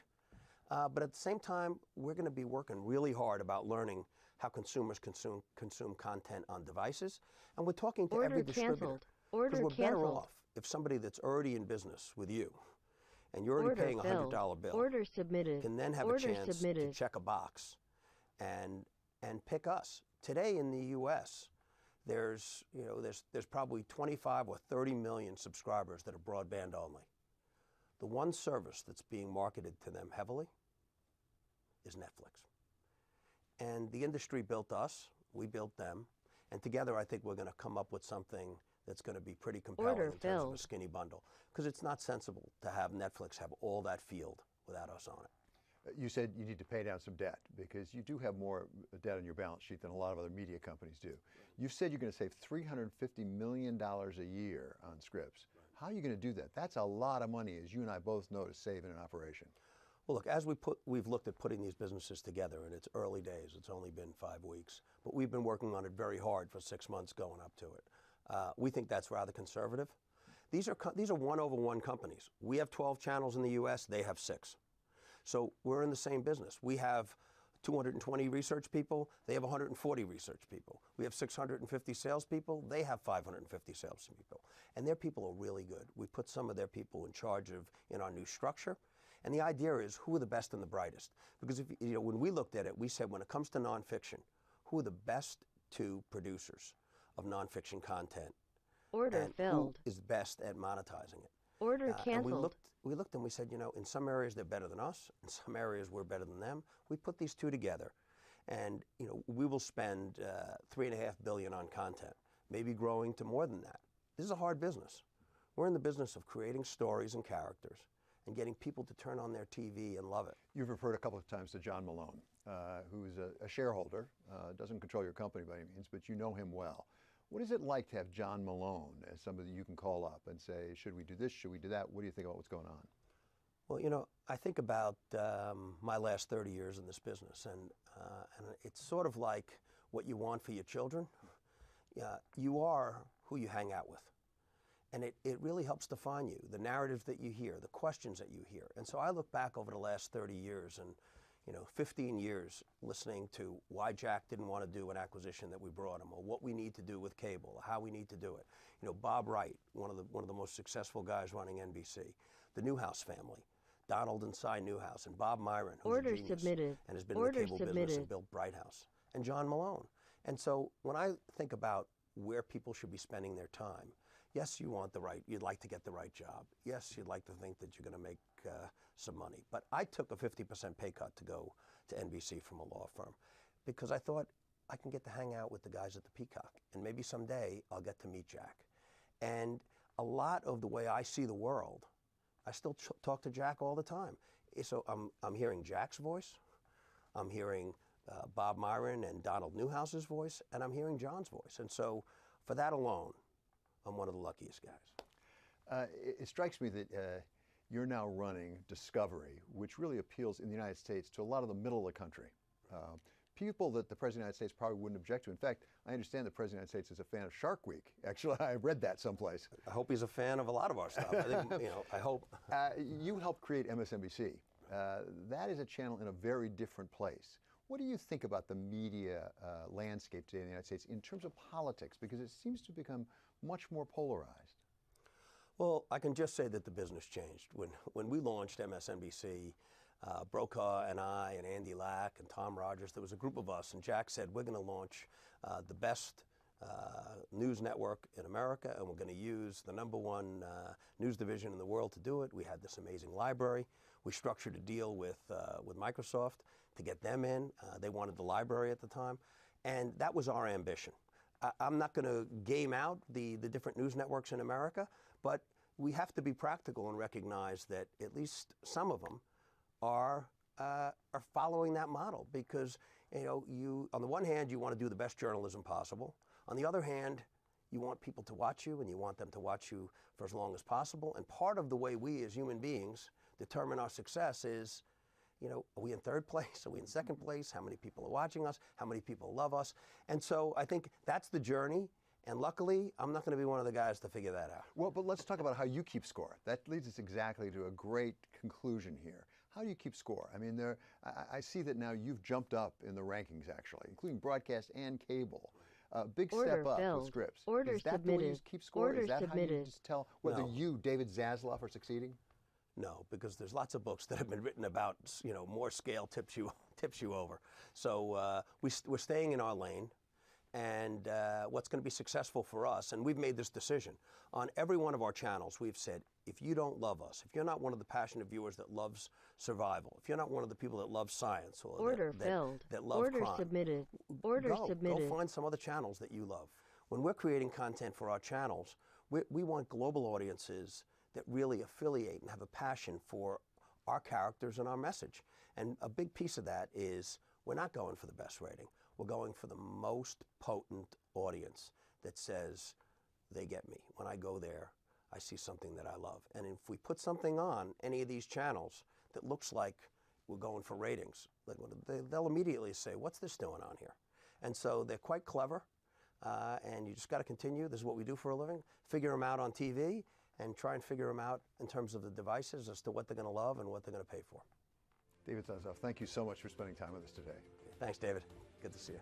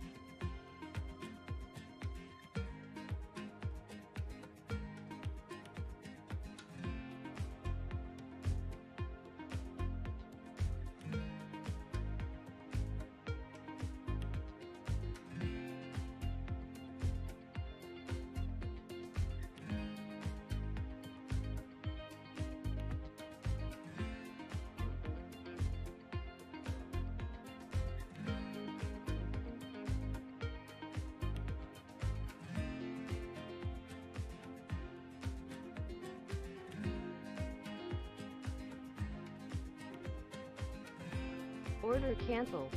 Order canceled. Order submitted. Order filled. Order submitted. Order submitted.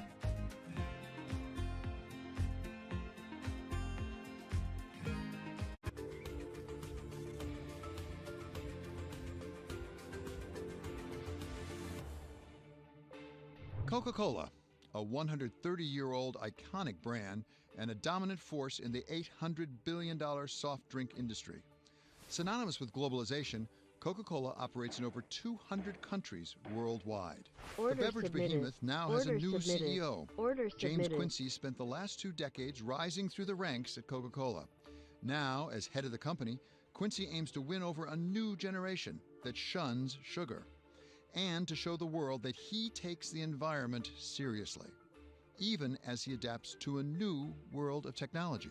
James Quincy sat down with us for an extended conversation.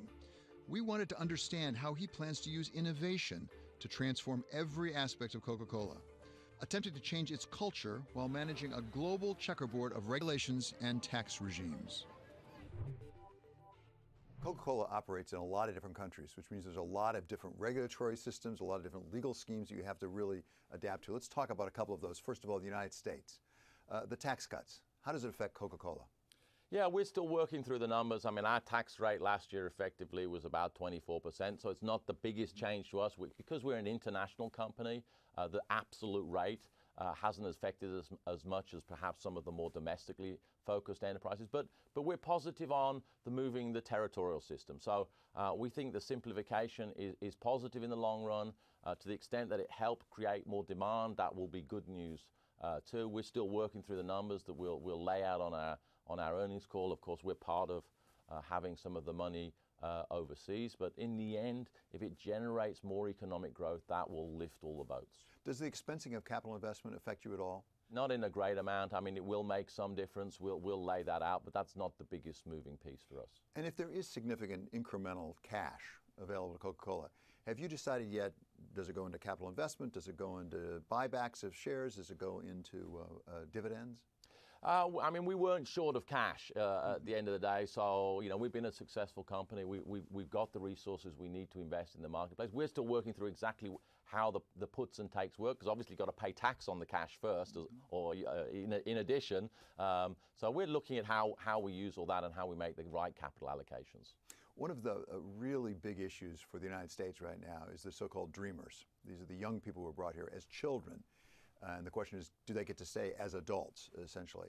Do you have at Coca-Cola people who are really uncertain about whether they can stay or not? There are about 700,000 more or less nationwide. Yeah, we have some people in our company and in our bottling partners who fall under the Dreamers or the Dakar program. You know, we would love government to find a way to make proper underlying immigration reform, and including finding a solution for the Dreamers so that it's not so disruptive and that they can stay. So hopefully they'll find a path to that. Of course, partial solutions may be necessary, but we would love to see fundamental reform. You ran Mexico for Coca-Cola at one point, so you have seen this issue on both sides of at least our southern border. Do you see a path forward, a constructive path forward on immigration? I think there's a path forward, but I think it also is connected, and it can't be completely disassociated when you think about long-term fundamental reform from getting both economies to grow.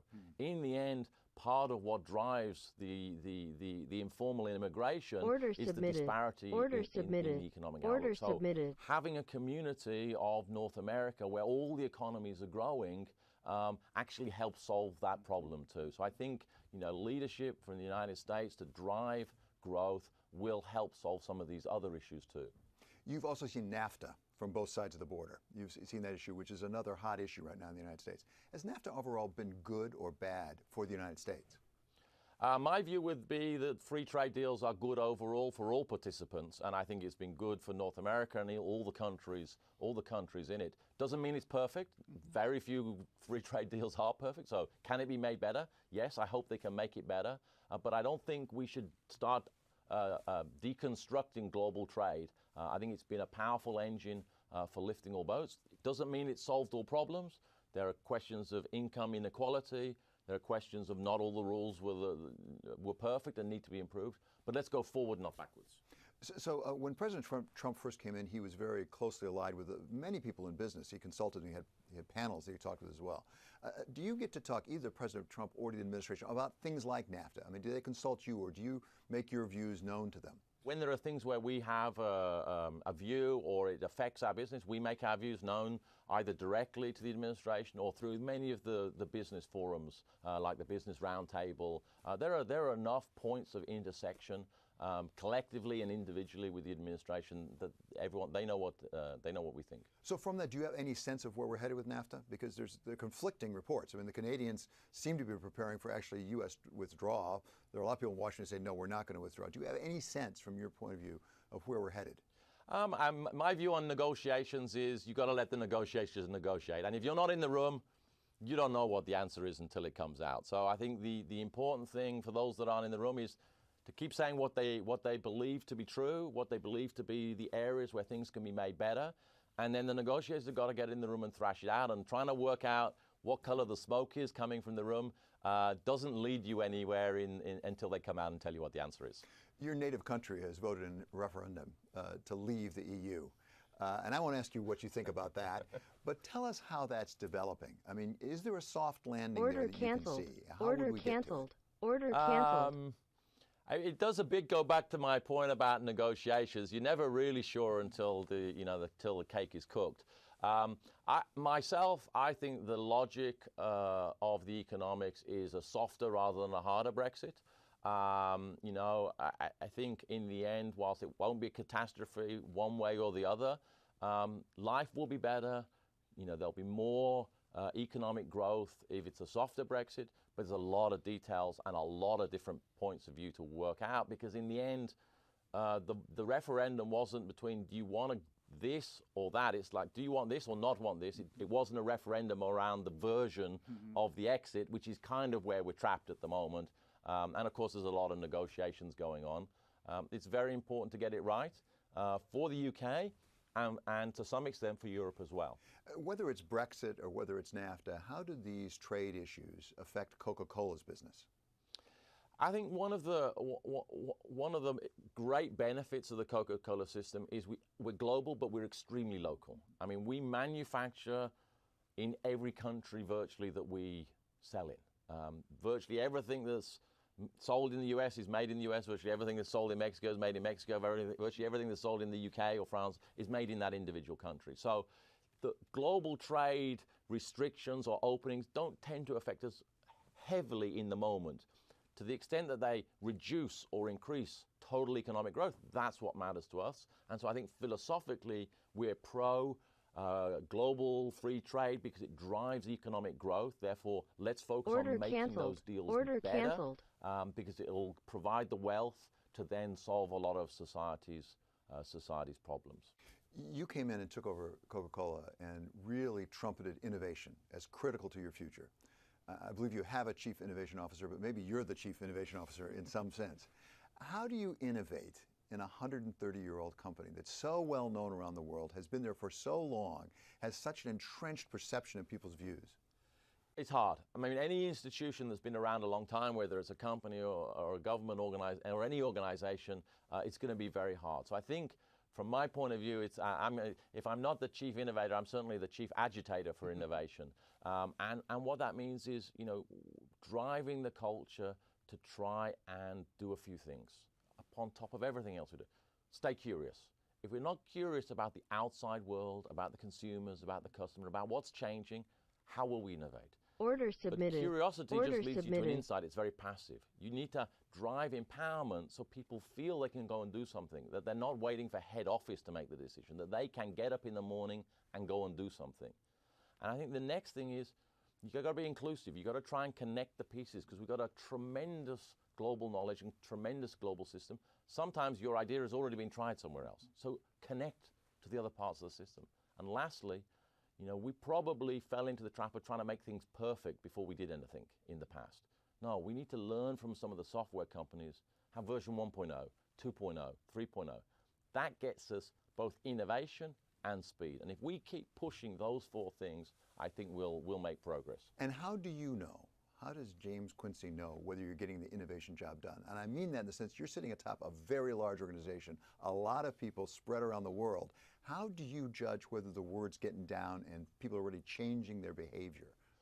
It's hard to know, but the only way forward is to look for multiple signals. No, there's no one number or one metric that's going to give it. So we have employee surveys where we ask people. We can look at the sales number and measure the success rate or the number and the success rate of the things we put into the marketplace. We can look at what our research and development pipeline is generating, and are we really getting new patents? Are we really making progress? So I think one has to have a dashboard to look across and say, is there progress? How is technology changing the way you do business, and for that matter, your workforce?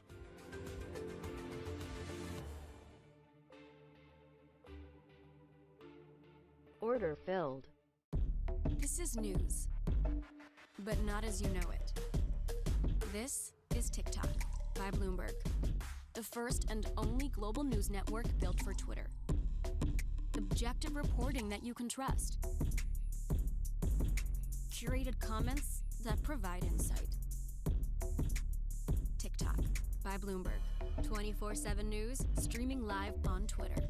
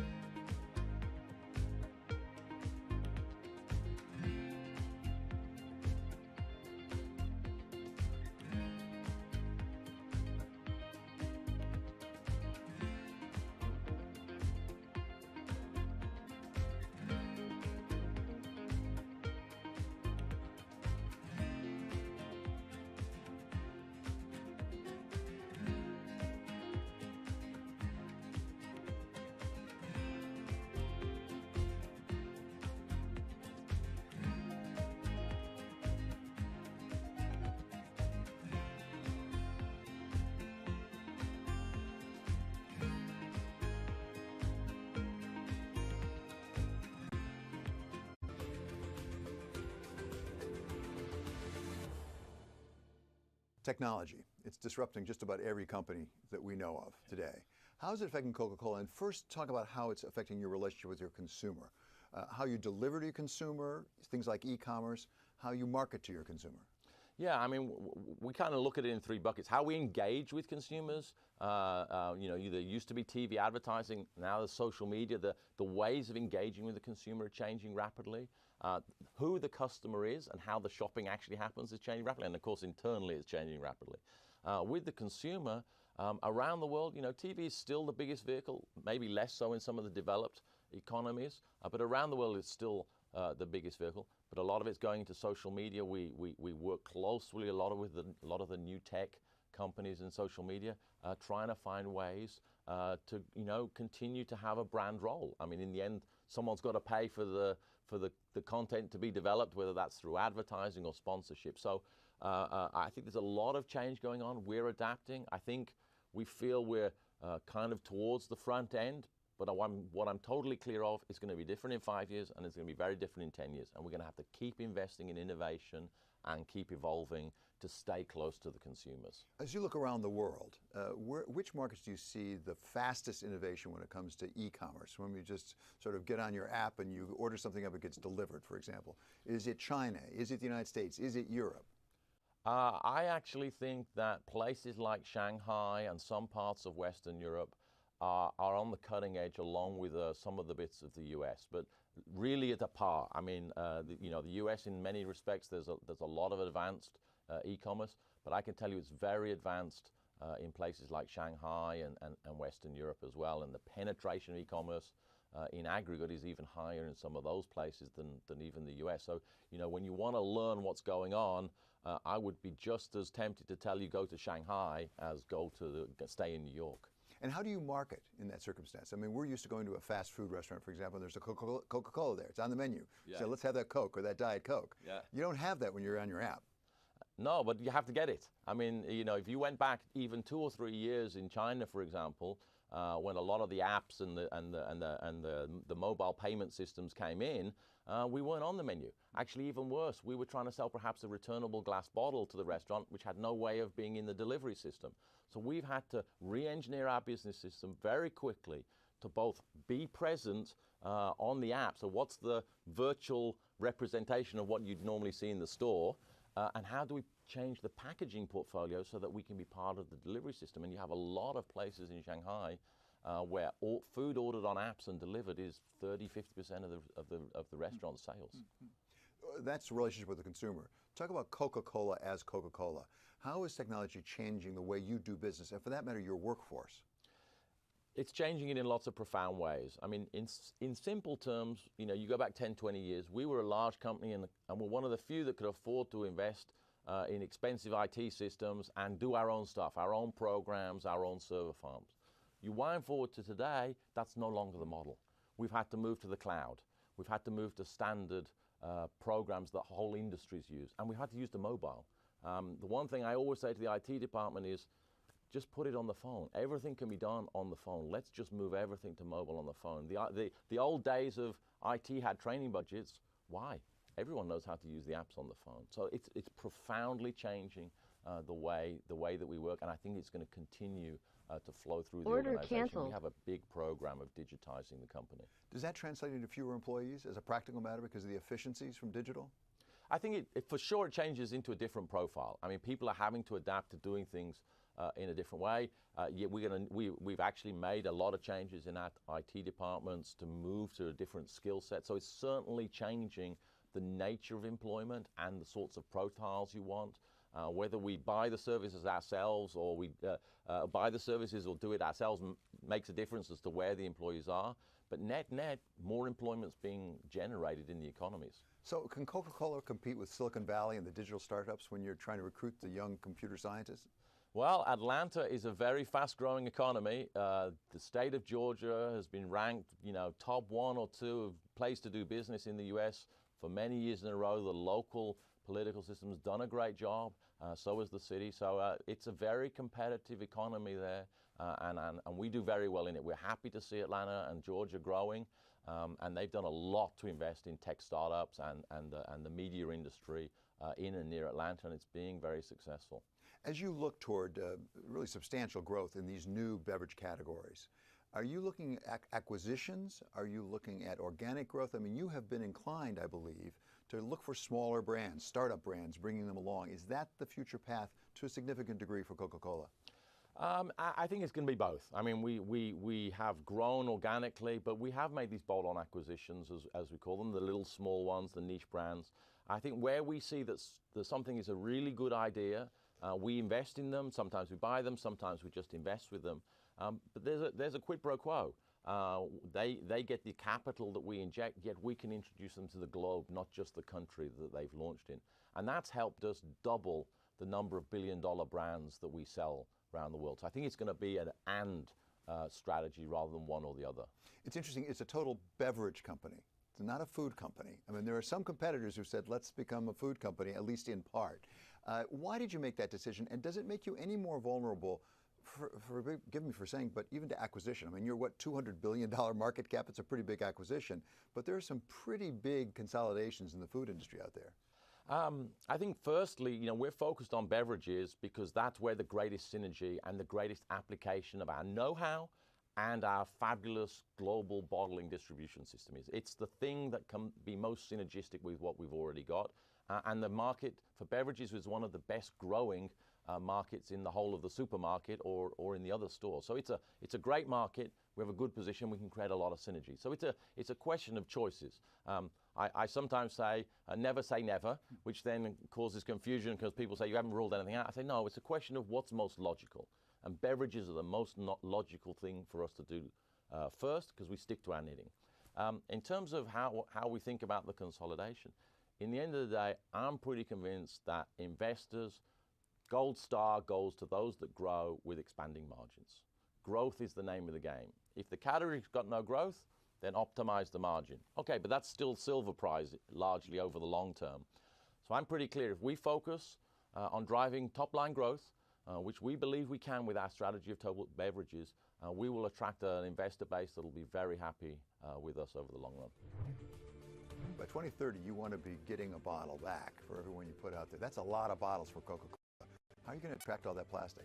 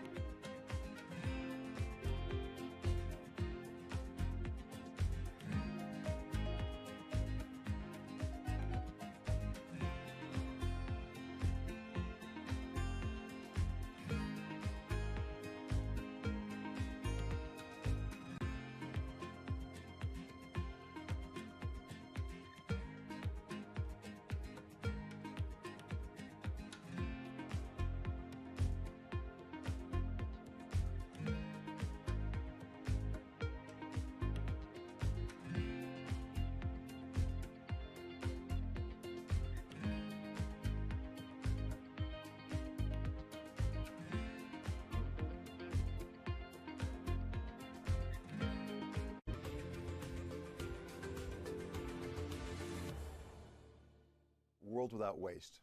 Great goal. You have a big new packaging announcement. Why is it important to Coca-Cola, not just as a corporate citizen, but as a business? It's important to us for a very core part of our values. We've always believed that to have a healthy business, you need to be operating in a healthy community. And one of today's biggest problems is packaging waste. We've done a lot on making things recyclable. We've actually invested a lot of R&D making progress on reusing it. What we need to do is collect it. So this announcement is about the big missing piece in generating a world without waste, which is collecting back the plastic and creating a market economy for that collected plastic. And I think that's going to do great things to help us grow into the future without creating waste, which is good for us and it's great for communities. How are you going to attract all that plastic? By 2030, you want to be getting a bottle back for everyone you put out there. That's a lot of bottles for Coca-Cola. How are you going to attract all that plastic? Well, to give you an idea of the dimension, we need to bring back, every person in the world, if they bring back 2 bottles a month, we bring back all our bottles. That's our objective. 2 bottles a month for every person. We collect every bottle we put out. How are we going to do it? Well, there'll be different systems in different countries. You know, every country needs a solution, but it won't be the same everywhere. There are kind of places where it's reasonably advanced in Europe to more informal economies where the collection happens. So there's going to be different solutions everywhere. We're going to have to work with NGOs, other industrial companies and governments to put in place these solutions. But it's absolutely doable. Submitted. And I think that's what's exciting about setting the objective. We're very conscious of this in the United States, but what about in other places, like China, for example? Yeah, look, I think the emerging and the developed countries are where more of the problem is than the US or Europe, which is probably at the leading edge. So we need to do more there. But recognize that in a lot of these countries, there is some informal collection system already going on across a wide range of waste. What we need to create is the circular economy. We need to create value for that. So often in the case, and we did this in Mexico, for example, you go back a little more than 10 years, it was less than 10% of the plastic was recycled. Now it's 60%. How?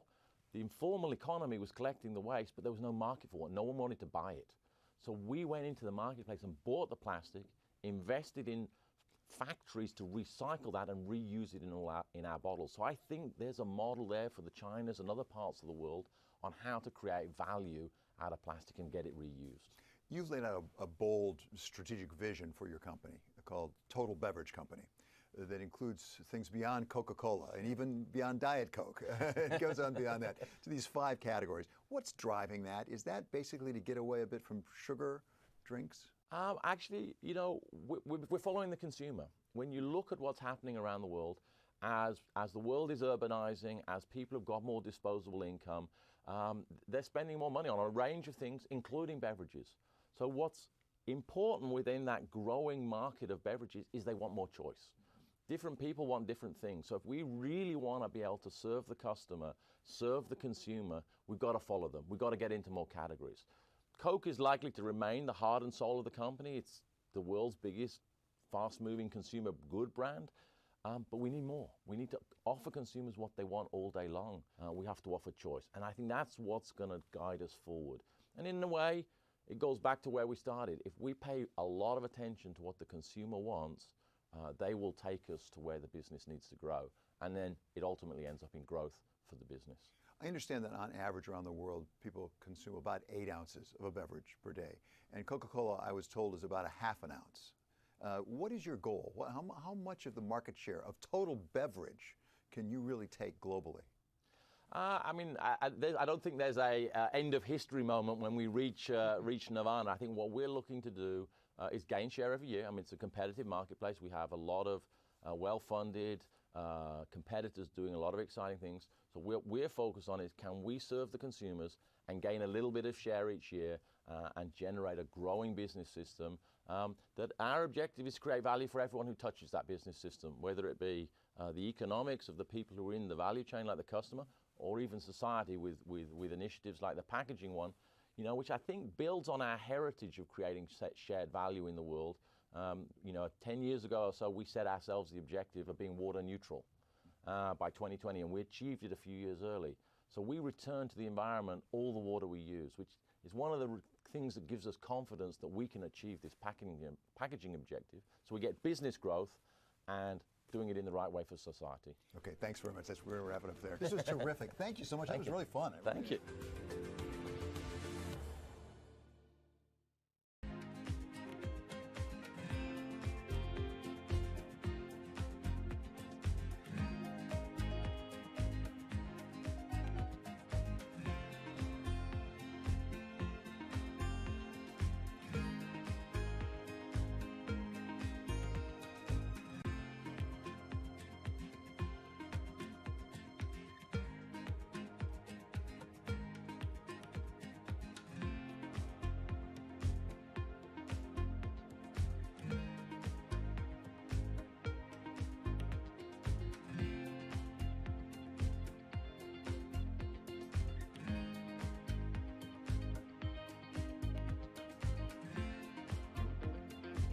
Order filled.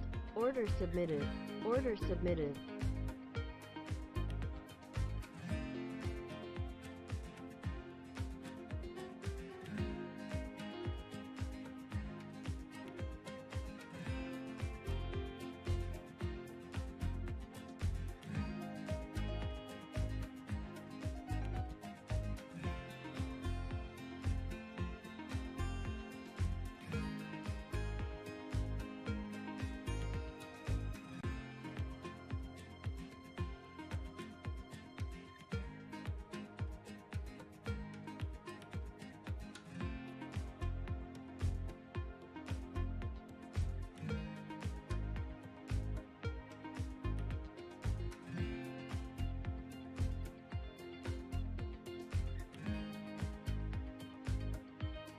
Order filled. Order submitted. Order submitted. Order canceled. Order canceled. Order submitted. Order filled. Order submitted. Order submitted.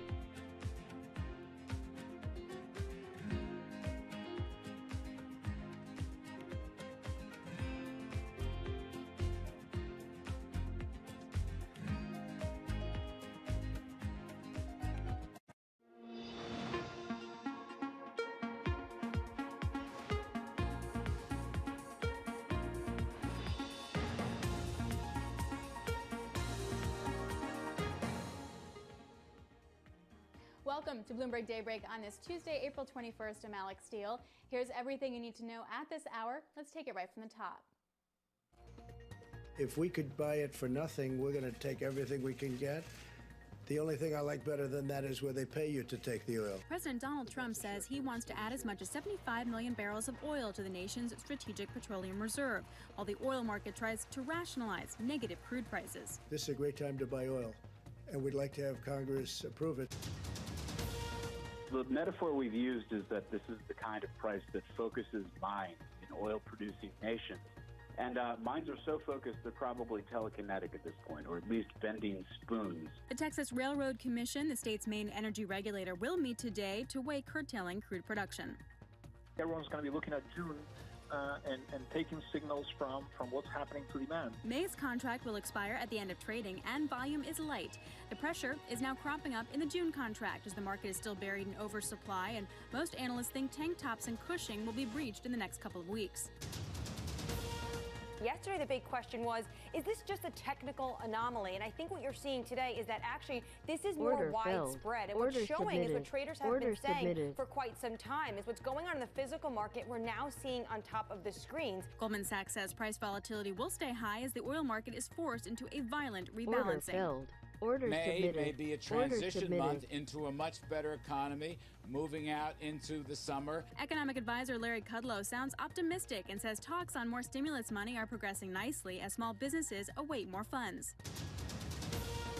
The Senate and the Small Business Paycheck Protection Program, lawmakers reportedly could vote on that $470 billion deal as early as today. The Senate has scheduled a late afternoon session for Tuesday. Well, in the markets, you're still looking at relatively risk-off. S&P futures around the lows of the session. Maybe it's some issues and conversation around the North Korean leader and his health. If that's injecting more risk to the market, maybe it's also oil. Maybe it's just basically bouncing around as we head into earnings. All that on the table. But one thing we do see is what's happening to the 10-year yield, 56 basis points. So the closing low, 54 basis points. So we're almost going to breach that closing low level. Intraday, though, it's still 31 basis points, so still well off above that. There's lots of things to choose from when it comes to the oil market. I particularly chose Brent for this one because it's rolling over as well. $21 a barrel. Unbelievable decline. Sure, it's not negative like yesterday's May contract in the U.S., but still a huge move lower for the oil price. So joining me now for more on the ripple effect of the oil sell-off and potential bankruptcies is James West, Evercore ISI Senior Managing Director and partner, who I can tell from my inbox has been crazy busy talking to pretty much everyone on the ground when it comes to companies. James, really great to see you. Broad macro question first. Why don't oil producers just shut in production, go home, and start it up in 6 months? Well, I think they will. It's a question of the economics, and the oil price is bidding down to a level where economics don't make sense to force this production shut in. However, a lot of these oil producers have major economic consequences from shutting in production, such as, say, the Canadian oil sands, and it takes weeks, if not months, to shut in some of these facilities. So it's a process that it is happening. It's already happening on the ground in the U.S. today with some of the marginal wells that will pick up and go into shale wells, and it will happen globally here shortly as storage is filling to the brim, or not if the brim at this point, it's already spoken for. So, James, can you just walk me through kind of the economics of how expensive it can be to shut down a well? Or if you shut it down, you may never be able to restart it again. So in some cases, particularly in the U.S., it's just better for them to keep producing, even if we're looking at $16 June prices, negative $4 May prices. Sure. I mean, obviously, negative prices, everybody shuts in. But with positive prices, there are modest costs to shut in a well. So if you have a vertical well, an old vertical well that produces, say, 50 barrels a day, it's maybe $25,000 to $50,000 to plug the well and to shut in production with a production plug. For a shale well, probably the same cost. However, because of the pressure dynamics, it's a little bit unclear what that well looks like 6 to 12 months after it's been shut in. So you need to do a workover to bring that well back into production. That workover and the associated work with that will cost you somewhere between $200,000 to $300,000. Right, so that's pretty substantial. And also I have to wonder too, we talk about shale, for example, that you can just like flick a switch. It's on, it's off, it's on, it's off. Is that technically accurate, or does a lot more go into actually turning stuff back on if you wind up seeing an oil price recovery? So it's the on-off switch is a little bit misunderstood and probably overused. You can bring wells back on within a matter of weeks. However, because of the lack of equipment and service crews and the carnage that's happening to the industry, it's not like we have 500 service crews sitting next to wells, just waiting for somebody to say turn it back on. So it is a rather long process. It's not technically it's not that difficult, but it takes a lot longer than one would expect.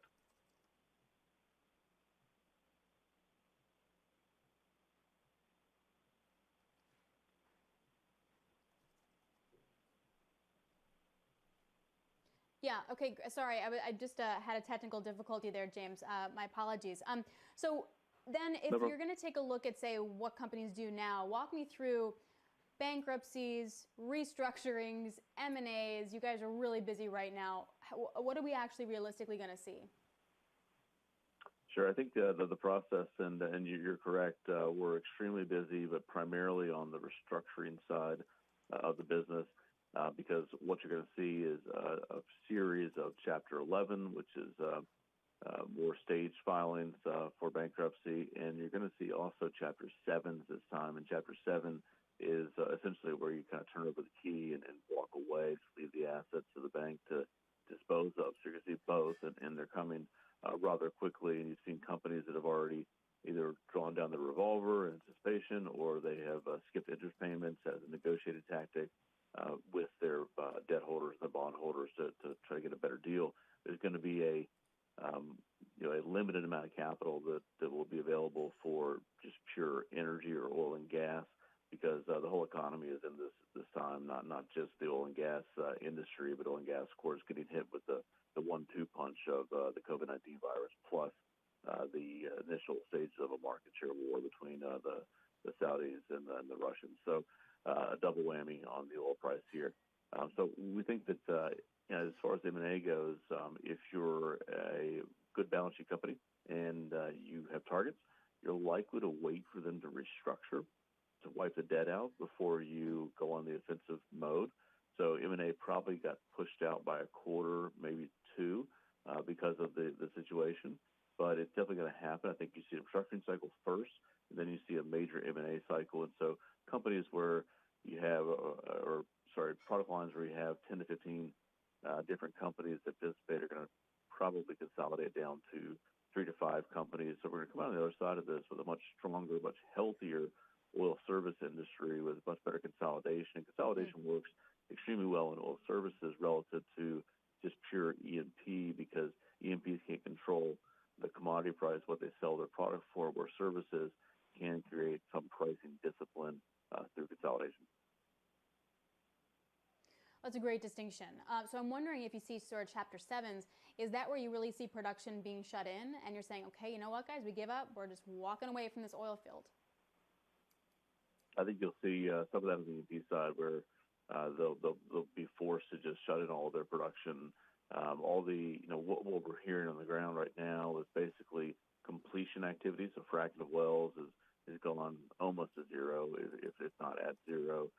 Drilling of wells, rig companies have been told, once you hit total depth, you're done, so go away. So you'll see continued rig count declines here as a result of that. So we're going on basically a second quarter is going to be kind of a wipeout for the service industry, which means that production should start to fall relatively swiftly as a result of this. And of course, in Chapter 7, you might just say, hey, let's just shut in these wells for now, and let's go look for a buyer for this land, these assets. All right, James, really appreciate it. Always good to catch up with you. James West of Evercore ISI, thank you very much. And talk about the impact of the oil price plunge. We want to take a look at the energy industry. They just got rid of 51,000 drilling and refining jobs in March. That is a 9% cutback, and it's likely to get even worse with the industry facing twin shocks now. The coronavirus crippling demand with the stay-at-home orders, and then you have the price war between Saudi Arabia and Russia sending prices plummeting. The unprecedented output deal by OPEC Plus coalition may have been too little too late to save those 51,000 jobs. All right, coming up, Mark Connors, Credit Suisse Global Head of Risk Advisory, joins us next on how he's investing around today's market risks. We're talking to hedge funds about how they're investing about the market risks. This is Bloomberg.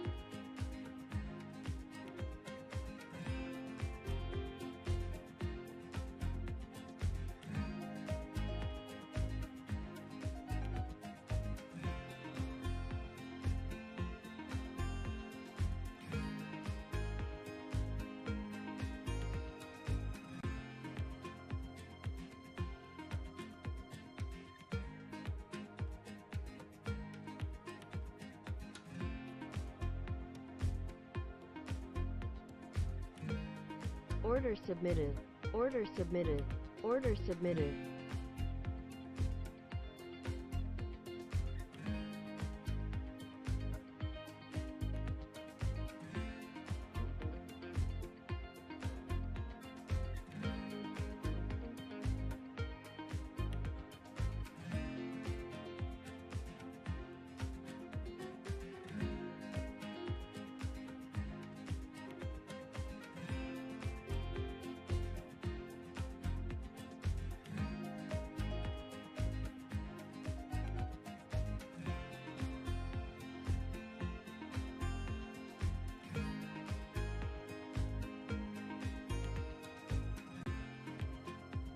Order canceled.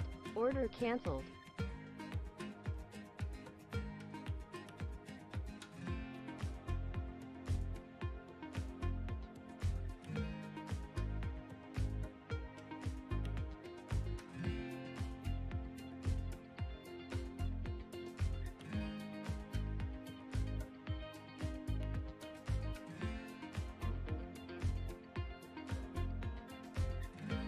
Order submitted. Order submitted. U.S. equity futures retreating along with some stocks in Europe. Order Joining me now for more is Mark Connors, Credit submitted. Suisse Global Head of Risk Advisory. Mark, I actually want to start with oil. What do you do if you're either trading oil, holding oil? We're in the market yesterday. What are your clients talking about? Yeah, morning, Alex. Obviously, it's something that no one, well, very few would have entertained to have that type of price action that kept going through zero into negative territory. From our positioning, the majority of speculative or relative value clients, macro funds in particular, have been net short crude and the energy complex for quite a while. That's been a thematic position for them. as well as base metals. So they've had the recession trade on. But when we want to talk about particulars and drill into that front month or the contract that's expiring, it is a light contract, meaning that there isn't a whole lot of volume in it. People have rolled out already prior to that move. It doesn't mean that people weren't there, either caught unawares or profiting. We from the intel we gathered from our client bases, the speculative traders were on the right side of that trade. Now, they might have had other things on the other side of it, but all in all, order filled. I think you folks had a good call on looking at what the rest of the curve is doing. And as you mentioned, what is Brent, which is more the international benchmark? What's that doing? Order submitted. Order and that's going filled. The same, similar order submitted. Trajectory, order right? submitted. So, right. So it sort of begs the question, too, when you have outsized events like yesterday, which we can all say is technical, contract rolling, etc., but then things start to spread. When you have, vol coming down, when you have emerging market FX vol coming down, are we appropriately priced right now for the kind of risks that we can start seeing in this market? That is the exact rubric that we are trying to put up internally and with clients, is to say, I think there are two movies being shown.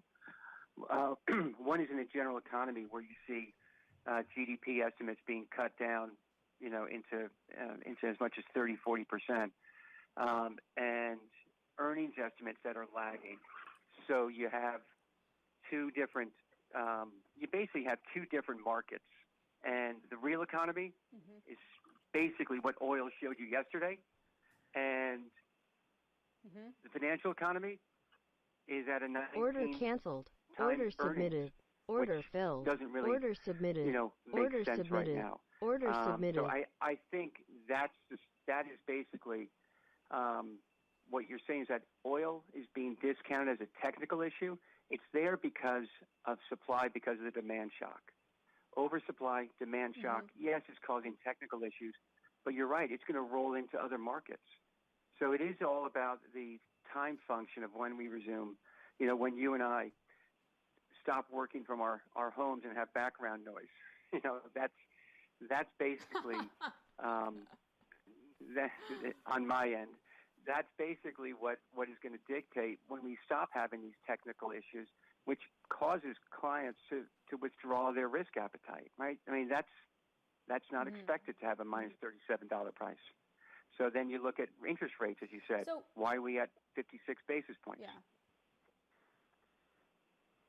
So exactly the point, and I feel like you can even see it before what happened with oil yesterday happened. You look at the S&P, and it looks like a straight-up V-shape recovery for the S&P, but the data, I feel like we haven't even reached the peak of any V or U or whatever letter you want to use, as reflected by what we're seeing, say, with the dollar, as reflected by rates. So how do you then talk to your clients about how to manage that risk? Because if the pain trade is still going to be higher equities, they also can't miss out on that rally either. Right, and that, thanks for kicking it back to, basically our power rally with the hedge funds. The long-short funds in particular have been positioned for this. They're order long filled. secular, order submitted. tech, order submitted. cash flow-rich, asset-like companies. And so, that's been what's led us really for the past 12 months. There have been bouts of this sort of cyclical value moves where you see the smaller and mid-caps, race higher, but it's always short-lived, Alex. Those moves, if you wanted to look at a pretty powerful vignette, order in 2019, filled. Great year, up 32% all in the S&P. But there was a 6-month move in the middle between second, third quarter where it was only up about 5.5%. That dormant period was led by the cyclicals.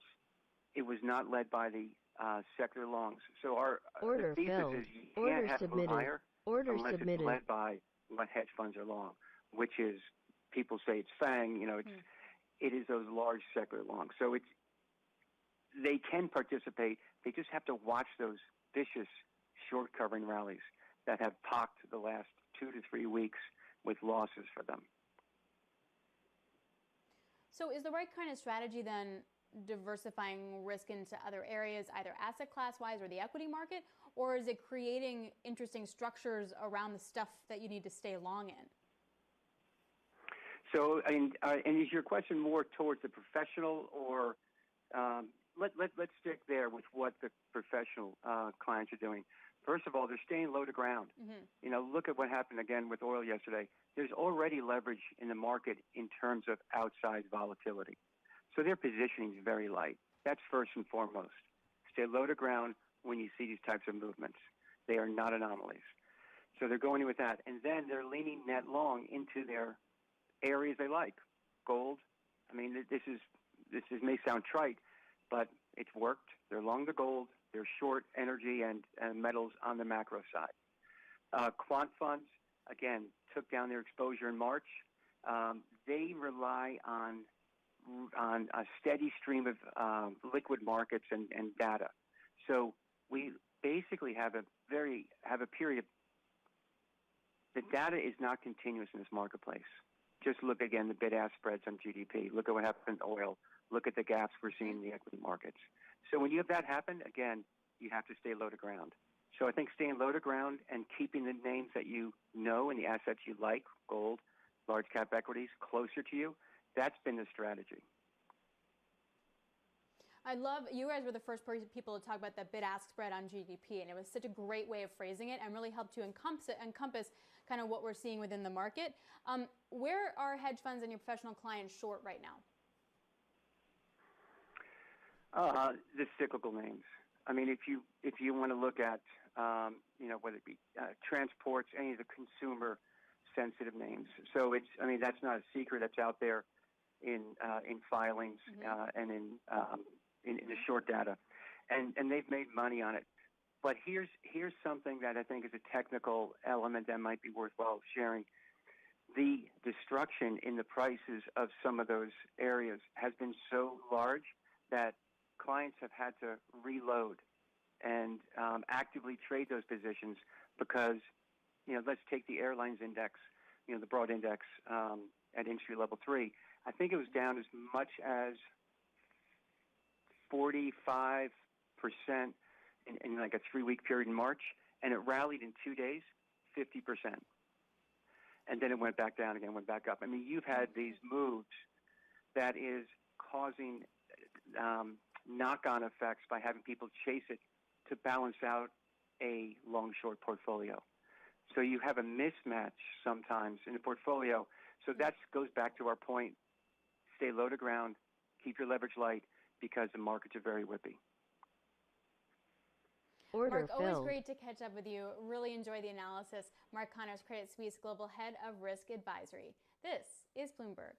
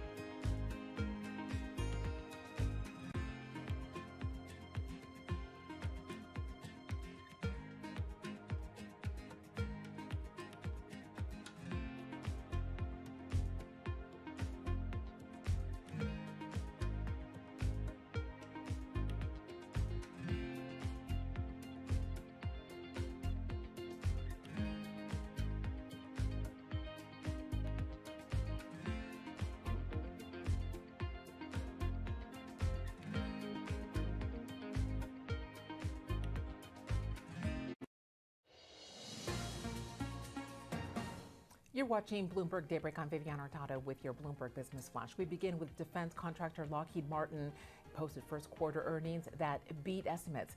The maker of the F-35 saying it's starting to feel the impact of the coronavirus pandemic. In part, that has to do with delays from suppliers. Lockheed maintaining, though, its full year forecast. Now to Coca-Cola. It posted better than expected profit in the first quarter, but it says global volume declined by 25%, and Coke warns the impact of the coronavirus pandemic on the second quarter will be material. It also says full year results can't be estimated.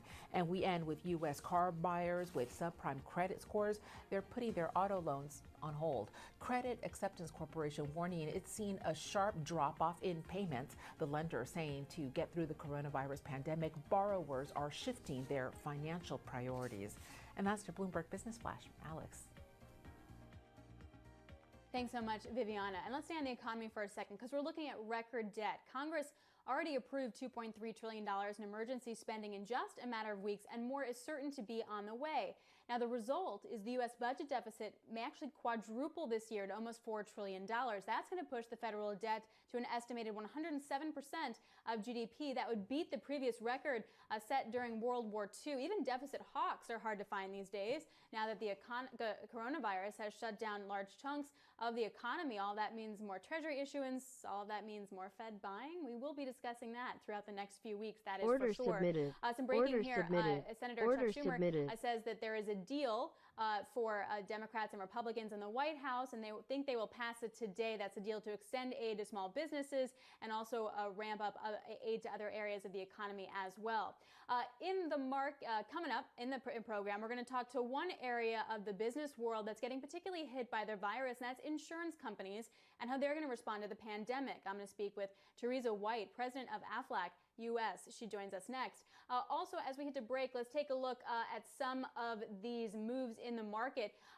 On the one hand, you have earnings like Coca-Cola came in solid. Filled. However, the company Order says the submitted. sales volumes have Order declined submitted. 25% globally since the start of April, as the company reported its quarterly results today.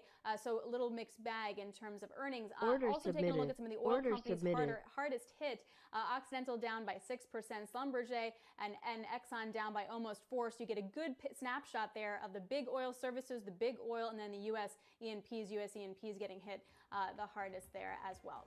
This is Bloomberg.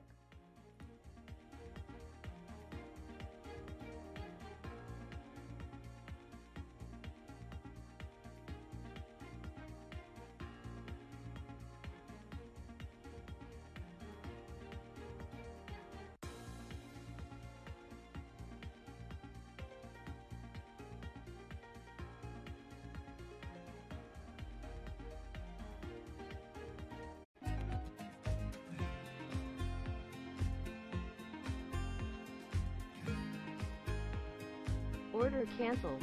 Order canceled. Order submitted. Order submitted.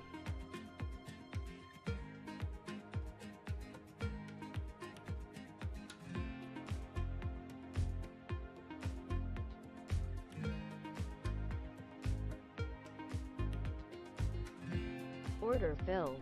Order submitted. Order submitted.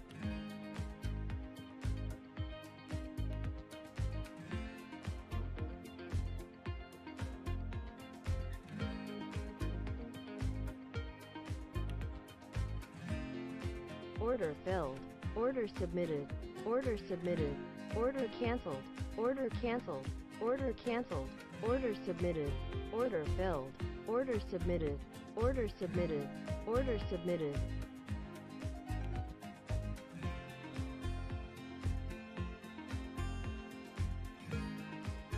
Order filled.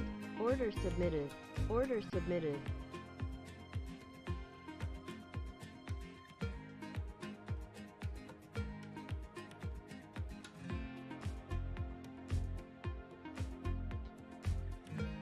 Order filled. Order submitted. Order submitted. Order filled. Order submitted. Order submitted.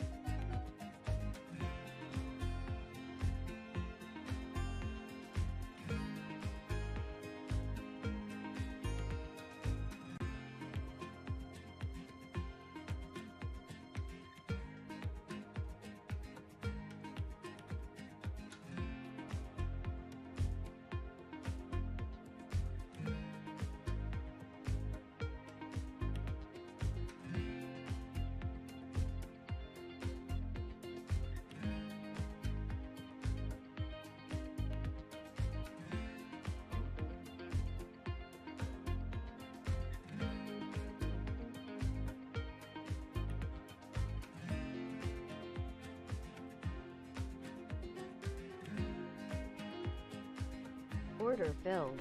Order submitted. Order submitted.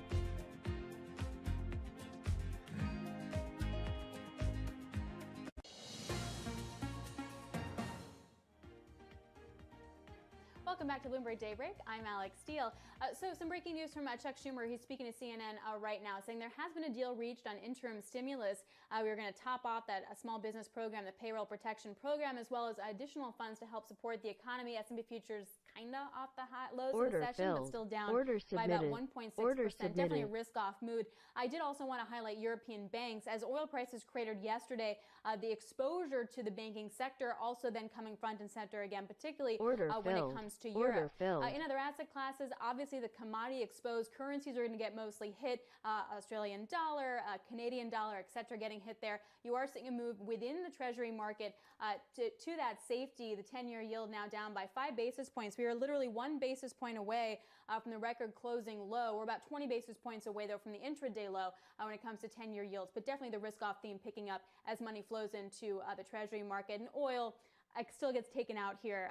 June contract now is what you're seeing, still trading around $16, but really rolled over today, where we might have thought it would have been a little more insulated from the virus and the issues that we saw with the contract rollover. And just want to wrap in some earnings here. So HCA Healthcare coming in with earnings that are down by 13% year on year. That's on an adjusted basis. And like most every other company, they are also withdrawing their outlook due to the COVID-19 issue. They are the largest for-profit hospital in the U.S., so clearly impacted by the ramp-up in scale and also by a massive decrease of elective surgeries, etc. So let's stay on the virus and the impact on certain industries, hitting insurance companies, for example. Claims are skyrocketing there. All in efforts to create safety, Aflac is working to support its policyholders, employees, and communities. And joining me now is the CEO behind that, Teresa White, president of Aflac U.S. and chair of Aflac's COVID-19 task force. Teresa, thanks so much for joining us. A lot to go through. I guess the basic question for me so far is how exposed is Aflac in terms of the insurance payouts that you may have to make in the middle of the virus? Well, thank you, Alex. First of all, I will say this. We have a group of people who are working a playbook for our capital and liquidity. We came out of 2019 well capitalized. We're working to preserve our invested assets. We're drawing off of various models, pandemic scenarios to anticipate claims risk to our capital position. And, you know, we're modeling our premium persistency scenarios. So we feel that we have the adequate stress testing, and at this point we are preparing for what we believe will be coming our way, which is an increase in claims. In terms of the supplemental policies, if people seek less medical care to avoid coming in contact with the virus, how do you see demand playing out for that? Like, if I don't get treatment for something, what does that mean then for what I do with Aflac and then your bottom line? Well, one of the things that we know is, unlike in other industries, from a healthcare perspective, you have people who are delaying going and seeking treatment. So the delay of seeking treatment only exacerbates acute illness. And so the concern that we have is that as people delay getting treatment because they're afraid to go to the hospitals for fear of the COVID-19 virus, that they will then have more acute symptoms and then have to then present to the hospital in other ways. And so we believe that our claims will start coming in as people are starting to get more comfortable with going to the hospitals and have those acute situations. On the flip side, sort of a different side of the question is we're seeing sort of mass unemployment. I mean, we already have claims that 22 million people filed financial jobless claims over the last few weeks. Are you expecting and preparing for cases where people just can't pay their premiums? Well, absolutely. And, you know, one of the things that we've done from a policyholder perspective is, first of all, we go out and we make sure that they understand what their benefits are. We know we have hospital plans, ICU plans, and short-term disability plans. And so we try and make sure that our policyholders understand what they purchased and how they use them. The other thing is we're providing telemedicine. We're making sure that telemedicine is utilized in the same way that an in-person visit to the doctor or healthcare provider is looked at. So, one of the things that we try and do is make sure that our policyholders understand their coverage and that we can ensure that they have what they need in order to deal with their specific circumstances.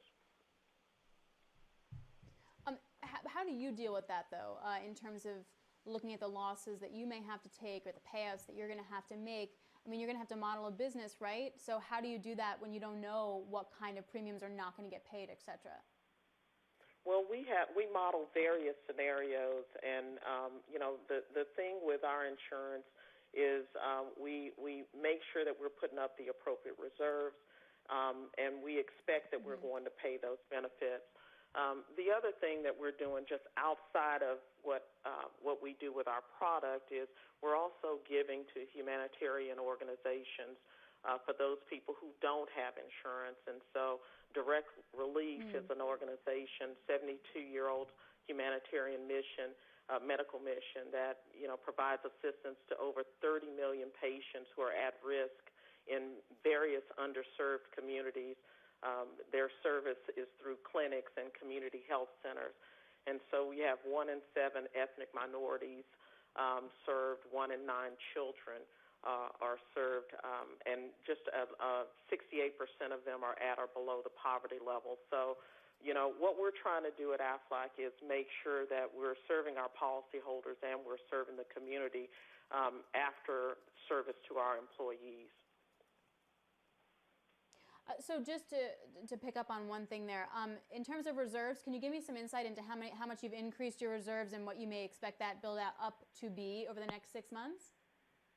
Well, we have a normal process of increasing reserves, and in particular, we right now we're in a quiet period, so I don't want to really respond to that question specifically, other than to say that we will continue to make sure that we're focusing on preserving our invested assets, preserving our credit ratings, and maintaining our strong regulatory position. Our interest is ensuring that we're able to pay any claim that comes in the door, and so that's what we're preparing for from a financial perspective and operationally as well. All right, Teresa, it was really great to catch up with you. I'd love to get you back maybe after your quiet period. We can delve more into the business. Teresa White, president of AFLAC US, thank you so very much. And for more on how the pandemic is affecting corporate performance, stay with us for our interview with John Murphy, Coca-Cola CFO. That's coming up at 11 a.m. here at New York time. I do want to give you an update now. It's making headlines outside the business world. Viviana Hurtado's here with First Word News. Viviana? Yeah, Alex, we begin with breaking news you touched upon. Senate Democratic leader Chuck Schumer saying there's an agreement on the next stimulus package, and that could clear the way for a vote today. This one could be worth up $500 billion. The measure would add funds to the depleted small business aid program. It would also provide money for overwhelmed hospitals and coronavirus testing. Now to speculation about the health of North Korea's leader Kim Jong-un. U.S. officials getting word Kim was in critical condition after cardiovascular surgery. The White House reportedly was told Kim took a turn for the worse. He is 36. He also missed recent holiday celebrations in Pyongyang. Now to President Donald Trump. He plans to issue an executive order temporarily suspending immigration. Late Monday night, the president tweeted the move is needed to contain the coronavirus. He also says it will protect American jobs. No word, though, on how long the suspension will last or who it will affect. Global news, 24 hours a day on air, now quick take by Bloomberg, powered by more than 2,700 journalists and analysts in more than 120 countries. I'm Viviana Hurtado. This is Bloomberg. Alex.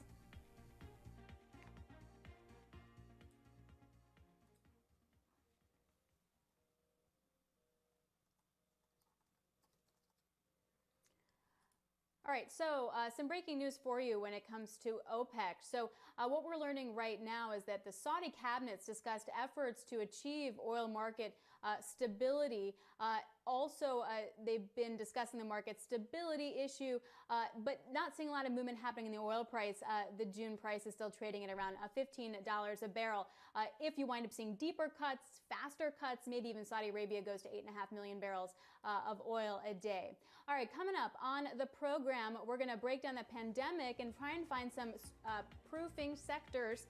Netflix set to report earnings after the bell. We're going to preview with Michael Pachter, Wedbush Securities analyst. That's coming up. Plus, a reminder, if you missed anything on the program, go right to GTV Go. Browse the features, check it out. GTV Go. This is Bloomberg.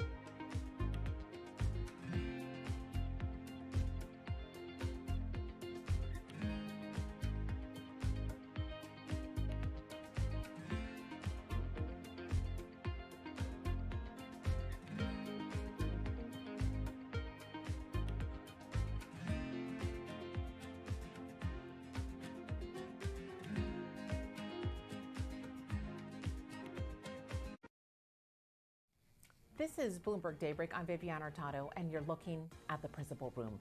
Coming up later today on Balance of Power, Republican Senator Chuck Grassley of Iowa.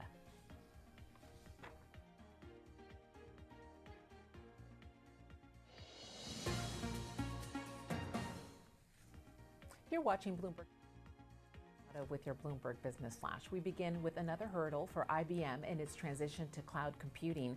The company pulling its profit forecast for the year because of the coronavirus pandemic. IBM also reporting a drop in first quarter revenue.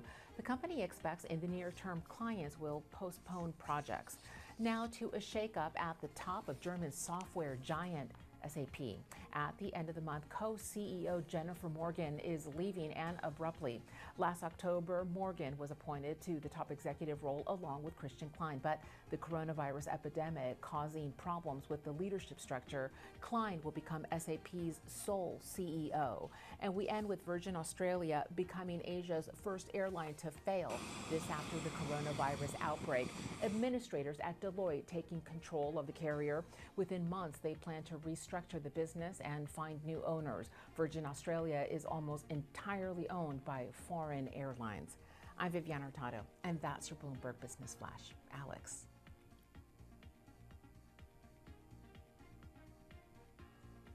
All right, time now for Bottom Line. We're going to take a look at sectors and companies worth watching this morning, and one of them is Netflix, the video streaming service set to report earnings after the bell today. Joining me now is Michael Pachter, Wedbush Securities analyst. He has an underperform rating for Netflix with a price target of $194. Michael, this has been sort of the, if you're going to play a virus-proof stock, play Netflix. What do you actually expect to come out of earnings today? Oh, I think they're going to crush the numbers, the subscriber numbers, and the revenues will be fine. And I think the silver lining for them is that they're spending a lot less on content because they can't produce content. So cash flow should improve as well. I guess the bottom line, though, is what happens 6 months from now when they're not producing content and they start to run out of new stuff for their giant installed base to consume. So I think that the stock price run-up doesn't actually reflect the health of the company. Right now, they're super healthy. Nobody's quitting. Everybody's using the service. It's just that the people that are already subscribers to Netflix aren't necessarily spending more money. It's like staying at the buffet for an extra dish. You don't pay more, you just consume more. And I think that in 6 months, we're going to have a bunch of fat consumers who have gorged themselves at the Netflix trough, and there's just not going to be any new shows in September, October. So I guess the question is, people might be watching more Netflix. It doesn't mean that they're paying more for Netflix necessarily. So how do we square sort of content and user usage versus Netflix actually making more money off of that? Well, for sure, if you're consuming more, you're less likely to quit. And, stay at home probably means that engagement is up by something like 20%. I think that number is probably right. So if you were watching Netflix for, 10 hours a week before, you're watching 12 hours a week now. Higher consumption, means you're just not going to quit. If you're using the service, you have no intention of quitting. Net subscriber additions is the sum of their gross new subscribers minus the people who churn out. And very likely, almost nobody's churning out. So they're going to hit their numbers. I mean, that's going to happen. I just think big churn is looming in the fall, especially as services like Peacock, Hulu, and Disney Plus deliver content people haven't seen before. What about competition? Because now you have, Disney streaming, etc. And you could also make the argument that if I'm binge watching every show ever and then I get sick of Tiger King and Love is Blind, I'm going to go to Disney Plus instead. Is there the stomach for all of those services, or are we going to see that kind of churn shorter term? Well, the biggest potential loser is conventional, linear television. So the cable TV guys have the most to lose, because if consumers who are, find themselves unemployed with nothing better to do want to, consume a lot of content, the easiest bill to cut out is the cable bill. I think wealthy people who remain employed have no problem adding a bunch of services. Recently unemployed or poor people are going to have trouble, managing multiple subscriptions. And if they finish Netflix, and I'm saying that as a joke, but if they are done consuming everything they've thought of on Netflix, of course they're going to shift over to lower priced Disney Plus, Hulu, and Peacock. What about what's actually baked into the stock? Because it feels like Netflix is still very owned by investors. The FANGs have been the group that's held up. We have not seen a leadership shift. What's priced in right now? Well, it's a $200 billion enterprise value, which at a very conservative valuation tells you that investors expect them to generate $10 billion of positive free cash flow in perpetuity. That's a 5% yield, and that's pretty low. And to get to positive $10 billion, they need to grow probably by about $1.5 billion or $2 billion of improvement for the next 10 years. I think that's exceedingly optimistic. So I think that the investors have baked in that no one's going to watch any television at all. Everybody's going to cut the cord, and Netflix will be the last man standing. They're treating this company like it's Amazon, like it's going to put all other retailers out of business. I don't see Netflix putting Disney out of business anytime soon. So I guess my last question then here is that if you wanted to play this trend, but as you said, the expectations longer term for Netflix are exceedingly optimistic, how do you play it now? Mobile video games. They're free to play, so increased engagement costs you nothing. And the people who spend money are going to spend more in perfect correlation to their engagement. So if you have a person who's spending $10 a week and playing 5 hours, and they start playing 6 hours, 20%, they're going to spend $12 a week. We're seeing that with all the mobile game publishers. The two pure plays in the West are Zynga and Glue. Both those stocks are doing really well, and I think they have not finished going up. They're not at all-time highs, and I think they're probably positioned to hit all-time highs. All right, thanks so much, Michael. Always great to catch up with you. Michael Pachter of Wedbush Securities. Good to chat with you. And coming up, we're going to have more on oil in today's trade with Mark Rossano, C6 Capital Holdings founder and CEO, setting you up for the trading day. This is Bloomberg.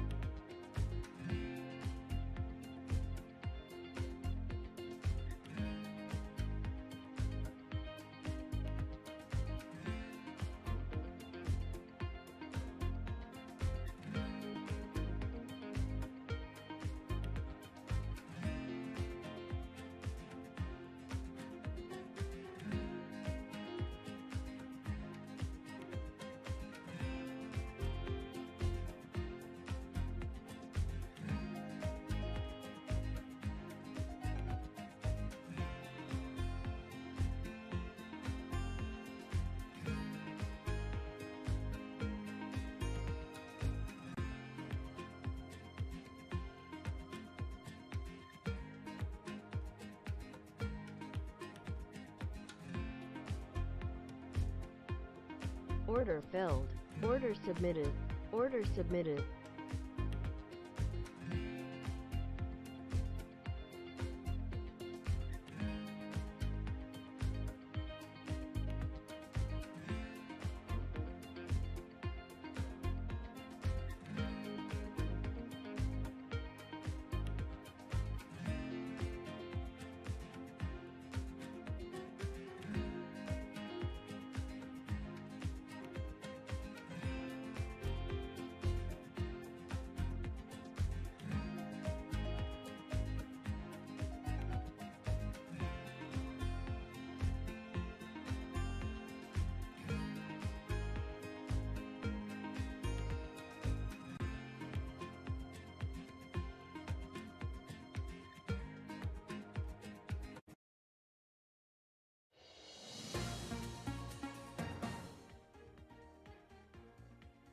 Our WTI June futures shrinking more than 20%. Brent now trading around 20 a barrel, the lowest since 2002. Joining me now, Mark Rossano, C6 Capital Holdings founder and CEO. Mark, I doubt you slept in the last 48 hours. So if you come in today and you see this contagion from the May contract entering the June contract in Brent, what are you doing? At this point, I'm pressing June, and I'm starting to look at pressing July, just because right now we're staring at a glut that is not going away. If anything, it's only going to get worse, specifically in the U.S., as we have more crude coming our way from Saudi Arabia. Now, given that can pivot and that can be sold somewhere else to find some other spare capacity, but at this point, I think a lot of the refiners are going to want to take delivery because this is the stuff that they really need versus some of the U.S. shale that's currently in the market. So what if we were going to see a sustainable crude rally, and by rally I'm not talking like $30, I'm talking like a few dollars, some stability, what's the process we need to see in the market to get there? You know, the big focus, like, and Saudi Arabia keeps talking about OPEC Plus doing different things. You know, they're gonna sit and meet. Look, it's not production that matters right now; it's their exports. We need to see a significant amount of oil come out of the floating market, and right now we're at about 120 million barrels a day sitting in boats. So you really need to see some of that oil get worked through, and the only way to really see that is with more refiners coming online, with some of this lockdown starting to loosen up. But I just think we're so far away from that you really need to see OPEC Plus start focusing on what their exports look like, which you could say comes from production, but again, like, there's so much local demand destruction already based on curfews, reduced local refinery demand, and then Russia specifically has their own lockdown. There's a lot of demand destruction locally that is going into the market. So you need to see that come out. So That's a really good point. So then what would it take for you to stop pressing on the June contract? And I say that because the contract rollover for May is now in June, but June's going to roll over too. And for some of the ETFs, that rollover is actually in the beginning of May. So can you just, on a technical basis, before we get more to OPEC, describe to me how that works? So at this point, they really need to see the U.S. starting to respond, and I think you really need to see shut-ins start to increase. And people will say shut-ins are dangerous. We're not sure what's going to happen on the geology, on the rock, and that's true. But at the same time, we have an understanding. We know what's down there, and we need to start seeing these shut-ins. Like completions have gone through the floor. Like one of the work I do with Primary Vision, we've seen completions coming down. We're going to get through in terms of frac spreads. We're going to get, when frac spread is just a crew that completes the well once it's been drilled, we're going to see that go right through 100, probably settle at about 40 to 50. But we also need to see shut-ins. We need to see these uneconomic wells that are putting out too much product to start to come off. And then I think that's going to make OPEC Plus feel comfortable that we're starting to respond as well. Quickly here, what would be the low now? I feel like that's a weird question, but nonetheless. Well, if you would have told me that the May contract was going to go that negative, I would have told you were crazy. So I'm comfortable saying that June is easily going to go into the low single digits. I think it could go negative again, just given how bad Cushing is at this point and how there really is no export market for U.S. crude. I know Europe had a big spike, but I think that was more of a one-off as they tried to rejigger their system and get prepared for reopening. And I just think you're going to get pressure across all of our storage, and you could get June going negative. All right, Mark, thanks a lot. Mark Rossano, C6 Capital. He calls me crazy all the time. All right, that does it for me here at Bloomberg Daybreak Americas. Coming up on the Open with John Farrell, Matthew Hornbach, Morgan Stanley Global Head of Interest Rate Strategy, will be joining him. Happy Tuesday, everybody. This is Bloomberg. Order filled. Order submitted. Order submitted.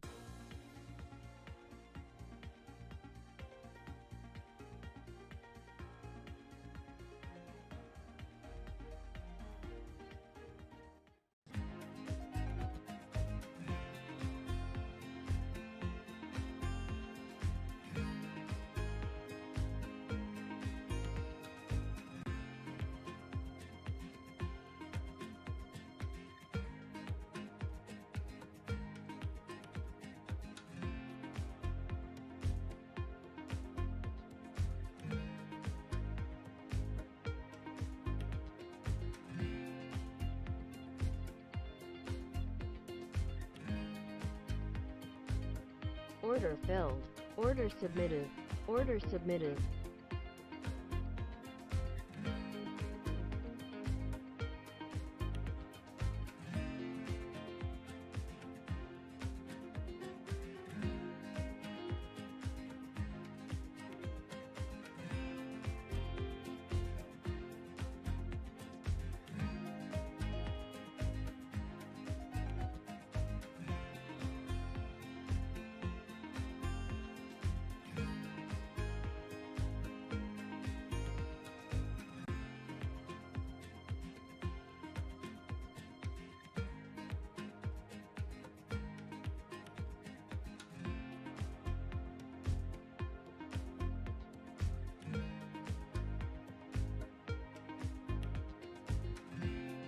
Order filled. Order filled.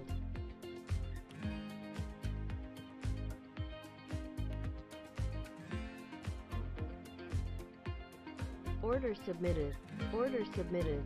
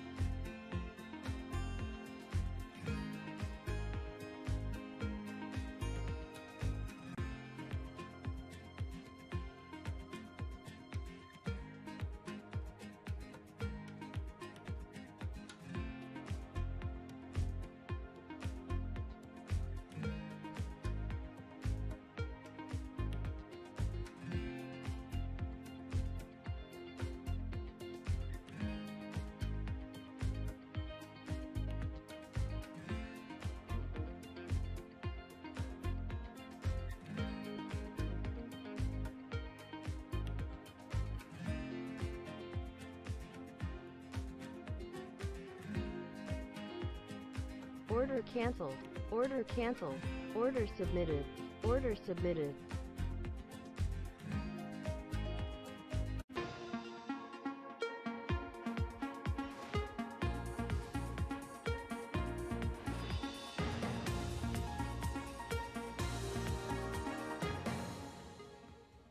From New York City for our audience worldwide, good morning, good morning. The countdown to the open starts right now, 30 minutes away from the opening bell with equity futures on the S&P 500 at session lows. Right now we're down 56 points and down 2 full percentage points. Risk aversion bleeding through this market cross asset. The bond market with a bid, yields lower, much lower, all-time lows on a 5-year yield. In the FX market, the commodity currencies underperforming. And here's your why. In the commodity market, crude lower. The May contract is yesterday's news. It is about June and the volume going through it, sending crude on the June contract down by $14 to $14.84. So the story right now is this bleeds through the crude curve out from May into June, and it goes international as well as the Brent contract gets sucked lower as well. That's your top story this morning, a story that's been playing out in the physical markets now for a number of weeks. There is very little demand for crude, and even if you want it, there are very few places to store it. And as we test storage capacity, crude is getting sucked lower, much lower. Let's start right there and get you up to speed and bring in Bloomberg's Anne-Marie. Good morning, John. I think that was a fantastic outline there of what we're seeing, especially the fact that really everyone now is talking about that June contract. It's not even on the front end now. May has yet to expire. That will expire tonight, but everyone is looking at June, which is already down more than 20% today. And many are saying that this time next month, we can be in a very similar situation. Who is to say that demand is easing? It's not. And of course, as you mentioned there, storage is just filling up, with Goldman Sachs in the United States saying that Cushing, which is the main hub in Oklahoma, that is going to be filled by the first week of May. When you look at storage around the world internationally, we spoke to the world's biggest storage company, Vopak, and what they were saying is that storage has basically all but run out. So the situation is dire and it's bleak and it's not getting any better. So to think that this was just a financial anomaly yesterday, think again. What traders are telling me, as this has been going on in the background on the physical market for some time now, and you're just finally seeing it hit your screen. Bloomberg's Anne-Marie with the latest in the oil market. I want to pick up and continue this conversation and bring in Ed Morse of Citigroup. Ed, fantastic to catch up with you, sir. You've been a guiding light through the last couple of weeks on this. You warned that this could happen. It has happened. I just want some help for our audience on a technical issue with an ETF USO. It has been halted pending news. Can you talk to us about how important that ETF has been to some of the price action that we've seen over the last couple of weeks? Order canceled. Order canceled. So there are two ways to think about this. One is, what is the volume of ETF trading in general as a percentage of open interest in the PROM contract, and it's been 25 to 30%. So just given the weight of that growth in ETFs, it's meaningful. On the other hand, it had virtually nothing at all to do with the price action of yesterday. The price action of yesterday was after the trading days for the roll of the contract from the May contract to the June contract. So we had that ending. It went through the 5th to the 8th or 9th trading day of the month, but it was over by the end of last week, let alone by yesterday. So yes, there is a weight in the buying side and the selling side of ETFs, but it was not what was responsible for the moves yesterday. Ed, let's talk about the fundamentals. In the physical market, we've quite clearly been testing the logistical limits in crude, storage capacity, etc. You and I have talked about it over the last month or so. Can you walk me through the nature of just the capacity constraints, storage capacity constraints in the United States versus the international market and the potential for contagion from WTI to Brent? Sure. The largest single third-party storage available in the world is in Cushing, Oklahoma. That's got a nameplate capacity of some 77 million barrels, for all practical purposes, capacity of 70 million barrels. There is nothing like that anywhere in Europe. The capacity in places like Rotterdam or Antwerp are a fraction, a 15 million barrel a day kind of level. So there's no third-party storage available like that in Europe.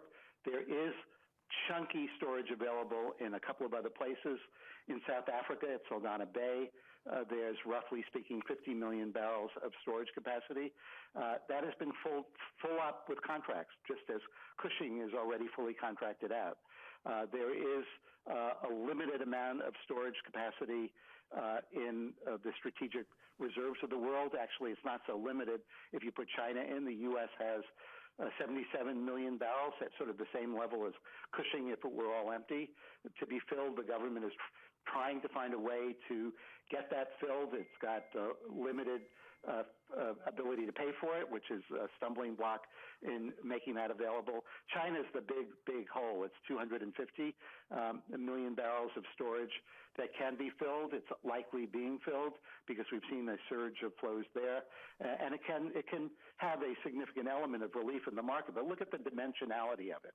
We think that if you look at China, that strategic storage has a limit of around 500,000 barrels a day for logistics filling in the inventory. We think globally the limit is around 8 million barrels a day for putting it into storage, and the overhang requires 10 or 11 or 12 million barrels a day. So that's where the real pinch is, and it is a global pinch. We're just seeing it with the high frequency nature of what happens in the U.S. So, Ed, do you think this is the necessary evil, the pain we need to go through in the short term to rebalance things out into the medium, the long term? Yes, absolutely. It's the pain that requires shutting in a production. And we've seen companies in the U.S. and in Canada already announcing that they're going to be shutting in production on the argument that the oil in the ground is worth a lot more than oil produced, whether it's a negative number or whether it's a single-digit number. So it is rational for companies that can shut in production to do so. We're seeing it already on the unconventional side in oil, where drilling activity and completion of well activity is plummeting dramatically. Just to put some numbers on it, 300 fracking crews to complete wells in the shale play in the U.S. 2 months ago, and it looks like that activity is going to be cut by 2/3 by the time we get through the month of May, maybe even more than 2/3. Drilling activity is falling by more than 50%. So we're going to see production without drilling because of the kind of treadmill nature of U.S. production. We're going to see it sliding too. So yeah, we are now at the level of shutting in production, and that's what's needed to balance the market. So Ed, this is the analytical framework for thinking about crude right now. Let's put some prices on it. I imagine you're pretty bearish in the near term. Take me out 6-9 months. How do things develop? Well, they develop as you might anticipate. Order There's canceled. one big unknown, Order and the canceled. big unknown is how much supply comes back into the market when prices rebound. Whether they will rebound or not, I think there's no doubt. We're going to see demand for product going up as the coronavirus pandemic eases around the world. We'll see gasoline demand, diesel demand in the U.S., Europe, Canada, throughout the planet rising again, and that means more refinery throughput, more demand for crude oil. We think there will be discipline, not complete discipline on the OPEC plus country side. We think that there will be discipline on the company side, not a return until a price is higher and therefore several months. So we're penciling in $17 a barrel Brent for the second quarter, the low of the year, but a doubling of that in the third quarter because the massive inventory build that we're now seeing is going to turn inevitably to an unprecedented massive inventory draw. It may not be quite the same dimensionality, but it's going to be pretty big. We're thinking of around a 4 million barrel a day draw in inventory globally in the third quarter. We think that is going to put pressure on the prompt price. It will raise it, and we're kind of confident that the order of magnitude will be a doubling from $17-18 to around $35 Brent. We think even with a reoccurrence of the coronavirus at a lower level in the fourth quarter, and even with more oil coming into the market from OPEC plus countries by the fourth quarter with higher prices, there still will be an inventory draw or order of magnitude of a couple of million barrels. So that brings us back to the $40, $45 level by the end of the year. all else equal, but we're dealing with Order really filled. lumpy phenomena, Order submitted. and it's Order hard to submitted. give a pinpointed prediction on anything when you're talking about millions of barrels of oil a day. Really, really difficult to forecast right now. Ed, stay close. I'm going to keep you on the line. I just want to get some breaking news with a colleague of mine that is actually attached to what we're talking about. Abigail Doolittle joins us now to get us up to speed. Hey, Abigail. Hi there, John. Well, there are indeed breaking headlines here on the USO fund. Let's take a look at these and saying the ability of buyers to redeem redemption baskets unaffected. The USO NYSE ARCA trading won't be discontinued on creation baskets. And let me just scroll up to see if any other new headlines have come out. At this time, I'm not seeing any others. So just to repeat that, the USO, the ability of buyers to redeem redemption baskets unaffected. Trading won't be discontinued on creation baskets. If any others come out shortly, John, I'm sure we will be bringing those headlines to you. I want to bring Ed Morse back into the conversation. Ed, I'll try and make this really, really simple. For a broader audience, especially in retail, thinking about getting exposure to oil and oil prices directly, can you speak to why maybe going through an ETF, a fund like USO, probably isn't the optimal way to do it? You caught me on my regulatory problem in talking to you about markets, so I really can't go there, and I apologize for that. Order filled. Order submitted. That's Order okay, Ed. I don't want to get you in trouble. I'll get you involved in politics as a final question, though.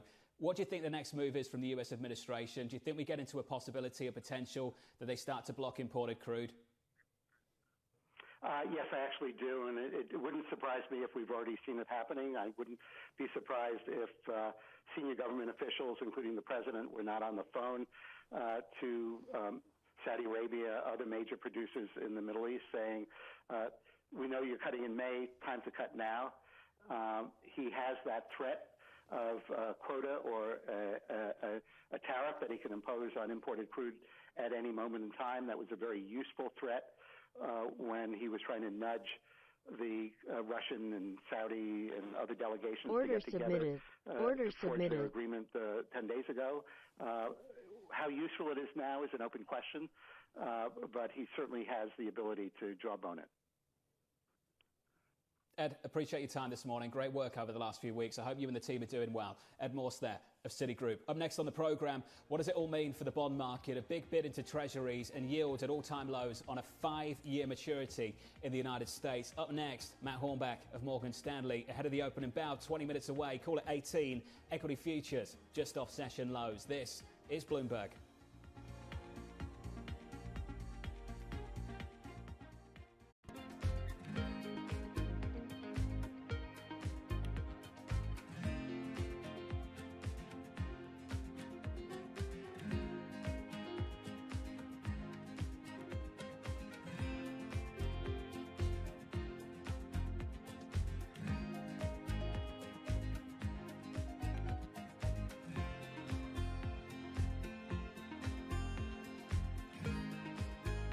Order filled. Order submitted. Order submitted. Order canceled. Order canceled. Order submitted. Order filled. Order submitted. Order submitted. Order submitted.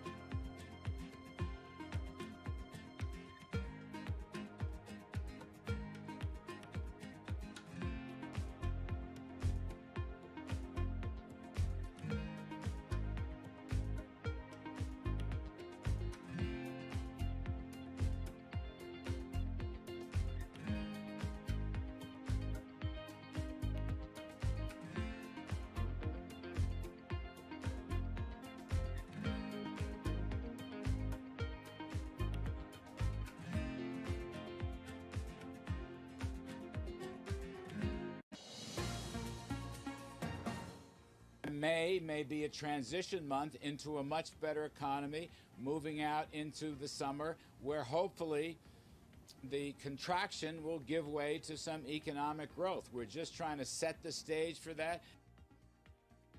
Larry Kudlow there, the National Economic Council Director, on this program 24 hours ago. A robust, firm conversation, always in good spirits. A lot of hope about the future. A lot of hope about the present now down in Washington, D.C. too. For the latest, I'm pleased to say, Bloomberg's Michael McKee joins us. Good morning to you, Mike. Good morning to you, John. Maybe some good news, maybe Godot starting to arrive. Senate Democratic leader Chuck Schumer saying he thinks they have a deal for that $500 billion additional stimulus program, basically money for small businesses. They are still talking, still dotting the I's and crossing the T's, he says, and a Republican official says they don't have a deal yet, but they're close. So possibly we get something today. Schumer said he thinks it could pass by this afternoon. The question is, when would the House get to it? Still questions about how they would vote. Other questions. What are southern states doing? Larry Kudlow wants to open the economy. Some of the Republican governors down south are going along. Georgia, Tennessee, and South Carolina have announced they're going to start allowing businesses to open. And Georgia, it looks like they've rounded up all the most dangerous businesses and said they can reopen. Right now, they are talking about letting nail salons, gyms, tattoo parlors, barbers, hair salons, and massage therapists all open on Friday. Health officials generally say the governors are moving too fast, and you can see a poll there by Axios today. Most Americans, regardless of political party, think that it is too soon to start reopening, that it is still too dangerous. And one other note, John, the president last night changing the subject once again, announcing that because of what's been going on, he is suspending all legal immigration into the United States. In a tweet, he says it's because of the attack from the invisible enemy, as well as the need to protect the jobs of our great American citizens. No details on the legal justification or when this will take effect.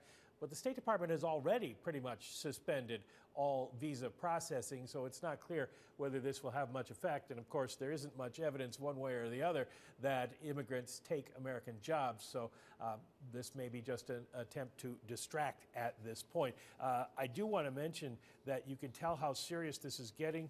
John, the Oktoberfest in Munich has now been canceled for the year. Then it really has got serious. Michael McKee, always great to get your thoughts on this program, sir. Thank you.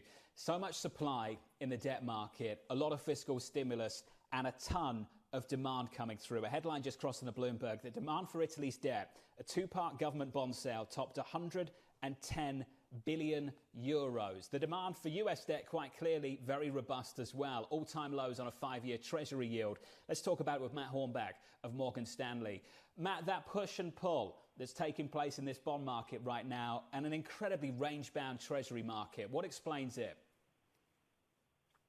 Hey, John. Thanks for having me on. I'd say a couple of things. Number one, there's obviously a lot of supply coming. The U.S. Treasury will opine on their initial thoughts, at least, on how that's going to be financed in early May. But in the meantime, we've got a tremendous amount of demand for Treasuries coming in from the Federal Reserve. The Fed has been ratcheting down the pace at which they've been buying Treasuries, as they do think they're getting closer to achieving their market functioning goals. But next week we have the FOMC meeting, and it's a good opportunity, we think, for the Fed to change the flavor of the bond buying program, to focus more on the financial conditions aspect, which would be more akin with a traditional quantitative easing program. So the bond market is caught between these two forces. And, as we're seeing today, when you do have a risk-off move in markets, that naturally helps government bonds perform. The moves today also include a massive move lower in crude. How are you factoring that into your projections, some of your analysis at the moment, Matt? Yeah, well, certainly when we talk about commodity prices like crude oil, the first place you look very naturally is the break-even inflation market. And we can see that break-even inflation rates have moved down quite a bit over the past couple of weeks, retracing, about 50% of their move higher off the lows. When we look at break-even inflation rates, John, today you've got the 10-year just below 1%. Canceled. Order canceled. Those, from our perspective, represent medium-term value propositions, and we like owning them. You know, for most of the past several years, inflation rates have been on the higher side, and we haven't really favored owning tips on a break-even basis. But now we're in the value zone, and we think that the cumulative implied deflation probabilities that you can see in the options markets are just way too pessimistic on the outlook for inflation. You have to remember the Phillips curve works in both ways. It's sticky on the upside, it's sticky on the downside, and we're not expecting to get deflation, John. Well, Matt, I think this is a conversation we'll keep having over the next several weeks because things are looking sticky right now. Yields coming in 6 basis points on a 10-year to 0.55%. Ahead of the opening bell, a ton of risk aversion.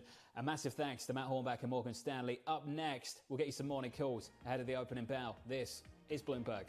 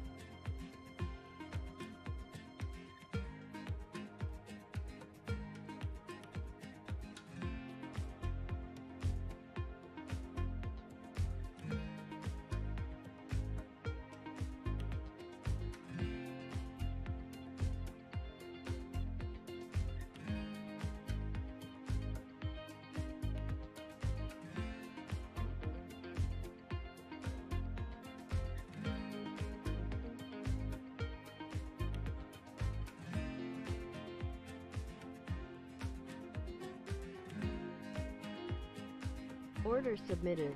Order submitted.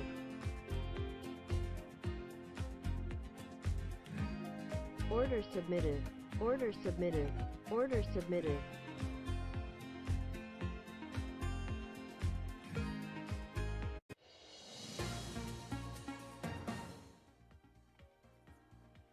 Coming up to 7 minutes away from the opening bell in New York City, equity futures near session lows just ahead of the cash open. I'd like to take the opportunity to get you some morning calls. Some of the calls from the Wall Street analysts this morning. First up, UBS downgrading Eli Lilly to neutral with a 158 price target. The analyst citing valuation after a 20% rally this year sent shares to a record. Next up, Susquehanna upgrading American Airlines to neutral with a $10 price target. The analyst recommending carriers with stronger balance sheets. And finally, Deutsche Bank cutting its Facebook price target to $200 a share. The analyst expecting notable declines in first quarter revenue due to online advertising weakness. They're three of the calls from the street. Let's check in now with Jay Jacobs, Global X ETF's Head of Research and Strategy. He joins us now. Jay, great to catch up with you. The small cap, mega cap debate. Please weigh in ahead of the opening bell. Well, it's a tale of two different markets. If you look at the mega cap space, or really more specifically the large cap tech space, it's been a pretty even market. It's only down about 5% this year. Small caps down 26%.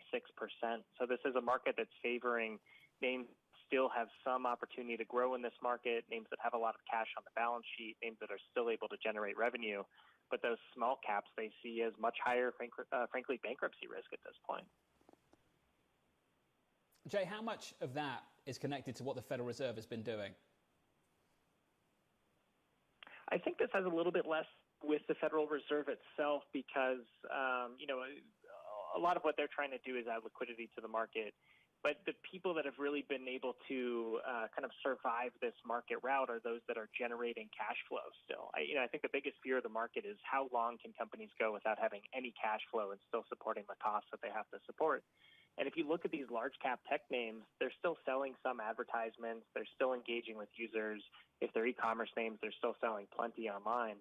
But the fear is really these small cap names that have much more localized businesses and much more concentrated customer bases. Order canceled. They just don't have that same stability. So I think this is much more about kind of looking at the stability of the business in crisis than specifically what's happening with the Fed. Well, as you pointed out, Jay, it takes you to tech, it takes you to software. And I think we've got to have the debate what business spend looks like on software in an environment like the one we're in. What do you say? So I think that these are essential businesses, essential service provider businesses. I mean, if you're a business that, licensed software as a service or cloud support, there's no way you can fire that business in this environment. If anything, you're relying more on it now because you have an entire workforce that's logging in remotely from their homes. I do think we might see some delayed payments from customers, but if you look at models of these software as a service companies, it's a lot of fixed costs in developing that software. And then what they could do is they try to acquire as many customers as possible, and they see really good margins on with each customer they add. In this environment, the customers are coming to them, so it really reduces their cost of acquisition. And once these customers do, start paying their bills again, I think they're going to have very attractive, very profitable business models. Jay, I think a lot of people agree with you based on some of the price action. Jay Jacobs there of Global X ETFs. Up next on the programme, the opening bell. Big moves in crude, big moves in stocks, and reaction from a good friend of this show, Jay Poloski of TPW Investment Management, next on Bloomberg TV.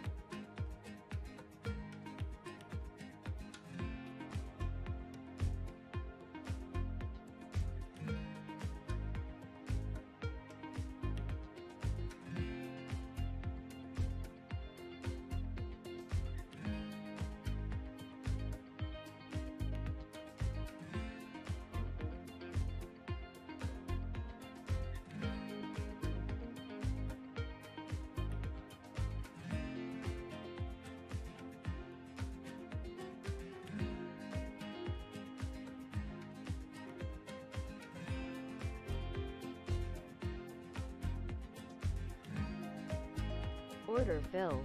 Order submitted. Order submitted.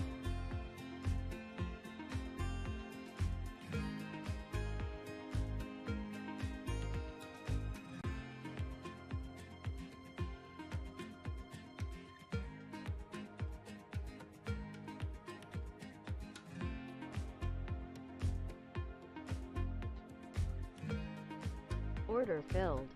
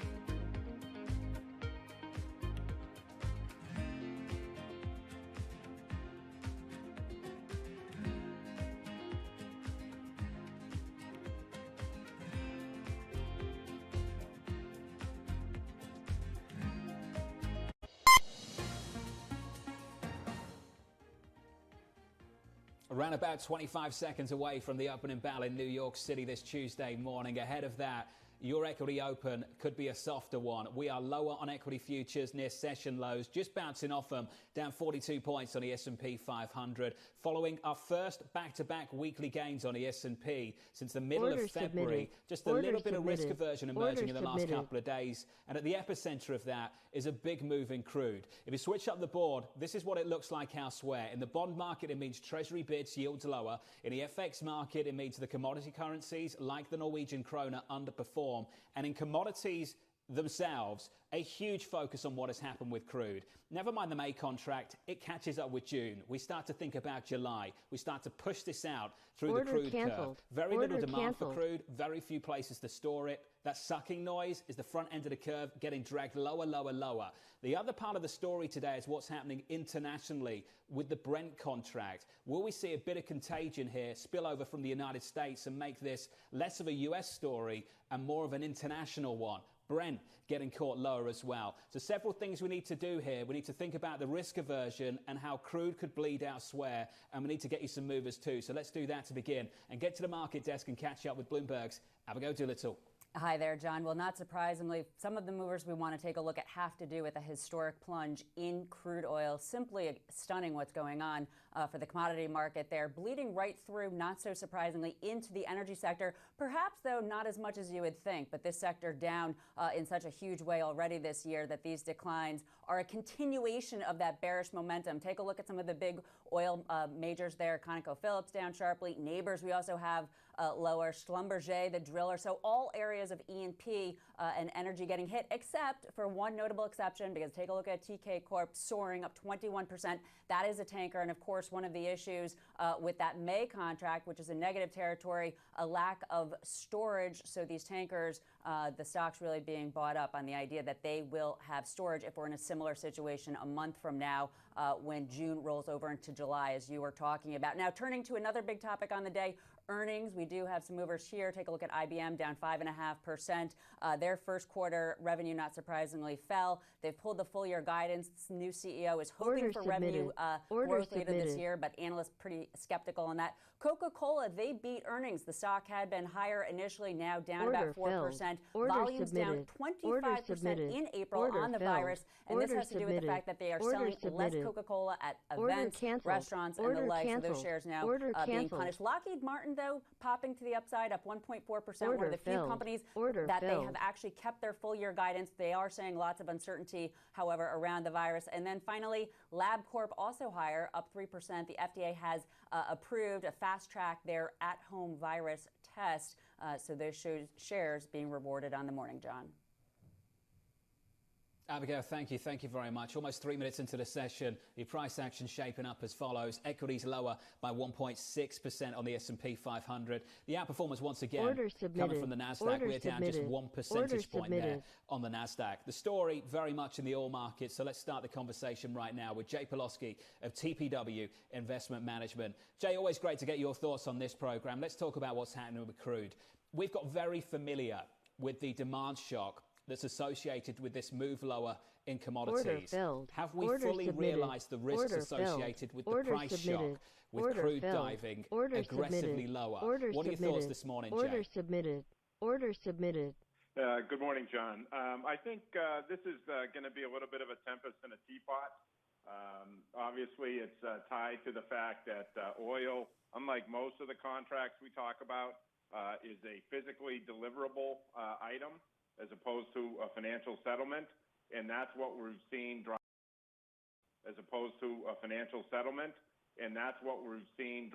the craziness in pricing over the last day or two. And it's also been a tale of retail investors thinking they could pick a bottom, probably miss the bottom in equities, trying to pick the bottom in crude, the USO, the oil ETF, record volume, record purchases in the last week or so. They own 25% of the front contract. And so you've got a kind of juxtaposition of retail buying, physical delivery as opposed to financial settlement, coupled with, as you pointed out, the context of a significant imbalance between not only demand, John, but also supply. There's inelastic nature of both the supply and demand function in the oil market means that this has been set up for a while. We've now experienced it. And I think as we've seen with other assets over the last month and a half, you go through these volatility storms, but there's areas of opportunity that come up after them. They tend to be short-lived. And I expect that to be the case here too. The future contracts are significantly higher than the May and June contract. I'm still low versus, let's say, the last couple of years of history, but in the 30s as opposed to negative numbers or in the teens as the front contracts are.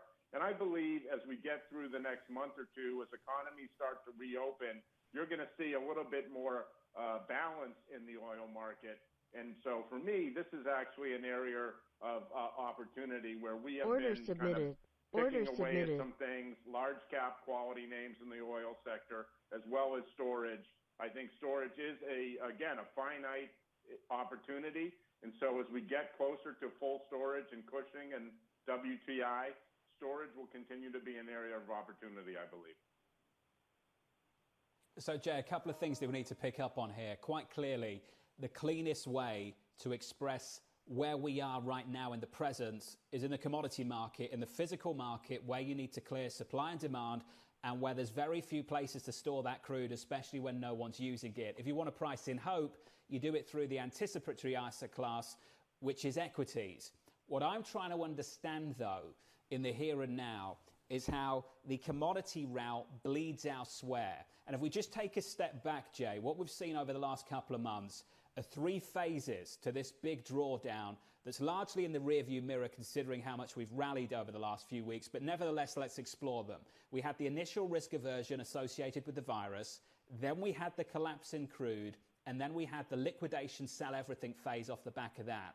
Are you not concerned about that middle piece still not being addressed and perhaps not fully realizing the risks associated with it in high yield, in the energy space, in equity, in debt, etc.? John, I think that's absolutely the right area to focus on. And our view is that we have bottomed in equities, and I think it's really a three-factor, and it applies to oil and the spread into other assets, like you mentioned, high yield, for example. First is the speed. We had the speed of the virus, we had the speed of the market response, mostly machine-driven, and we had the speed of the policy response, which has been absolutely unprecedented. One quick data point. The G7 central banks in the month of March bought 5 times more assets than they did at the record pace in 2008, 2009. And by the way, in 08 and 09, they bought, the record was 7 months after Lehman failed. In this case, it was the first month central banks and policymakers stepped up. Secondly, you have the situation where in today's world, the sudden stop nature of the economic shock means the bad news is up front. And markets can then discount that in a kind of perverse way. And I would suggest the jobless claims number in the U.S., we've already peaked as an illustration. And then thirdly, I think it's the positioning and the things that you touched on, not only in oil, but in high yield and elsewhere. I think in high yield, it's an interesting opportunity to look here. We are in a low yield world. So finding opportunities for yield, particularly backstopped by policymakers, as parts of the high yield market are today, unlike any other time in the history of that market. I think you have areas of opportunity. What's been interesting to me, John, is that you have this collapse in oil, which is a big part of our world, and yet you have the 10-year still over 50 bips. You have inflation, the tips actually up on the day. They've been pretty strong lately. There is a sense that what we've had is an interruption of the reflation that you and I have talked about on your program several times over the last number of months. We were set up for a reflationary period in 2020. The virus full stop that in the economic fallout, full stop. Yeah. And the question that people are wrestling with is, are we going back to reflation in the second half of the year? Well, let's add to that. Here's a tweet from the President of the United States, literally just in the last 5 minutes as we're having this conversation. We will never let the great U.S. oil and gas industry down. I've instructed the Secretary of Energy and Secretary of the Treasury to formulate a plan which will make funds available so that these very important companies and jobs will be secured long into the future. Here's my question on the inflation debate, Jay. If we maintain capacity in a range of industries, you might have supply constraints right now, but as we come out the other side of this, you will have the same capacity and smaller demand than we had at the start of the year. That, to me, doesn't sound like inflation, Jay. Yeah, it's tricky, John. I would agree with you. I think it's not clear-cut for sure. I think you're going to have some production that's probably been destroyed or will be mothballed in this environment. I think you will have a gradual recovery in demand. I think production, we're learning animals.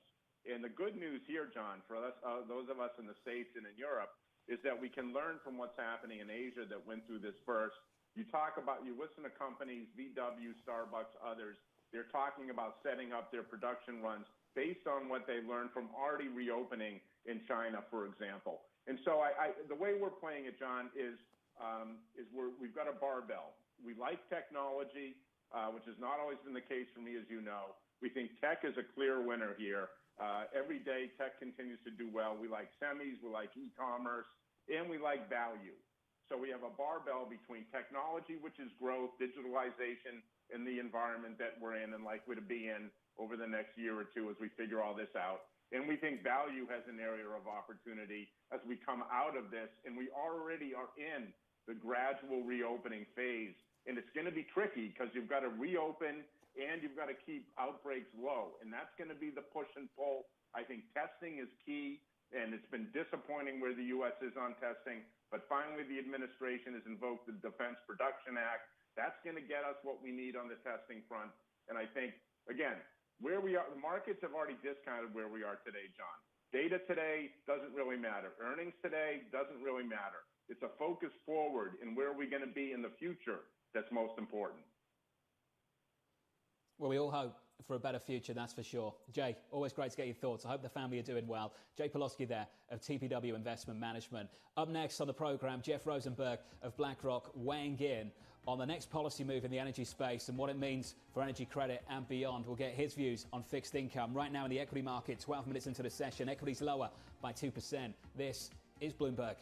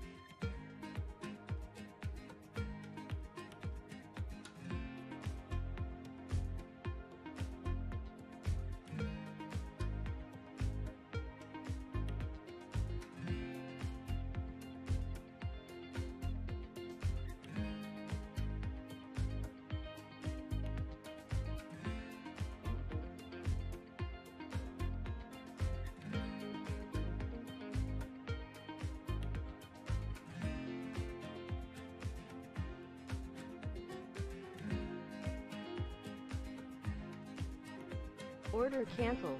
Order canceled.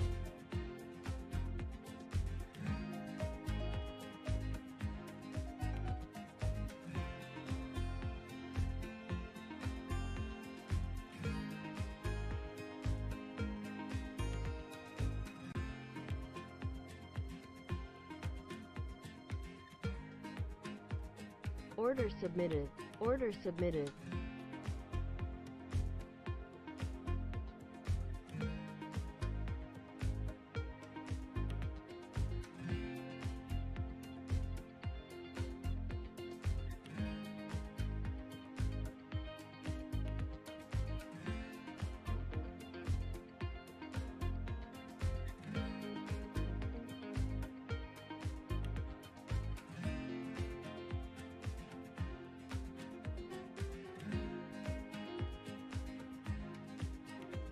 Order filled.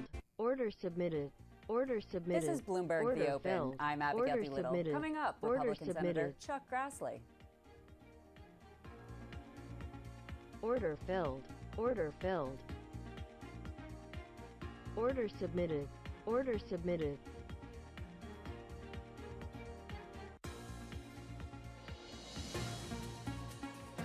Order filled. Order submitted. Almost Order 15 minutes submitted. into the session Order here in New York.